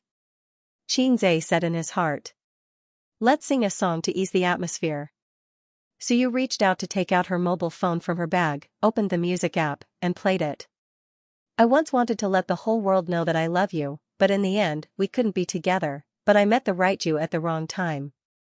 Maybe everything is fate, a male and female chorus sounded. Xianxia was stunned. Wasn't this the song he wrote for Huang Yuding and Su Jiao? This is the song I wrote, right? Yes, it's very nice. Suyu rewarded him with a kiss. My husband is amazing. It's just an online song. But it's very popular. Mobile Douyin is full of videos of this song's accompaniment. It's so popular. Fashion is actually using mobile Douyin. I just watch it occasionally to relieve stress. After Suyu finished speaking, she closed her eyes and enjoyed Xianxia's massage. Her mouth was moaning. The phone rang. It was Nan Manpei calling. Suyu answered the phone. Man, sister man, do you have time tonight? Come out for tea, Nan Manpei said. Bathing, sauna, oil massage, beauty treatment, and tea. Before she got together with Xianxia, this was the unshakable activity of Suyu and Nan Manpei every weekend. It was commonly known as a woman's big sword. Okay, later, is that okay, Suyu's face was full of enjoyment. What are you doing? Nan Manpei heard her voice and felt that something was wrong. I'm not doing, what Who are you with? Xianxia. After a moment of silence, Nan Manpei said, goodbye. Hang up. Suyu threw the phone and half squinted, rub my shoulders too, it's so comfortable that I want to sleep. Xianxia, is it really good to be so naughty to sister man? Suyu, it's okay, I can only show off in front of sister man. Suyu was like a lazy cat, lying on his shoulder, squinting, and was about to sleep when she was disturbed by the ringtone of the phone. This time it was Xianxia's phone. Caller, maggot bao bao. My sister's phone. Xianxia patted her perky buttocks and motioned her not to make strange sounds. Suyu opened her eyes, pricked up her ears, and eavesdropped. Where are you back? I'm waiting for the flight. I'll be back in the afternoon. Oh, I have something to tell you. Qin Baobao seemed to have something to do and didn't talk to him. Just now the company received an invitation. The TV station next door invited you to record a program and be a guest. What program? It seems to be Superbrain. It's not appropriate. With my IQ, it's too much of a bully. What are you thinking? Being a guest teacher is equivalent to being a judge. Besides, with your brain, can you compare with those high IQ talents? The sister sneered. Xianxia calculated that the movie was finished, and there was no need for him in Shenzhen. The real Huang Xuan was shooting in other places and didn't need his help. It seemed that there was really nothing to do in the near future. Okay, pick it up for me, when? Xianxia said. Next week. Got it. Hanging up the phone. Suyu curiously said, I've seen that program, it's very interesting. Xianxia said, it's all the effects of the program. It's fake. I've been on a lot of variety shows, and they all have scripts. Suyu analyzed, it's a provincial TV station anyway. Pure entertainment variety shows are okay. This kind of program with a little depth can't be scripted. Otherwise, people would have laughed their teeth off. I've watched a few episodes before and admired the contestants' speed calculation ability. Ordinary people feel incredible and even suspect that it's a script, but in fact, speed calculation ability can be practiced. You're a science student. You know this, and there's not so much requirement for IQ. At my peak, if I practice speed calculation for a few years, I can do it. Suyu is a genius. What she said makes sense. In fact, this program is not about IQ, but about the brain. The gap between the two is very big. IQ is too one-sided. Many of the programs on it are more about memory, spatial imagination, speed calculation ability, etc. For example, playing Rubik's Cube, in fact, relies on practice, but it has little to do with IQ. Siyu bragged, "Sister is old, and the program group didn't invite me, otherwise, the contestants would have nothing to do. I can beat them." Xianxia smiled and said, "Bragging." Siyu giggled, "I'm not bragging." Xianxia said, "If you don't believe it, I'll ask you a question." Siyu became interested, "Say it." Xianxia said, "Horse Xingyu, Wai Xing Liang." Siyu, "Ah?" She opened her small mouth and looked confused. Xianxia said, "You can't answer it." Siyu, "Sint Xingyu, Wai Xing Liang." "This is not a question, this is an exclamation." "Okay," she pouted. "You're cheating."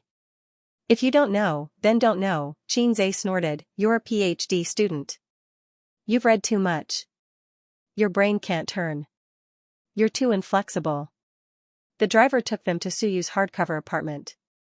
Xianxia put on a mask and sunglasses, Suyu took him, and the two walked to the nearby vegetable and fruit supermarket. Xianxia took a basket, and Suyu took his arm.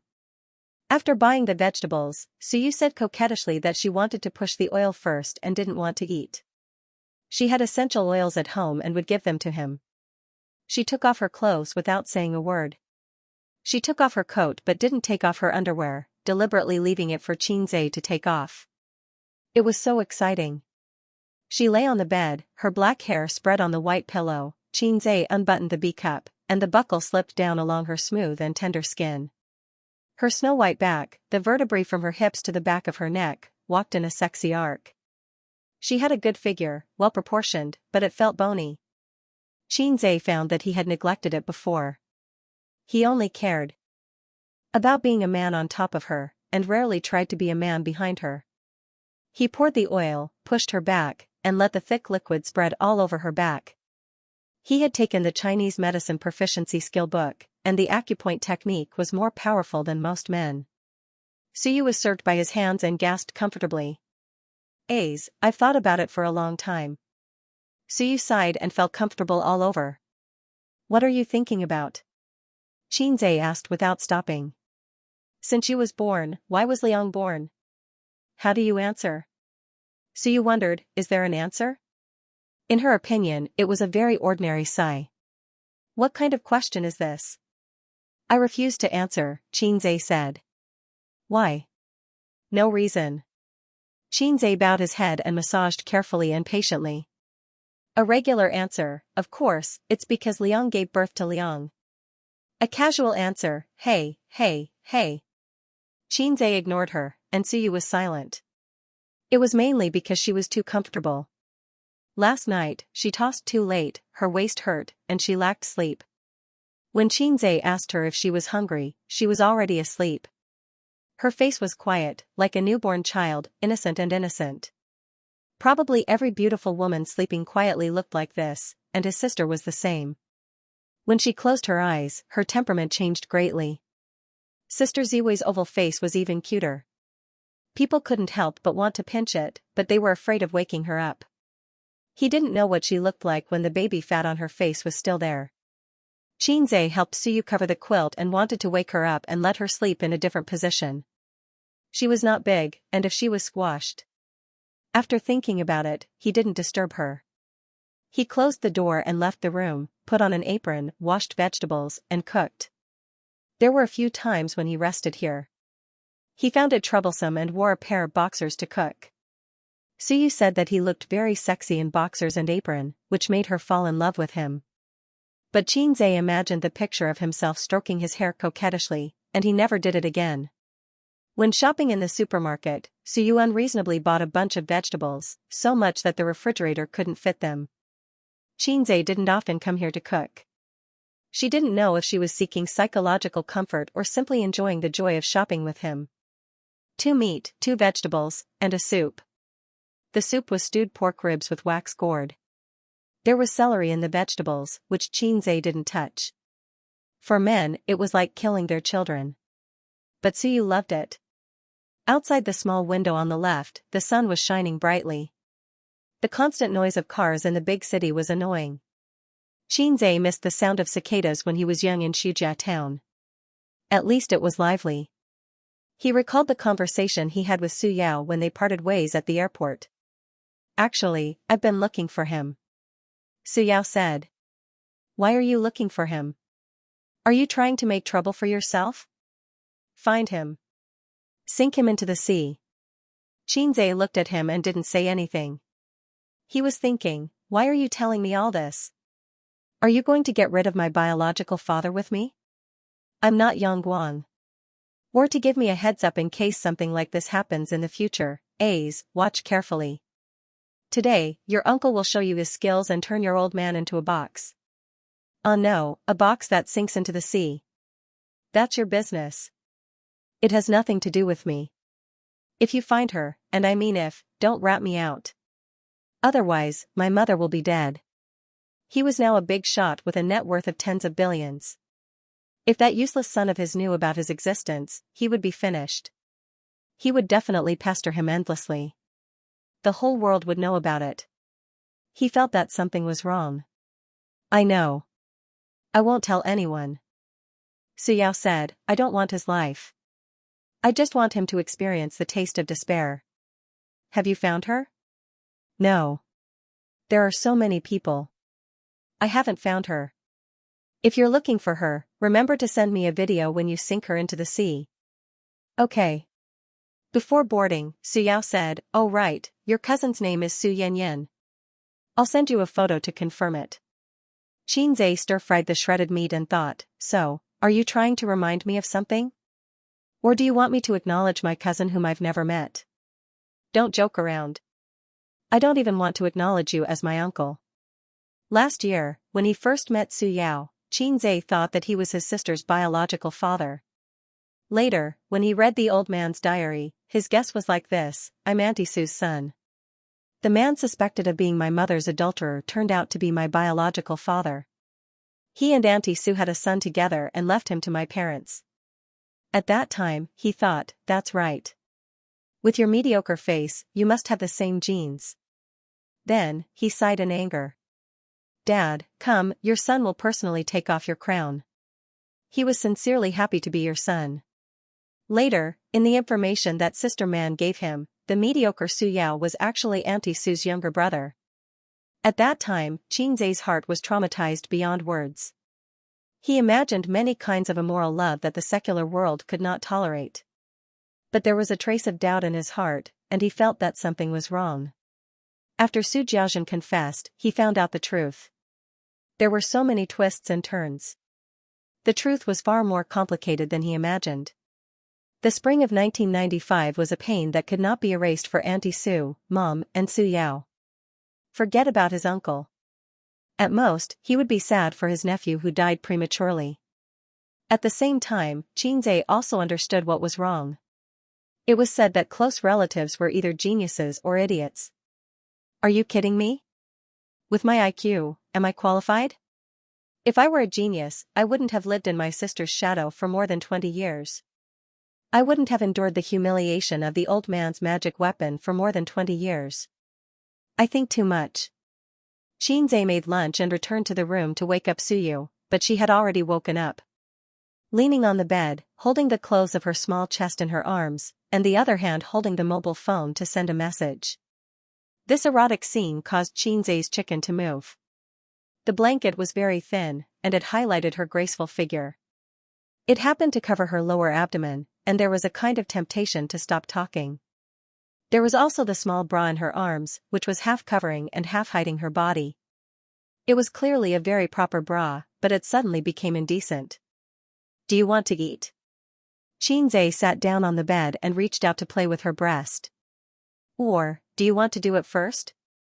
Tofu was much purer than Lao Gan Ma, but Lao Gan Ma hid it deeply, and people who failed Chinese couldn't understand it. Can I do it while eating? Suyu said lazily.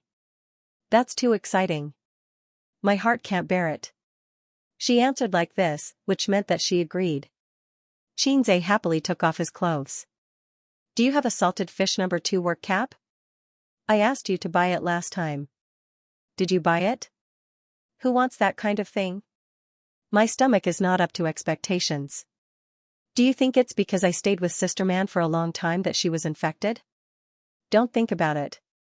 This kind of thing is not contagious. If you want to experience pregnancy, I can help you contact the next door. Wait a minute. So you pushed him away, lifted the quilt and got out of bed. Her upper body was naked, and her lower body was covered with white lace, which was not big, but had a good shape. She twisted her small waist and ran out of the room, rummaged in the living room, and came back with a box of medicine. So you waved her small hand in front of him, proud and playful. I have equipment. Xianxia saw the words on the box clearly, Luwei Dihuang pills. She poured water, ate 2 pills, swallowed them, went to bed, and hummed, after eating it, I can be a serf and become a master. Xianxia hugged Suyu's leg and sprinted wildly, like the white-robed young General Zhao Zilong in the past. He went in and out of the enemy 7 times and killed the enemy. After that, Suyu lay on the bed like a salted fish, with a face full of doubt. I may have bought fake medicine. Xianxia, do you have any misunderstanding about Luwei Dihuang pills? This thing is not a small blue pill, okay. Suyu was hurt again and recuperated in place. Xianxia went into the bathroom to take a shower. She listened to the faint sound of water in the direction of the bathroom, took a few breaths, turned on the mobile phone first, gave a bad review, and then saw Nan Manpei's message, Suyu, take out my dividends in the company account. I need abundant funds in a while. Nan Manpei's part of the dividends was at least 500 million yuan. She had not taken the money invested by Baoza and gave it to her best friend as liquid funds. As for Tianfeng's money, it was taken away regularly every month. According to Suyu, good friends should unite and not give Qin Bao any advantage. Suyu yawned and replied listlessly, I know, Sister Man, I won't drink tea tonight. Nan Manpei, what's the matter? Suyu, hey, he was too intense just now. His back is sore and he wants to rest. Nan Manpei, withdraw it, idiot, it was sent to the wrong place. Sent to the wrong place? What does it mean? Suyu stared at it, her whole body trembled, and her mind was sober. Group business card, life is endless. No, Sister Man, that is to say, the two of them were not chatting privately, but chatting in the group. There were 4 people in the group, except for the 2 of them, one was Wang Zijin, and one was Qin Bao. Well, 2 weak women. At this moment, Suyu showed the pecan speed that she had never reached when playing games. 2 seconds later, the system prompt, I am little birdie withdrew a message. System prompt, Acacia Red Bean withdrew a message. Last message, what's the matter? Suyu turned over and sat up, a little emotional, and sent a private message to Nan Manpei with lingering fear. It was close. Nan Manpei was calmer, well, pay attention next time. Suyu, Bao Bao was scared to death. Nan Manpei, yes, if it was slow, Qin Bao would have been scared to death. Suyu, they should not have seen it, right? Nan Manpei, who knows? Suyu, they definitely didn't see it. It's not rest time now. They don't have time to stare at the mobile phone all the time, and it's only for 2 seconds. They definitely didn't see it. Nan Manpei was disappointed, look at you, so what if they saw it? You have done so much for him, and you have to endure that he has a girlfriend. He is happy, and we have to clean up his mess. Angry emoji, Suyu, yes, what am I afraid of? I should go directly to the door and beat the mistress. Wang Zijin is the mistress. Cheering for yourself emoji, Nan Manpei, okay, you send it again in the group. So you didn't reply for a long time, and after a while, I don't dare.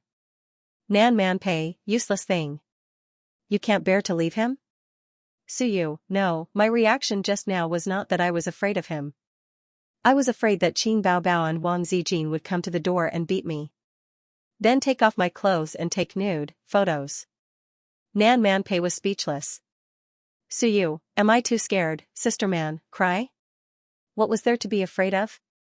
Even 10 Wang Zijin could beat her in terms of scheming and scheming. Using force and violence, he knocked down 10 Qin Baos with one punch. Nan Manpei was in a difficult position. He thought for a while and comforted her dryly, this is called enduring humiliation for the greater good.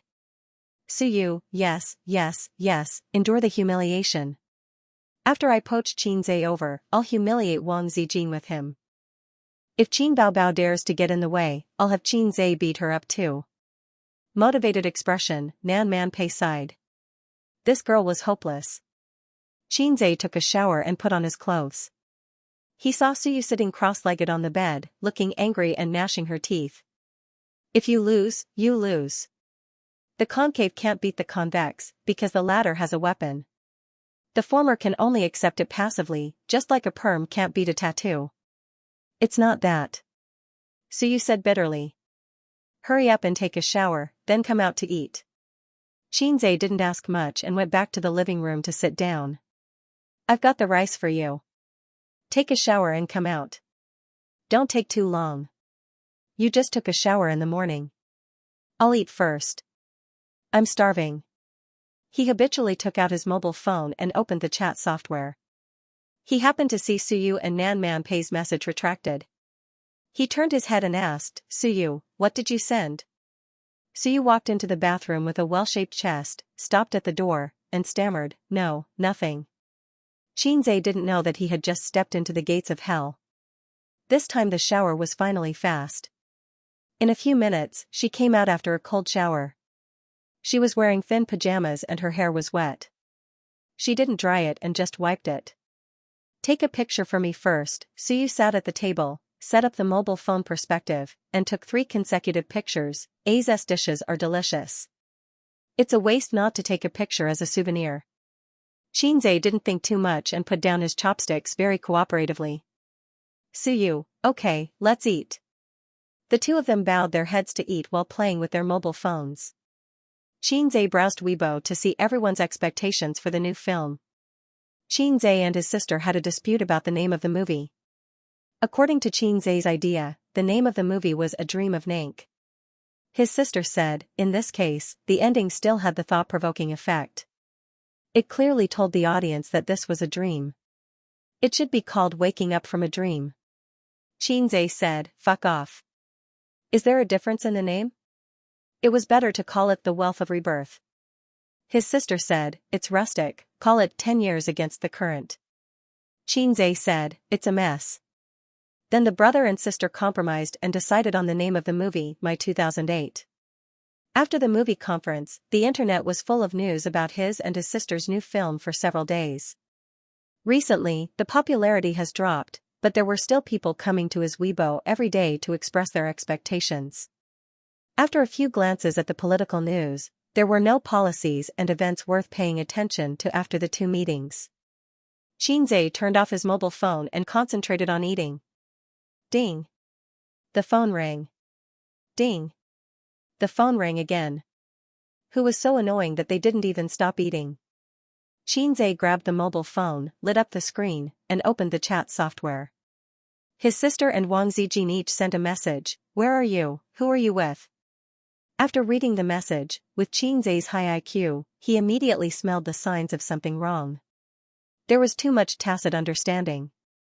And, why did they ask this? Therefore, Qin Zhe didn't rush to answer, but frowned and pondered. What's wrong? Suyu asked. My sister and Sister Ziwei sent me a message. What message? Suyu looked anxious. Let me see. Qin Zhe handed the phone to her.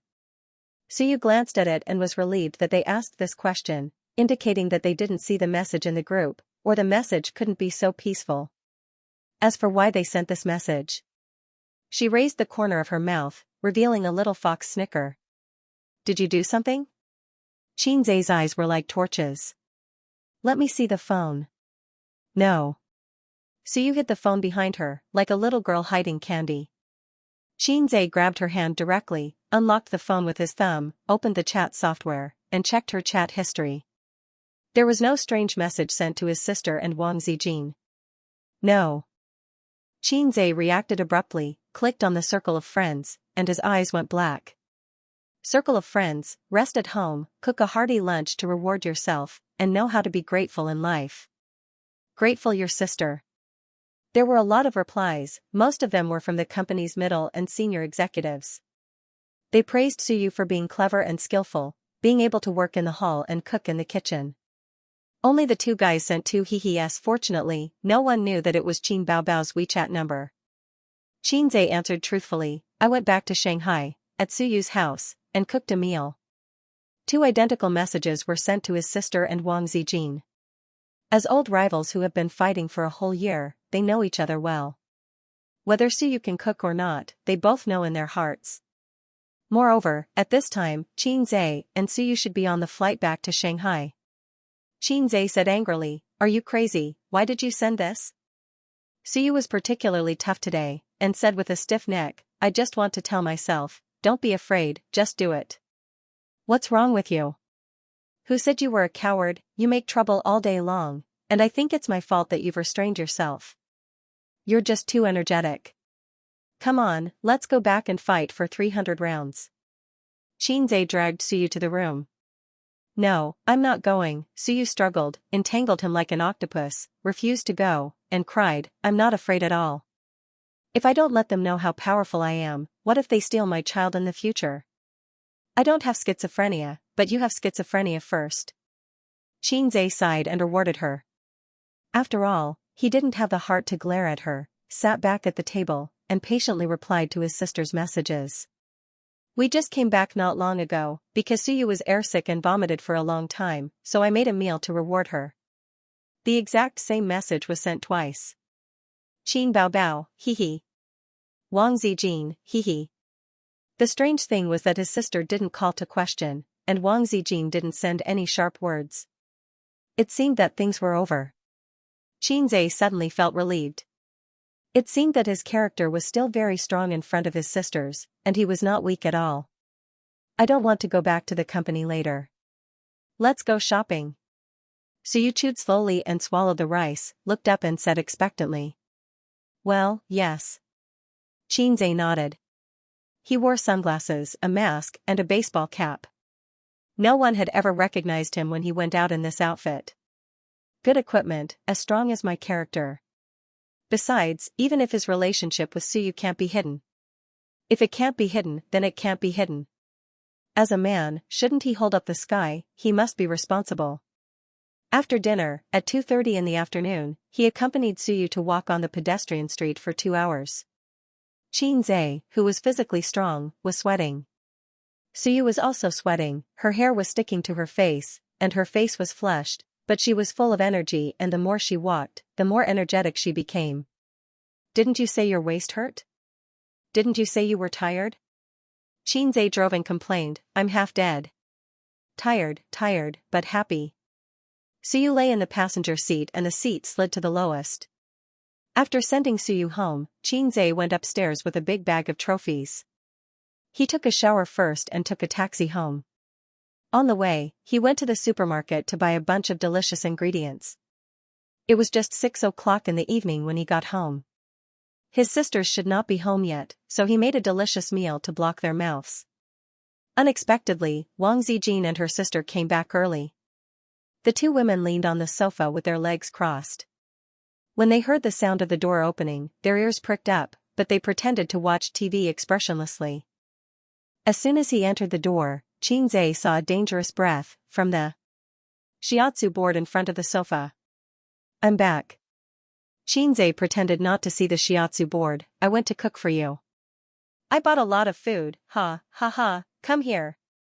Wang Zijin said. Kneel. Qin Baobao said. Are you crazy?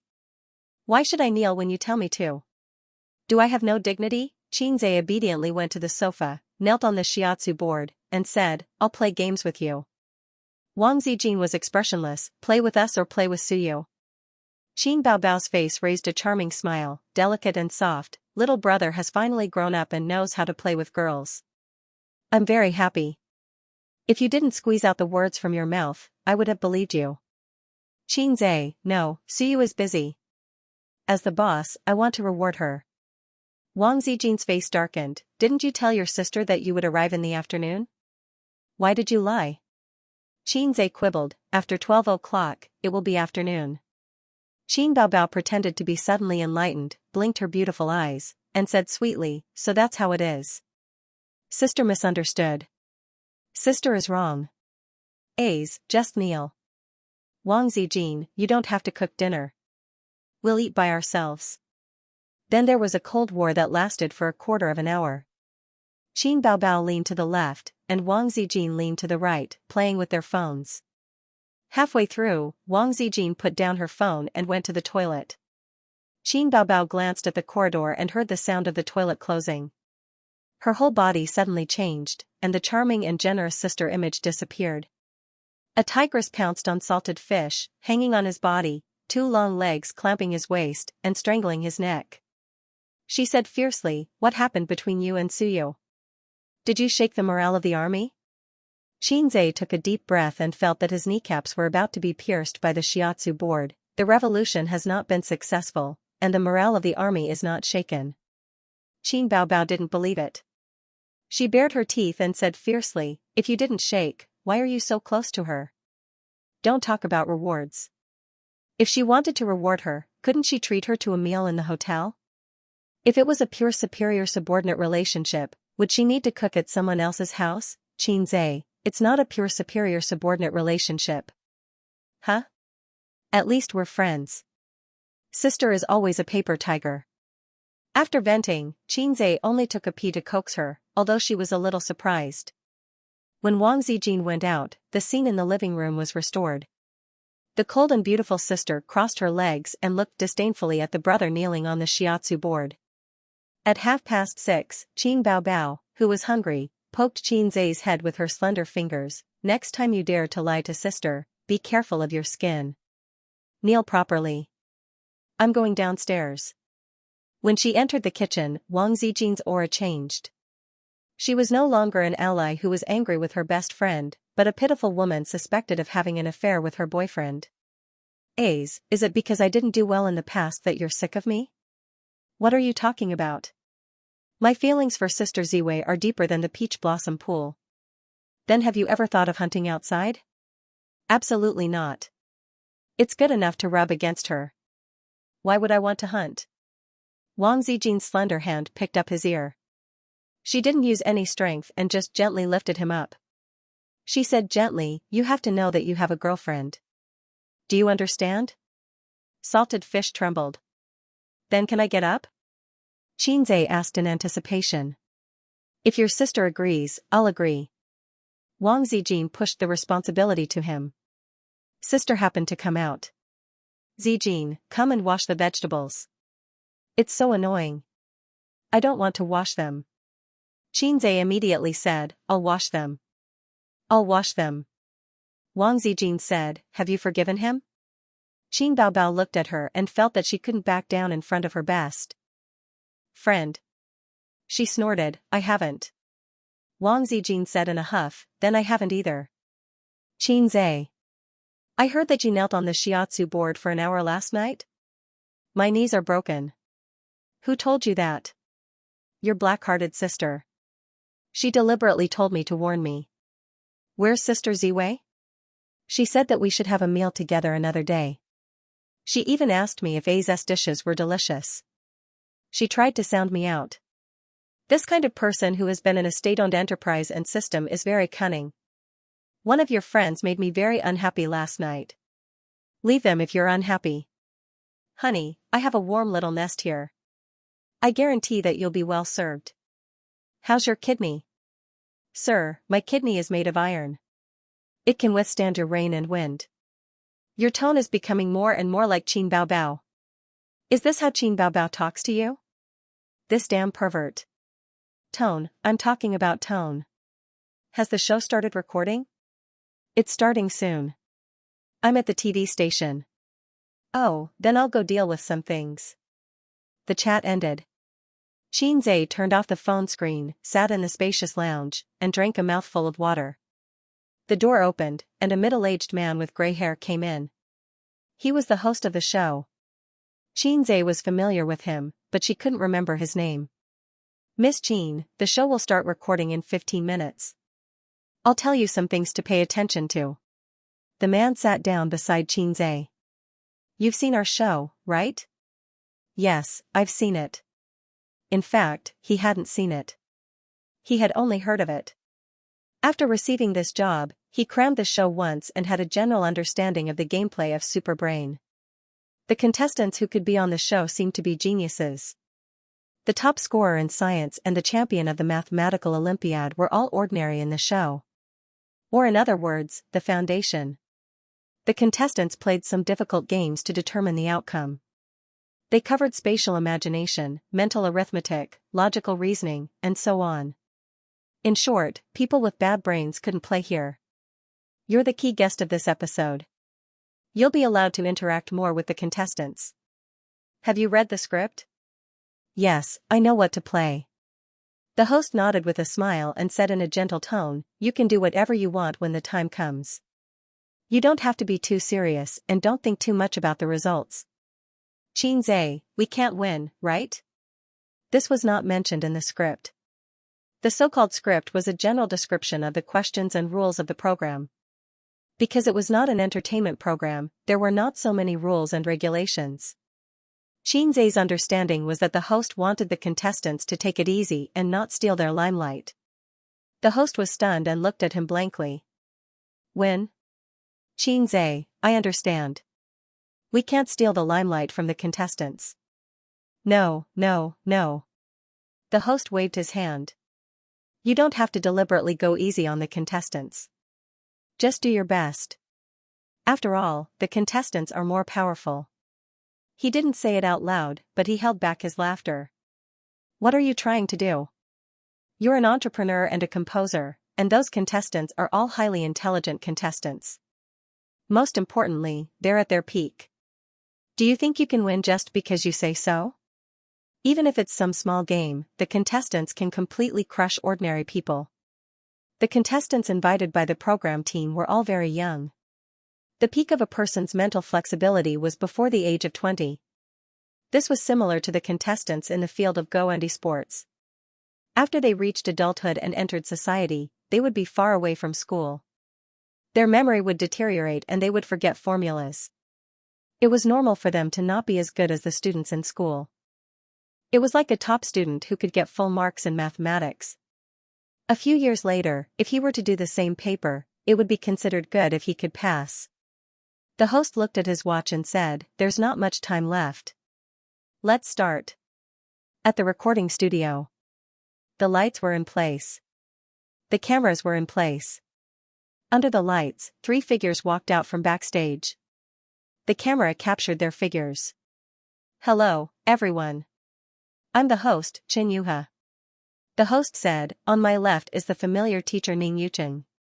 The applause was warm. "On my left is teacher Zhongli, clap, clap, clap." The host said, "Our slogan is let wisdom soar, let truth last forever." The 5th season of Superbrain is starting. Taking advantage of this warm atmosphere, I'd like to invite a heavyweight guest. He's the most popular composer among male and female singers in recent years. He's the most worshipped prophet among shareholders. At the same time, he's rising rapidly in the film and television industry. He's both talented and good-looking. He's the role model of the post-90s generation, the #1 on the Forbes youth list in China. The audience burst into loud shouts. Xianxia. The audience reacted. The most popular composer, the stock market prophet, both talented and good-looking, the #1 on the Forbes youth list in China. Wasn't he talking about Xianxia? The host spread his hands. Since you've all said it, let's invite him out directly. That's right, it's Xianxia. Let's invite him out. The stage lights changed. Xianxia walked up from backstage. In an instant, there were screams. The audience was boiling, especially the female audience. They used their hands as loudspeakers and screamed desperately. Standing on the stage, facing the cheers, Xianxia's psychological shadow of being punished by his sister to kneel on the washboard dissipated a lot. He regained some confidence. Hei's King is the right way to start my life. I'm very happy to be on this stage. I'm very happy to be able to get close to and communicate with the genius contestants. Xianxia held the microphone. I'm also very happy to meet everyone. Applause. Miss Qin, you must be joking. In terms of IQ, I'm afraid no one here can compare to you, Zhongli joked. Another guest, Ning Yucheng, said, I don't know about the contestants, but among the three of us, Miss Qin is definitely the number one. This is the first episode of the 5th season. The program team invited the geniuses from all over the country to gather here. In the following season, they will compete to determine the strongest super brain. Let's watch a short video. The host turned around and motioned everyone to look at the big screen behind him. The short video was about 15 minutes long. It briefly introduced 100 outstanding contestants. The youngest was in primary school, the oldest was in college, and the oldest was not more than 25 years old.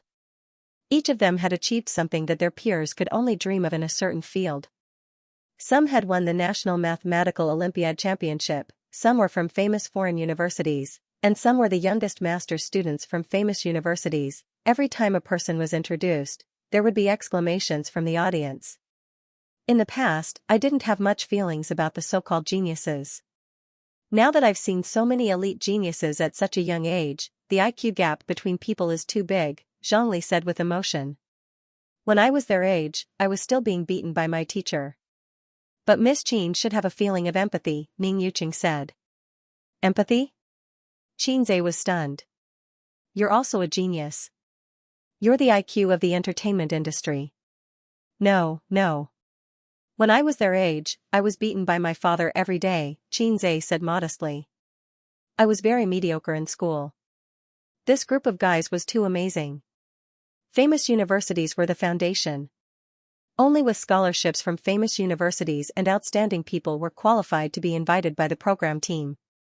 When Qinze was admitted to the University of Finance and Economics, he had to work hard and use all his strength. He could not wait to jump into his mother's arms and drink a few mouthfuls of milk so that he could use all his strength. In the end, he was still the last in the University of Finance and Economics. He had to rely on his grandfather's connections to be admitted first. You're being modest. Ning Yucheng seemed to admire Qinze and smiled. If you were 5 years younger, you would definitely beat all of these contestants. Am I very old now? Qinze asked. There was laughter. Indeed. When I was in college, I almost didn't get admitted to the University of Finance and Economics. My father opened the back door for me so that I was qualified to enter the University of Finance and Economics, Qinze confessed. The audience was in a heated discussion. Qinze is joking, right? No, I remember there was a post about him before. Before he graduated from college, he was indeed very mediocre. Of course, although Qinze is amazing, he became famous in the entertainment industry because of his talent and singing.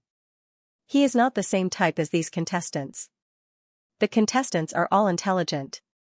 They are all straight A students. You guys are praising Qinze too much. These are the top straight A students in the country. Qinze definitely can't beat them. As for the University of Finance and Economics professor opening the back door, no one cared. With Qinze's current status, he was qualified to be a lecturer at Peking University and Tsinghua University. He was famous for being the god of stocks and fast shooter. In the past, he had relied on his father to open the back door for him to enter the University of Finance and Economics. A few years later, he might become a popular topic of discussion among the teachers and students of the University of Finance and Economics, just like how Edison was a retard when he was young. All the contestants were gathered in the hall next door. This was the second recording site. Through 3 main cameras and 5 or 6 cameraman shoulder cameras, the video was transmitted to the first recording site. Qinze was taken to the second recording site with the host. I'm very happy to see everyone in high spirits. Later, you will need to rank through a small game. This process will definitely not be boring, because the program team invited Qinze to rank with you, the host said loudly. Below the stage, a cluster of eyes fell on Qinze's face. Just now, the host told me backstage not to go easy and to show my true strength. Qinze glanced at the crowd. Do you have the confidence to beat me? The contestants with outstanding IQ laughed one after another. The audience in the first recording site also laughed when they saw the situation on the big screen. Everyone was looking forward to seeing how Qinze, who had always been known as super talented and smart, would rank in this group of geniuses. After Qinze finished speaking, he realized that the geniuses were either smiling, silent, or mocking him. The older ones were still alright and laughed off his words. However, those between the ages of 15 and 18 had their hands in their pockets and their faces were cold. They looked more like Chinibu. They were all arrogant, especially when the host introduced their experiences. Their arrogant look made them look like they were mentally retarded. However, they did have the qualifications. Wasn't it natural for the top students to look down on the bottom students? The bottom students only deserved to tremble under the rule of the top students. Looking at the top students talking and laughing with the girls in the class, they fantasized about when they could show off like the top students. As a senior bottom student, Xianxia understood this feeling best. You tried your best to memorize words and practice questions, but the other party only needed to complete the tasks assigned by the teacher and beat you in minutes. They could get into Fudan University like it was a game. Iconic character, crying monster. Ha ha ha, Xianxia is so funny. I didn't expect him to be so humorous. I wonder what he is like in real life. I'm looking forward to the ranking game starting soon. What's Xianxia's ranking? It'll be amazing if he can be in the top 50. Stop fooling around. Top 50? Thank God if he can be in the top 80. These guys, look at the introduction just now. They are all top students. Compared to the contestants who were more reserved in front of the camera, the audience at the first recording was very relaxed and whispered to each other. The so-called ranking round was also an elimination round. There were 4 rounds in total, and each round would eliminate some of the top students. The first place of each round could directly advance to the finals of the Super Brain. We have prepared seats for everyone. Everyone received a number card when they came in. The number card on the table corresponds to the number card on your chest. Now, please take your seat. The ranking round will begin soon. With the host's announcement, the contestants took their seats. There was a tablet on each contestant's table. The ranking game was a puzzle. The 2 guests were also actively livening up the atmosphere. Ning Yuqing smiled and said, "Why don't we guess what Xianxia's ranking is?" Luli said seriously, "This is not easy. There are 100 people. Why don't we guess the range?" Ning Yuqing said, "What do you think?" Luli said, "I guess he's between 60 and 70. Ning Yuqing shook his head. "I'm guessing he's between 40 and 50. Where did you get your confidence from?"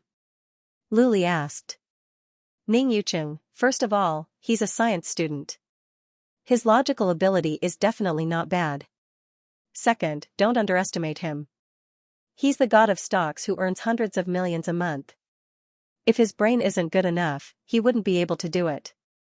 Luli disagreed. "This is different. Puzzles test one's brain power. We should be at our peak in middle school and high school. After university, we won't be able to perform well. Let's wait and see." Alright. At this time, on the big screen, all the contestants had taken their seats, and a messy puzzle appeared on the tablet, 6 by 6, a total of 36 pieces.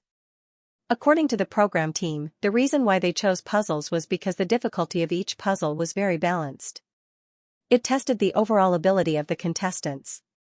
This way, they could prevent certain contestants from being at a disadvantage because they were biased. Competition rules: the first 80 contestants to complete the puzzle will enter the next round. The last 20 contestants will be eliminated.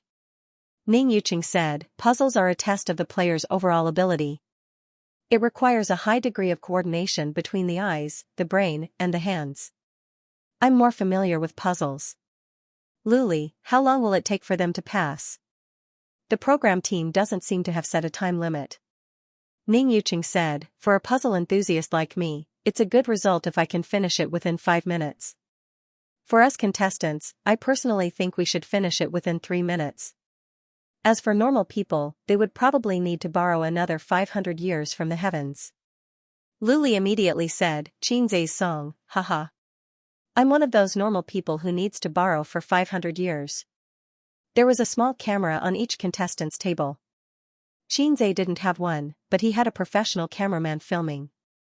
All the contestants sat in their seats, and he sat next to the host. Xianxia's gaze swept across the contestants who were waiting for him, and he said in his heart, "System. Ding! Crazy Poser Demon 115 completed the puzzle in the fastest speed possible and obtained first place. 30 points will be awarded for success, and the corresponding points will be deducted for failure. The system's voice sounded. Facing the camera and facing the 100 top students below, Xianxia, who was a bad student, naturally had the desire to show off in front of the masses. The comeback of a bad student. A reversal of fortune. This was much more interesting than filming a movie or holding a concert. The biggest wish of a bad student was to beat up the top students and let them have a taste of fear. Hey, wait, why is Crazy Poser Demon not showing off in front of the masses? Xianxia complained. You have completed the series of missions of showing off in front of the masses. When you were still a salted fish, your poser was not poser, but showing off in front of the masses. When you become a famous big shot, if you still want to show off in front of the masses, then you are really poser, so this series of missions is called Crazy Poser Demon. There's nothing wrong with it, right? The system responded. Xianxia covered his face, there's nothing wrong with it, but I think you can give it a more elegant name, for example, Crazy Poser Demon.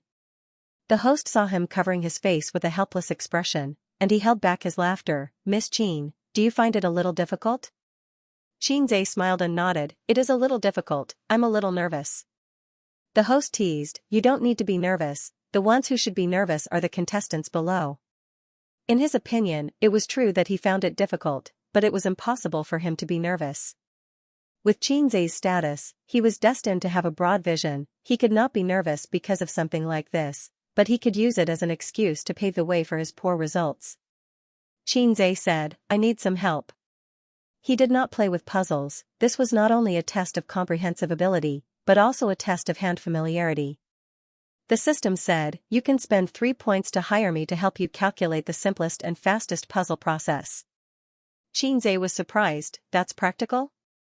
The system said proudly, you forgot my real name again, it's just a puzzle, it's just a thought. Xianxia said, I'll take the points. A countdown appeared on the screen. When the number turned to 0, hundreds of contestants lowered their heads in unison, and the sound of the puzzle pieces moving became one. At this time, the host was no longer paying attention to Xianxia. He stood in front of the stage and looked at the contestants who were working on the puzzle seriously. The hundreds of audience members in the audience seats saw the scene through the big screen, and they were undoubtedly shocked. The top students lowered their heads, their hands moving quickly on the tablet. The clicking sounds were endless. When ordinary people played with puzzles, the correct process was, think again, move again. However, the top students were not like that. Their hands moved quickly, that not only represented their hand speed, but also their amazing calculation ability. When ordinary people saw this scene, they naturally understood the difference between them and the top students. They're very nervous, some of them are sweating. Ning Yuqing said. Every second counts, a second late could mean a difference of a few ranks.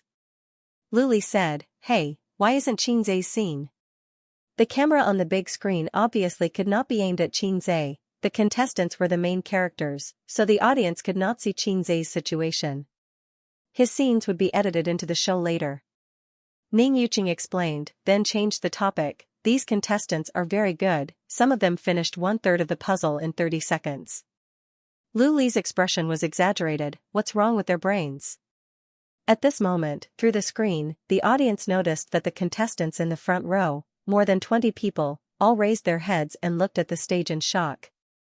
It seemed that something had successfully attracted their attention, making them put down the puzzles in their hands. This phenomenon spread quickly, and the clicking sound suddenly disappeared. The contestants in the back row who were immersed in the puzzles looked up blankly. Facing this situation, the host was a little confused. He slowly turned his head and looked at Xianxia behind him with a dazed expression. The situation did not last long, and the director of the show directly called for a stop. The contestants' stagnation directly disrupted the rhythm of the competition, and they definitely could not continue. This kind of race against time, if it continued, it would be unfair to most of the contestants. The director's face was full of anger. An accident happened out of nowhere. He first announced a pause with a hand gesture, and the host immediately said, "The competition is paused, the competition is paused." The contestants stopped, looked around blankly, and talked. The director walked over from behind, his face full of anger.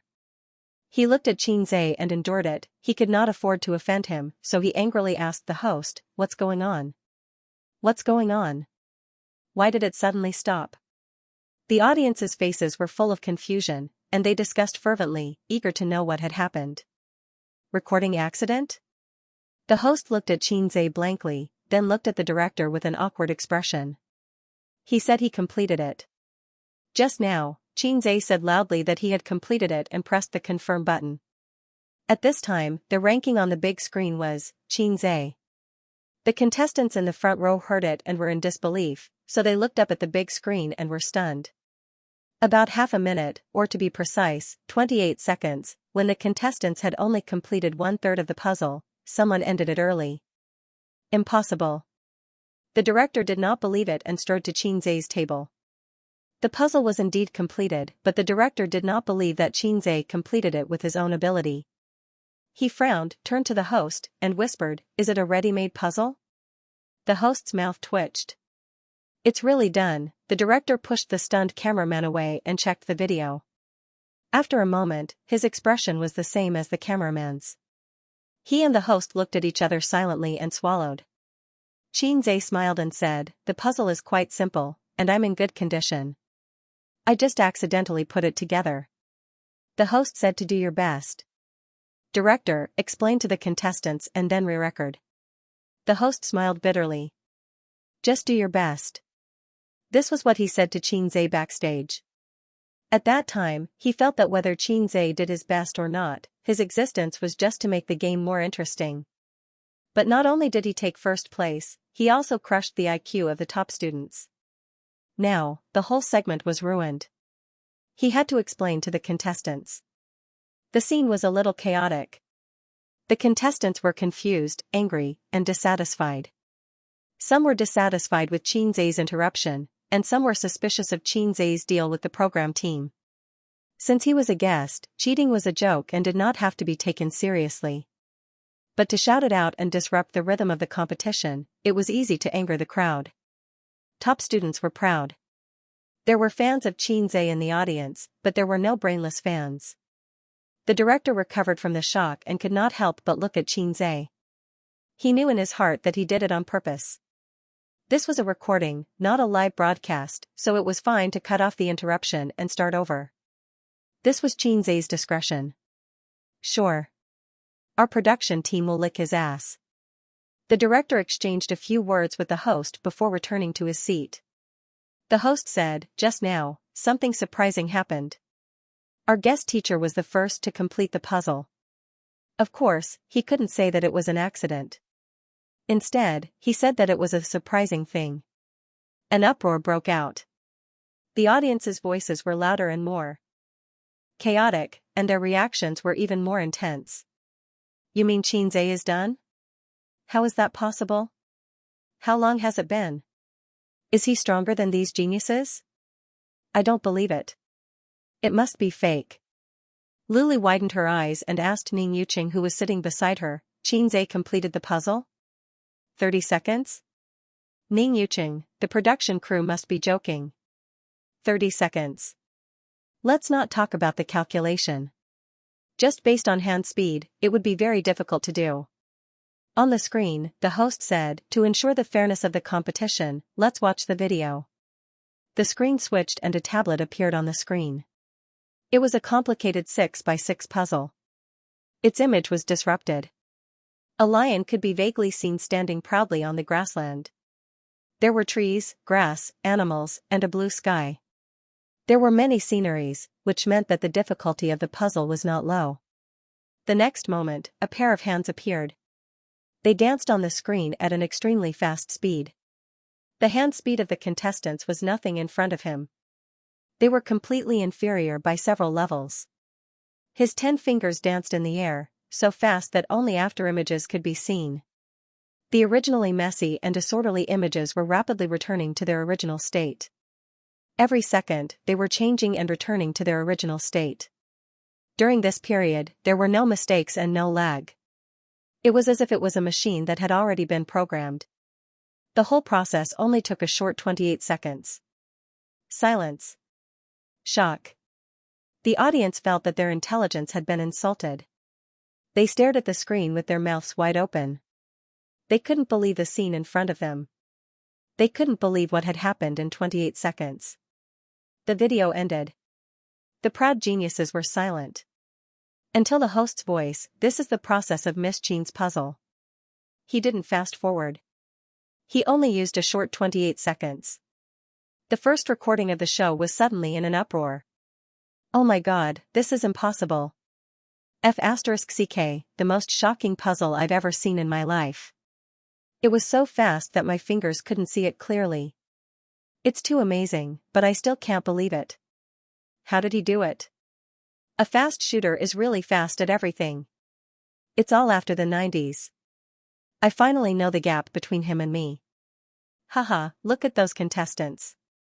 Who is the main character and who is the supporting character? It's so embarrassing.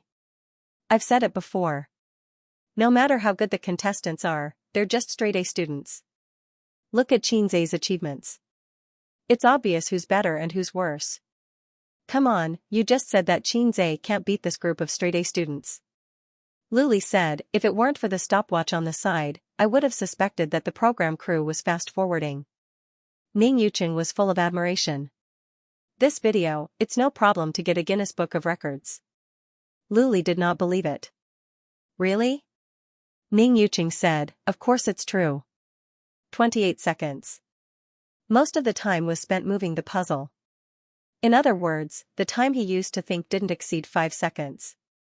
To be more precise, when he saw the puzzle, he had already calculated the entire puzzle process in his mind. His brain power is too abnormal.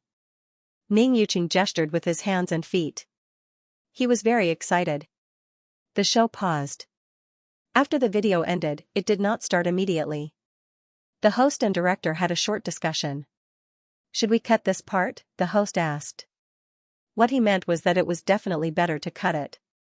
Xianxia was too outstanding, even more outstanding than Mao Zedong. Although they were shocked and full of admiration, the main characters of the show were these contestants. Xianxia's existence was like a sun hanging above the contestants' heads. And the contestants did not have the ability to fly into the sky and stand side by side with the sun. Everyone was overshadowed. This was nothing. They had invited the science champion of XX province, the youngest master's degree from XX overseas university, and a super genius who had won countless awards. In the end, they were all defeated by Xianxia. This would make the audience doubt the standard of their show, and suspect that they had invited a bunch of fake contestants to make up the numbers. To be safe, it was better to cut it. The director did not think so. He pondered for a few seconds and said, "If we don't cut it, it will indeed affect the contestants' aura." The host nodded. The director said again, "But we invited Xianxia because of his fame and appeal. If the title of this episode is 100 Genius Contestants Can't Defeat Xianxia, wouldn't it be very exciting? Wouldn't the audience immediately click on it? This is the first episode. What we need is popularity. Xianxia is now one of the most popular public figures. With this title, the popularity will be enough." The host said, "The problem with the contestant's image," the director said, "later on, you have to focus on praising Xianxia. His achievements and resume have always been full of fantasy. It's not something that these contestants with good results and good brains can compare to. If you praise him, the gap between the two of them will immediately be highlighted. The audience will only think that Xianxia is too amazing and will not question the contestants." Whether it was a variety show or a movie, the director was the most important, especially in a department like a television station. The host returned to the stage and the show started recording again. The puzzle pieces were randomly messed up, and the positions were different from the previous time. This way, the contestants would not be familiar with the way. The results of the competition were quickly released.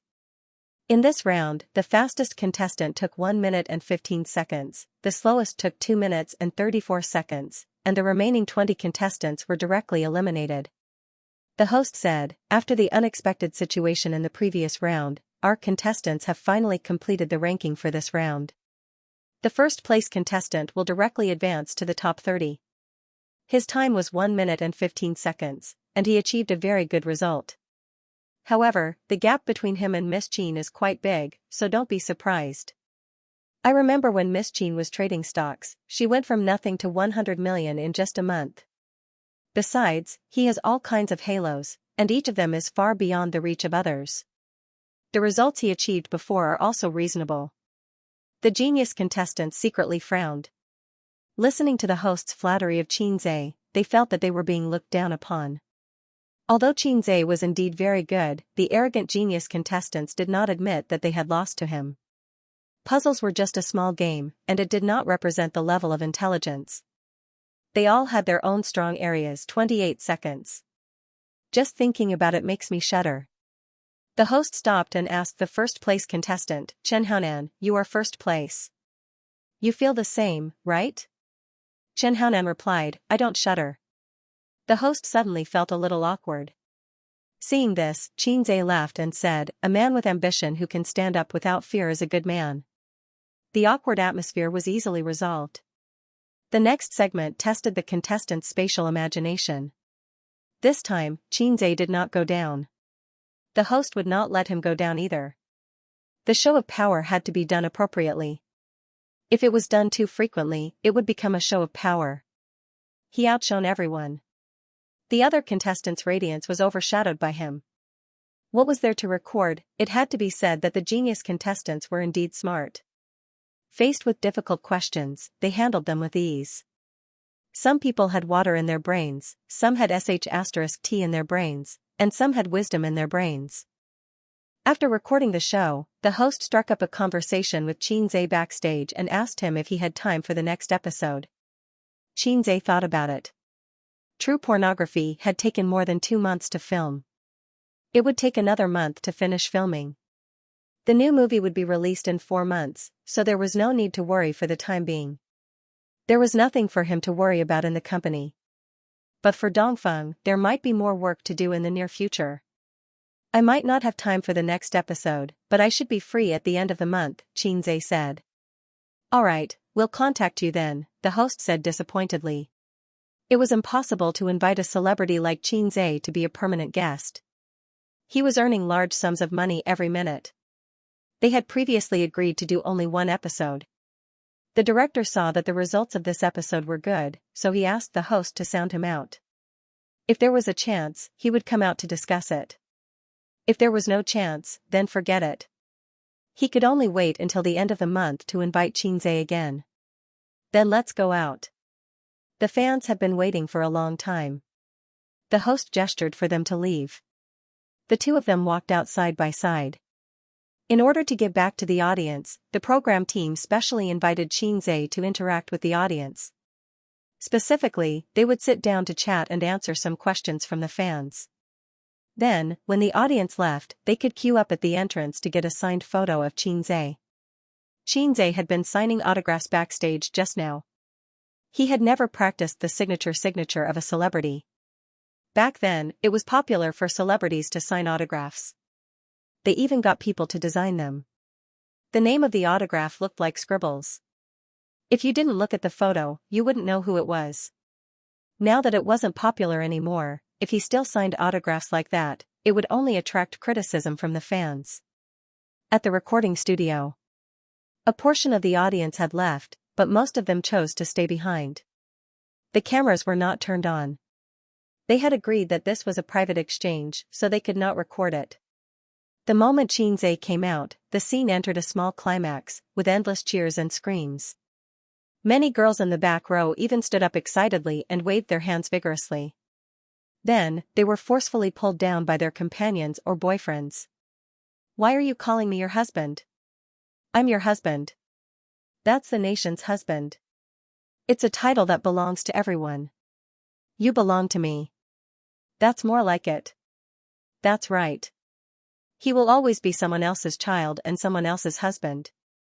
Hey, what do you mean? Words that were similar to a couple's bickering were quickly drowned out by waves of cheers. The production team asked me to have a casual chat with everyone. I know that everyone has a lot of questions. Xianxia thought for a while. Then, raise your hands. I'll just pick anything. Whoosh. Countless hands were raised. Xianxia picked a pretty girl from the first row.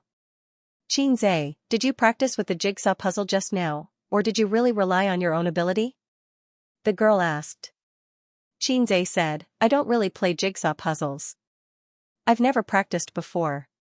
There was an uproar. There were still people who expressed their doubts. The girl said, I like you very much. At the same time, I'm also a jigsaw puzzle enthusiast. I play it often. It feels a little unbelievable. Xianxia thought for a while. That's easy. I'll play it again on the spot. Let's change the puzzle. The audience was stunned at first, then they became excited. The production team staff immediately brought up a tablet. The cameraman carried a camera over and a tablet puzzle appeared on the big screen. It was a brand new puzzle. Xianxia said, Host, please count to 3.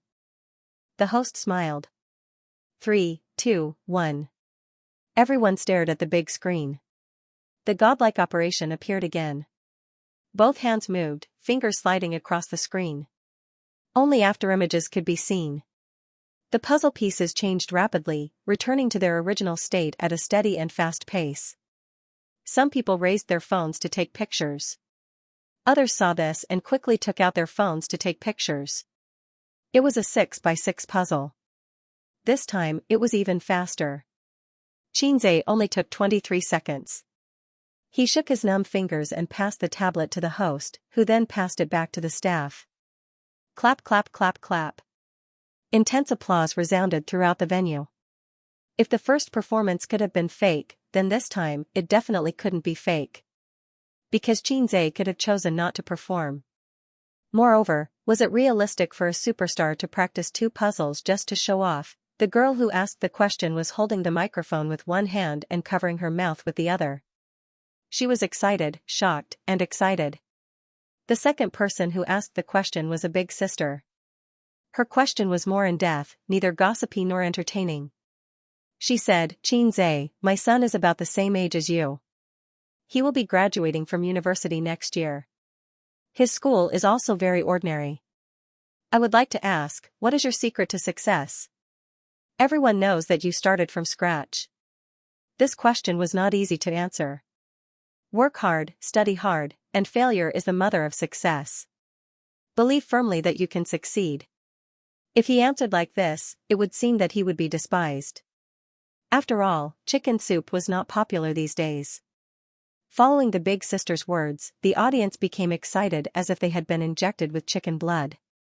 The young boys and girls were obsessed with Xianxia's idol halo, but the young people who had entered society were actually more curious about the history of Xianxia's success. It could almost be written into a long serial novel, but it had to be written by a well-known literary tycoon, the newspaper seller, who was recognized as a first-class writer. Therefore, Xianxia should have a lot of secrets and experience. Xianxia pondered, thinking about how to answer. Answer truthfully, in this era where transmigration is common, I didn't transmigrate nor was I reborn. But I got a lousy system. The system said that my luck was too low, so I couldn't transmigrate to the ancient times or transmigrate to another world. Even so, I still relied on the system to become the CEO, married Bao Jia, and walked to the peak of life. Therefore, in this society where class rigidity is becoming more and more serious, if you want to be outstanding and squeeze into the upper class of society, you have to use cheats.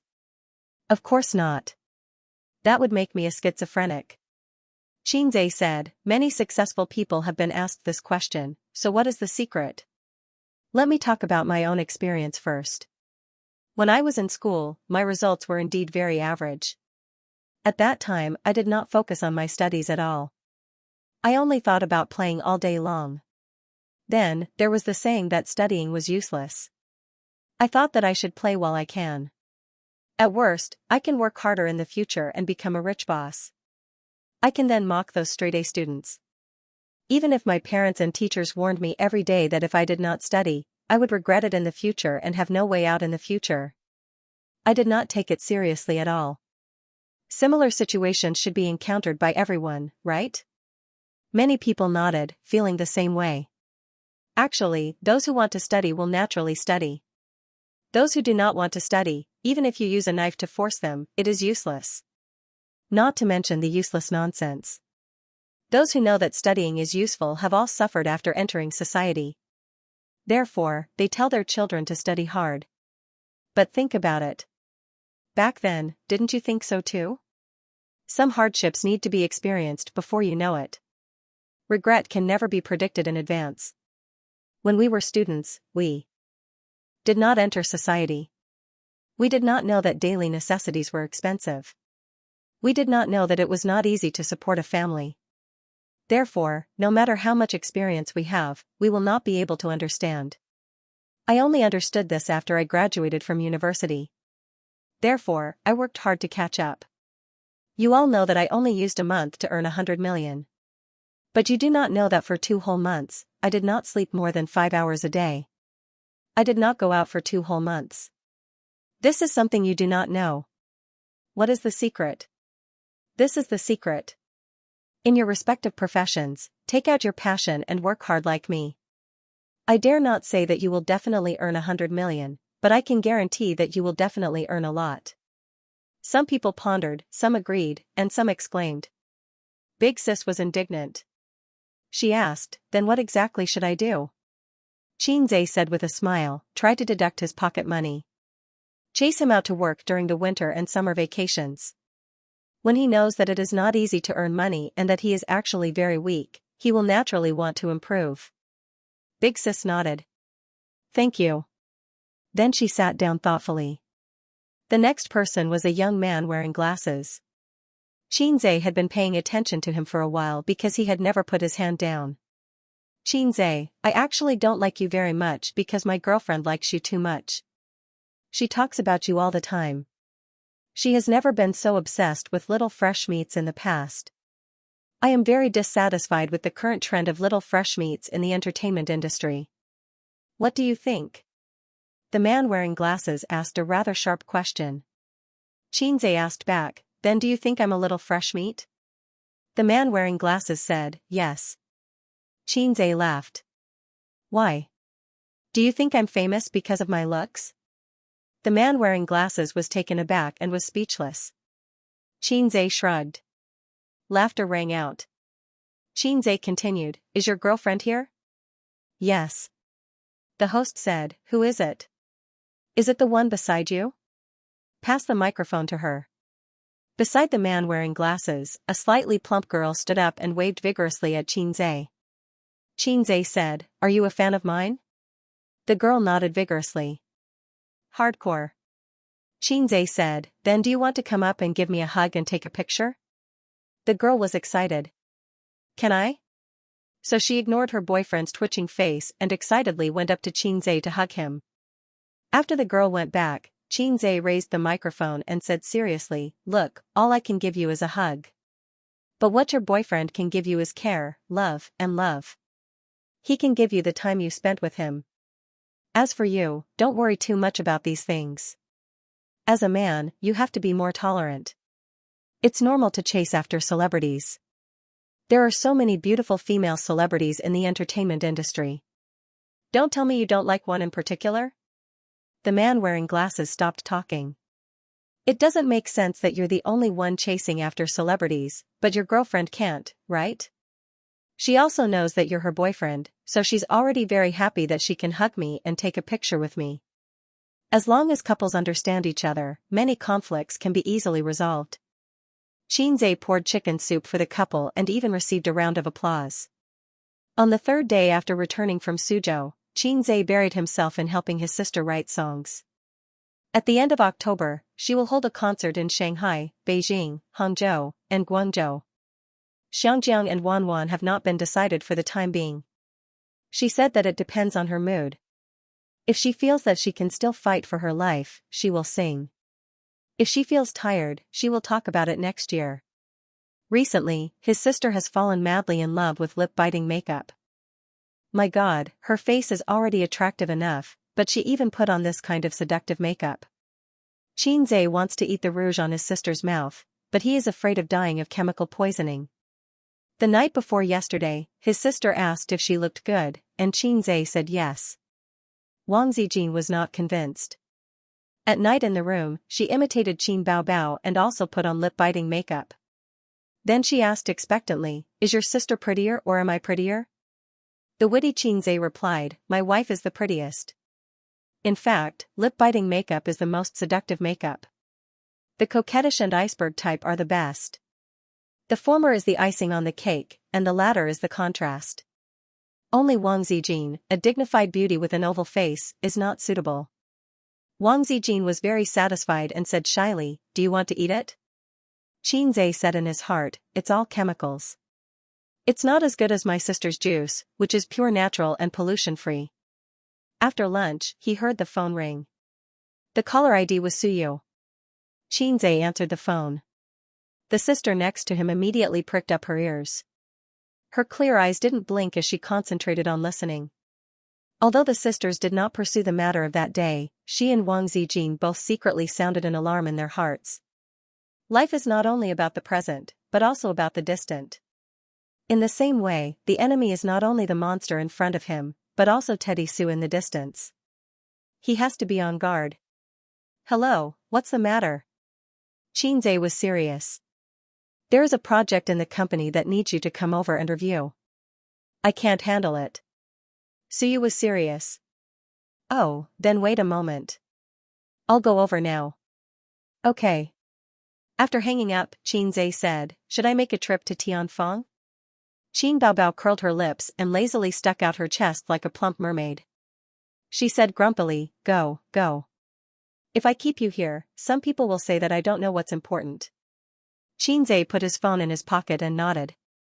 When she reached the door, her sister suddenly said, "Come back on time after work, understand?" Xianxia nodded vigorously. I know. After the person left, Qin Baobao crossed his legs, pinched his orchid fingers, and held the teacup. He hummed, "If you dare to cook for Suyu again, I will cut it off." He drove to Baoza Investment and pushed open the door of the office. He saw Suyu sitting behind the desk, turning the pen in her hand in boredom. Her fingers were slender. Unfortunately, her fingers were not flexible. She turned a few times, dropped the pen, picked it up, turned it again, and dropped it again.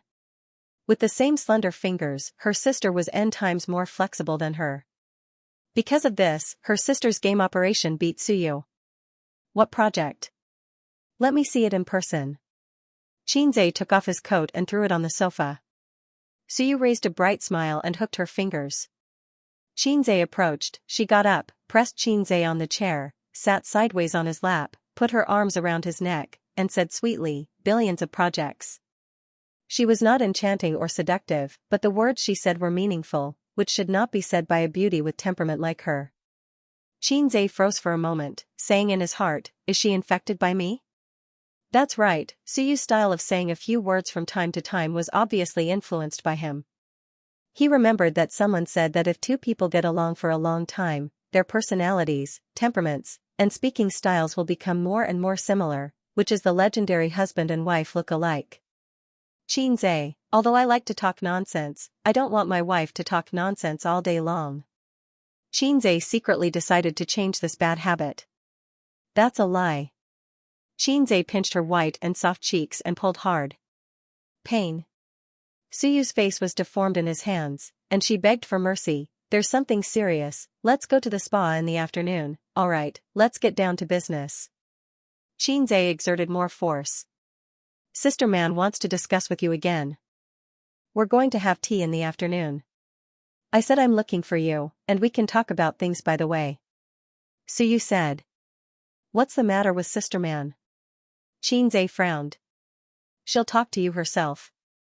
You'll know when you get there." Suyu rubbed her cheek, and the left side of her white face was red. Suyu drove Xianxia to a women's beauty and health spa that he had never stepped into in his life.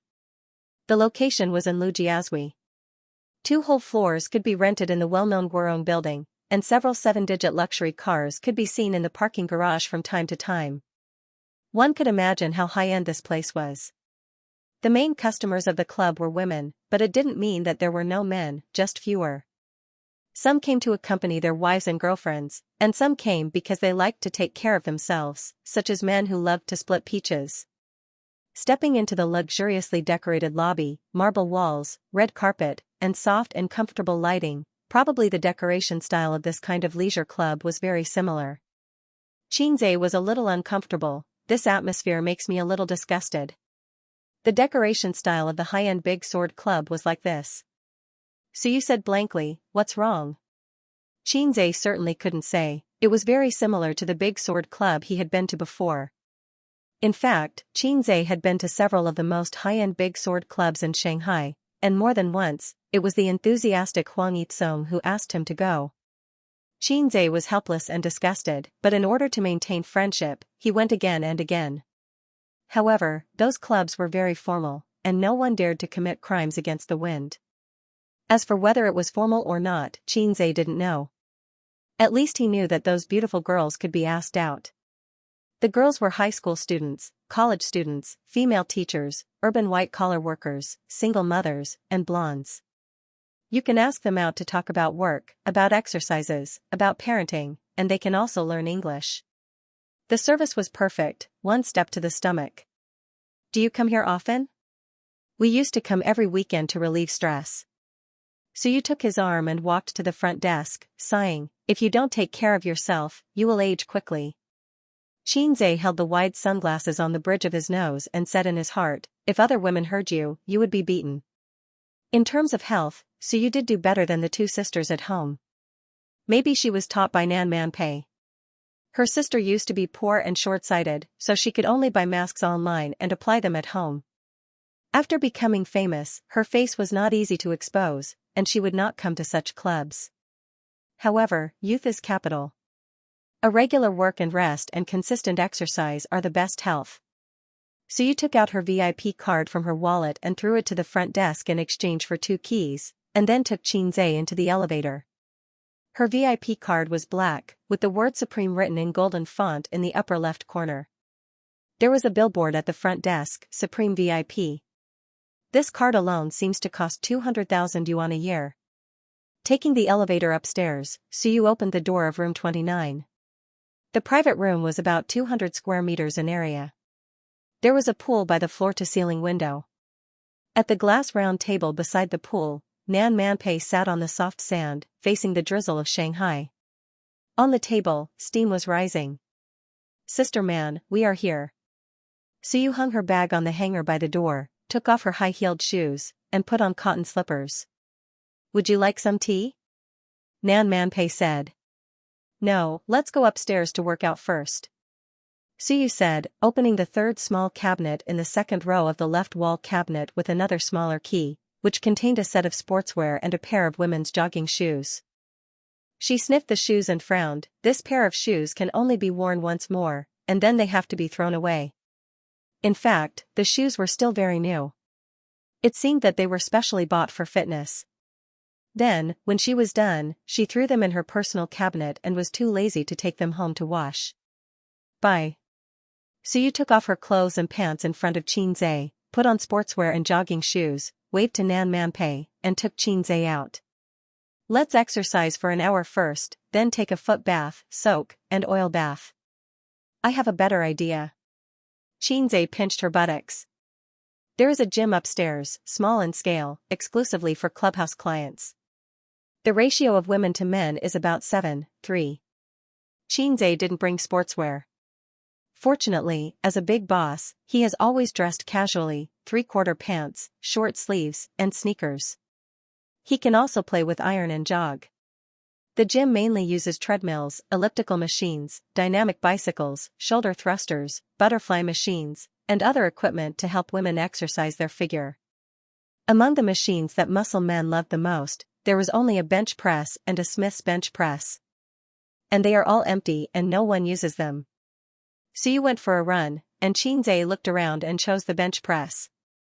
He played with this thing when he first went to college. At that time, a gym opened near the school. His roommates either had small bellies or were as thin as sticks. They felt that this was not good. Now the ratio of men to women is unbalanced, and there are too many wolves and too little meat. If they don't improve their own hardware, how can they get beautiful cabbages in the army? Xianxia could only lift 40 pounds at that time. He couldn't stand it after 10 repetitions. He barely held on for a week. Then someone said that he was tired today and didn't want to go to the gym. Then there was no then. The 700 yuan season card was scrapped after only a week. Because of this, he was severely despised by his sister. When he got the system last year, he said that he would become a handsome man with 8-pack abs. His sister covered her mouth and laughed at him, saying that he could become a man with 6-pack abs and cook for himself for a month. He easily picked up the 10 kilograms barbell tablet with one hand and put 40 kilograms on each end of the bench press. Lying down, holding the bench press with both hands, up and down, up and down, up and down. First, the young woman playing with the elliptical machine on the side slowly stopped and looked at him. Her eyes followed the bench press up and down. Up and down, up and down, she probably counted for him in her heart. Then from curiosity and surprise, to staring eyes and mouth wide open, she looked confused. A few minutes later, more and more people looked over and watched the man from lying down until now. For about 5 minutes, he had been monotonously repeating up and down movements. It was like a perpetual motion machine that never stopped. There were 3 black discs on both sides of the bench press, like foam props. Fake, right? Do you want to add 2 more? A gentle voice sounded in Xianxia's ears. He turned his head slightly and saw a young man with red lips and white teeth standing beside him. He even had a thumb-sized silver earring on his left ear. Xianxia nodded.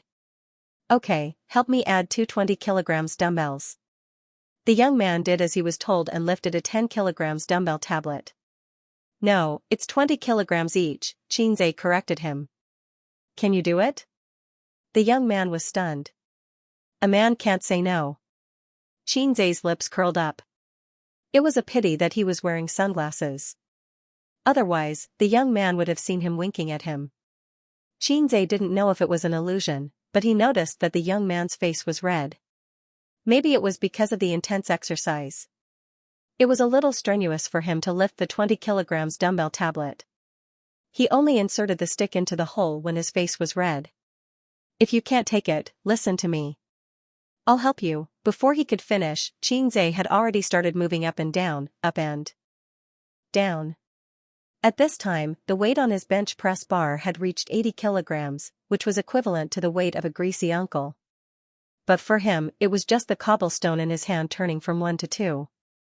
He didn't even feel any pain in his chest, let alone reaching his limit. The system said that times are calling could strengthen his physique and allow him to control his strength better. The effect seemed to be so good that it was a little strange. He had seen a news article before about a mother who lifted the bus a few centimeters to save her son from being crushed under it.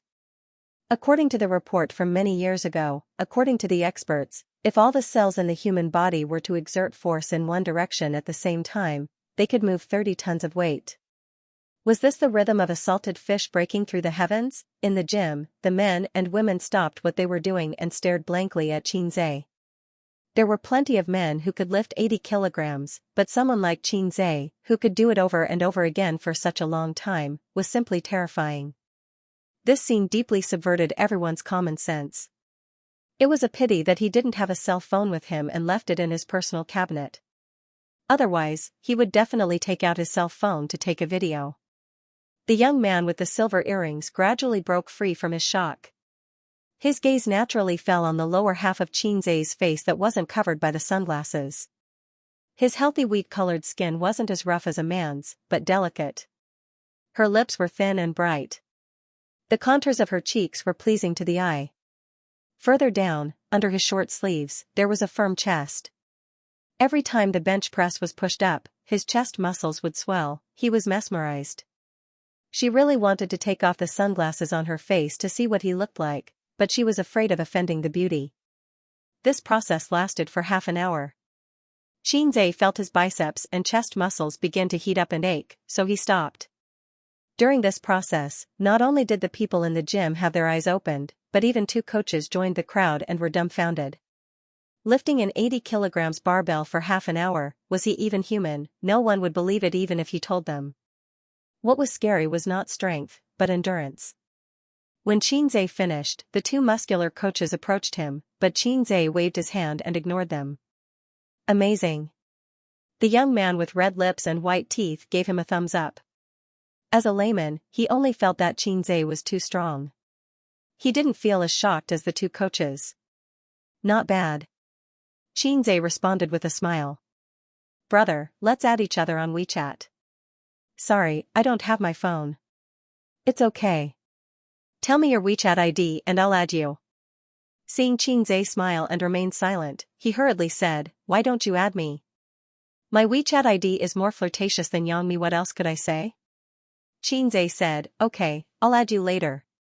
Since you're so strong, take me to the gym, the young man said, his gaze slightly aggressive. Sorry, I'm going for a run. Xianxia declined. The young man's eyes followed Xianxia's back and saw him walking towards the tall and slim figure on the treadmill, talking with exultation. The woman was very beautiful and had a cold temperament. As soon as she came in, she overshadowed the young women and older sisters who were originally good-looking. Little bitch. He cursed in his heart. Why are you so strong? Suyu's tone was full of admiration. That's strange. Don't you know whether I'm strong or not? Xianxia stood on another treadmill and jogged. Sister Man also played with this thing. She can lift a 100 kilograms weight 50 times. That's amazing. Suyu said, in the past when we came to the gym to play, although there weren't many men, they often came to talk to us. The coaches were also looking forward to giving us private lessons and said that they would give us a discount. But Sister Man directly went there and lifted it 50 times. After that, everyone knew what was good for them. Xianxia recalled the sparring session with Big Sister Man that night. Her body was taut and powerful, like a vigorous female leopard. Sister Man actually liked to show off, although she originally had it. Xianxia had realized it a long time ago. Oh, it referred to the love of showing off. It was not long or short, exactly 1 hour. The gym had central air conditioning, but Suyu was still sweating all over. Her beautiful face was sweaty, and her hair was close to her cheeks. This made her temperament a little more delicate. Sure enough, a woman who exercised was the most beautiful. In general gyms, the bathrooms were the same as the toilets, separated into male and female toilets, but here it was different. The bathrooms here were like hotel rooms, from number 1 to number 4, independent. Xianxia and Suyu, of course, took a shower together, without any pretense. The bathroom was not big, 20 square meters, with a small compartment with a wardrobe, a bathtub and a shower head. Suyu put warm water in the bathtub, Xianxia soaked in the bathtub, and she chose to take a shower herself. Why don't you come? Xianxia was at a loss. I don't want to take a bath. Suyu explained. Xianxia chuckled. He understood. After all, it was not good to be in the water, it was not hygienic. So he soaked for a few minutes and felt that the soreness in his chest gradually faded away. He stepped out of the bathtub, pushed open the glass door of the shower compartment, and hugged Suyu from behind. What's the matter with Sister Man? She usually calls me directly when she has something to do. Xianxia said. You can talk about it later. It's not appropriate for me to say it. Suyu replied. So mysterious? Xianxia was surprised. Is it about quality? At Sister Man's age, she really should have a child or something to make up for the shortcomings in her life. No, Sister Man can't have children. Suyu's body in his arms was stiff. Without saying a word, she grasped Xianxia's weakness and said angrily, Oh, you really miss Sister Man? No. There is. It's just a quick mouth. Don't take it seriously. It's true that it's a quick mouth. What you think about in the day, you dream at night. You're a pregnant woman giving birth. Acupoints, are you slandering me? Well, it's better that way, or I will. I won't give birth to a child for you. The two bickered for a while. Xianxia helped Suyu wipe her back and then slapped her little butt. It's your turn to wipe my back. Suyu was very good at it. She hugged Xianxia from behind and let him enjoy the best quality shower gel in his life. She also made trouble. When Xianxia turned around and pressed her against the wall, Suyu panicked. Don't, I'm on my period. Come on. Really? You still run and take a bath during your period? Who said I can't run during my period? I don't have dysmenorrhea. I can take a shower, but I can't take a bath. I don't seem to see sanitary pads. Oh, sanitary pads are not the only choice. I don't believe it. My sisters have used them for more than 20 years. Heh, two illiterate women have limited your imagination. Xianxia didn't understand, but he didn't care about it anymore. He said angrily, "You're on your period, and you're still making trouble?" Suyu stuck out her tongue. "I'm familiar with it." Xianxia, it's not good to let his brother fight a bloody battle, so it's not so tragic. Do you want me to help you? I'll use my hands to achieve your dream. Forget it. Xianxia shook his head. When you're refined, you rely on your hands. When you're rich, you still rely on your hands. What a painful realization. So, save as much as you can. No matter how rich or refined you are, you must know how to save. Putting on sunglasses, Xianxia and Suyu left the bathroom, and a cleaning lady immediately went in to clean at the exit. He met the little brother with red lips and white teeth again at the exit. He had obviously just finished bathing and changed out of the sportswear. At this time, he was wearing a plaid shirt, shiny tights, and coquettish small leather shoes. I'm done. He looked straight at Xianxia. Xianxia smiled at him, and his eyes paused for a moment at the coquettish tights. Just as they were about to leave, the three entered the elevator together. Suyu stood in front with Xianxia, and the little brother with the WeChat ID more coquettish than Yangmi stood behind them.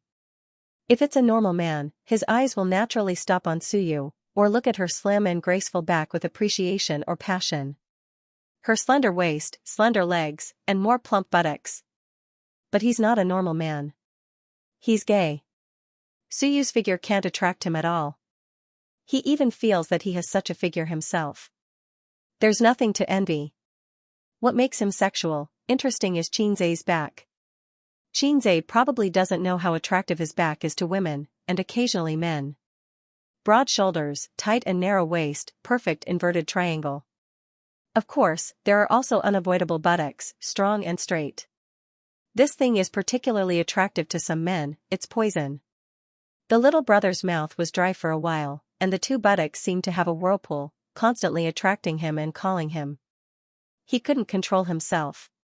He reached out and wanted to pat it hard like a big man, and then praised, "Brother, good figure, teach me." To cover up the fact that he was eating tofu. But the moment his hand touched Xianxia's buttocks, it involuntarily turned into a caress.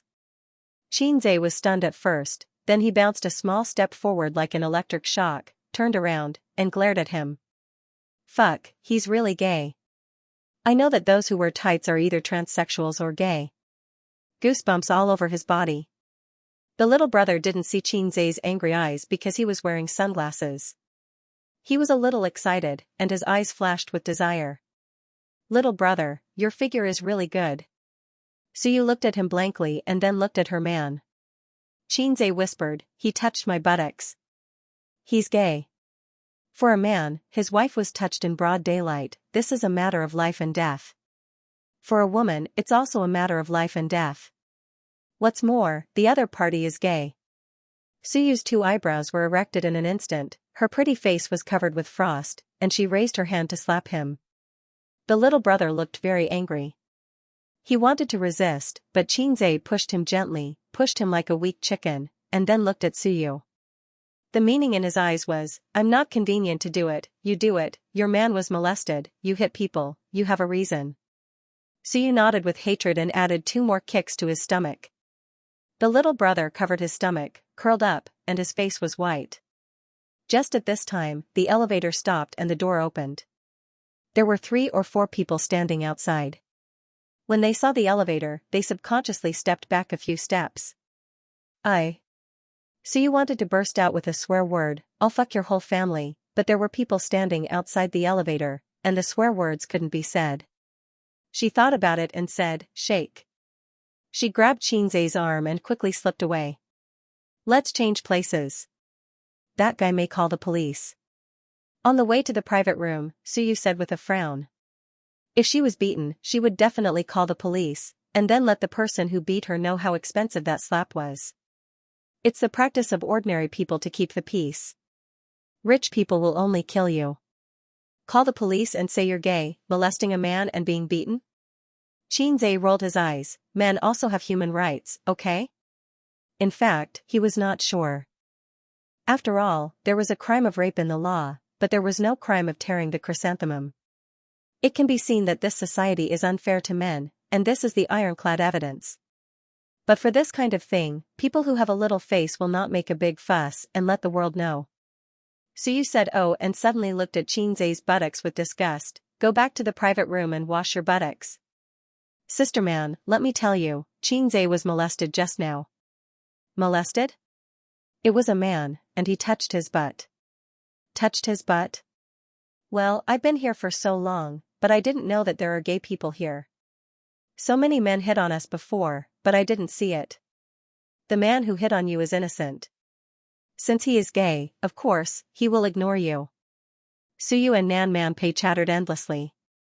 At this moment, they were not angry. Instead, they had the enthusiasm of sharing gossip between little girls. Nan Manpei listened silently and glanced at Xianxia from time to time. Why are you looking at me? Xianxia felt that Sister Man's eyes were strange and couldn't help but roll his eyes. Nan Manpei retracted her gaze and secretly thought that men with this figure and appearance were really attractive to gays. The more developed the area, the more people believe in same-sex true love, heterosexual reproduction. In this respect, people in backward areas are very positive. Poverty limits their imagination for sex. It is said that 9 out of 10 men have a hobby of smelling chrysanthemums, but some people hide it in their hearts, and some people show it. The tea is cold, sister man, boil another pot. Xianxia smacked his lips. The herbal tea was particularly bitter.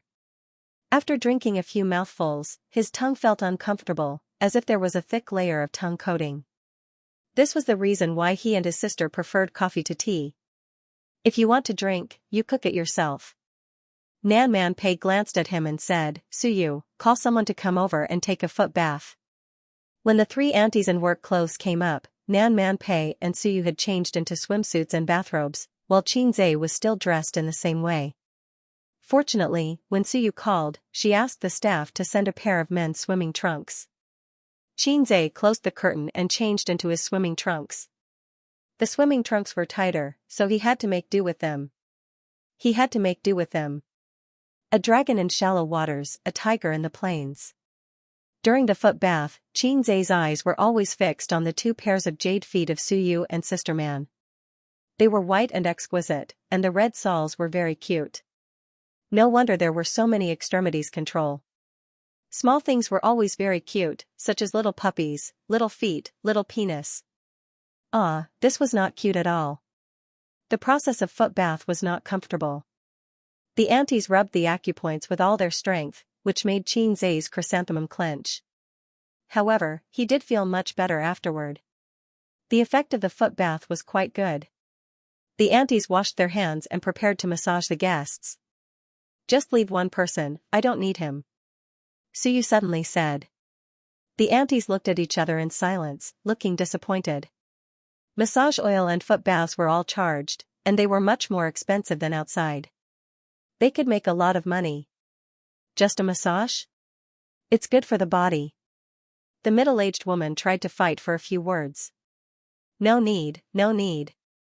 Suyu waved his hand. Thus, they left in disappointment. Suyu lay on the bed and said happily, Aze, help me push the oil. Big sister man, let me tell you, he's amazing. Last time, he made me feel so comfortable, so comfortable. Which aspect are you talking about? Nan Manpei's mouth twitched. So only Suyu and Nan Manpei were left to enjoy. Xianxia, like the aunties, became a waiter. Out of professional habit, the aunties liked to chat with the guests, but no matter what she said, Nan Manpei was too lazy to pay attention to it, and closed his eyes to sleep. Because of his birth, Nan Manpei's character was not good. He was strong, cold, and a little proud of everyone here as trash. Not to mention an auntie who pushed the oil. Even if the manager of the club came, Nan Manpei would not necessarily care about him. The scenes of those big shots with a net worth of tens of billions of dollars chatting amiably with the small fry were all in novels to coax people.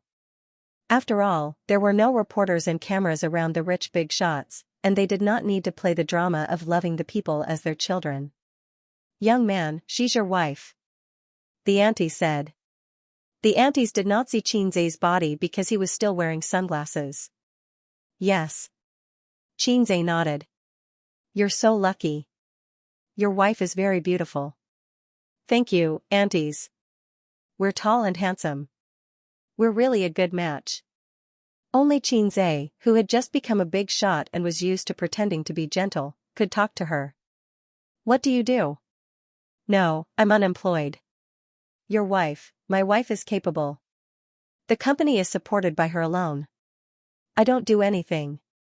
I just eat, drink, and play." The auntie suddenly realized that he was a gigolo. So she said against her will, "Young man, you're capable. You're capable." Nan Manpei frowned, as if she thought it was too noisy. She opened her eyes, looked at Suyu, and found that she had fallen asleep. No wonder she did not speak for a long time. She fell asleep so quickly. Usually, Nan Manpei was the one taking a nap, and Suyu was bored playing with her phone. Suyu's sleep quality had always been poor. "She's asleep," Nan Manpei said. Xianxia nodded. Nan Manpei patted her shoulder. "Okay, no need to massage." "Huh? Only 10 minutes." The aunties were stunned. "No need," Nan Manpei said. This guest was too cold and difficult to get along with. The aunties nodded and left. Anyway, according to the rules, the charge was the same for 1 minute and 1 hour. She earned an hour's money in 10 minutes, which was more than the 2 colleagues who left first. After he left, Pei Nanman glanced at Suyu. She was sleeping peacefully. So, she tilted her head and looked at him with a pair of eyes that were as bright as the autumn water after hiding her fierceness. "Xianxia, massage me? I'm very expensive. 500 for an hour, 2,000 for the night, and 500 for the full set." "Okay." Nan Manpei nodded seriously. Xianxia saw that Suyu was sleeping soundly, so he went to Nan Manpei's bed, poured oil, and massaged. Nan Manpei's skin was delicate and white. She was a 31-year-old young woman, but her skin was well maintained like a young girl's. The curve of her back was beautiful. Not only was it a woman's slender, but it was also a strong curve. This was unique to a well-trained woman, just like the Apollo's belt. Her small waist with the Apollo's belt, tsk, her magic power was boundless. So, a thin woman did not necessarily have a good figure. Women who exercised were the most beautiful. This was what it meant. He glanced at Suyu from time to time. Although it was just a simple massage, this kind of sneaky scene with his wife's best friend while she was sleeping had a kind of perverse stimulation. Perhaps she felt too comfortable. Nan Manpei couldn't help but moan out of her nose, but she immediately held it back. "Sister man, if you feel good, call it out," Xianxia said. Nan Manpei turned her head and glared at him. Unfortunately, her coquettish and charming appearance was not lethal. "How many times?" "What?" "Massage her." "This is the second time." Nan Manpei nodded. 20 minutes later, Nan Manpei said softly, "Well, Xianxia, let's take a bath?" A bolt from the blue. Xianxia opened his mouth and stared. "Sister man, today, is she really going to give birth?" "Sister man, when did you fall in love with me?" Nan Manpei was stunned at first, then turned over and sat up, kicking him hard in the lower abdomen. Her pink face rose with 2 faint blushes. Xianxia covered his stomach and laughed dryly, "Just kidding." Nan Manpei got out of bed and took off her bathrobe, leaving only a set of black swimsuit, against her white skin, blinding Xianxia's dog eyes. The two leaned against the edge of the pool and chatted. "This time, I asked you to come out because I want to ask you for help." "What's the matter?" Xianxia lit a cigarette. "Borrow money." "Borrow money?" He looked at Nan Manpei in surprise, her slender and graceful body rippling and twisting in the clear water. Her 34D chest was firm and firm. Sister used to complain to him that she was always worried that the secret would be too big, but Nan Manpei didn't seem to be on the verge of collapsing. This might have something to do with her constant exercise and abstinence. In Taoist and Confucian health, one of the rules was abstinence. Regardless of gender, if one's private life was too dissolute, they would age quickly. I'll take notes and pass on my experience to sister later. No, now is not the time to be unrestrained. Xianxia returned to the topic and asked blankly, what do you want to borrow money for? Sister Man's assets were definitely more than his, this was without a doubt. After all, no matter how much money he made, it had only been a year. There's a group fighting with me for a piece of land, and we've put aside our official relationship. Next, it's a money war. I've used all the money I can, but I don't have as much as them, she said. 20 billion is no problem. Xianxia pondered for a moment. If it's really urgent, I can give you another 10 billion later. That's the limit. What he had the most was liquid capital. His total assets might not be comparable to those big shots with hundreds of billions, but he could take out a lot of money in one go. This was the advantage of not doing business. Although Bao's investment was huge, it could be taken out easily. In fact, Tianfeng Entertainment didn't need too much money to maintain the company's operations. Purple Crystal Technology was famous for having abundant funds on the internet. Nan Manpei's eyes flashed, and she hid her emotions very well. She turned to face Li Xianyu and said jokingly, you agreed just like that? You're not going to mention any conditions? Xianxia thought for a moment. Give me a baby? Nan Manpei, you can't give birth. He rolled his eyes. We're in the same boat, so don't be so pretentious. Of course, you still have to write an IOU. Forget about the interest. If you really feel bad, you can massage my back and serve me. Nan Manpei smiled and said, okay, sir. Xianxia's entire body quivered. Disgusting, he said. Nan Manpei splashed a ladle of water at him. Xianxia ignored her. She splashed him again in a fit of pique. Xianxia was furious. He grabbed her arm and made her stumble. Then, he twisted her hands and pressed them against the side of the sink, squeezing her chest from a spherical shape to an oval shape. The whole process took only 2 seconds. Nan Manpei couldn't resist at all. Her strength was negligible in front of Xianxia. She struggled a few times but couldn't break free. She said angrily, let go. Beg me. With Nan Manpei's personality, it would be strange if she begged him. She struggled with all her might. In this position, their bodies were inevitably pressed together. Nan Manpei struggled for a moment. Suddenly, her body stiffened, and she stopped moving. She was held at gunpoint. She didn't dare to move. Xianxia's mouth twitched, and he silently let go of her. The chickens were very noisy today.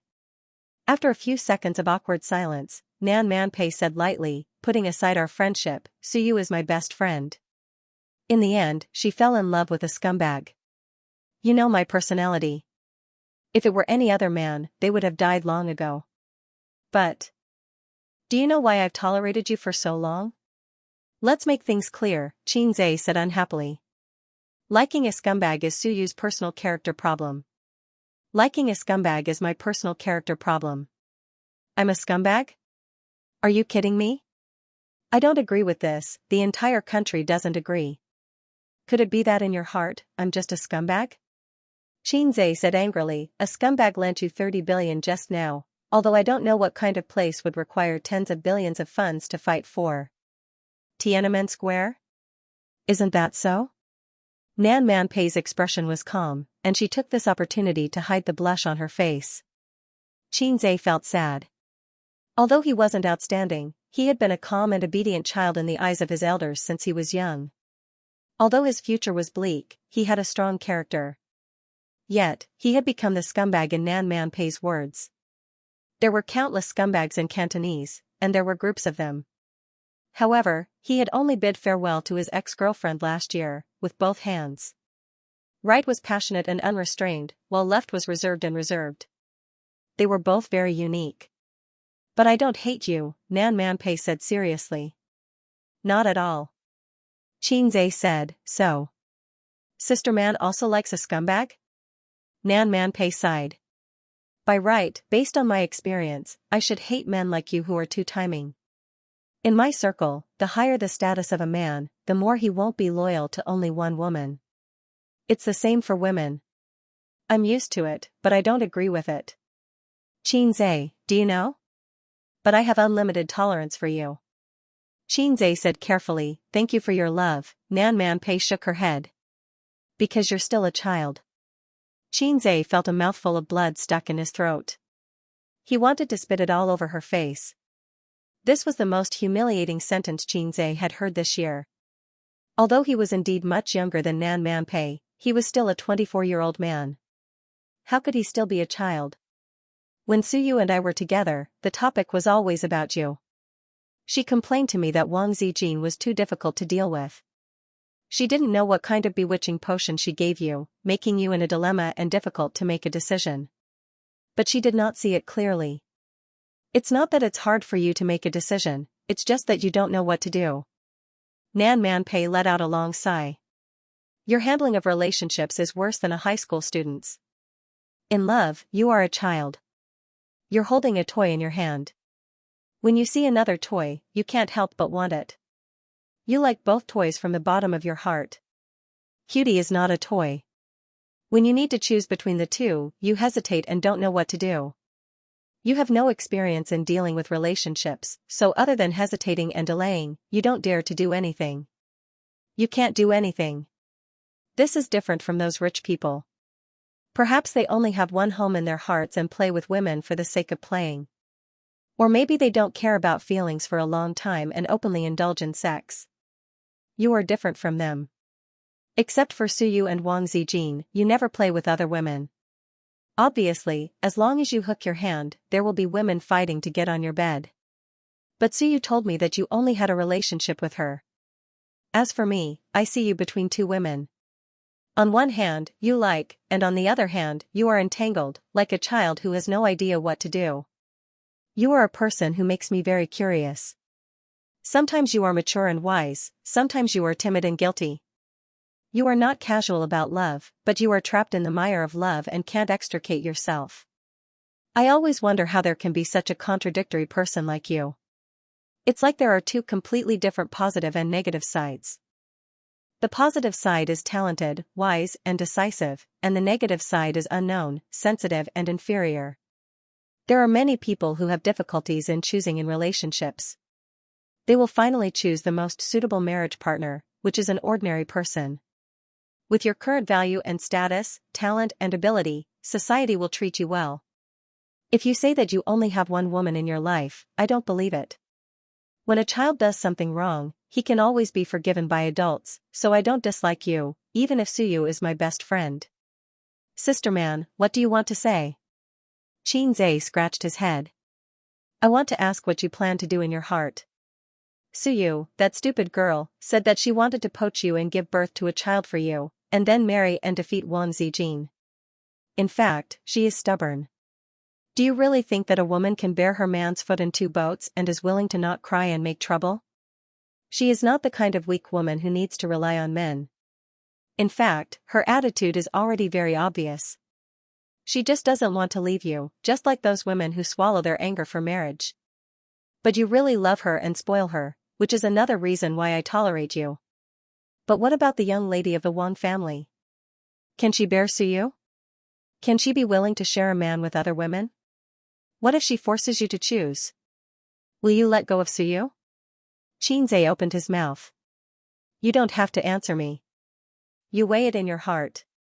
With Suyu's character, if you really separate, no matter how painful it is, she will not pester you. In the future, she may meet someone she likes. Although love is pure, it is not the only one. But for her, after liking you, anyone is a kind of compromise. Compromise for the rest of her life. Xianxia thought of Aunt Sue. From the moment she decided to marry, the rest of her life was probably just 2 words for her. On the contrary, you have to pay attention to Wang Zijin. I don't know much about her, but there is one thing I am very concerned about. This girl ran to Shanghai City to escape marriage. To be precise, she is not satisfied with her parents' random matchmaking. After all, it is not settled, so it is not considered running away from marriage. Xianxia said. This is a person who is obsessed with emotional cleanliness. She is paranoid, single-minded, and stubborn. The kind of woman who will become particularly strong if she likes someone. Even if the whole family is against it, she doesn't care. Nan Manpei said. Xianxia thought for a while and nodded. This kind of woman is too paranoid. If you don't handle it well, it may be a knot in your heart for the rest of your life. She will not marry you for life and die together. Xianxia's mouth twitched. Sister man, I seem to have more than one such woman around me. What do you think I should do? Nan Manpei said in a bad mood, don't worry, Suyu is not such a woman. Xianxia was speechless. He was roaring in his heart. No, it is not Suyu, it is my sister. She is a lunatic who is more paranoid than Wang Zijin. She is my inner demon. If he had known, he would not have talked nonsense with Nan Manpei. Before this, he was still full of confidence in Hei's king. He thought that Hei's king could conquer all difficulties. But when Nan Manpei said that, half of his heart was scared. Sob sob sob. Nan Manpei's eyes moved, and the corner of her mouth was full of gloating. Xianxia was lost in thought. What are you thinking about? Nan Manpei asked curiously. Xianxia answered subconsciously, if I can get you, sister man, my harem will be peaceful. As soon as he finished speaking, his left waist was kicked by a long white leg. It was skillful, so it did not hurt, but he rolled to the right. Xianxia stood still in the water and curled his lips. A gentleman uses his mouth, not his fists. Nan Manpei said coldly, I am a woman. Xianxia straightened his lower body. Come on. This action was full of threat. Nan Manpei did not want to be hit by a gun a second time. She glared at him fiercely. And stopped. Xianxia slowly sank into the water, half of his head exposed, and blew a series of bubbles. After soaking in cold water for more than 10 minutes, the big cloth bag under Xianxia's crotch shrunk into a hard walnut. His testicles were cold, the ancients did not lie. How about I tell you a story too? Xianxia asked. Nan Manpei looked at him and waited for him to continue. Once upon a time, there was a wretched boy. He was neither smart nor stupid. He was just an ordinary man. He had never been in a serious relationship until he was 23 years old. His dick was hard all the time. He thought about how difficult it was to find a girlfriend in this F***ed-up society. The country did not know how to sympathize with the empty nesters of the 90s and give them girlfriends or something. He was envious when he saw the rich kids in school driving luxury cars and going for a spin. He could only be envious. Since he was young, his father would only whip him with a feather duster and feed him poisonous chicken soup. His relatives and friends also thought that he was very ordinary. It would be good enough if he could have a stable job in the future. The proudest moment of his life was when he won the second prize in an essay competition in junior high. That was the greatest honor in his school life. Just like a blade of grass, no matter how green it was inconspicuous.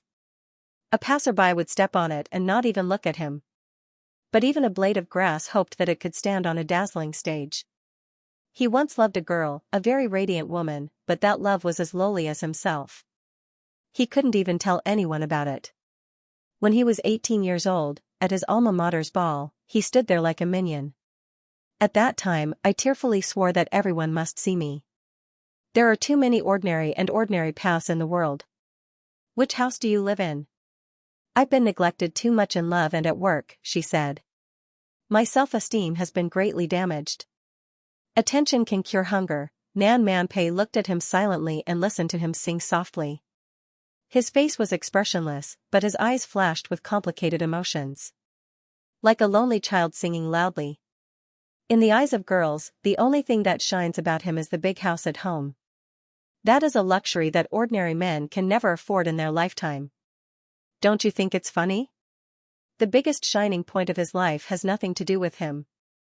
That humble blade of grass, he also wants to be liked. To hell with his house. Until one day, one night, when he was drunk, a girl said to him, I like you. I like you very, very much. At that moment, it was as if a ray of light had struck his heart. It was the first time in his life that a girl said that to him. It was not because of money, but because the girl was very rich. The first time. Xianxia murmured, the first time a girl liked him and said that she liked him. Nan Manpei whispered, who was the girl you loved? After a long silence, he said, that's another story. There was once a girl who loved him very much. But at that time, he was just a blade of grass. He could not even control his own fate. I'm afraid she would never say that sentence out loud. Nan Manpei was speechless. Your love life is really complicated, she thought to herself. Suyu was the first woman to say I like you to him. Nan Manpei knew this because Suyu had told her before. She had always thought that Suyu's love was insignificant. She did not expect Xianxia's love to be equally insignificant. Just because of this sentence, you've hit your G-spot, how much do you lack love? How could such a talented man have such a sad childhood and adolescence? Nan Manpei could not help but shed a tear of sympathy for him. Also, who's the woman you love and she loves you? Wang Zijin? That's not right. If it's love buried deep in the heart, then the timeline doesn't match. Wang Zijin only came to Shanghai last year. For some reason, a coquettish face suddenly appeared in Nan Manpei's mind. She shuddered violently and chased that face out of her mind. Impossible. I'm overthinking. Xianxia, this idiot, is still quite decent. Pei Nanman took the initiative to have a heart-to-heart talk with Xianxia. She received a response from the other party. She saw that under the bright clothes, there was an ordinary big boy. However, she could not understand. With the ability and talent he displayed, how could such a boy have such a quiet childhood? Some people could be enlightened overnight and be reborn. However, there was a limit to everything. It was not as exaggerated as him. Do you need soap? Can I rub it? Nan Manpei changed the topic. Xianxia nodded silently. With the sound of splashing water, she stood up from the water and left the pool.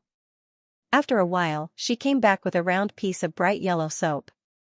It was crystal clear and had a faint fragrance. Xianxia smelled a few types of Chinese medicine from it. Chinese medicine? You have a good nose, Nan Manpei said. She stood by the pool. Her feet were small and exquisite. The curves of her bare feet and calves were especially seductive. Water droplets slowly dripped between her legs. Splat. Splat. Patter, Xianxia's hand slipped, and the soap jumped out. Sister man, help me pick up the soap. Nan Manpei walked over. When she bent over, her two buttocks were especially round and perky under her swimming trunks. Xianxia secretly said, good butt. Suyu was woken up by Xianxia. With a dazed look in her eyes, she rubbed her eyes and said in a coquettish tone, what time is it? Xianxia patted her head and said softly, it's only been half an hour. I finished talking with Sister Man. Did you promise, Sister Man? Suyu blinked and asked expectantly. Of course I'll agree to such a beautiful lady's request. Beside him, Nan Manpei's face twitched. Suyu laughed and said, she is a little sister, what am I? Little sister. She did not expect that at the age of 28, she would become a little girl. She was not happy. Carat omega carat, Suyu's eyes curved, and she forced a smile, don't be rude, call me sister. Xianxia, well, you are also a little sister. Suyu rolled over and almost rolled out of bed. She said happily, then I'll call you little brother. Xianxia, good. Look, he was not embarrassed at all when he said mushy words to Suyu. She remembered that when he called Qin Baobao little sister, she had goosebumps all over her body. This was the obstacle brought by the sibling relationship. It was like a woman calling her godfather a dead ghost and annoying, which seemed very emotional. Why don't you try calling your own father like that? Nan Manpei was speechless. It was true that love could lower one's intelligence. The air was filled with the sour smell of love. She was inexplicably upset and said angrily, get out of here, don't disturb me drinking tea. Xianxia and Suyu left the club and drove back to the company. Oh, that gay really didn't call the police, Suyu said, if we were abroad, we would have been questioned by the police or paid money. The human rights ideology abroad has surpassed etiquette, justice, integrity, and shame. By the way, are there many gay people abroad? Many, I often saw them when I was in graduate school. But gay people abroad are different from gay people in China. Gay people abroad look very manly and muscular, unlike the sissy people in China who like to dress up as women. He said in his heart that men should do men, and those who do women are all sissy. There's nothing wrong with that. There are many pure men abroad. Little sister is really experienced, then, are there many lilies? Lilies are quite a lot. Suyu thought for a moment. Among the people I know, there are 2 who like to grind tofu, but they both have boyfriends. So, exciting? Xianxia imagined all kinds of cosplay, such as. Sue.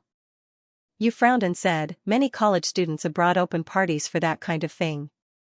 I didn't know the inside story in my first year abroad. I attended several parties, and then I heard about it. I never went again. I didn't have many friends, so I have even fewer. Chinese friends should be easy to make. After all, we are fellow countrymen. Suyu sneered, when fellow countrymen see fellow countrymen, they will be cheated to tears. Haven't you heard of this sentence? As a nationalistic youth, Xianxia wanted to argue, but he thought forget it. There was no need to argue with Suyu about this kind of thing, and he couldn't argue. As soon as he frowned and was unhappy, Suyu would immediately bow her head and say, well, Ace is right. My vision is too shallow. Only his sister was keen on arguing with him. Suyu said, it's good to have fewer friends. I can study at ease. A few considerate friends are enough. It's just that I'm back in China now. I don't know if I will have a chance to meet them in the future. Xianxia, it doesn't matter. It's not difficult to go abroad. I'll accompany you when I have time. Suyu nodded happily. On the weekend, the Super Brain program was broadcast. The popularity was far higher than expected. Thanks to the publicity of the program group, the audience was full of expectations for this episode. Xianxia himself was a shining signboard, and the program team's promotion was also very interesting. First, they boasted about the guests for this episode, claiming that they had recruited 100 geniuses from famous universities, and that they were all contestants who had received so many scholarships that their hands went soft. It created a kind of atmosphere of a gathering of heroes and invincible in the world. It seemed that this was the legendary martial arts assembly, in which a hero would break out of the encirclement and win the throne of the Martial Arts Alliance leader. Then the picture changed, and the heroes were slapped down by Xianxia before they could show their skills. It was terrifying. The audience was horrified. In several scenes edited, the players were stunned, and the audience was stunned, which could particularly arouse people's curiosity. As soon as the program was broadcast, it directly broke the ratings record of Super Brain. The network hits also broke 100 million on the same day, giving the program group the illusion that we recorded a fake program. Super Brain could only be regarded as a moderate hit in the variety show. In the first season, the results were very good, and then it could not escape the mold of the loss of popularity. But after this episode was broadcast, the topic and popularity exploded in an instant, making the program group seem to return to the heyday, even if it was temporary.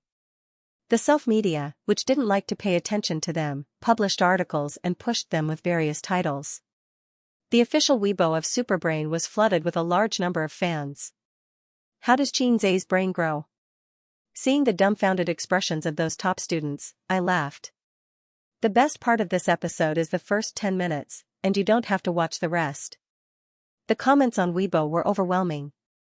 After watching the program, netizens came to Weibo to vent their shock. Many people asked if Xianxia was still a guest in the next episode. The program group kept silent and did not confess. Originally, many netizens raised doubts in the puzzle segment, thinking that it was a script deliberately created by the program group. But then another video appeared on the internet, which was not on the program. It was a video taken by the audience with their mobile phones. Another puzzle video of Xianxia. In the hearts of the audience, Xianxia was a genius among geniuses. After watching the video, Nan Manpei also had the same idea, but she was puzzled when she thought of Xianxia's words a few days ago. Such a person had nothing to do with being mediocre at all. In the past, she didn't pay much attention to Xianxia's news. It was either a catfight, a scandal, or a movie. But when she saw the promotional title of Xianxia beats 100 top students, she couldn't help but read it. What else could she say? She was amazed and impressed. she rarely admired others. Because she wanted to know more about him, but the more she knew about him, the more curious she was. She always felt that he was shrouded in a layer of mystery. She couldn't see the flowers in the fog. Nan Manpei sat on the sofa in the living room and sighed. Auntie is frowning and sighing. What's going on? In the corner, Li Donglai and Pei Ziki whispered to each other. She's in trouble with her business. But I heard from Auntie Suyu that Qin Zhe will help with the money. Is it related to Qinggu? For example, the unspoken rules of the business world. Li Donglai, your heart is so dirty. So you're in love? Otherwise, why would Auntie watch a variety show with Qinggu? Get out, Qin Zhe is a little fresh meat, a little rooster, not Auntie's dish. Don't mention Auntie's dish, it's hard to swallow.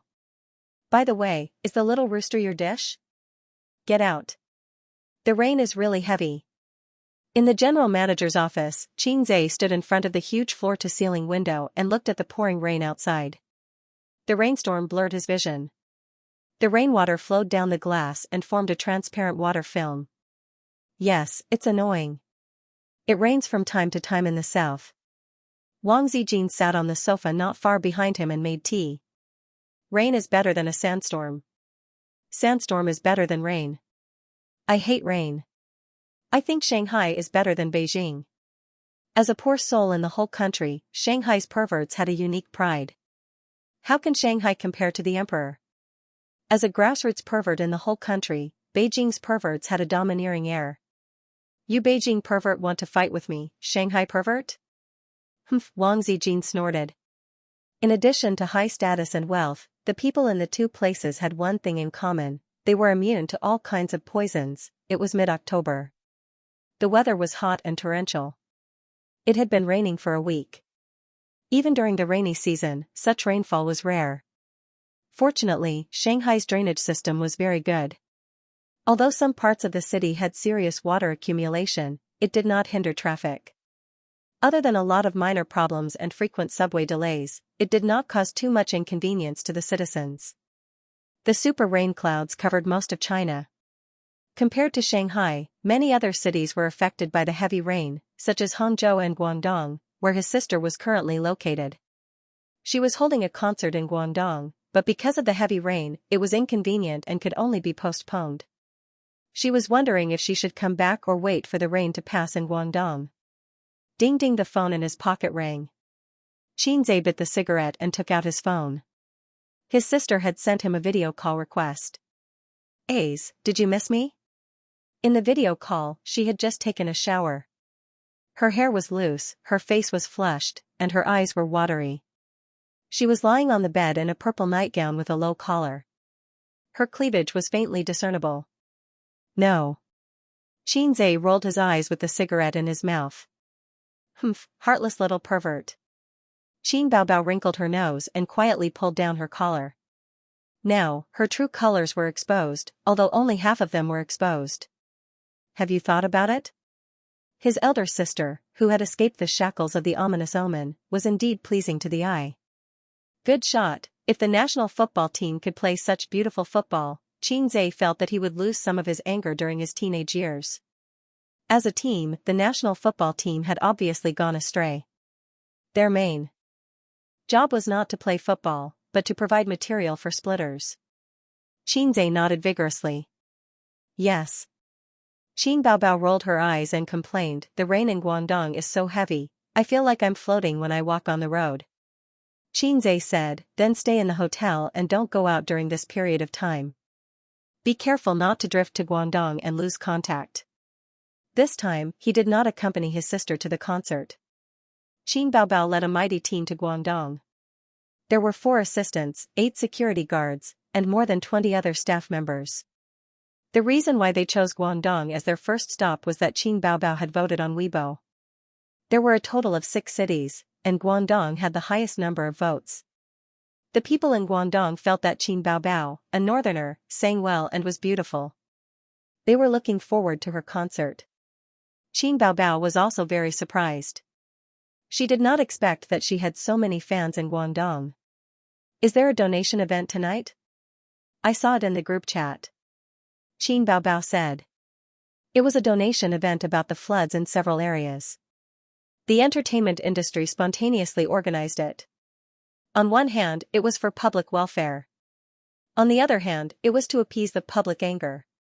After all, no one cares about the bones of heroes, but the family affairs of actresses are known to the world. Everyone felt that the money made by celebrities was too scary. Just a performance, a visit, and hundreds of thousands to millions of yuan in their accounts. A TV series could make hundreds of millions. Ordinary people might not earn as much money as they did in a week even if they spent their whole lives working. This was a very desperate thing. Therefore, many celebrities actively participated in public welfare activities to build up their bright image. This operation was called giving back to society. It was like a literary tycoon selling newspapers. From time to time, he would send a small red packet to a group of lousy writers to appease their anger and beg them to let him go. Although he did not have many copper coins in his pocket. "I'll go tonight. I'll help you donate your share," Xianxia said. As the two great bodhisattvas of Shanghai's entertainment industry, he and his sister naturally received an invitation. In the areas where the floods were the most serious recently, the subway and bus stations were flooded. Cars parked on the road could only be seen. People could not walk. They had to take boats to travel. The news said that this was a once-in-a-century rainstorm. In recent years, it had been a once-in-a-century rainstorm. The natural environment was getting worse. Fortunately, living conditions were better now. It was not a big disaster. Many people found it exciting and fun. Even the locals posted on Weibo and WeChat moments to joke about their homes being flooded. In ancient times, a flood in such a situation would mean the end of a dynasty. "How much should we donate?" Qin Baobao asked. 1 million per person. "So much?" Qin Baobao said softly and pretended to be delicate. "I want to donate less. How about 500,000? You can use the remaining 500,000 for my marriage. Considering your status, 500,000 is too little."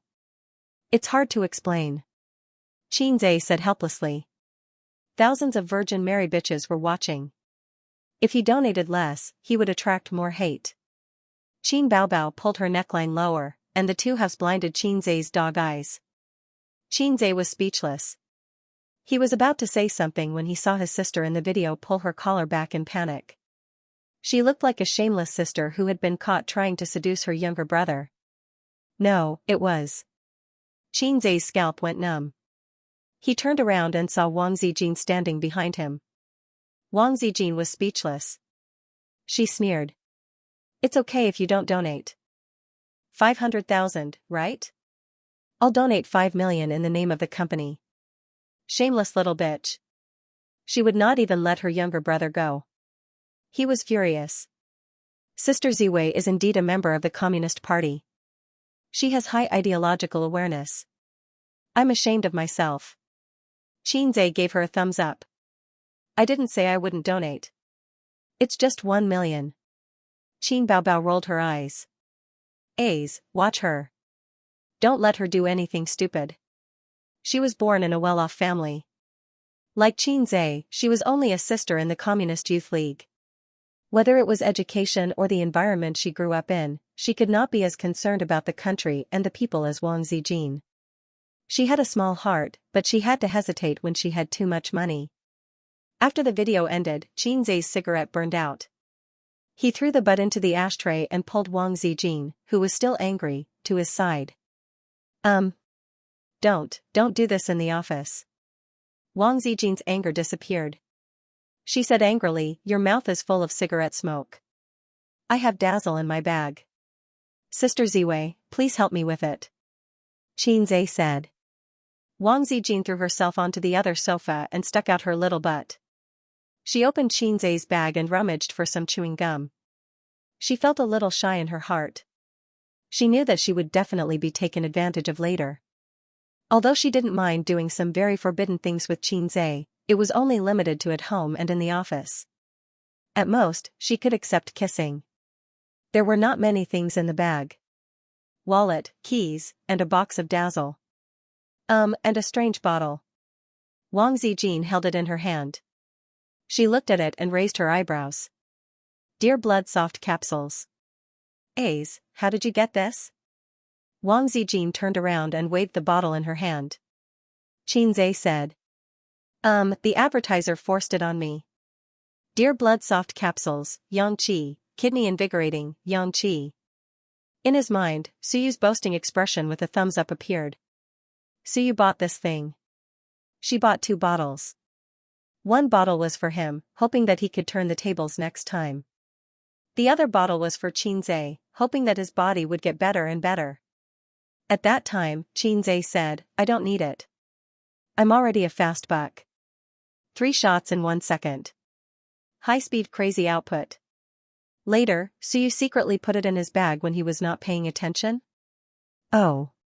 Wang Zijin put the capsule back and did not suspect anything. Qinze breathed a sigh of relief. Fortunately, it was an aphrodisiac. If it was replaced with a condom or a small blue pill, he would be finished. He pulled Wang Zijin into his arms, bowed his head, and wantonly ravaged her wet and soft lips. Lipstick? Qinze smacked his lips. I'll wash it? No, put some on. Then what flavor do you want? I have strawberry, blueberry, and apple here. In terms of color, there are light, pink, and chocolate. Wang Zijin turned out her lipstick box. I like pink lips and black lips. 5 minutes later, Wang Zijin tidied up the messy collar, buttoned up the shirt, and looked at him. There's something I want to tell you, she said. Qinze was stunned. He thought, how can you be so hot and do shameful things with me in the office? What's the matter? Let's go to Luanshui town. Luanshui town, Qinze was busy. Most of the town is flooded, Wang Zijin reminded him. Oh, why are we going there? To send supplies and money. No, your awareness is too high. You're not in the system now. We just need to donate money. There's no need to go to the battlefield personally. We're going to make a show, Wang Zijin said. We'll help the flood victims a little, and then the media will definitely broadcast your news. And then? Then my dad and grandpa will see it. They'll like you more. Then, I'll bring you home before the end of the year. It'll be easier for us to do things. How scheming. The charity banquet was held at Xinghui Hotel. The whole place was booked tonight. Luxury cars were parked downstairs and the red carpet was laid out. The organizer was the Anti Foundation. This donation was organized by the celebrities and the foundation. The singer Su Jiao accompanied Qinze to the banquet. A big shot must have a pretty vase beside him. His sister wasn't here and Yi Lu and the other movie stars were out filming, so they couldn't make it back in time. 8:30 p.m. The lights were bright. Su Jiao was dressed to the nines. Her long dress touched the floor and her collar was very low, revealing her deep cleavage. Qinze guessed that she was wearing a special bra inside, the kind that even men could get a cleavage. With Su Jiao's size, he estimated that she couldn't squeeze out such a deep cleavage even if she tried. Under the guidance of the staff, they took the elevator and arrived at the venue. The venue was originally the hotel's revolving restaurant, but now it was changed to the venue of the charity banquet. In the Shanghai entertainment industry, Qinze was probably the most dazzling one. His fame and status were far above the other celebrities present. The moment he appeared, both familiar and unfamiliar celebrities greeted him. Even Su Jiao received a lot of attention. CEO Qin, you're really dazzling, Su Jiao said. As a B-list singer, it was hard for her to receive such attention at a banquet where so many celebrities gathered. Everyone was quite famous. Because it wasn't a public event, there weren't many people present, so they invited a few reporters with good reputations. They took photos of Qinze like crazy. Qinze and Su Jiao sat down. His table was full of A-list and B-list celebrities from Tianfeng and Star Art. The outside world knew that he had a good relationship with Star Art's CEO, Huang Yitsong.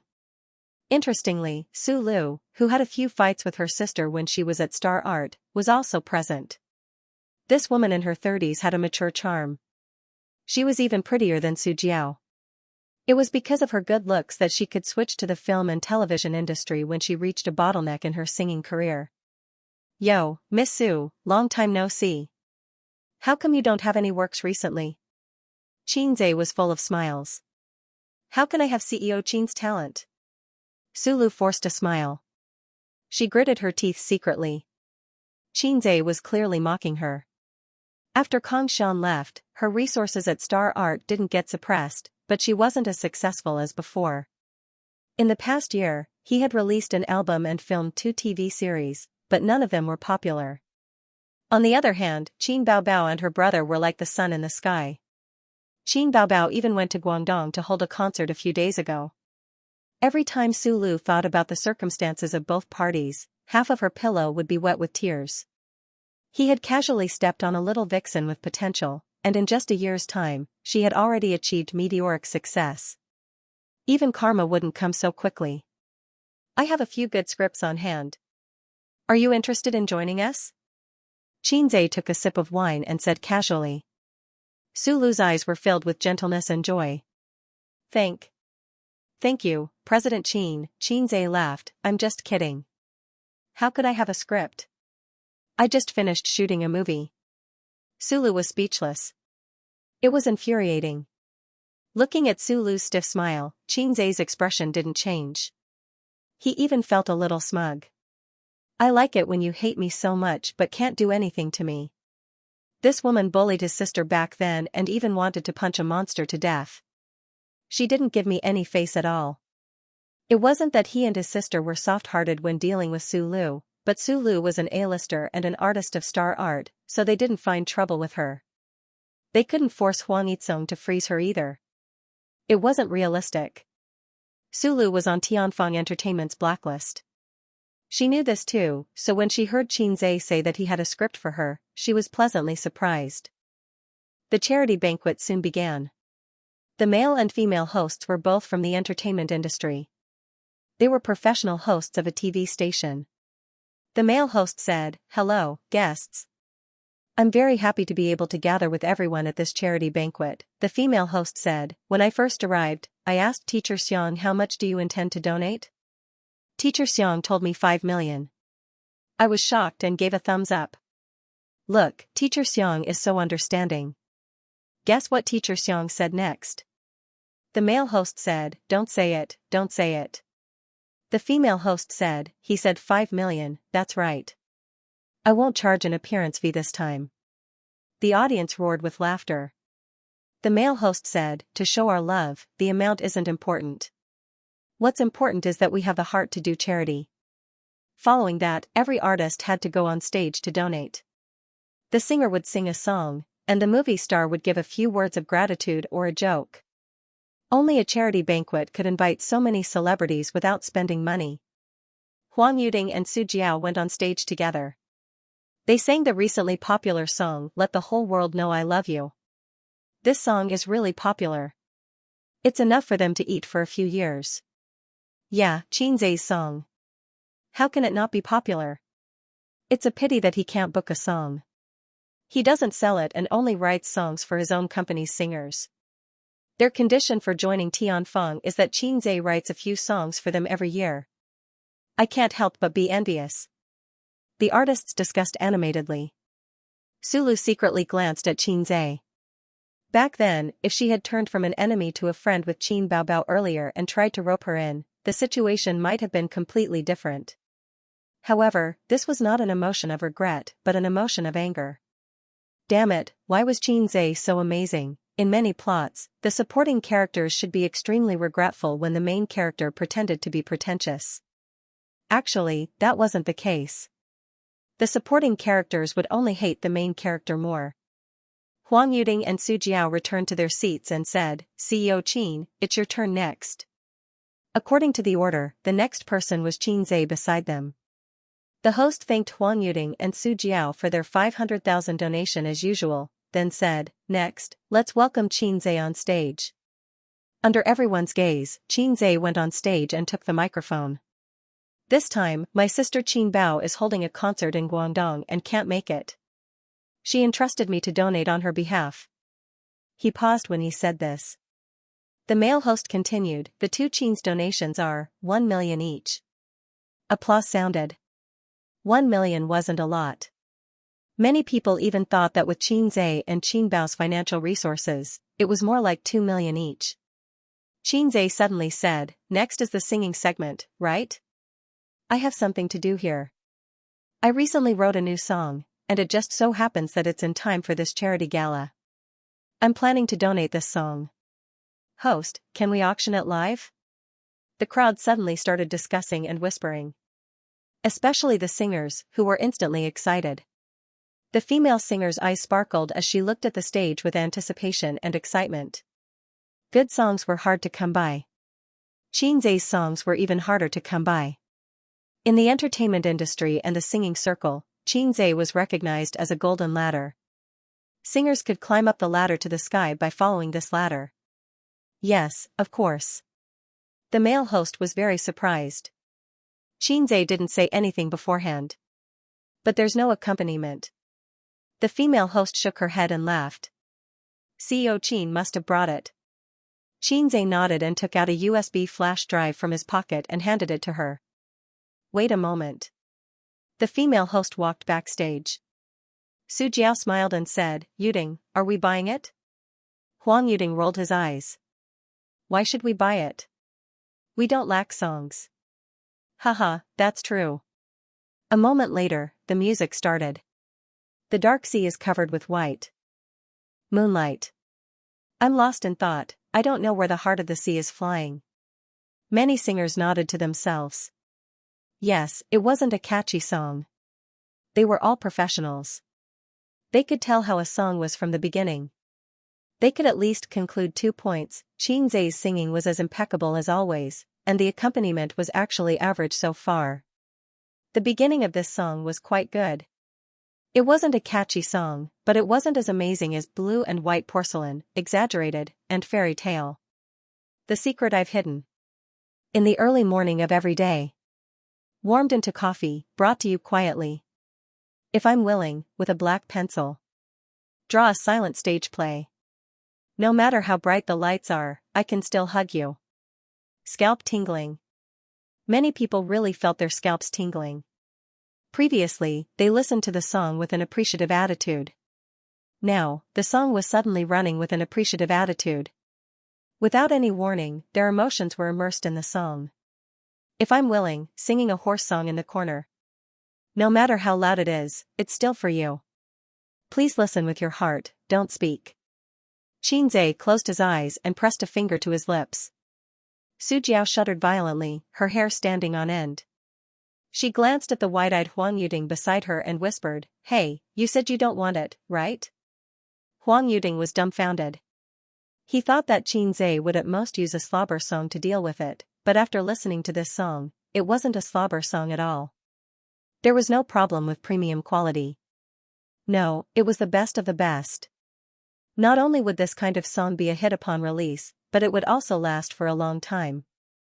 Even if one listened to it again many years later, they would still think it sounded good. It wasn't like a slobber song that would get sick of it after a few days and not want to listen to it anymore. Huang Yuding realized that Su Jiao's eyes were frighteningly bright. She was humming the rhythm of Xianxia's song. Not only her, but Su Lu at the same table, the singers next door, and even further away all had hopeful and excited expressions on their faces. They chewed on the song while looking at the stage with burning eyes. Of course, they wanted this kind of song. No one wanted to give it up. The male host said, "Thank you, CEO Qin, for bringing us this song.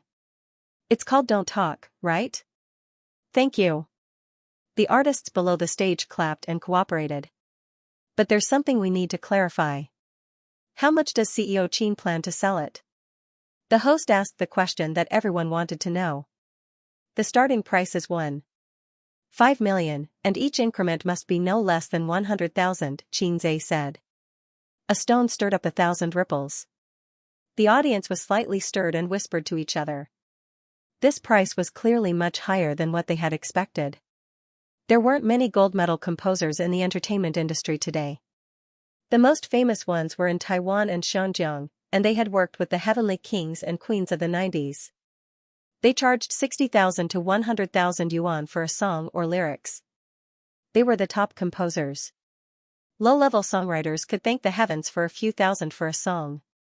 For Xianxia, it didn't matter if the price was several times higher.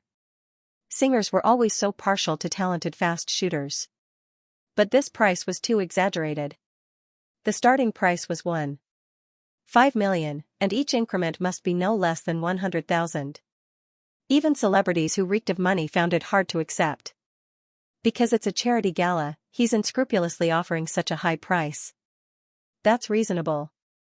Many charity galas had auctions, and only in this kind of occasion could the item be sold for 10 times the original price. It didn't matter what was sold, the most important thing was the donation. TSK, I reckon most of the singers will withdraw from the auction. It's not worth it. Let's see how it goes. It's still acceptable if it's within 2 million. Those who were more flexible wanted to use the auction to get closer to Xianxia. All copyrights, Xianxia added. All the copyrights, everyone suddenly realized that this was reasonable. If it was all the copyrights, based on the words Xianxia produced and the quality of this song, there would be no problem at all with such an auction. The scene immediately heated up, and the stars' eyes lit up with excitement again. The income of a composer was not just limited to composing songs and lyrics. Famous composers and singers had a kind of cooperative relationship. They wrote songs and composed songs, and the singers sang them. If they became popular, they would receive all kinds of copyright fees. Moreover, this kind of income was long-term. KTV requests, website downloads, album resales, and so on. There was also the annual royalties paid by platforms such as China's Adong and so on. This was the reason why some singers and composers could live off a single song for a lifetime. Then, let's begin. Xianxia looked at the male MC. Ladies and gentlemen, we'll keep it simple. During the auction, please shout slowly and quietly. Otherwise, we won't be able to see all of you. We won't shout the countdown either. We'll give you enough time, the male MC said. 1.6 million. Huang Yuding raised his hand and shouted. His voice was clear and audible. It was undeniable that the quality of celebrities was definitely one of the best in the entire society, at least on the stage. Such a large venue quieted down just like that. 1.7 million. The second to bid was Su Jiao. As Xianxia's underlings, they were very responsible in supporting him. At the same time, if the final price was within an acceptable range, they would fight for it. If not, then so be it. They were different from other artists. Other singers had a hard time getting a song, but they did not lack Xianxia's nourishment. We're different. 1.8 million. Su Lu, who was at the same table, made a bid. 1.9 million. 2 million. 1 million. Bidding voices rose one after another. Xianxia stood on the stage and was very satisfied with the artist's enthusiastic bidding. Usually, he scrimped on his points and carefully held them in his hands. It was only at times like this that he was willing to be generous. In any case, he was the successor of communism. When society was in trouble, of course, he had to help. If you're in trouble, I'll help. I live next door, and my surname is Wang. At this moment, the bidding had reached 3 million. It was very worth it, wasn't it? It was only 30 points, so it was not a loss. If Xianxia really donated 5 million in one go, he would have to hesitate. Although he was the successor of communism, the fact that the country tried so hard to get rid of him back then could not be erased. That didn't seem right. The me that the country wanted to get rid of had already been dead for 24 years. Sure enough, going against the heavens did not end well. Under the light of the national emblem, even animals were suppressed and could not become demons, let alone a mere Xianxia. In the end, the auction was sold for 5 million. It was won by a little fresh meat. He went on stage with a face full of joy and shook hands with Xianxia. The money would probably be paid by the entertainment company directly to the foundation, but it would be under Xianxia's name. Thank you, Chairman Qin. Thank you for the opportunity at this charity banquet. The little fresh meat smiled. His two cheeks filled with hyaluronic acid were especially hilarious. 5 million for a song. No one would believe it if he said it out loud. It felt like the audience would be shocked again. At first glance, it did not seem worth that much, but this was a charity banquet, so it was understandable that it was more expensive. And if you looked at it carefully, it was actually a profit. First, it was Xianxia's brand effect, which was destined to be widely noticed. Then, there were various royalties, which would make a long-term profit. In addition, the little fresh meat would gain a wave of popularity and fame. All in all, it was definitely worth more than 5 million. I'll get someone to send you the lyrics and music later, Xianxia said. Okay.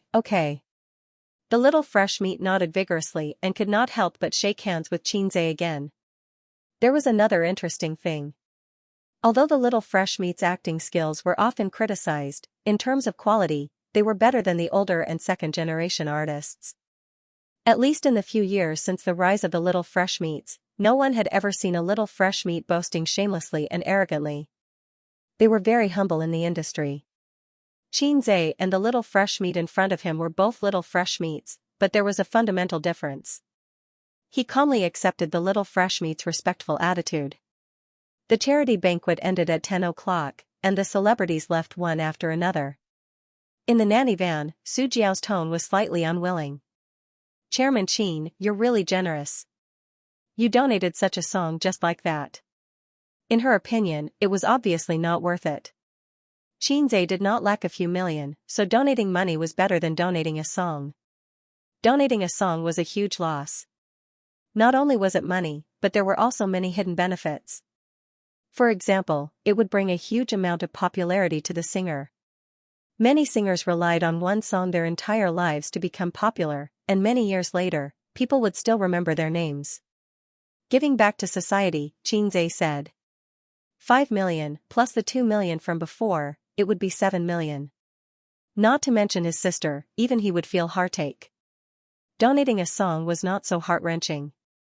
After all, it was not real money. Moreover, it was actually just 30 points. Su Jiao secretly rolled her eyes. She wore brown eyeshadow, which made her eyes very eye-catching, charming and pretty. After thinking about it, she burst out laughing. What are you laughing at? Chairman Qin, do you have a girlfriend? Yes. Oh. Xianxia looked at her in confusion. What did she want to say? I just thought that if Chairman Qin was an ordinary songwriter, he could have many girlfriends in the entertainment industry with this talent alone. How do you know that I have many girlfriends? Ah? Su Jiao was stunned and widened her eyes. Then how many girlfriends do you have? Her tone was very gossipy. I'm just kidding. I don't have a girlfriend, Xianxia said. It was not good to say too much. This girl had a good relationship with Qin Baobao. What if she let it slip one day? Even a wise man would make a mistake. Many amazing people often ended up miserably because of a small oversight. Liar. Su Jiao wrinkled her nose. Single dog, no girlfriend. Don't slander dogs. Dogs are not single. My 2 poodles work every day. Heh, this girl was quite eloquent. How could a single dog endure this?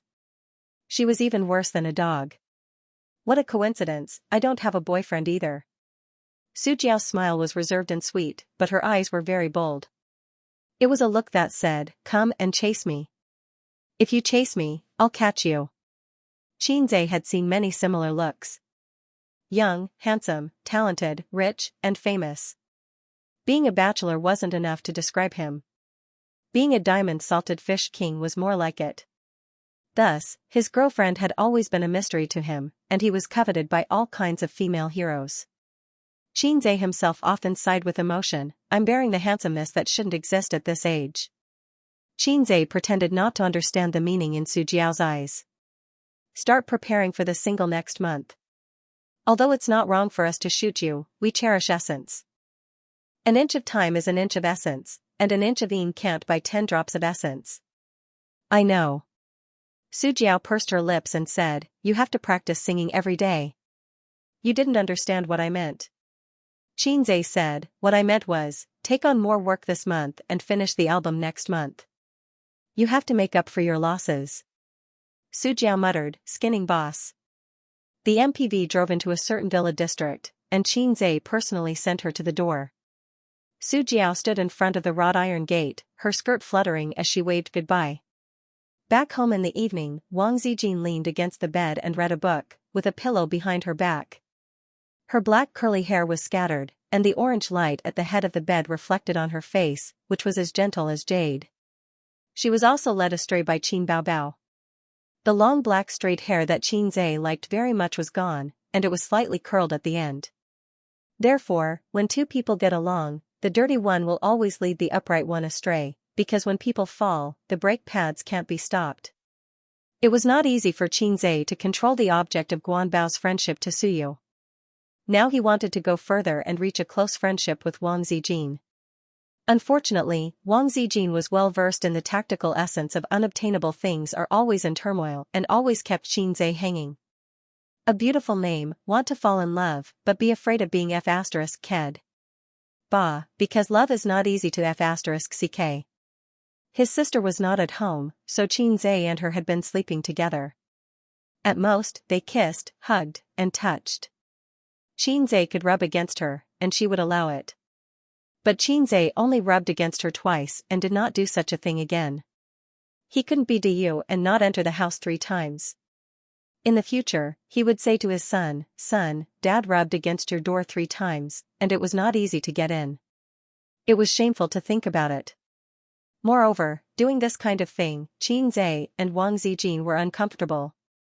One was a spring flood, the other was a big stock. Harming others without benefiting oneself. Qin Zhe kicked off his slippers, lifted the quilt and went to bed. He hugged her in his arms and hummed a song, yes, with a black pencil, draw a silent stage play. No matter how bright the light is, I will hug you. Wang Zijin put down the book with a smile in her eyes. It's good, what song? I wrote a new song. Qin Zhe said, I just donated it at the charity dinner and sold it for 5 million. Wang Zijin smiled, my brother is amazing, do you want a kiss as a reward? The tone of your voice is more and more like Qin Baobao. Qin Zhe kissed her little mouth. Since you are so capable, help me think about how to develop the company. Wang Zijin held Qin Zhe's waist and frowned. Purple crystal technology had developed to this point, and they needed to continuously expand their business. The competition in the internet was even more intense than in the industry. If they did not change, they would have to wait for death. She needed to constantly innovate, especially the path she was taking now. Didn't you say it's a mountain stronghold? This road is the brilliant avenue that leads straight to the heavenly gate. Qin Zhe laughed. A knockoff is a knockoff after all. It's fine to make quick money, but it's hard to stay popular forever. Letting out a sigh, Wang Zijin closed the book and gently placed it by the bedside. She then returned to Qin Zhe's embrace and said, how about my pirated PUBG mobile game? But there are already many of them in the market, and I'm afraid that I won't be able to produce any results. Qin Zhe suggested, it's time to kill a few programmers as a sacrifice to the heavens. Wang Zijin felt that this was a good idea and nodded in agreement. Have you played a PUBG game before? No, don't ask me about games. I've quit. As a veteran shooter, Qin Zhe started playing Counter-Strike when he was in junior high. Later on, he started playing CF shooting games practically ran through his entire youth. Now that he could not play them anymore, he really did not have the interest to eat PUBG. Men should not eat PUBG either. That was a woman's patent. Whoever ate PUBG was gay. Sleep early tonight. Let's set off tomorrow. Wash up and sleep. Qin Zhe chuckled. They took a bath together. Tomorrow, they would go to the disaster area to send a batch of supplies and a little money. Money was secondary. In the disaster area, money did not have much use. At most, it could be used to comfort people. The supplies were the most important. Wang Zijin curled her lips and said aggrievedly, I work myself to death every day, but you never praise me. You just want to take advantage of me. When she said this, Qin Zhe remembered that he had never praised Wang Zijin. She was not a woman like his sister who liked to whine and act coquettishly, nor was she a woman who lacked love like Suyu who needed him to nourish her. She should be an intellectual, mature, and steady woman. Not to mention whether she was steady or not, she was definitely a woman with strong opinions and a strong heart. But Xianxia ignored that a strong woman was also a woman, and she also longed for her boyfriend's praise and love. Just like a mature man, he would also fight for his son's milk like a child. Good girl, Zijin is so sensible and amazing. Xianxia pressed his big hand on her head and rubbed it. His eyes were gentle and loving. Wang Zijin was stunned for a long time and then burst out laughing. Your expression just now was like my father's. When I was young, he rubbed my head like this. Now that I think about it, I feel that your eyebrows and eyes are a bit similar. Your father is as handsome as me? Xianxia said in his heart. You haven't seen Suyao. I'm the one with similar eyebrows and eyes. But now it didn't look like him. Xianxia's facial features had been optimized. Bah, my father was very handsome when he was young. He's as talented as me? That's also true. My father has been scolded by my grandfather since he was a child. But my grandfather also said that among his children, my father is the only one who can be regarded as a talent. But my father's qualifications are not as good as mine. Wang Zijin said proudly. You must not like your father. Why? Your father is too serious. Otherwise, you wouldn't like a humorous and interesting man like me. Humph, stinky man, my father was very serious when he was young, and it's the same now. Stinky man, take you to take a bath. Xianxia's hand passed through her legs and wanted to pick her up. Wang Zijin held him down and said, change into your swimsuit first. I'll help you get it. Xianxia took out a set of blue swimsuit from the wardrobe beside the bed. It was fashionable and sexy. It was not the kind of swimsuit that was paired with a short skirt or a tube top. It was a bikini. There were more than 10 similar swimsuits in his sister's wardrobe. Wang Zijin curled up under the blanket and silently changed into her swimsuit. Xianxia watched as she pushed her bra and fat ci out of the blanket one by one.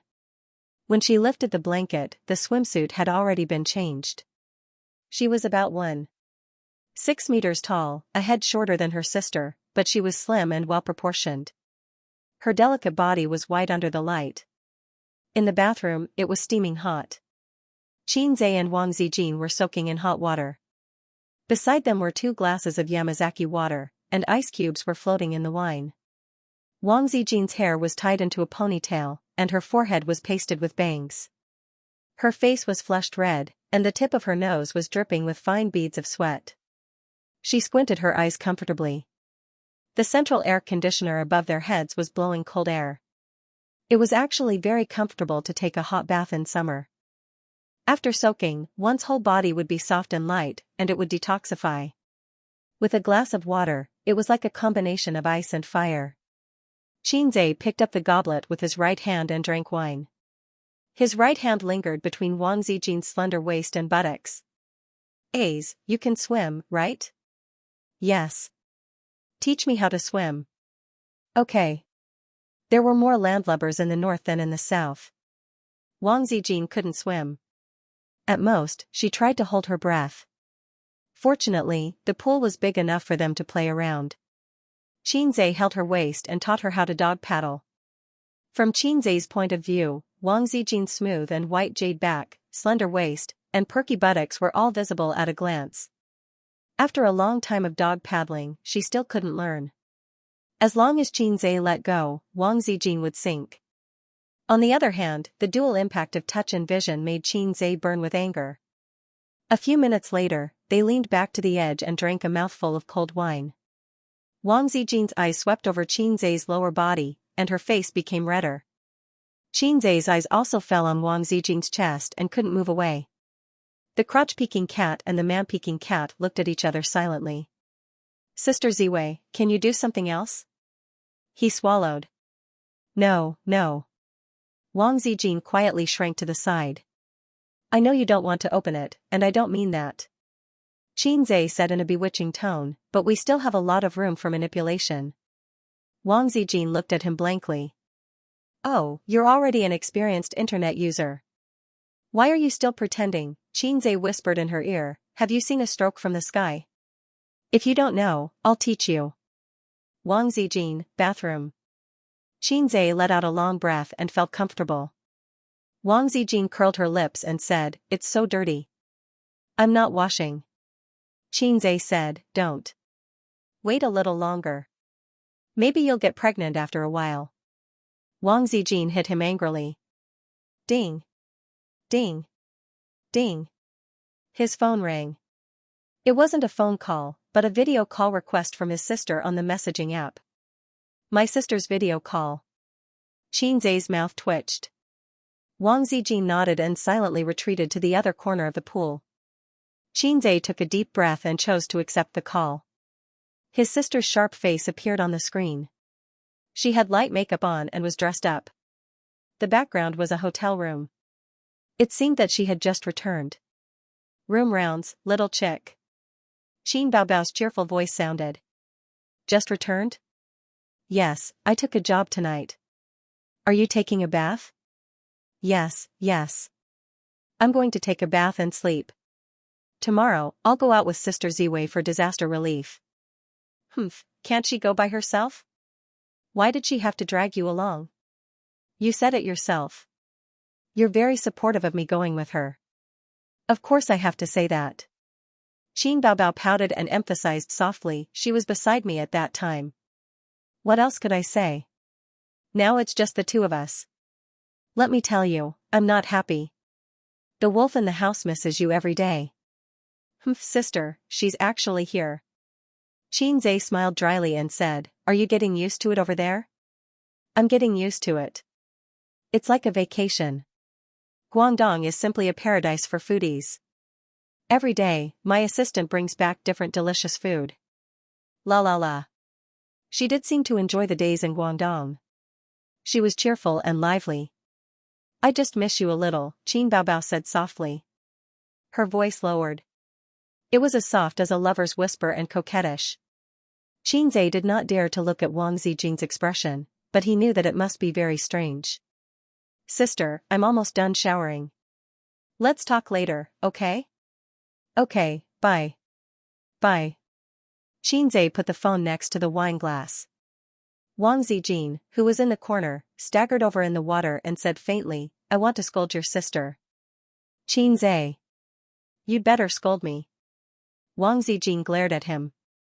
Ding, ding, ding, the phone rang again. It was not a phone call, but a video call request from Qin Baobao through the chat software.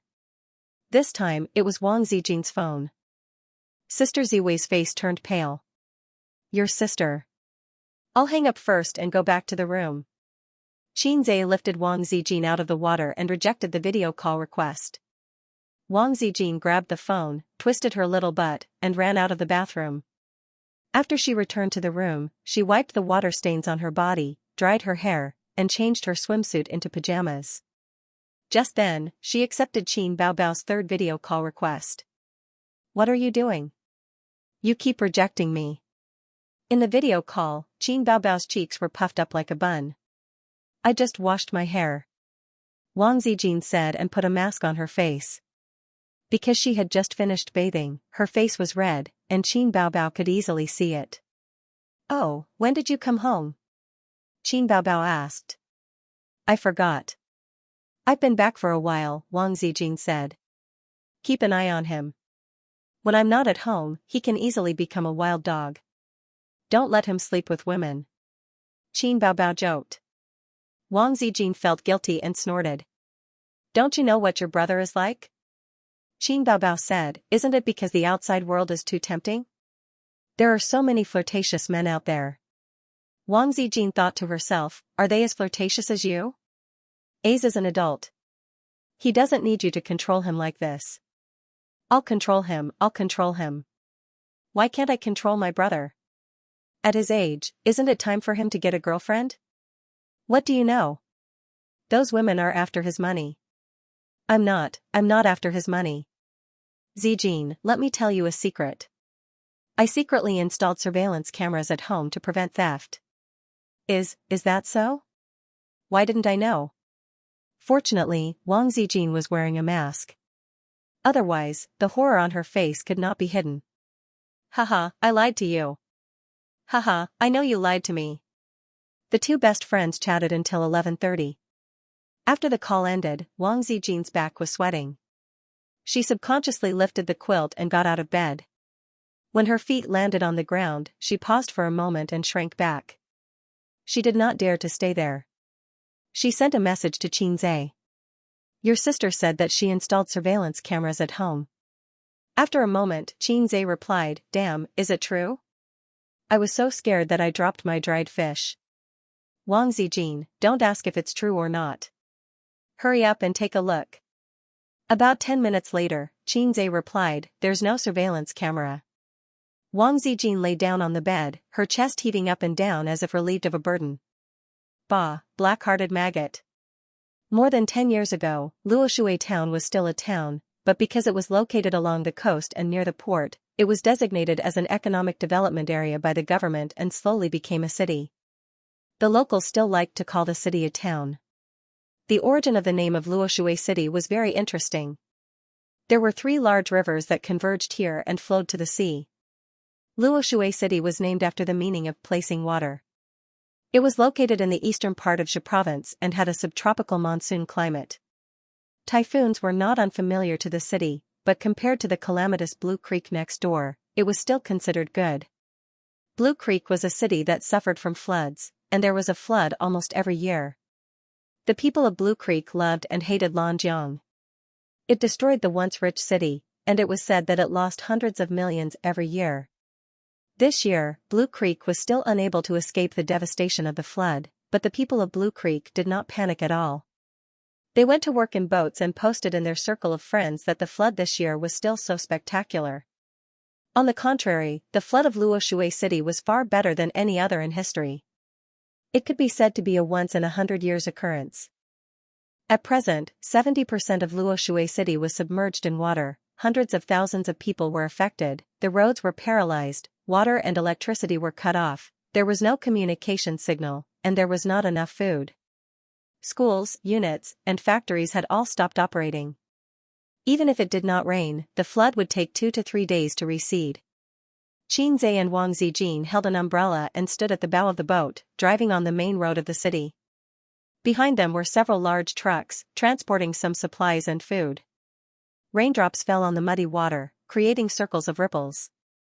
The main road was drained, the water was not turbulent, and the depth of the water just reached the position of the balls. The government invested a lot of manpower and resources in disaster relief.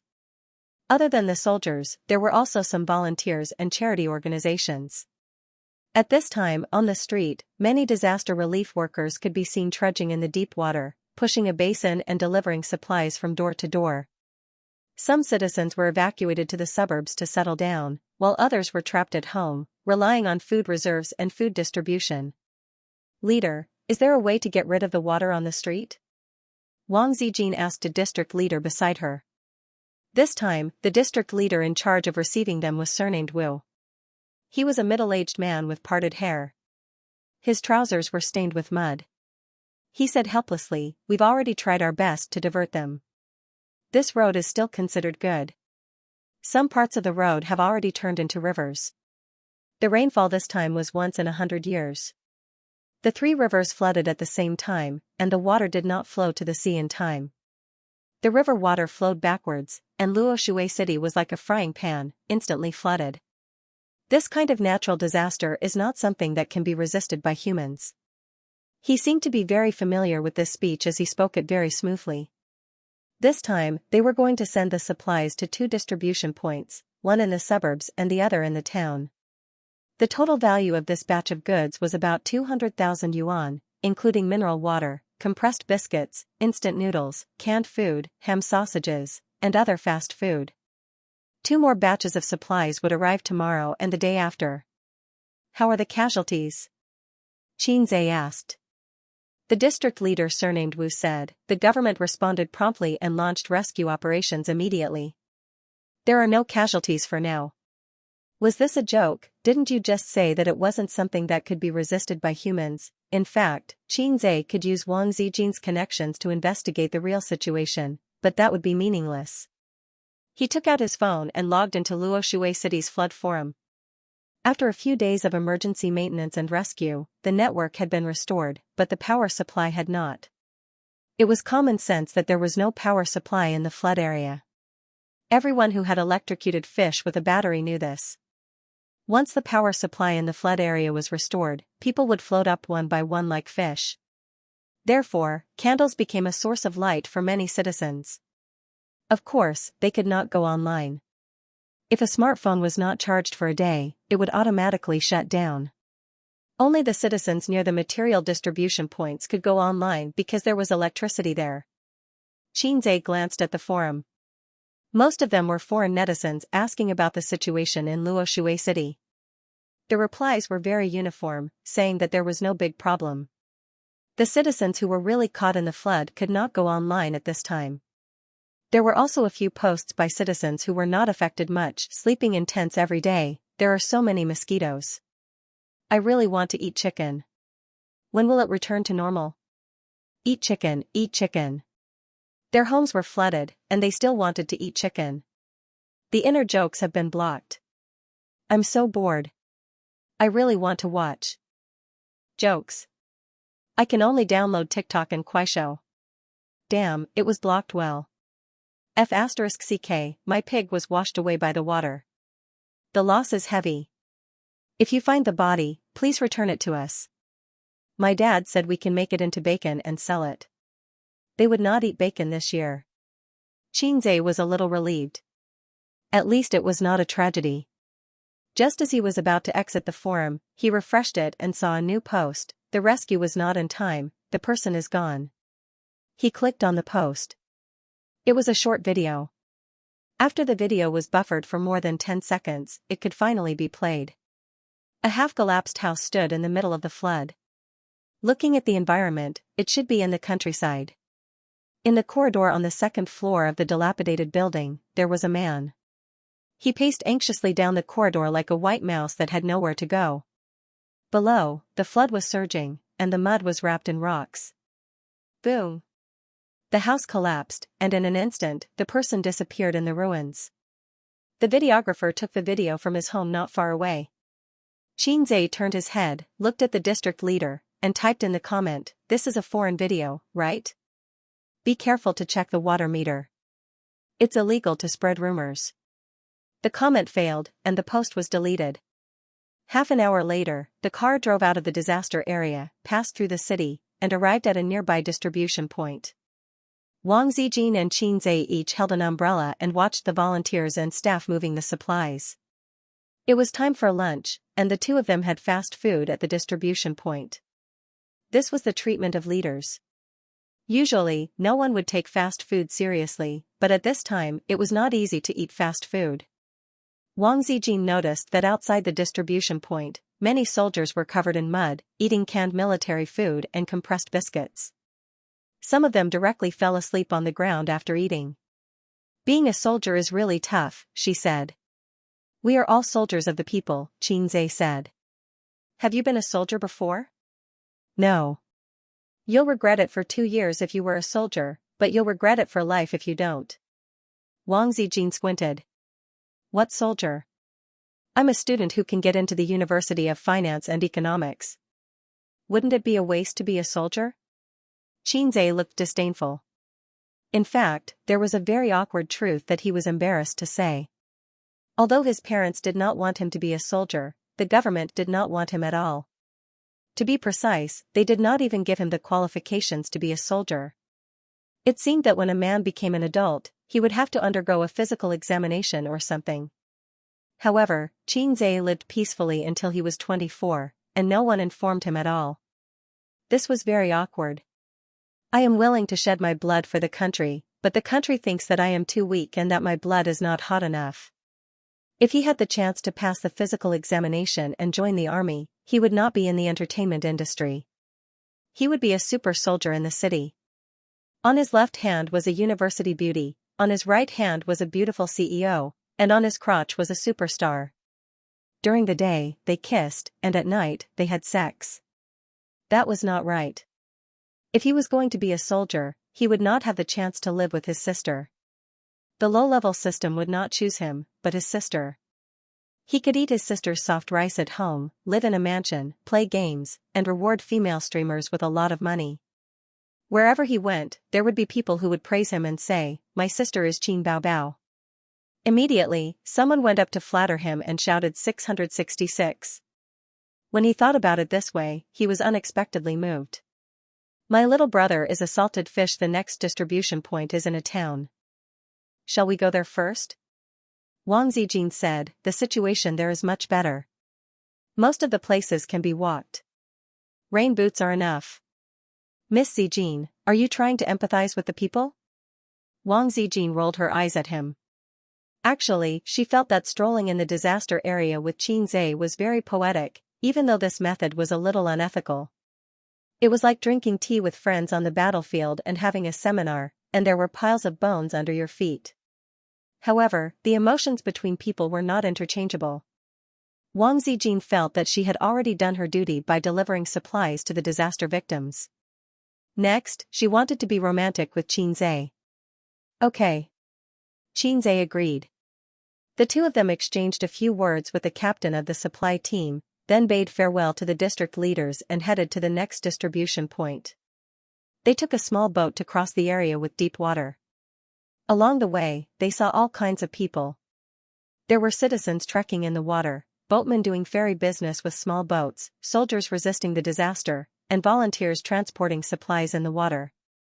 It was a bleak scene. The two distribution points were more than 10 kilometers apart. Wang Zijin and Qin Zhe walked on foot. The road was muddy, but the situation was much better. There was no waist to knee water. Until they were blocked by a turbid river. This was a suburb. If the river did not flood, it should be a clear and small river. However, at this time, the water level had spread to the shore and submerged the flat bridge across the river. A pickup truck slowly drove across the flat bridge. It drove very slowly and crossed the river bit by bit. Qin Zhe and Wang Zijin were trapped at the end of the bridge. They looked at each other and said, "Let's wait for the convoy to come." Wang Zijin nodded vigorously. Call and inform them to change vehicles. The flat bridge is not enough to support a truck. Qin Zhe said, "We don't have to worry about that. The person leading the way knows the situation. They definitely won't drive a truck. No, this wasn't that big yesterday. Today, it suddenly can't cross." Someone on the side explained. Wang Zijin said, "Then I'll make a phone call." Many local residents were also blocked by the flood.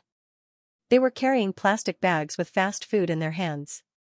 The flood had caused them a lot of trouble, but life had to go on. Compared to the city, which was more serious, this side was considered better. After the pickup truck passed, a local rode a motorcycle and tried to cross the river from the rushing flood. The iron baskets on both sides of the motorcycle were filled with mineral water and other supplies. "Don't go over. Wait for a car to come and take a ride," the resident beside him said to him in a dialect. "I can't leave my car here. I still have to drive it over," the motorcycle owner said. "Then wait for the water to become smaller," the person beside him advised. "Damn it. Who knows when the water will become smaller?" "That's how I got through," the motorcycle owner said. With the roar of the engine, the motorcycle rushed into the water. The two wheels worked hard to roll as it trudged forward. The motorcycle drove to the middle of the bridge. The rushing water rolled up the gravel and hit the wheels. Then, the wheels suddenly got stuck. The motorcycle, which had lost power, was washed down the bridge bit by the flood. The sudden change made the people on the shore exclaim. "Get off quickly. Be careful. It's going to be washed down. Leave the car. Get off quickly." There were more meaningless screams and exclamations. In fact, it was the same whether they got off or not. If they got off the car, they would be washed down by the current. The motorcycle owner subconsciously put his feet on the ground to stabilize the car. However, it was not the ground under his feet, but the surging flood. The car fell and was washed down the flat bridge. The people and the car were instantly swallowed by the surging turbid waves. Wang Zijin screamed. She instinctively grabbed Qin Zhe's hand, but she grabbed nothing. "A's." In her line of sight, Qin Zhe rushed towards the river, jumped, and disappeared into the turbulent river. Wang Zijin's shout was almost synchronized with the splash of him falling into the water. She never thought that Qin Zhe would be so impulsive. Saving people was not something he should do. The water was so strong that it was not comparable to a swimming pool. She took a few steps forward and stepped into the river. She shouted a few more times until her voice was hoarse. "Io, that kid jumped in. How can you save people like this? It's over." The people on the side discussed animatedly as they pointed at the river. Their faces were also filled with panic. 1 minute. 2 minutes. 3 minutes. This was the most torturous moment in Wang Zijin's heart. 5 minutes later, there was no movement on the turbulent river. A's. A huge fear exploded in her heart. She had never been so scared and helpless in her life. Wang Zijin asked the people behind her for help, but they looked at each other and thought that there was no way to save him. They did not have any tools or equipment. She did not want to lose her life again. They advised her that someone had already called for the rescue team. It was too late. When the rescue team arrived, they did not know where they had gone. The sky was gloomy, and it was drizzling. A chill rose from the bottom of her heart. Wang Zijin suddenly rushed towards the river. The water was above her knees and waist, but she was pulled back. "Don't go, don't go. You can't save him," the middle-aged man who pulled her said in broken Mandarin. "I don't know how to swim, but I must save him." This was the only thought in Wang Zijin's mind. People were like this. The moment they saw the most precious thing disappear forever, even if they knew that they would lose themselves, they would not hesitate to rush over. She was forcefully dragged back by the middle-aged man and a young man and fell on the shore. Wang Zijin looked back at the river and remembered a sentence she read in a book a long time ago. It was the autobiography of a female scholar in modern times. She remembered her first love. In the 38th year of the Republic of China, there was a strong wind and heavy rain, and the flood flooded half of the Yang. In this flood, I lost my love. In an instant, the color of the entire world faded away. "Hey, there's someone there," someone shouted. Wang Zijin's entire body shook. She turned her head abruptly and looked over. More than 10 meters away, a human head popped out of the surface of the river. It bobbed up and down for a moment, then swam towards the shore. After climbing ashore, it walked towards them. The sparse crowd let out cries of joy. The only regret was that he was alone. Wang Zijin stood rooted to the ground as she watched him walk over. This idiot stood in front of her, stroked his bangs, and sighed. "I didn't save anyone." He looked extremely miserable. His entire body was drenched, and muddy yellow water dripped down along his body. His hair and face were covered in mud and sand. His left ear was struck, and a stream of blood flowed out. There were many scars on his arms. Xianxia was a little depressed that he didn't manage to save her. The undercurrent at the bottom of the river was turbulent, mixed with mud and gravel. It was impossible to open one's eyes. If a person was sucked into the undercurrent, they would disappear in an instant. No one could find them no matter how hard they tried. He had overestimated himself. "Wasn't I handsome just now?" Xianxia tried to find joy in his misery. Slap. Wang Zijin raised her hand to slap him in response. The tears that she had been holding back for a long time rolled down. "I was wrong." Xianxia opened his arms and wanted to hug her, but when he thought about his embarrassing appearance, he awkwardly stopped himself. Wang Zijin took the initiative to throw herself into his arms. She cried and wailed. "What does this have to do with you? Who told you to be a hero? If you save someone, at most I'll thank you. If you fail, you'll lose your life. Can you be more mature? Are you crazy? Who wants you to save them? Who wants you to save them? If something happens to you, how am I supposed to live? If I want to live, Bao Bao will kill me." She cried and scolded at the same time. Xianxia kept saying that he was wrong, but he couldn't explain that he had measured it in his heart. With his physical strength, he could swim 3 laps in the whirlpool. Holding his breath for 10 minutes wouldn't be a problem. If he said that, he would probably be slapped again. "I'm still angry." "Slap me again." Wang Zijin cried. Slap me to death." Xianxia coaxed her. Slap. A loud slap landed on her face. Xianxia, you really hit me. Slap. Sister Xian gave her another backhanded slap. This wasn't over. She slapped him twice more, as if to vent all her emotions. Wang Zijin took 2 deep breaths. The anger in her heart was finally gone. After waiting for about 10 minutes, the rescue team came. They were dragging a kayak and wearing survival suits. 2 were washed away by the water, right? Did any of them float up? The leader asked. 1, just 1. The person beside him explained, this one jumped down to save people. He came up, but the other one didn't. They should be dead by now. I didn't touch anyone. They might have been swept away by the water, Xianxia said. The leader nodded. As usual, he said some words of thanks and criticism. He reminded him not to be impulsive if he encountered such a thing again. Then, he led the others and paddled the kayak downstream to try to pull the people up. Wang Zijin wiped the sand off Xianxia's face with a tissue. She wanted to take him back to the hotel where they were staying to take a shower and change clothes. At this moment, she received a call from the motorcade. President Wang, the car is blocked on the road. They want to rob the supplies. What should we do? The person who called was the head of Tianfeng Entertainment's logistics department. This time, he was recruited by Xianxia to be a strong man. He followed the motorcade all the way. The truck driver was hired. Wang Zijin asked for the location and hung up the phone. She frowned and said, the car is blocked on the road. They want to rob the supplies. Xianxia frowned. Get the city government to deal with it. Wang Zijin, I called, but no one came to deal with it. Considering how busy everyone was, it was understandable that they did not have enough manpower. Xianxia and Wang Zijin went back the way they came. After walking for about 10 minutes, they saw dozens of residents of the disaster area blocking the 3 trucks. They blocked the front of the truck and did not want to let them go. The head of the logistics department shouted. The residents were equally agitated. What's going on? Xianxia and Wang Zijin squeezed their way in. The head of the logistics department heaved a sigh of relief.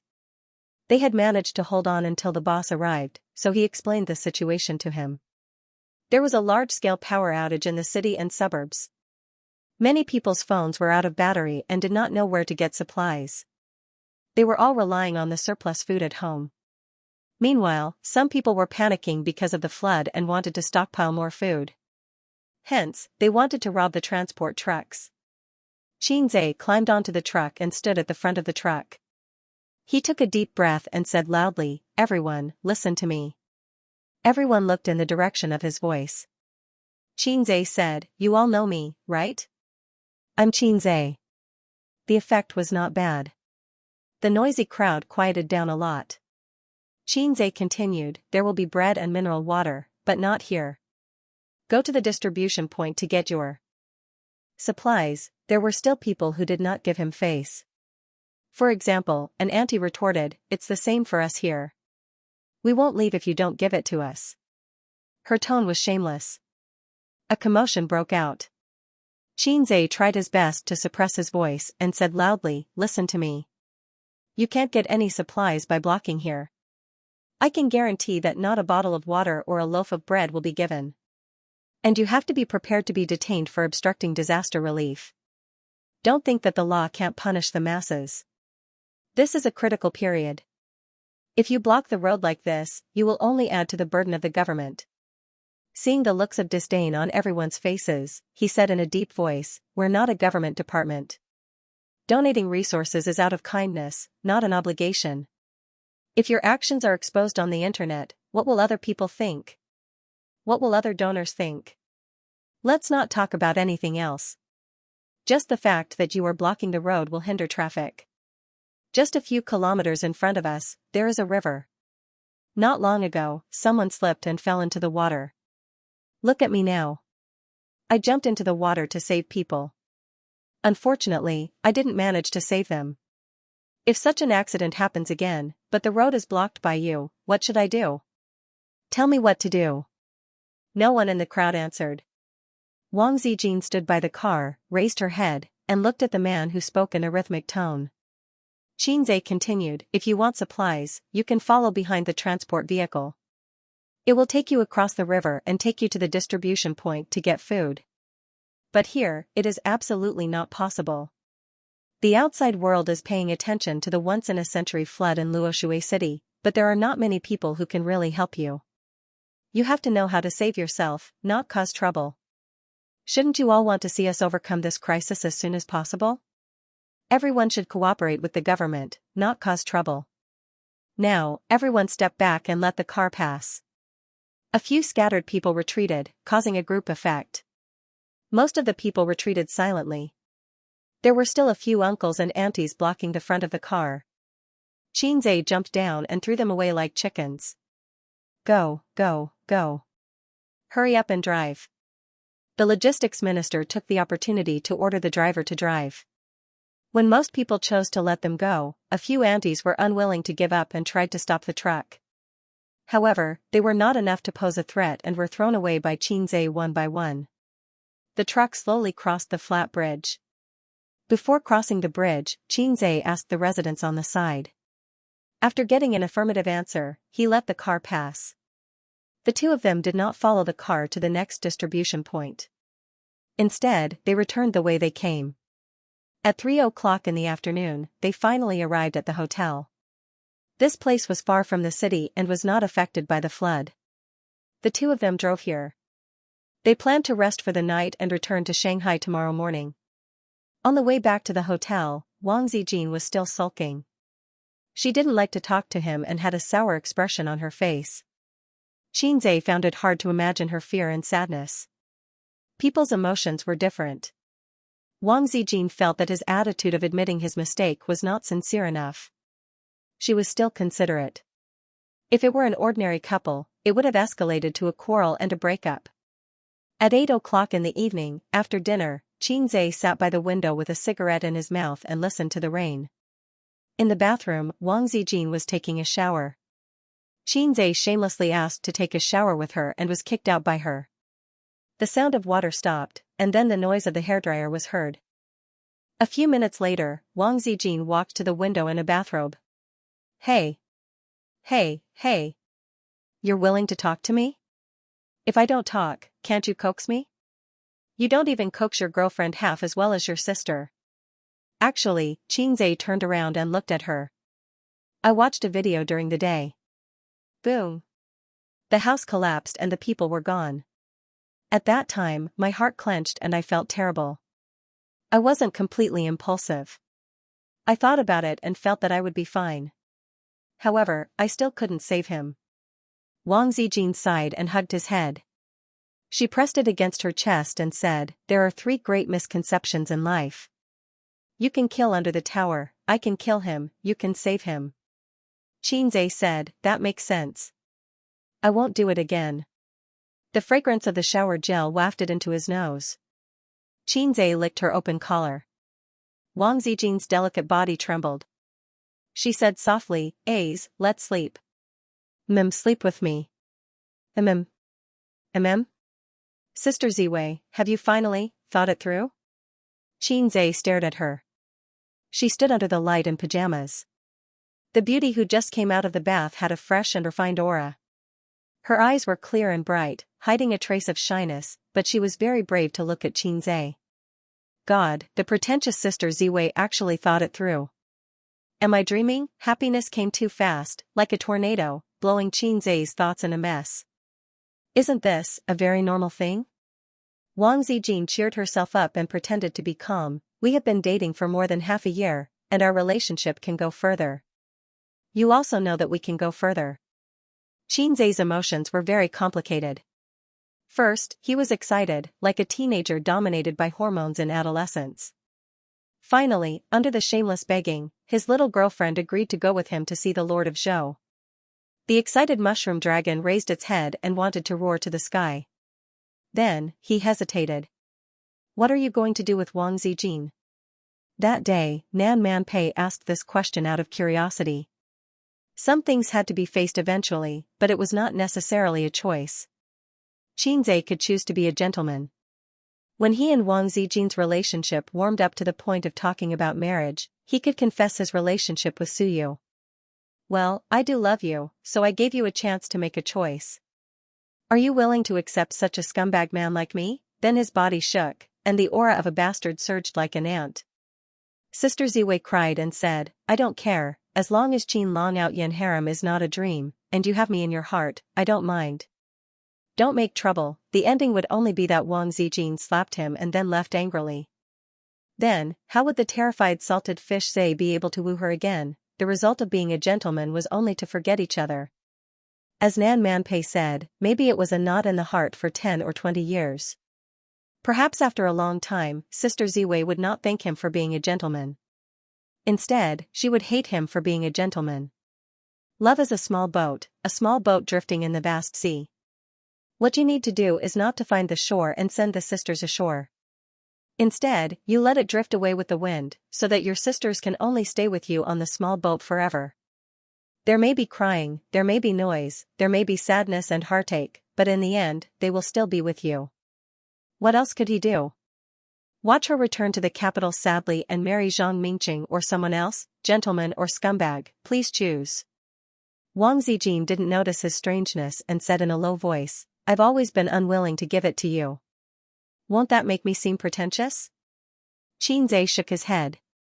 No, because you're afraid of being F***ed. Wang Zijin. No. What is that? She bit her lips and said bitterly, I just feel that you don't love me very much. Girls would always hesitate. They were afraid of meeting a scumbag. I'm not the kind of person who likes to get into a dead end. I'm a scumbag? Sister Ziwei, you're the same as Sister Man. You have terrible taste. Qin Zhe said, but I really love you. Wang Zijin said, it's my own fault. I feel like I've been living in her shadow. Who? Qin Zhe didn't dare to ask, and Wang Zijin didn't want to say.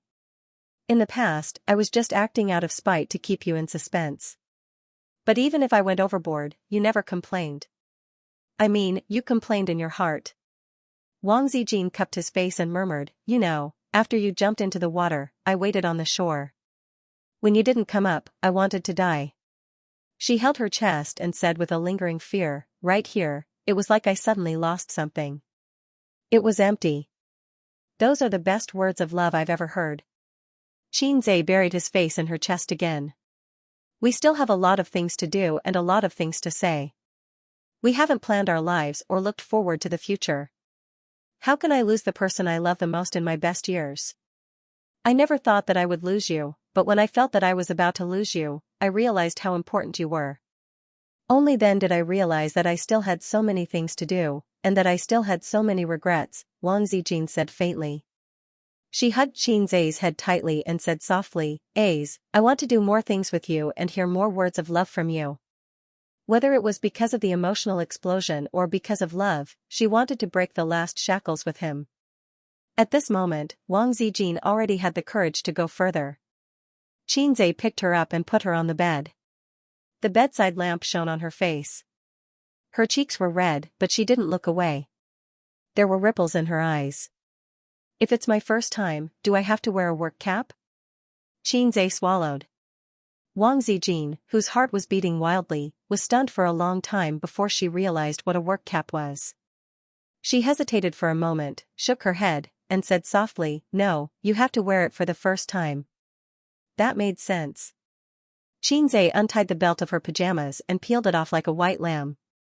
She endured Qin Zhe's fiery gaze and finally couldn't take it anymore. She said in a trembling voice, turn off the lights. At this moment, if I were to say something like, only this way can I appreciate your beautiful body, I would probably be slapped in the face. Qin Zhe, who had been slapped 4 times today, obediently turned off the lights. Sister Ziwei, I heard that the first time will hurt more, Qin Zhe said. Wang Zijin threw him a coquettish wink, her fingers clutching the bedsheets tightly. How could she not be nervous for the first time in her life? Bang, Qin Zhe said. Bang? Yes, it's a broken, river crab, melon. That's what the books say. I should be thankful for the flood, he said again. You're still talking. If you're so impulsive next time, I'll beat you to death, Wang Zijin said angrily. I just don't understand why kindness has become superfluous, why justice has become a cold joke, and why doing good deeds is ridiculed by others. Everyone is too utilitarian. The most common phrase people say is, "What does it have to do with me?" People believe in the principle of doing things, walk your own path, don't meddle in other people's business. Look at the main characters in novels on the internet now. 9 out of 10 of them are like this. There's even one who kills his whole family. They're smug when they do bad things, but they're arrogant when they don't save people. My balls hurt. Are you mocking me? Of course not. I love you so much that I'll only *CK you, not mock you. You say that I saved someone, at most it's just a word of thanks. But I didn't save someone for gratitude. I just couldn't stand watching a fresh life disappear in front of my eyes without doing anything. Although I still couldn't save him, if I succeeded, his life would have been saved. Maybe you're right, but aren't we having a heart-to-heart talk now? Little sister, you don't understand. This is called warming up. If there's no foreplay, there'll be friction and fire. It'll be very painful.